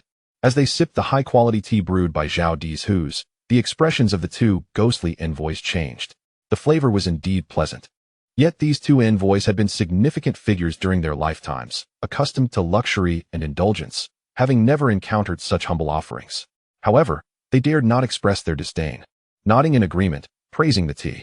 Hee, Boss Zhang, This is our first encounter with such exquisite tea. It is truly remarkable. Their words were insincere. The tea leaves lingered in their mouths. They dared not spit them out, yet swallowing was a struggle. After Zhang Shiyi's earlier remarks, the two once arrogant, ghostly envoys had transformed into meek figures. You two must be the local emissaries of the underworld, correct? Just in time. I have a matter I wish to ask of the 7th and 8th lords. Could you convey a message for me? May I inquire, esteemed boss Zhang? Who are the 7th and 8th lords you mention? Gazing at the high-quality tea leaves before them, the two envoys initially prepared to unleash their wrath. As local emissaries, they were accustomed to being revered. Even the Taoist priests from Longhu Mountain treated them with utmost respect. Who would dare to slight them? However, upon hearing the titles of the 7th and 8th lords, they instantly calmed down. After all, within the underworld, the renowned 7th and 8th lords could only refer to the illustrious black and white impermanents. Having served in the palace during their lifetimes, they were adept at navigating social intricacies and dared not act recklessly without confirmation. The 7th lord is Xie Bian, and the 8th lord is Fan Wujiao. Have you heard of them? Zhang Shiyi was somewhat boastful, as those two ghostly emissaries could not possibly be unaware of their esteemed superiors, the infamous black and white impermanents. The two envoys leapt to their feet, their tongues stumbling. Ah, esteemed lords, why have you risen? Please, take a seat and savor this tea before it cools. The two ghostly envoys dared not refuse, swallowing the remnants of tea leaves with grimaces, yet they had to commend its flavor. Zhang Shiyi was quite generous. Had it been Zhang Chonglu, they would have likely been served mere leaves. Hee, young master, what message do you wish to convey to the 7th and 8th lords? Though they were somewhat skeptical, they deemed it prudent to believe in the possibility of truth. After all, should the young master's words prove accurate, they would be in quite the predicament. It's merely a trivial matter concerning the shop. Old Zhao is about to be reincarnated, and I cannot find anyone to assist him at present. I wish to ask the 7th and 8th lords to allow old Zhao to delay his reincarnation for a few days. Please convey this message on my behalf. And rest assured, you shall not leave empty-handed. Old Zhao, quickly, turn that dunce into something useful. Zhang Shiyi was no longer the naive youth. He understood the balance of power, offering a sweet reward after establishing authority. However, upon hearing this, the two ghostly envoys displayed expressions of difficulty. Young master, given your rapport with the 7th and 8th lords, delaying the report would typically be simple. However, the scrutiny has intensified recently. This matter may prove challenging. Oh, is one dunce truly insurmountable? If not, then let it be two. Haha, how thoughtless of me. Old Zhao, turn that treasure donkey into something useful. And burn 2 drivers for the esteemed envoys. That is not quite the point, young master. Perhaps it would be best if you spoke directly with the 7th and 8th lords. As they spoke, the shop suddenly flickered with lights, and 2 immense waves of malevolent energy surged from below. Boss, be careful. Although Zhao Di's who's trembled with fear at the ominous energy, he bravely rushed forward, shielding Zhang Shiyi. Other creatures, undeterred by peril, leaped from various corners, encircling Zhang Shiyi. This gesture moved him deeply. Ha, young Shiyi, why did you not prepare a vehicle for us? Oh, your subordinates are quite loyal. Chapter 74. Truly not for naught. As the words fell, the overwhelming malevolent energy dissipated, revealing 2 figures, one black and one white. Within the shop, with such distinctive appearances, they could only be the black and white impermanents. What kind of inferior tea is this? Shi, are you truly attempting to deceive your brothers? The white impermanence took a sip of the high-quality tea and promptly spat it out, vocally expressing his dissatisfaction at Zhang Shiyi. Such a congenial lord of impermanence terrified the 2 ghostly envoys. They had anticipated the arrival of a powerful ally, only to find that the impermanents had developed such a close rapport with the youthful proprietor of the paper-making shop. Thankfully, they had refrained from overstepping earlier. As for their previous extortion of old Zhao, they hoped to evade repercussions. We pay our respects to the underworld commander. The 2 immediately knelt before the black and white impermanents. You 2 are truly a disgrace to me. Can you not exhibit any ambition? Living in such a manner, and even in death, you still behave this way. Return and receive 10 lashes from the 2nd lord. These words terrified the 2 ghostly envoys, causing them to collapse to the ground, bowing their heads fervently, repeatedly begging for mercy. Their pitiful appearance even elicited sympathy from Zhang Shiyi. 8th lord, these 2 ghostly envoys are quite polite. On account of my stature, please spare them from this punishment. He spoke without understanding the true gravity of the 10 lashes. Haha. My brother has a kind heart. Well, since he has interceded on your behalf, I shall let the punishment slide this time. However, Do not harbor any illusions about those two vehicles. Furthermore, if I ever catch wind of your extortion again, do not blame me for being unkind. Yes, yes, thank you. My lord, thank you. Why thank me? Thank my brother instead. Yes, yes, I am eternally grateful to you, Lord 11. The intensity with which these two ghostly emissaries bowed their heads was nearly enough to pound the ground, revealing their profound agitation. It's nothing, nothing. Hurry and rise, brother 8. Is it really necessary to punish them with 10 strikes? Little do they know that the 10 strikes from the upright and incorruptible judge Zhang bear grave significance. They are strikes that could extinguish a soul. It is said that a notorious captain of ghostly emissaries, during a transition, was consumed by lust and sought to defile a recently deceased female ghost. Upon being discovered by the second lord, he was only awarded 3 strikes, which left him utterly shattered. To face 10 strikes would be akin to being cast into the 18 layers of hell, where at least there remains a glimmer of hope. Enough, you two may return. There is no need to concern yourselves with Zhao Dezuzu. The two ghostly emissaries left, showering thanks, their grateful eyes nearly pleading to offer themselves in servitude, which left Zhang Shiyi with goosebumps. Haha, brother, do not take offense. These two fellows had a tough life, serving as eunuchs in the palace, always living in fear, with no one to rely upon but their love for gold and riches. Forgive my brother for laughing. Brother 8, your words are too formal. Knowing that, you should quickly prepare some tea for your elder brothers. You wouldn't dare to serve us just the remnants of tea leaves, would you? Old Zhao, hurry, bring out the finest tea guinyan, and don't keep my brothers waiting.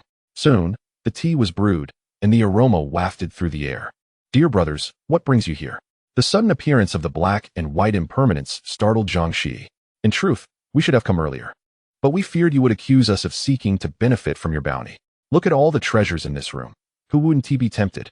They feigned a casual glance around the room full of paper offerings, yet their eyes revealed no hint of greed. 7th brother, 8th brother, what is mine is yours. Just say the word, and it shall materialize. You little rascal, your cheeky demeanor resembles that of my younger days. Whether by Wu Chang was praising Zhang Shiyi or Black Wu Chang remained unclear, but it was taken as a compliment nonetheless. We were patrolling nearby when we heard you calling our names. If we did not come to support our brother, it would reflect poorly on us, right, old 8? Indeed. Indeed. It is essential to offer my brother the opportunity to show off. Black Wu Chang's words nearly sent the little spirits into fits of laughter, each of them trembling as they stifled their amusement. All right, let us address the matter at hand. What do you mean by not wishing for Zhao Dezuzu to reincarnate? Ultimately, it was by Wu Chang who broached the subject. 7th brother, what could possibly be appealing about reincarnating as a beast? After all, old Zhao is also my junior. Why shouldn't he take the shortcut? Do you truly not understand? Observing Zhang Shiyi's obstinate demeanor, Bai Wu Chang's tone turned serious. Zhang Shiyi was well aware that his divination had foretold this very outcome. If Zhao Dezuzu reported to the underworld on time, he would naturally evade this calamity. No one would dare to intercept a soul poised for reincarnation. However, if he missed this opportunity, it would signify that his name would be struck from the reincarnation ledger, effectively rendering him a ghost without a home. During this time, he would be akin to a black household. Even if he were captured by evil cultivators for alchemical purposes, the underworld would have no authority to intervene. The divination indicated that this period marked the onset of old Zhao's great tribulation. 7th brother, is there truly no way to achieve a win-win outcome? Zhang Shiyi recognized that Zhao Dezuzu would never abandon Area, unless the threat to her was resolved. He would rather forego reincarnation than accompany the ghostly emissaries. Yet, one could not simply storm into the great monk's abode to eliminate him. Murder is a crime. And could this calamity truly be attributed to a monk of such mediocre prowess? Haha, foolish boy, rules are immutable, but humans are alive.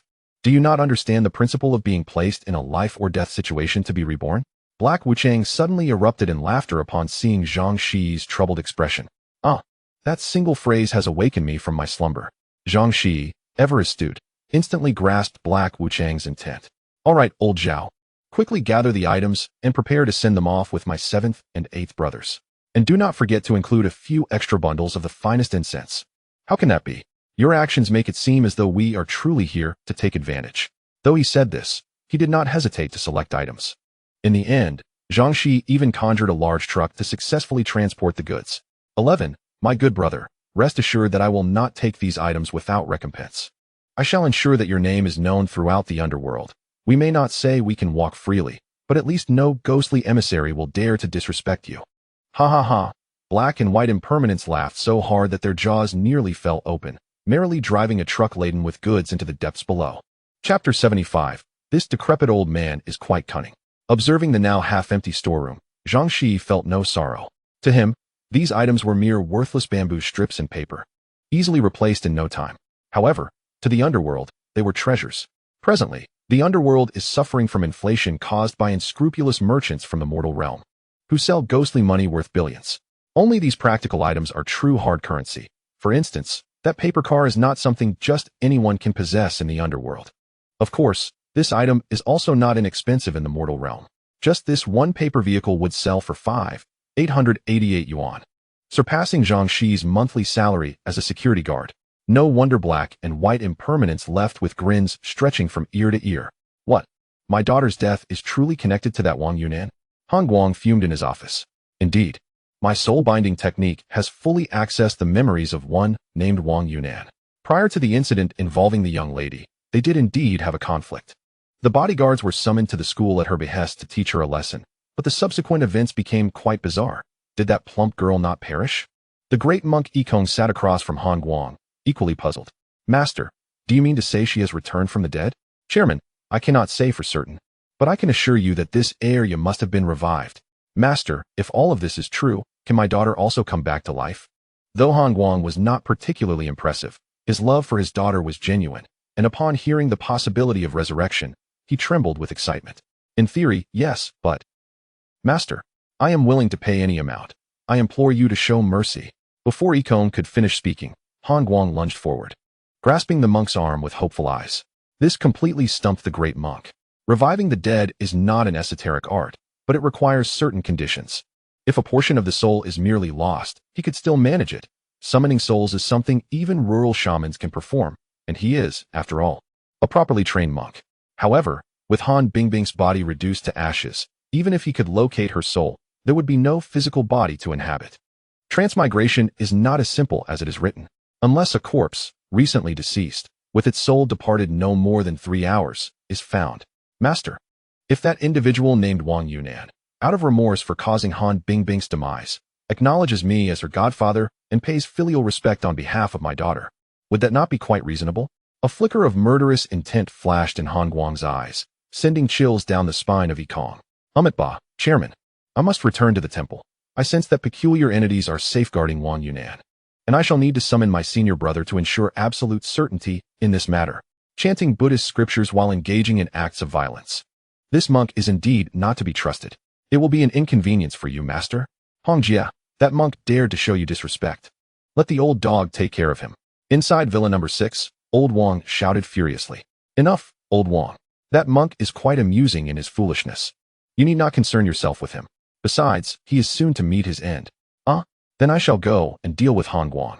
Old Wang remained infuriated. After all, he is a relative of Han Lao. Let it go for his sake, and besides, he will soon be finished. Reclining lazily on a plush sofa, Hongjia seemed to recall something amusing, her face adorned with a blissful smile. However, enough, Old Wang. Allow me some peace. You may entertain yourself outside. Reluctantly, Old Wang rolled onto the ground, transforming into an old yellow dog, darting outside, and shortly thereafter, the mournful howls of other dogs echoed in the air. All right, Old Zhao. Everything is in order. I need you to stay close to Arya. If anyone attempts to take her away, do not act hastily. Remember, one must eradicate the root of the problem. Thank you, boss. Even the most meticulous plans may harbor flaws. Zhang Shiyi is still too young, utterly unaware of how treacherous human hearts can be. Hee, Boss Zhang, you are magnanimous. Please do not hold our previous misunderstandings against us. Just consider us as a mere nuisance, and let us go. Qianmi, laden with a suitcase full of cash, arrived at the paper offerings shop. Smirking, he followed Zhang Shiyi like a lapdog, continually bowing and apologizing. Well then, everything is prepared. Should Boss Qian not check the accounts? Zhang Shiyi utterly disregarded his remarks, filling a cart with various paper offerings, deeming it an equivalent exchange for the 1 million. I dare not. If you say it is sufficient, then it surely is. At this moment, Qianmi paid no mind to the murmurs of bystanders. One must be adaptable to thrive. Enough. There are no misunderstandings between us. Hurry back and do not delay Chairman Han's matters. Haha. Thank you, Boss Zhang, for your generosity. If there is ever a need for my assistance, Do not hesitate to ask. I shall be obliged. Wishing Boss Zhang prosperous business. Wishing Boss Zhang prosperous business. Heir Z and his entourage bowed and scraped before Zhang Shiyi, their demeanor more filial than that of sons before their father. See, it all paid off, haha. Upon returning to the shop, Zhang Shiyi proudly showcased the suitcase filled with bills to the spirits. With this money, even if he were to prepare 10 carts for the messengers of the underworld, he would not bat an eye. However, he dared not bury this money beneath Zhang Changliu's gravestone again. It might end up as a donation. That old rascal is quite cunning. Achoo! Who dares to insult me? With thoughts swirling in his head, his master murmured, It seems someone is thinking of you. Perhaps it is your junior brother. You rascals. None of you possess the conscience of your younger brother. By the way, in a month, it will be your junior brother's 18th birthday. Have you prepared the gifts I asked for? That day is crucial. Chapter 76. Eerie is kidnapped again, my junior brother. How could you bear to return from your vibrant world? Look at your desolate elder brother. Highway Temple, as its name suggests, is an ancient temple nestled amidst mountains and rivers. Originally, it was a site of great incense offerings, but 20 years ago, several young female pilgrims mysteriously disappeared in its vicinity. With no signs of life or death, even the armed police could find no trace after searching the mountains. Out of fear of the unknown, people gradually ceased visiting, and the temple fell into neglect. Little did anyone suspect that the true instigator of all this lay within the temple itself, behind the guise of a seemingly solemn monk.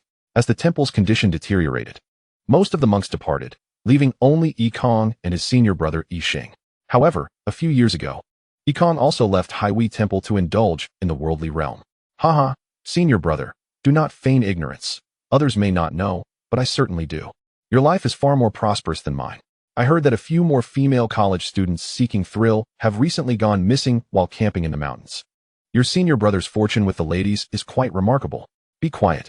You will be the death of your senior brother with that mouth of yours. Now tell me, what brings you back this time? Yixing rolled his eyes, lit a cigarette, and expertly exhaled 2 streams of white smoke from his nostrils, revealing a set of yellowing teeth, a clear indication of his smoking habits. He bore little resemblance to a disciple of the Buddhist path. Hee, senior brother. Here's the situation, Yikong said, while pulling a bulging brown paper bag from his side and stuffing it into his brother's embrace. What? Yikong, you have truly gone too far, even daring to accept tasks involving borrowing corpses to return souls. Are you not afraid the Buddha will smite you? How much is this? Senior brother, are you afraid of the Buddha's wrath? This is 200,000, pocket money for you, courtesy of the generous boss Han, who promised to pay however much is needed upon success. Yikong glanced at the once glorious, now faded and crumbling statue of the Buddha in the Great Hall, showing no trace of reverence. All right, I shall take on this task. Junior brother, times have been tough lately. I heard there is a place in the city called Royal TV, where there are princesses. When will you take your senior brother to experience it? Hee, senior brother. Why wait? Let us go now. Haha. Indeed, you are a good junior brother. The conversation between these so-called disciples of Buddhism would likely incite the Buddha's wrath, shattering them into dust. After indulging in a hearty meal, 2 bald men in suits approached Han Guang. Chairman, this is my senior brother, Yixing, a formidable figure. The matters you mentioned are almost guaranteed. Thank you, master. Upon success, there will surely be generous rewards. Han Guang had witnessed Yikong's capabilities and thus held great respect for his senior brother. Let us not count the day Yikong was fatally beaten. Haha, chairman. When I arrived, I noticed a cart filled with paper offerings in the courtyard. Is there a funeral underway? Yixing was referring to the paper offerings purchased from Zhang Shiyi for 1 million. Master, those were originally prepared for the young lady, but now that you are here, they shall be unnecessary, correct? On the contrary, they are indeed needed.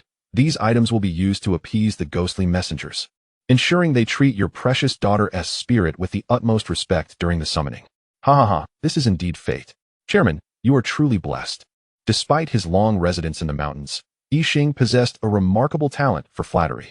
In just a few words, he earned Han Guang's admiration. All was ready. Only the final touch remained, as Han Guang's grasp extended toward Eerie. Yunnan, today's questions are so difficult. I fear I have flunked again.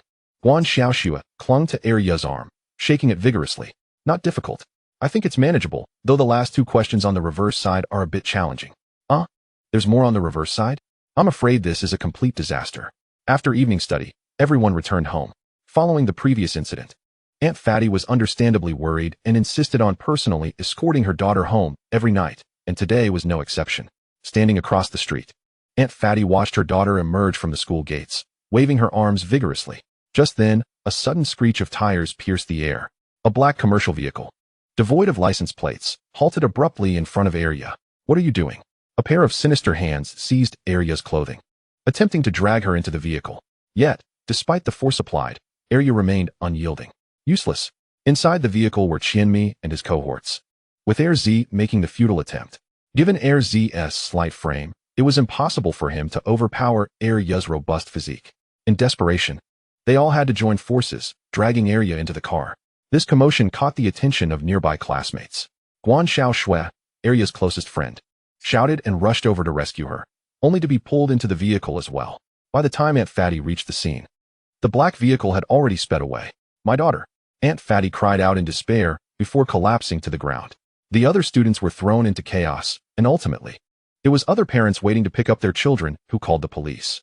However, without a license plate, tracking the vehicle proved to be quite challenging. "Director Guan, your daughter has been kidnapped." "What?" "Block all the intersections and retrieve the surveillance footage, quickly."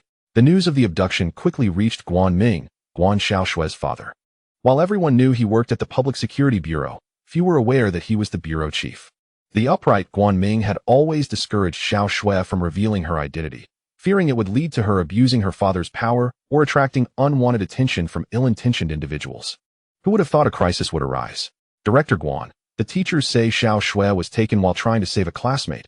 She wasn't the intended target. As expected of a child from the Guan family, we must investigate and capture these criminals before they harm the children." "Boss, what do we do?" "The boss didn't say to kidnap her." Heir Z looked at the brave girl protecting Area, his expression a mix of confusion and concern. "Forget it. Just take them back to the company and make sure they stay quiet." Qianmi was also anxious. Although he had been involved in extortion before, he never anticipated the police response would be so swift. Police cars with flashing lights raced past. Fortunately, he was clever enough to switch vehicles at a corner, otherwise, they would have been intercepted long ago. Chapter 77. Taking action, Master. The altar you requested is ready, but are you certain about this? It was no wonder Han Guang was skeptical. This was the senior disciple of the Master of Void, who ought to be a dignified monk. Why was he setting up a Taoist altar? Moreover, he was asking for yellow talismans and peachwood swords. No need to be surprised, Chairman. Buddhism originated from Taoism, and Taoism is also a form of Buddhism. There are myriad paths that ultimately lead to the same destination. Let us commence. Clad in a cassock, the bald-headed Master of Stars held a yellow talisman in one hand and a peachwood sword in the other, leaping about while chanting. Hui Yuan by the river. Vajra standing guard, spirits of 1,000 miles, hasten to enter. Han Bingbing, your father weeps for you. Do not linger on the bridge of helplessness. Hasten home to express your feelings.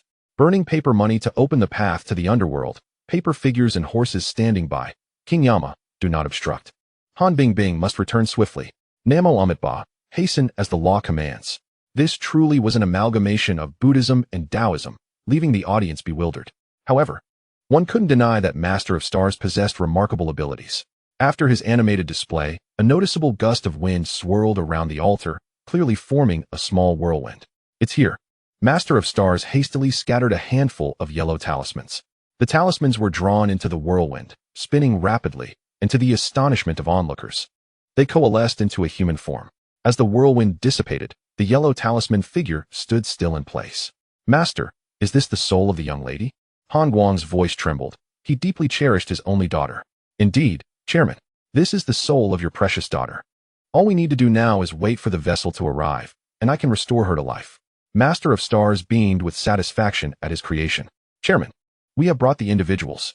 Qianmi, along with several henchmen, carried the bound Area, while Heir Z dragged along Guan Xiaoshui. And who was she? Han Guang had not disclosed his intentions of restoring his daughter to Qianmi, and upon seeing another person, he expressed his displeasure. Chairman, this is the classmate of the chubby girl. She insisted on showcasing her courage to help, so we had no choice but to bring her along. Master, what do you think? In comparison to Area, Guan Xiaoshui was indeed a beauty. If given a choice, he would prefer his daughter to inhabit such a form. Otherwise, upon her return, she would likely throw a tantrum. When Han Bingbing was alive, her struggle with weight had reached a pathological level. Otherwise, how could she be a towering figure of 1.7 meters, yet weigh less than 100 pounds? If she awoke to find herself in the body of a 280-pound girl, he could only imagine the chaos that would ensue. Oh, no problem. I'll take her, haha. I particularly enjoy discussing Buddhist teachings and meditation with female students. The youthful form of Guan Xiaoshui had thoroughly captivated this lascivious monk. With a lecherous grin, he approached and even caressed Xiaoshui's face. Enraged, Xiaoshui retaliated with a kick. Haha, you're quite feisty. The more you resist, the more I like it. In front of the Master of Stars, Xiaoshui's attempts at self-defense were utterly futile. He swiftly seized her thigh, his wicked hand sliding up her leg. Oh, how smooth and tender.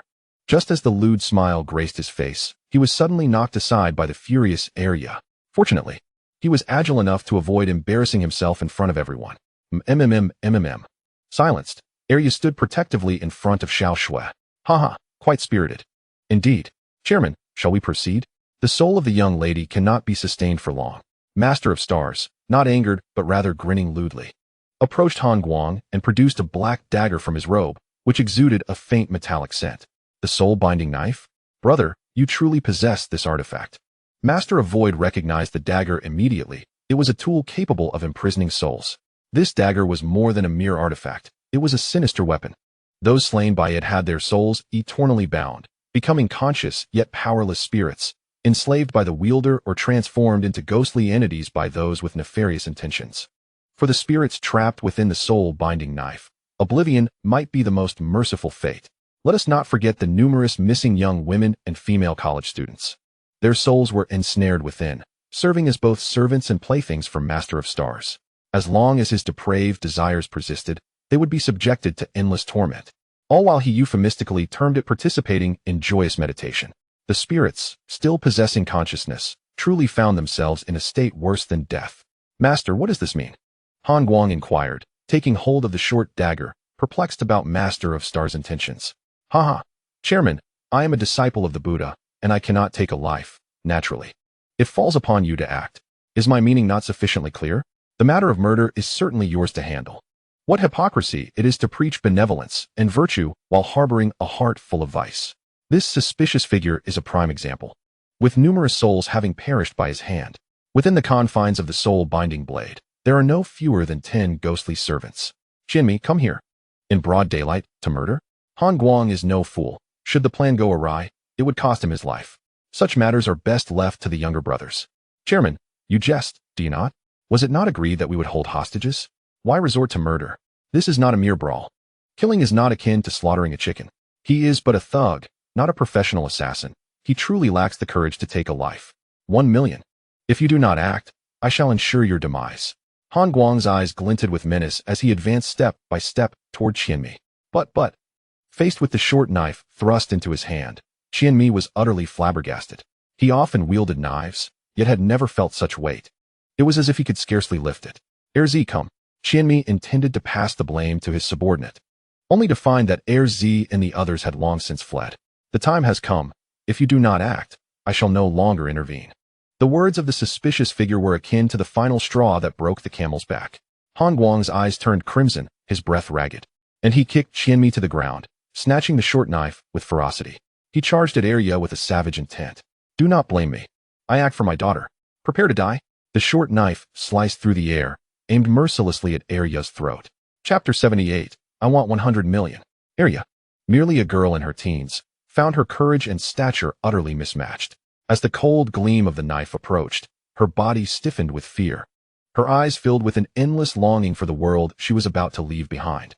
Gua Xiaoshui, shielding her, turned pale, desperately trying to pull Heir away, but was unable to budge the imposing figure. Boss, it is time for me to act. Zhao Di's whose was poised to rush in for a heroic rescue, hoping to leave a good impression on Heir, when he suddenly felt a lightness, having been shoved aside by Zhang Shiyi. A lithe figure materialized before Heir, and before anyone realized how he had moved, the short knife was in his possession. The legendary shadowless hand was not just a fanciful title. Humph, Chairman Han, you possess quite the audacity.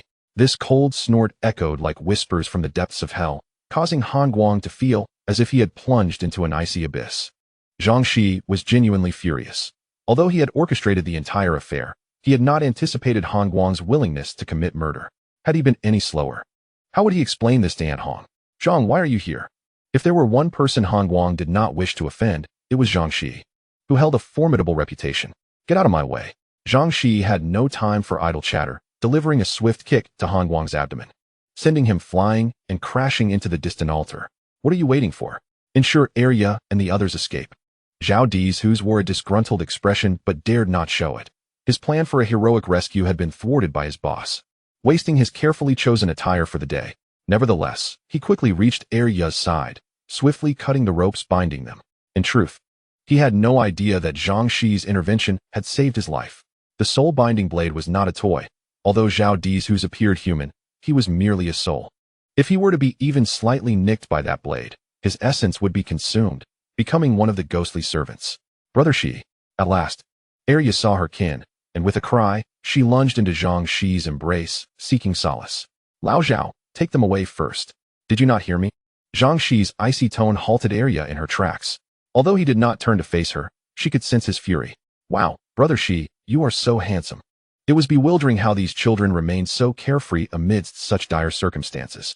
Guo Xiaoxue gazed at him with starry-eyed admiration, almost like a lovesick girl. Oh, beauty is indeed a virtue, Zhao Dizhu sighed, unable to dispute the truth of it. What they thought mattered not to Zhang Shiyi, whose heart was now ablaze with wrath. The message conveyed by the short knife had turned his eyes a fierce shade of red.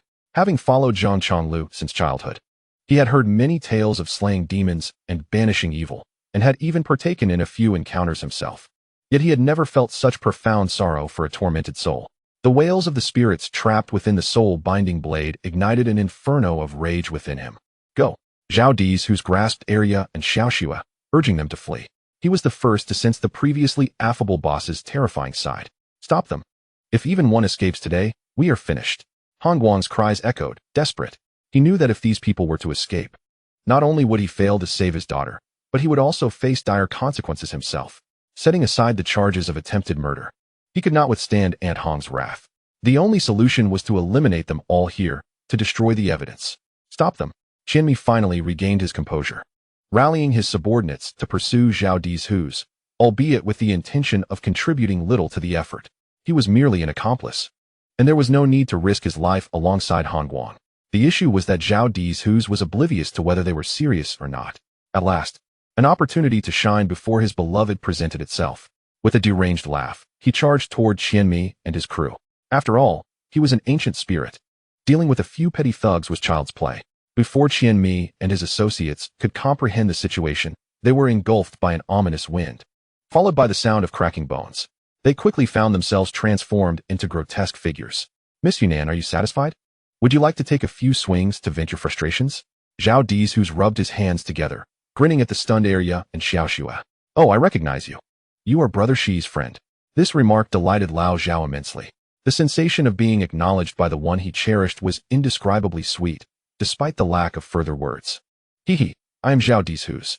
Before he could finish introducing himself, he sensed a powerful force approaching from behind, imbued with a sinister aura, distinctly different from what emanated from his boss. He promptly shielded the two girls. Just as Han Guang crashed through the altar, the yellow talisman that had enveloped Han Bingbing's soul suddenly fell away, revealing her spirit, which transformed from translucent to tangible. Yet, her appearance was harrowing. Her limbs and neck bore an abundance of needle-like stitches, reminiscent of repugnant centipedes. Let us not forget that Han Bingbing had been dismembered.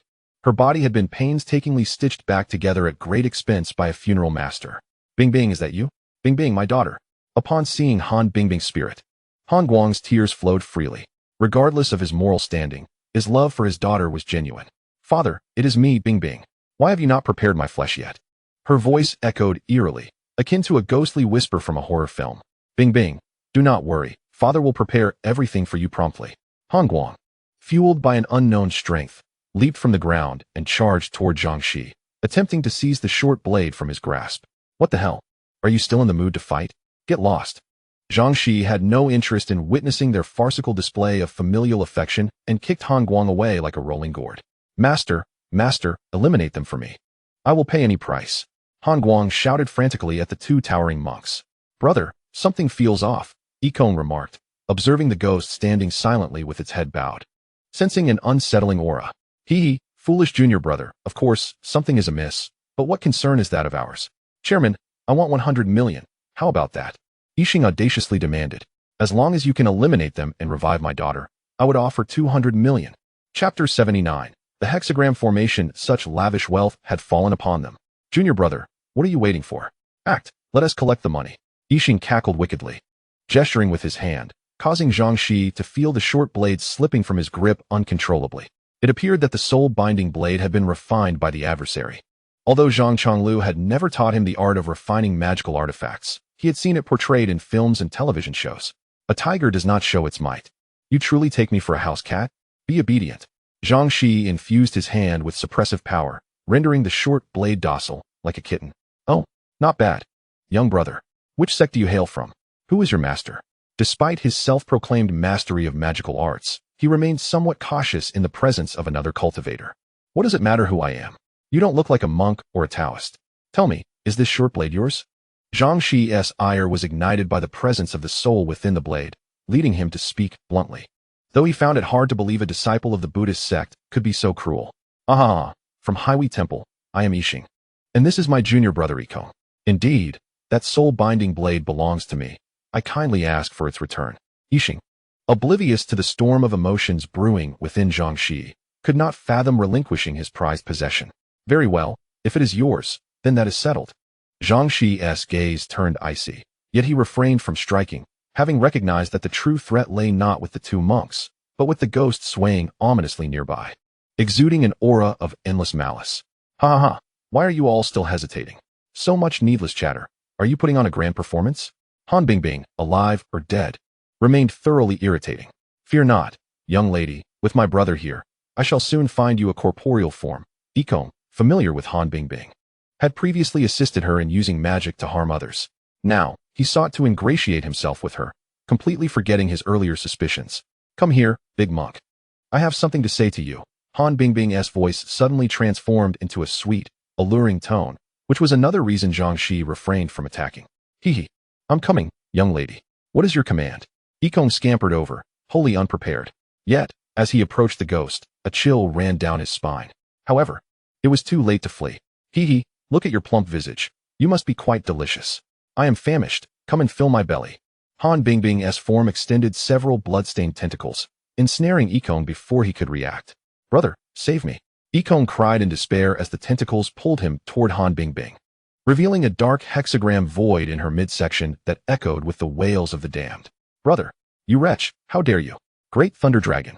Yixing, disregarding his confrontation with Zhang Shiyi, chanted incantations, forming hand seals, and unleashed a red light toward Han Bingbing. Unfortunately, it was all too late. Before his spell could reach her, Ikong's head was already drawn into the void. Following a bone-chilling sound, the tentacles released Ikong's twitching body. His once smooth scalp was now a gruesome, bloodied skull, with the cranium torn asunder. You wretch, I will slay you. If there was anyone Yixing cared for in this world, it was his junior brother. Though he understood the ghost had transformed, he had not anticipated its ferocity. In an instant, his brother was lost to the realms of yin and yang. Yixing's eyes filled with blood, veins bulged upon his forehead, and at that moment, he could no longer afford to contend with Zhang Shiyi. He bent down, retrieved a peachwood sword from the ground, bit his tongue, and allowed his blood to drip onto it. Chanting fervently, flames erupted from the sword. I demand retribution for my brother's life. Brother, please do not strike me. I am so frightened. Just as the flaming peachwood sword was poised to descend, a voice, so familiar it was unmistakable, emerged from the ghost's lips. Ikong's voice. You. This was the bond that tethered him. Despite knowing this voice was not truly his brother's, Yixing's hand faltered. Foolish humans. Seizing the moment of hesitation, for sharp tentacles pierced through Yixing's body. You are an evil spirit. The malevolent spirit, drenched in the blood of the innocent, drained Yixing before the eyes of all present. Boss, run. This is a Western evil spirit. An ancient ghost, dead for over a century. Recognized the tentacled monstrosity as a high-ranking evil spirit from the West, a level of malevolence beyond his capacity to confront, yet he stood resolutely before Zhang Shiyi. I recognize that symbol. Zhang Shiyi's voice turned even colder, as if the air around them threatened to freeze. The moment the evil spirit erupted, the familiar hexagram symbol struck deep into Zhang Shiyi's eyes. This was the same symbol that had appeared in the parking lot of the Li family building, from which the cursed soldiers had emerged, forcing the noble souls awaiting reincarnation to battle once more. The deep-rooted pain and the piercing wounds etched into his heart would forever haunt Zhang Shiyi. No one shall bully our descendants on the land of Huaxia, not even ghosts. The voices of the valiant heroes, who would rather perish than abandon their duty to protect the descendants of Huaxia, echoed in his ears, causing Zhang Shiyi's tears to flow uncontrollably. Do not fear, handsome young man. I shall save you for last. As the evil spirit reveled in its triumph, Zhang Shiyi's form suddenly vanished, reappearing with one of its tentacles severed. Quickly, take Eerie and the others away. I will handle this. Though Zhang Shiyi had successfully ambushed the spirit, the impact left his arm numb. Blood dripped from his palm to the ground. Boss, hurry. Take Eerie back to the shop, quickly. Zhang Shiyi hunched over like a bloodthirsty tiger, his eyes gleaming crimson, fixated on the evil spirit. An overwhelming fighting spirit instilled fear even in the heart of the malevolent entity. Chapter 80. The Dance of Xingtian with his battle axe. The fierce will endures. Observing Zhao Dezuzu lead Eerie and her companion away, Zhang Shiyi finally felt a sense of relief. He casually tossed the soul-binding blade to the ground and retrieved 2 golden, short staffs from his backpack, charging towards the malevolent spirit with fervor. How dare these Western apparitions flaunt their presence in our China? Today, let them witness the true essence of sorcery. With the hexagram of Sun, he unleashed the Gale Slash. This technique was his ultimate secret weapon, and combined with his current fury, its potency exceeded that of previous attempts. A tempest of fierce winds engulfed the malevolent spirit. Countless blades of air aimed to shred it into minuscule fragments. Cackling, the spirit taunted, "Is that all? Merely a trifle." Numerous tentacles coalesced into a colossal sphere, securely encasing its ethereal form within. Although the appendages were shredded and bloodied by the gale, the core of the malevolent spirit remained unscathed. Again, suppress. A golden Kuan character materialized, forming a grand gilded seal that crashed down upon the monstrous mass, striving to breach its defenses, yet the impact yielded little result. In that moment, Zhang Shiyi comprehended the vast chasm that separated his strength from true power. The spirit, with a hint of arrogance, exclaimed, "Ah, dear handsome boy, do not be so hasty. You have indeed caused me a modicum of discomfort." Suddenly, it emitted a piercing shriek, and myriad tentacles lunged outward in all directions, some grazing Zhang Shiyi's form. Panic surged within him as he realized that these appendages were not aimed at him, but rather at Han Guang, Qianmi, and their subordinates. Yet, he lacked the capacity to safeguard himself, let alone assist others. Moreover, even if he could, why would he extend help to those vile instigators? No, Bingbing. I am your father. Han Guang, pierced through, could not comprehend why his own daughter's spirit sought to end his life. Delicious indeed, this wicked soul. Now, dear handsome boy, it is your turn. Allow me to savor a different flavor. The bodies ensnared by the tentacles were swiftly drained of flesh and blood, their souls devoured by the malevolent entity. How dare you underestimate me? Come again. After countless charges and relentless repulsion, he was now battered and bruised. Zhang Shiyi finally grasped that in the face of overwhelming might, rage did not equate to invincibility. One could not triumph when outmatched. At last, he uttered the words he had hoped to avoid. "Master, save me." It was disheartening to realize that after all this struggle, he still relied on his master for salvation. "Hey, little Shi, your master is quite occupied. How about your senior brother stepping in?" A cheeky voice echoed from above, and Zhang Shiyi recognized that his life was spared. Who? The malevolent spirit, previously engaged in a game of cat and mouse, now bore a look of seriousness. The voice emanated from a cloud that had remained motionless in the sky. "Oh, it is I? But what manner of creature are you? Neither octopus nor crab."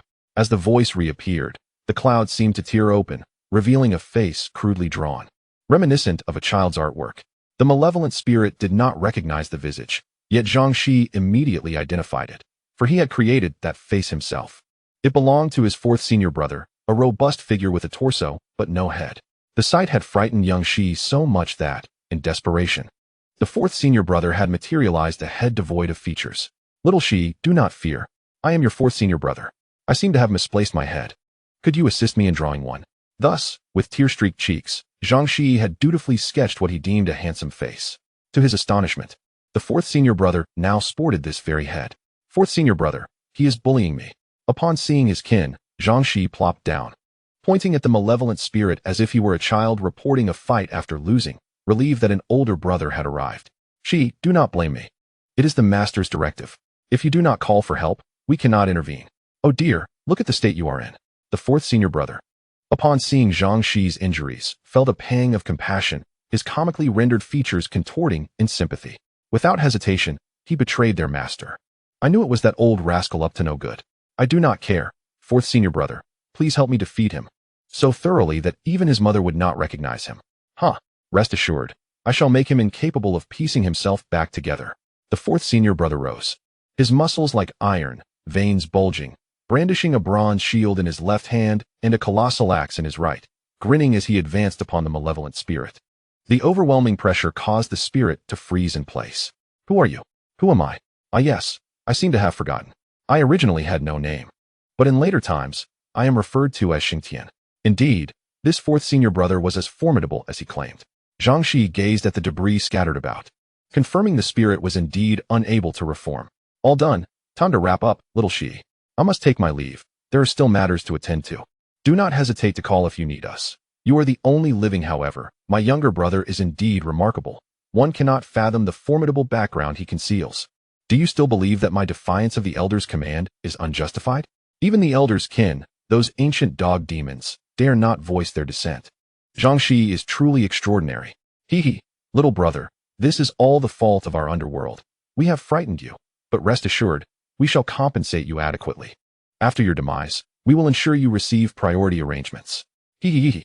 The black and white impermanents stood on either side of Zhang Shiyi, rubbing their hands in apology. If one were to investigate, this matter indeed bears significant connection to the underworld. Souls are under the jurisdiction of Yinqiao. So how could Han Bingbing's spirit be devoured by Western malevolent entities and summoned back to the mortal realm? This is a dereliction of duty. The black and white impermanents, responsible for guiding souls, cannot evade culpability. What? Do you wish for me to perish prematurely? Zhang Shiyi rolled his eyes, his displeasure evident. Having already been battered and confined for several days, who would retain a good temperament under such circumstances?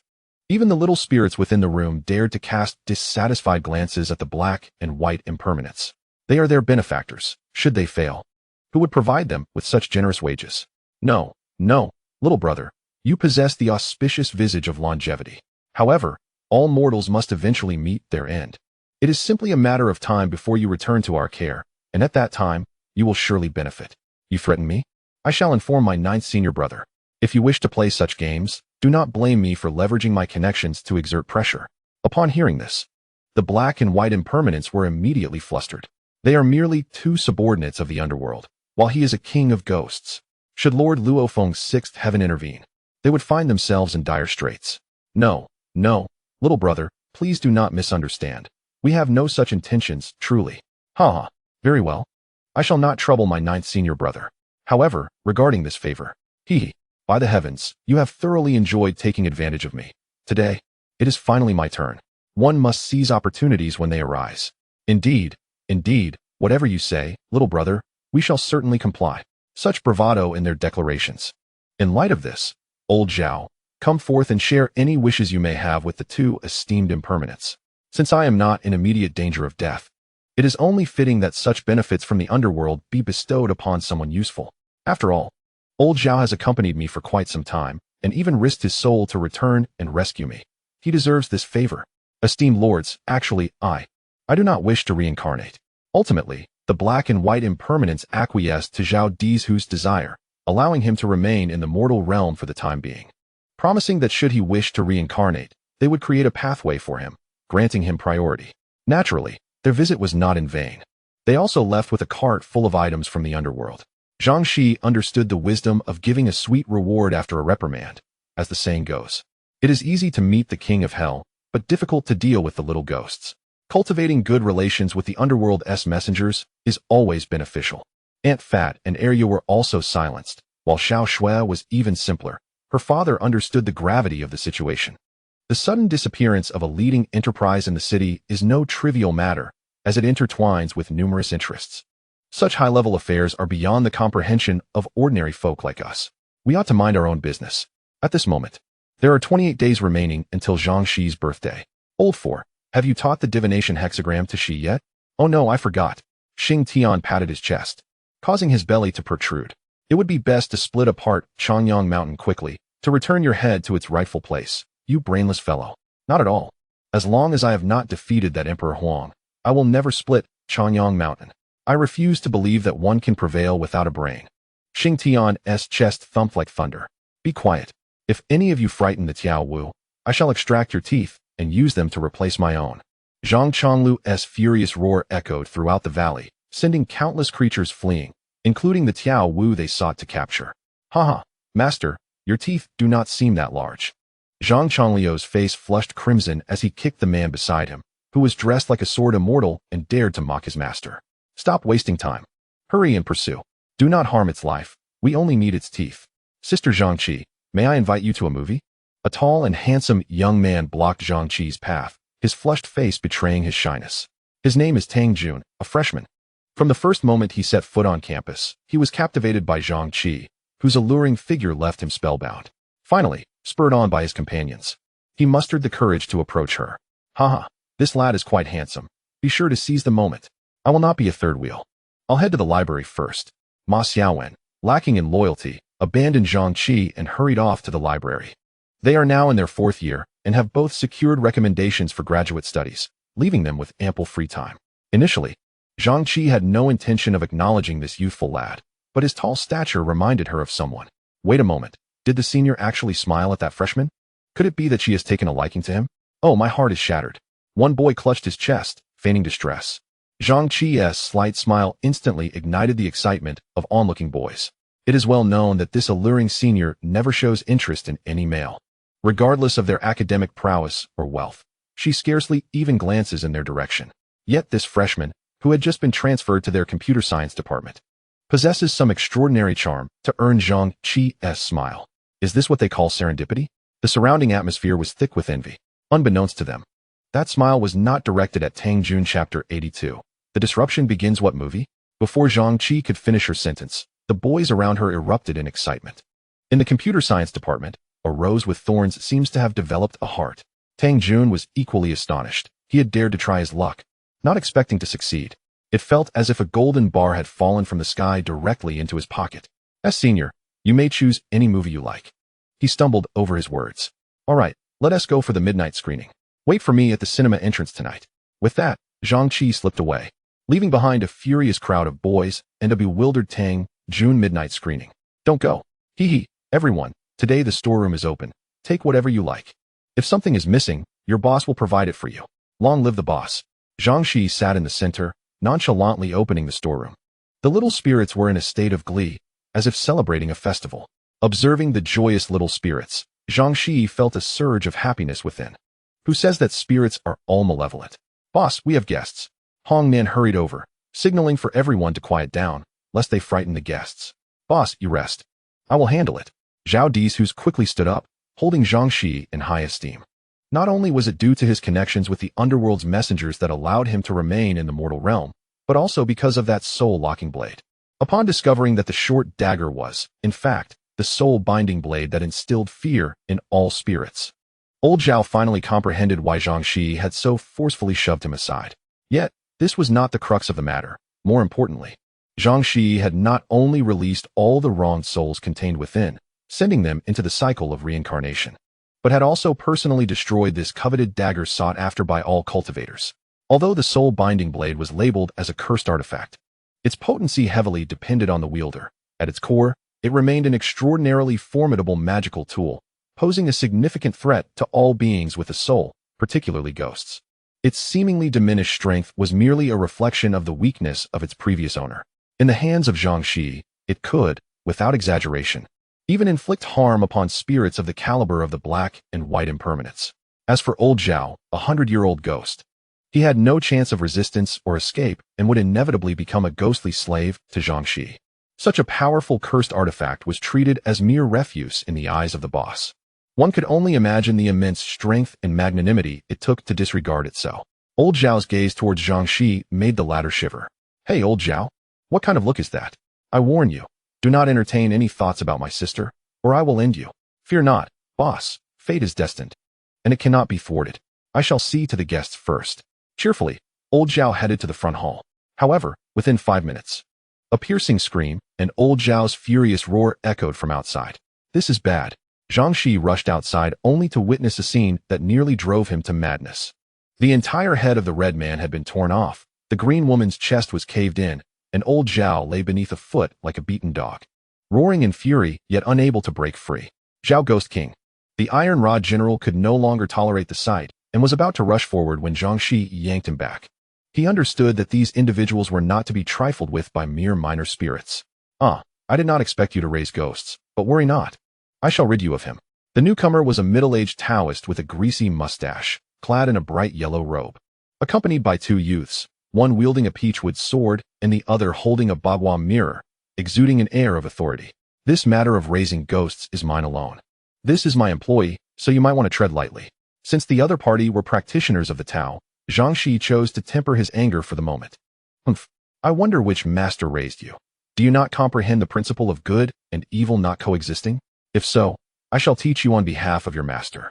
The greasy Taoist showed no respect for Zhang Shiyi and, with a surge of strength, attempted to crush Zhao Dezuzu underfoot. One must consider their master before striking the dog. My household has yet to voice any objection, yet you dare to act before me and harm others? Do you truly believe I am made of clay? Zhang Shiyi swiftly advanced, employing the ghostly shadow step to appear before the greasy Taoist, delivering a swift strike upon his chest. The Taoist felt an immense force at his core and could only retreat, tasting blood in his mouth. While Zhang Shiyi may not have been a match for him in terms of magical techniques, in physical combat, few could rival him. Had he not shown restraint, a single strike could have crushed the Taoist's ribs. The greasy Taoist, seething with rage, could hardly contain himself. Dare to harm my master? You seek death. The two youths, witnessing the assault on their master, sprang into action, one supporting the greasy Taoist while the other brandished the bagua mirror towards Zhao Ghost King. The mirror, also known as the demon illuminating mirror, possessed formidable power against spirits. Zhao Dezuzu let out a cry of agony as his body was scorched, emitting a plume of black smoke, rendering his soul half-transparent. Zhang Shiyi, upon witnessing this, was truly enraged. Initially, he had only intended to drive the assailants away, but their obstinacy now threatened old Zhao's life. Thus, he resolved to act without mercy. With a swift motion, he positioned himself in front of Zhao Dezuzu. The bagua mirror posed no threat to him, and with a flick of his hand, it was in his grasp. Am I being given face? With a resounding crash, he hurled the mirror to the ground, following it with a swift kick, smashing the artifact underfoot. You dare! This artifact had been passed down from his ancestors, and the greasy Taoist's entire reputation hinged on it. Zhang Shiyi's action felt akin to trampling on his very heart, and in a fit of rage, he spat out a mouthful of blood. You have the audacity to come here and bully my manager. What do I have left to fear? Observing Zhao Dezuzu's plight only fueled Zhang Shiyi's fury, and he pressed down even harder. With that, the bagua mirror was utterly destroyed, reduced to mere fragments. In the ensuing chaos, both sides ceased to hold back any semblance of courtesy. The greasy Taoist drew a money sword from behind, charging at Zhang Shiyi. In his desperation, he had lost his senses. While the money sword was indeed a potent weapon against ghosts, it was no match for a human. Its construction was flimsy, and it shattered under Zhang Shiyi's assault. The scattering coins startled the minor spirits around them. Bring me a real sword. The greasy Taoist was truly frantic. He was a renowned ghost-catching master, initially arriving to exorcise a cinema, only to find himself confronted by a 100-year-old ghost. He had intended to flaunt his skills and perhaps procure some ritual materials for himself, but instead, he found himself at a loss, having lost 2 artifacts in the process. Overwhelmed by the loss, he almost broke down entirely. Seizing the peachwood sword tossed by one of the youths, he swung it wildly at Zhang Shiyi. Zhang Shiyi quickly discerned that this seemingly formidable Taoist was utterly lacking in technique. He knew nothing of ghost capturing or exorcism. In a physical confrontation, he would be no match for Zhang Shiyi. What are you waiting for? Attack them, Zhang Shiyi declared, incensed by the sight of old Zhao's suffering. And he charged toward the greasy Taoist, directing the minor spirits to assault the 2 pompous youths. Devoid of protective artifacts, the youths found themselves in dire straits. Swiftly overwhelmed by the enraged spirits, the Iron Rod General and Zhao Dezuzu shared a close bond. In his own words, they were part of the management team, and thus, he took the lead. The feather duster spirit, the broom spirit, and even the bamboo pole spirit from their days as bearers sprang into action, united in their fury. Witnessing their leader's humiliation ignited their rage, and they unleashed a torrent of vengeance upon the 2 youths, who cried out in desperation. The greasy Taoist's mind became increasingly chaotic. He was already no match for Zhang Shiyi, and soon, the peachwood sword was wrested from his grasp, followed by a swift kick that left him gasping for breath on the ground, unable to rise. Enough. If you continue, you will kill him. Quickly, give old Zhao some premium incense to replenish him. After regaining control of the situation, Zhang Shiyi ordered the minor spirits to cease their assault. As for the red-clad men and green-clad women, who seem deeply wounded, in reality, their injuries are not as grave as they appear. As long as their soul cores remain intact, it is merely a matter of patching a few papers and replacing some bamboo rods. It is akin to the incident when the red-clad man carelessly knocked his own head off. You not only raise spirits, but also control such a multitude of peculiar beings. Upon my return, I shall surely rally like-minded individuals to eradicate your malevolent practices. The dog-oil Taoist lies on the ground, still so defiantly resolute. Such words, if spoken to a true malevolent practitioner, would surely compel them to silence their detractors. Meanwhile, the two young acolytes, clutching their heads and groins, shrink back in place, evidently frightened by the confrontation. Malevolent practitioner? Huh, are you perhaps referring to me? Zhang Shiyi has also regained his composure, smiling as he crouches before the dog-oil Taoist. He understands that Zhao Di's Who's is indeed facing a calamity, and though he narrowly escaped being exposed by the demon-illuminating mirror, he has ultimately evaded this disaster.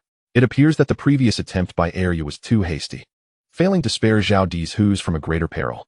Indeed, those who are wise should swiftly abandon the darkness and embrace the light, extinguishing these spirits. Otherwise, you will find yourself at odds with all practitioners of the Tao. Is this Taoist not a fool, with such a singular mindset? Dear Taoist brother, I am no malevolent practitioner. I merely run a paper effigy shop, employing a few spirits to assist me in my work. Is that not reasonable? Why do you immediately resort to threats? What Zhang Shiyi states is indeed factual. During a casual chat with the black and white impermanents, he had inquired about such matters. After all, spirits are managed by the underworld. If one employs them, one must at least mention it. However, black and white impermanents informed him that there are numerous wandering spirits working in the mortal realm, especially in the paper effigy industry, which is quite common.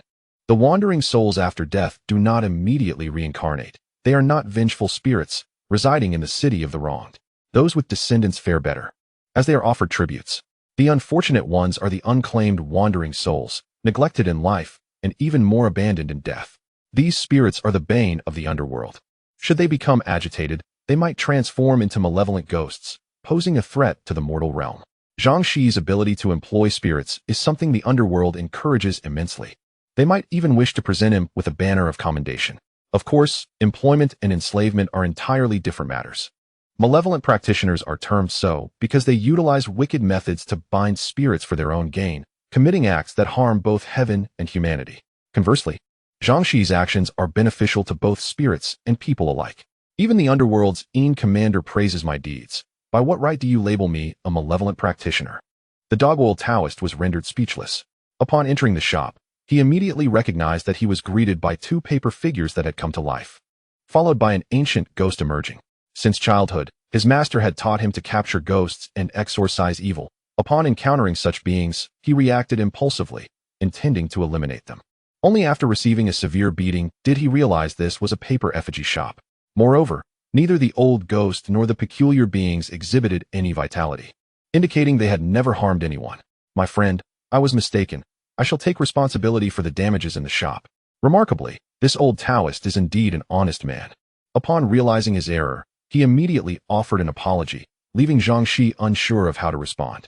Well then, we are acquainted now. Tomorrow, I will have black and white impermanents prepare a sign to avoid future misunderstandings. Zhang Shiyi reached out to assist the dog-oil Taoist, pressing at his waist, and instantly, the Taoist's breath was restored. However, the two young acolytes remained beyond his capacity to heal. Their injuries were merely superficial. All right, everyone disperse. There is nothing to worry about. Attend to your own affairs. After dispersing the agitated little spirits, Zhang Shiyi engaged the dog-oil Taoist in conversation. It was then revealed that the Taoist hailed from Laozhan, named Wei Wumu, also known as the true man of Yunmeng. He had come to assist a cinema owner in resolving haunting incidents during the midnight screenings. Chapter 84. Hall for the cinema near the university town is indeed a popular spot, especially for the midnight showings. In the pitch darkness, coupled with the terrifying films screened during these hours, it is only natural for solitary men and women to seek warmth in each other's company. These youngsters, in the prime of their fiery youth, find such embraces to be the spark that ignites a blazing inferno. Each night, as midnight approaches, couples line up in droves at the entrance of Hall 4. The seats are in high demand. Yet, despite the hall's capacity to accommodate 100 patrons, tickets are perpetually sold out at 56. The last few rows of seats are never made available for sale. Some say this is the owner's clever strategy of hunger marketing, while others speculate that the seats require repairs for safety concerns. There are whispers that these seats are reserved for esteemed guests, thus not offered to the general public. Regardless of the inquiries made, the cinema owner, Nangongji, merely smiles, never revealing the true reason. One day, however, a few local ruffians sneaked in after the film had begun. Hall 4's midnight screenings are always packed, with not a single seat vacant. The only unoccupied area is the last 4 rows, cordoned off by caution tape. What are you afraid of? If you're scared, you can leave, they taunted. The ruffians, emboldened by their bravado, were more concerned with their pride, especially since they were accompanied by 2 young ladies. It is rumored that the cinema owner, Nangongji, was once a fierce individual in his youth, and they dared not stir trouble here, nor did they wish to provoke the university students. However, before sneaking in, they had already wagered on who would dare sit in those vacant seats throughout the film. The stakes were the romantic prospects of the 2 young ladies. This seemingly disrespectful act was of little consequence in the eyes of the young ladies, who thought, "What's the difference with whom you sleep?" The 4 boys and 2 girls quietly crossed the caution tape and took their seats. Initially, they were somewhat apprehensive, glancing around in fear that the chairs or ceiling might collapse upon them. Yet, after a while, they realized their worries were unfounded. The film being screened was an old classic, The Inyang Road of the Ancient Principle, and it coincidentally featured a segment on the Duo-T Way. Wow, this movie is so fake. Look at that head. It's clearly a prop. Ha ha. The ruffians laughed loudly, quickly drawing disapproving glares from the university students. "Shut up and cuddle with your girls," shouted a brash young man with long yellow hair, believing himself to be quite impressive. These students, knowing they were no match for him, remained silent. Indeed, this young man had succeeded in showing off, with his yellow hair and tattooed arms. He clearly was not a good person, which deterred any further complaints. This only emboldened him further, as he propped his feet up on the back of the seat in front of him. "Hey, kid, put your feet down. You're making me uncomfortable," came a voice from the front. Just as the arrogant young man was shaking his leg while flirting with the nearby young lady, he was interrupted. Infuriated, he stood up, ready to unleash a torrent of curses, only to find an elderly man in a straw hat and a black tang suit standing before him. His face pale and eyes rolling back, staring fixedly at him. It is the height of summer now, and although the cinema is air-conditioned, one might wonder why someone would dress so heavily, even donning a hat. Such fear of the cold seems excessive. "Old man, if you're not satisfied, why not take a seat beside us? Besides, this is a midnight screening, a place where young couples gather. What business do you, a blind man, have here?"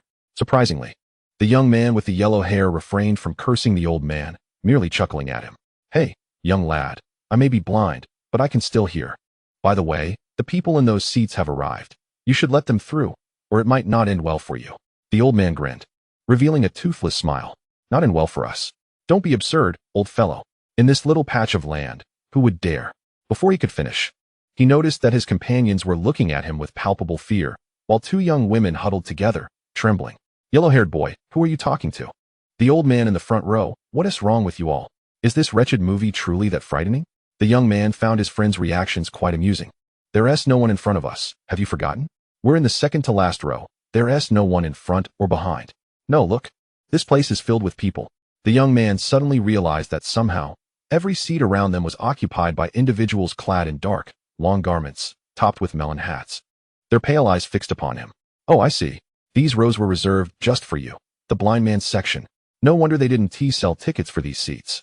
It appears the owner is quite the philanthropist."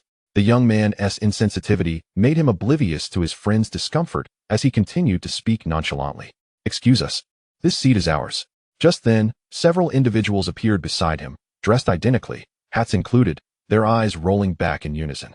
"Let us pass. We'll make way immediately." His companions swiftly stood up, pulling the young man to leave, but he stubbornly refused to budge. "Why should I? First come, first served. Don't you understand the rules? Haha. Are you certain you want to occupy this seat?" One of the old blind men smiled broadly, gazing intently at the young man. "Indeed, I intend to sit here." The young man plopped down defiantly, unwilling to give way. "Excellent. And what about you lot?" The remaining 5 old men synchronously turned their gaze toward the young man's companions.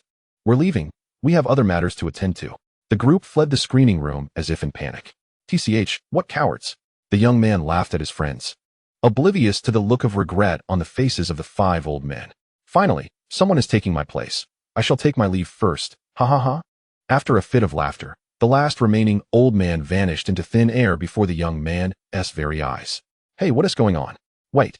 I can't move. Help, help. The young man disappeared within screening room 4. No one cared about the fate of such ruffians. Even his companions would soon forget him entirely. The young man remained eternally in screening room 4, and at every midnight screening, his shadow would appear in the last 4 rows. Chapter 85. The Elder's Principles. Wait, Taoist brother, if what you say is true, then the owner, Nangong, must be aware of the secret behind those last 4 rows. Why did he not seek you out sooner or later, but specifically now to rid the ghosts? Zhang Shiyi voiced his dissenting opinion. Taoist friend, I cannot say. I am merely a hired hand, dispelling troubles for a fee. I lack the grand enterprise you possess. I still need to earn a living to repair my family's mountain gate. It was evident that Wei Wumu felt genuine sorrow over the matter. The sword of wealth was manageable. With Zhang Shiyi's skills, he could quickly restore it using a red cord dipped in vermilion. Coupled with pure vermilion, its power would not only remain intact, but even amplify. However, that demon-revealing mirror was utterly shattered. How about this? The university town isn't too far from here. Tomorrow evening, I'll accompany you to investigate the haunted cinema. Zhang Shiyi's goodwill was genuine. After all, this Taoist skills were quite lacking. If he were to encounter a malevolent spirit, he would surely fall into his own trap. It was only reasonable to help out since he had inadvertently damaged someone's means of livelihood. No need. I've already spent the commission on repairing the mountain gate. And I have no extra funds. This fellow is merely afraid of parting with his money. Come now, Taoist brother, you've said it yourself. I have a considerable estate, and am not troubled by your small commission. Let me assist you free of charge. And I'll cover the travel expenses and accommodations as well. I simply wish to see for myself. Ultimately, the scheming Wei Wumu reluctantly agreed to bring Zhang Shiyi along. After receiving several bundles of yellow talismans and half a pound of vermilion. What? XX University? ISNT that were Qiji and Xiaoan study? No way. A scion of the Liu family and a member of the Ma family. Who would dare stir trouble on their turf? This is becoming increasingly intriguing. Why, boss? There are still so many seats available. Why aren't they selling tickets? Tang Jun was in a state of agitation. The cinema's renowned beauty was the dream of every male student. To be able to watch a midnight screening with her was a privilege many would weep over if they missed out. If he couldn't procure tickets, there would be no need to cry. He could simply find a rope and hang himself. But if they refused to sell tickets, what could he do? Dejected, Tang Jun lingered at the cinema entrance, asking anyone he could find, even willing to pay a premium. Yet, all the patrons were couples. Who would forfeit such a splendid opportunity for a few extra coins? It was already past 10, with some time remaining until the film started. But the time agreed upon with his senior sister was fast approaching. No way. Today, I must snag 2 tickets. Watching the affectionate couples in the waiting area made Tang Jun frantic. Little brother, it seems you haven't secured tickets? Just as he was about to take a desperate measure, a man's voice called from behind him. Yes. Brother, do you have tickets for sale? Tang Jun felt as though he had found a lifeline, his eyes brimming with hope. I do have tickets, but are you certain you want them? The man, sporting yellow hair, exuded an unsavory aura, but Tang Jun dismissed such concerns. If tickets were available, he would take them even from a ghost. Absolutely, I need 2. Brother, these tickets are pivotal to my future happiness. Grateful, Tang Jun held the 2 tickets, overflowing with gratitude. Remember, these are internal tickets. You can only enter after the screening begins. If you're thrown out, don't blame me. Yes, I understand. Thank you so much, brother. How much are these tickets? Where did he go? Just as he hurried to pull out his money, he noticed the yellow-haired man had vanished. What a good person. Who said that those with dyed yellow hair must be ruffians? This brother has principles. Tang Jun believed that his sincerity had moved the heavens. Joyfully clutching the 2 tickets at the entrance, eagerly awaiting the arrival of his stunning, fiery senior sister. The ticket-checking time for the midnight screening was 10:50 p.m., while the film was set to commence at 10:58 p.m. As for why such an odd timing was chosen, no one could say. As the crowd filed in and the ticket checks were completed, Tang Jun found himself anxiously awaiting the arrival of his senior, Zhang Shiyi. The warmth of his heart began to wane, leading him to wonder if he had been stood up. Finally, at precisely 11 o'clock, Zhang Shiyi appeared, somewhat delayed. Sorry, I got caught in traffic, she apologized. Not at all, you're just in time. Tang Jun's heart, once cold, ignited with warmth upon seeing her. Beads of nervous sweat forming on his forehead. Come on, little brother, tonight's movie is quite thrilling. It's called A Pair of Embroidered Shoes. With that, Zhang Shiyi took Tang Jun's arm and led him towards the 4th hall, an action that filled him with bliss, causing him to stumble slightly. Upon entering the hall, They found the movie had already begun, the theater cloaked in darkness and filled with patrons. Following the seating arrangement on their tickets, they settled into the second-to-last row. "Excuse me, could you let us through?" they asked, as the last few rows were packed with people. It was no wonder the tickets were from an internal source. They had indeed sold out. Tang Jun felt fortunate. His gaze remained fixed on Zhang Shiyi, oblivious to the pallid faces of the audience surrounding them, all donned in attire reminiscent of funeral garments. "What's going on, old man? You don't need to thank me. This girl is your stand-in. Just like in life. One must adapt. Those who wait for opportunities will remain trapped in this ghostly place." A brash youth with tousled hair was boasting to an elderly man clad in traditional attire, who bore a look of concern. "This isn't proper," the elder protested. "Proper?" he volunteered. "Look how generous I am. That girl is your substitute." Halfway through the film, Zhang Shiyi suddenly stood to go to the restroom. Tang Jun, ever the gentleman, accompanied her to the door. However, he soon felt a sharp pain in his stomach and dashed into the nearby men's restroom. "Why now?" he groaned, attributing his discomfort to a cold drink. Thankfully, he had not embarrassed himself in front of Zhang Shiyi. As he sat on the toilet, he desperately tried to finish quickly when a sudden rhythmic sound of a child bouncing a ball echoed outside. "What time is it? Why is there a child playing here?" he wondered, dismissing it as a staff member's child waiting for their parent. The noise, however, began to irritate him. Suddenly, a ball rolled under the restroom door, startling him. "Brother, can you kick the ball out for me?" a timid voice called. "All right, little one, go play outside. It's dirty in here." Tang Jun, seeing no harm, gently kicked the ball back out. To his dismay, the child seemed to discover a new game, persistently kicking the ball back in. After several exchanges, Tang Jun's patience wore thin. "No more. Brother is getting angry." He finally seized the ball and set it aside, intending to return it when he was finished. Just then, a voice emerged from below. "Brother, why won't you give me back my head?" "Head? What head?" In a panic, Tang Jun abandoned his modesty and bolted out, realizing with horror that what he had kicked was not a mere soccer ball, but a human head. "Brother, play with me," cried the headless child, standing before him, holding the ball, while a disembodied voice continued to plead for companionship. In a state of shock, Tang Jun raced out, shouting about ghosts. Yet, amidst the chaos, thoughts of the lovely Zhang Shiyi urged him to rescue her. Summoning his courage, he charged toward the ladies' restroom, where he fortuitously collided with Zhang Shiyi as she exited. "Let's go? This cinema is haunted." He grasped her delicate hand, ready to flee. "Haunted? Don't scare me," she exclaimed, pressing closely against him, her warmth emboldening him. In that moment, he felt he could face the fiercest of spirits.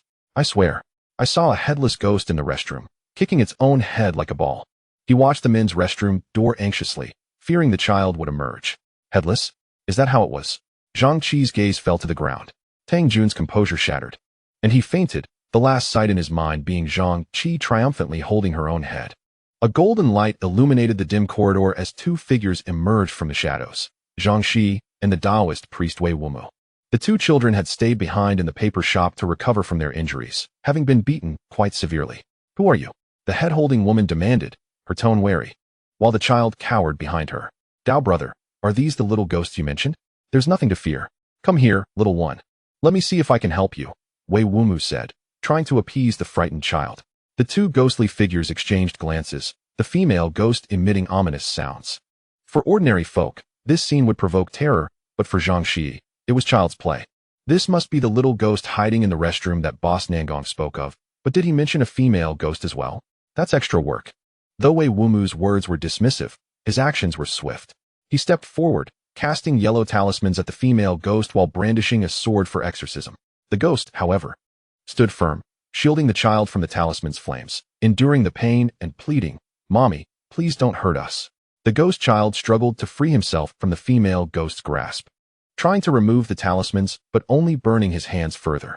"Wait, Dao brother," Zhang Shiyi interjected, feeling a pang of empathy. He had never known his parents and couldn't bear to witness their bond disrupted. "What is your intention?" Wei Wumu, aware of Zhang Shiyi's capabilities, understood that dispatching the two ghosts would be a trivial task, but opted for grace.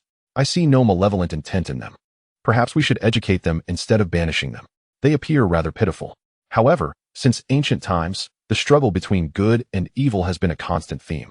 Wei Wumu spoke only halfway, as the figure before him, Zhang Shiyi, was accompanied by numerous spirits, including a century-old ghost. "Why don't you two go and reincarnate?" Zhang Shiyi casually waved his hand, summoning a gust of wind that swept away the yellow talisman on the female ghost, simultaneously forming a barrier around the two small ghosts. There was no escape for them. Wei Wumu did not anticipate such an ability from his opponent. It seemed that today, he would have to concede some respect. The sorcerer, with compassion, said, "We have not yet completed our lifespan, and we mean no harm." The female ghost suddenly knelt before them. "It would be frightful if one of us were to suffer a heart attack or high blood pressure from fear," Zhang Shiyi admonished. "This is a lesson for you. We will not frighten anyone again, but we truly have nowhere to go. Our graves lie just below." The female ghost spoke cautiously, her head held high. Yet the posture appeared awkward. "Reattach your head before speaking. It looks rather unsettling." With a timid demeanor, the female ghost placed her head back in position and stood, her ethereal form slightly wavering from the burn of the talisman. Building a cinema atop a graveyard is indeed a recipe for hauntings. One wonders which genius decided on such a location. "All right, you two may leave, but no more frightening people," Zhang Shiyi said, retracting the wind and preparing to let them go. "Friend, that won't do. Should you depart, and they cause further disturbances, the reputation of the Laojun Mountain Taoist will be tarnished." Chapter 87. The pitiful mother and daughter. It was evident that although Wei Wumu's skills in sorcery were not particularly impressive, he cared greatly for his reputation. "You make a valid point. How about this? Since you two have nowhere to go, why not work at my paper effigy shop? I am always in need of willing hands."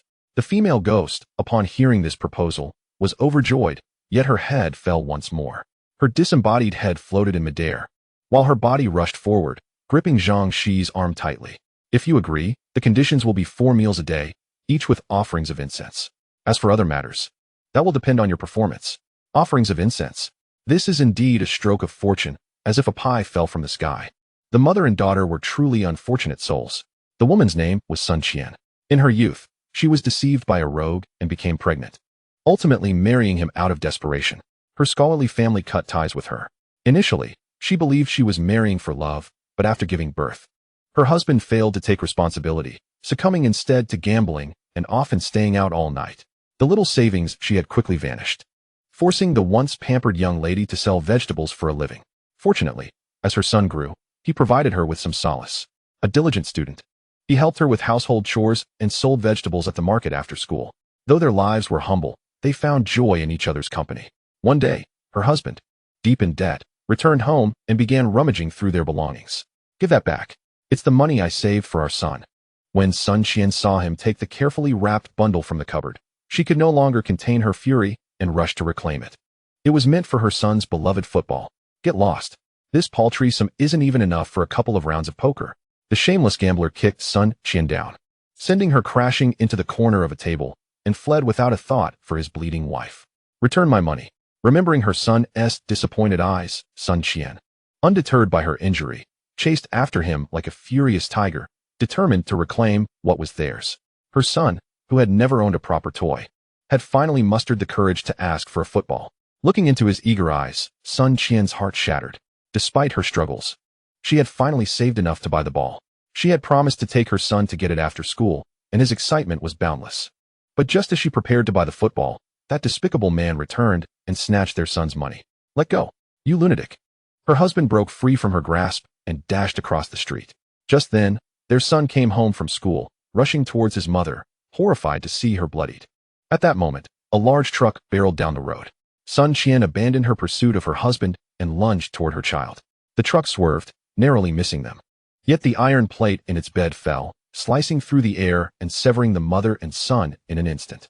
What was even more infuriating was that the man responsible for their deaths shamelessly exploited their tragedy for profit, extorting a substantial sum from the truck driver.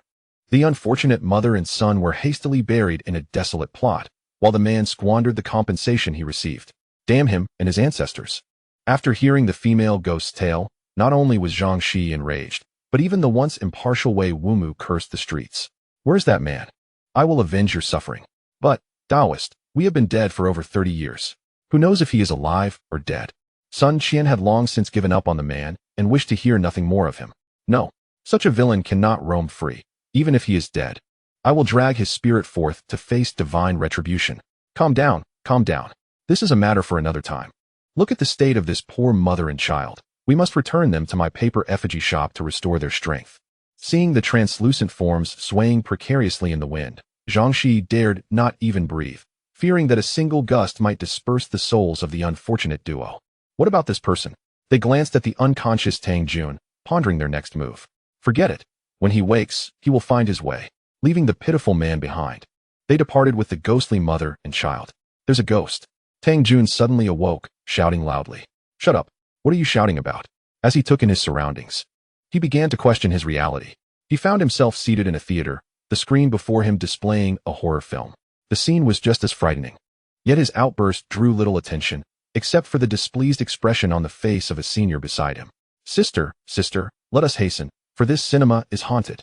Though Tang Jun could not discern whether the previous scene was reality or a mere figment of his imagination, an unsettling chill crept down his spine, as if an unseen presence were whispering against the nape of his neck. All he desired was to flee this place. Indeed, there are spirits, and numerous ones at that. Just look around you. Are there not phantoms before you, behind you, and to your sides? Zhang Shiyi's eyes blinked, transforming into a pair of amber vertical pupils, as a tongue resembling a serpent's flickered from her mouth. Oh my! Tang Jun promptly fainted once more, perhaps believing that succumbing to oblivion was the most blissful escape. This little rascal is rather amusing, Zhang Shiyi remarked. You old specters, why do you not remain in your proper realms? You insist on summoning me here. Speak plainly. What is it that you desire? Standing with her hands on her hips, she surveyed the room, and wherever her gaze fell, the ghosts clad in shrouds and traditional garments recoiled, unwilling to meet her eyes.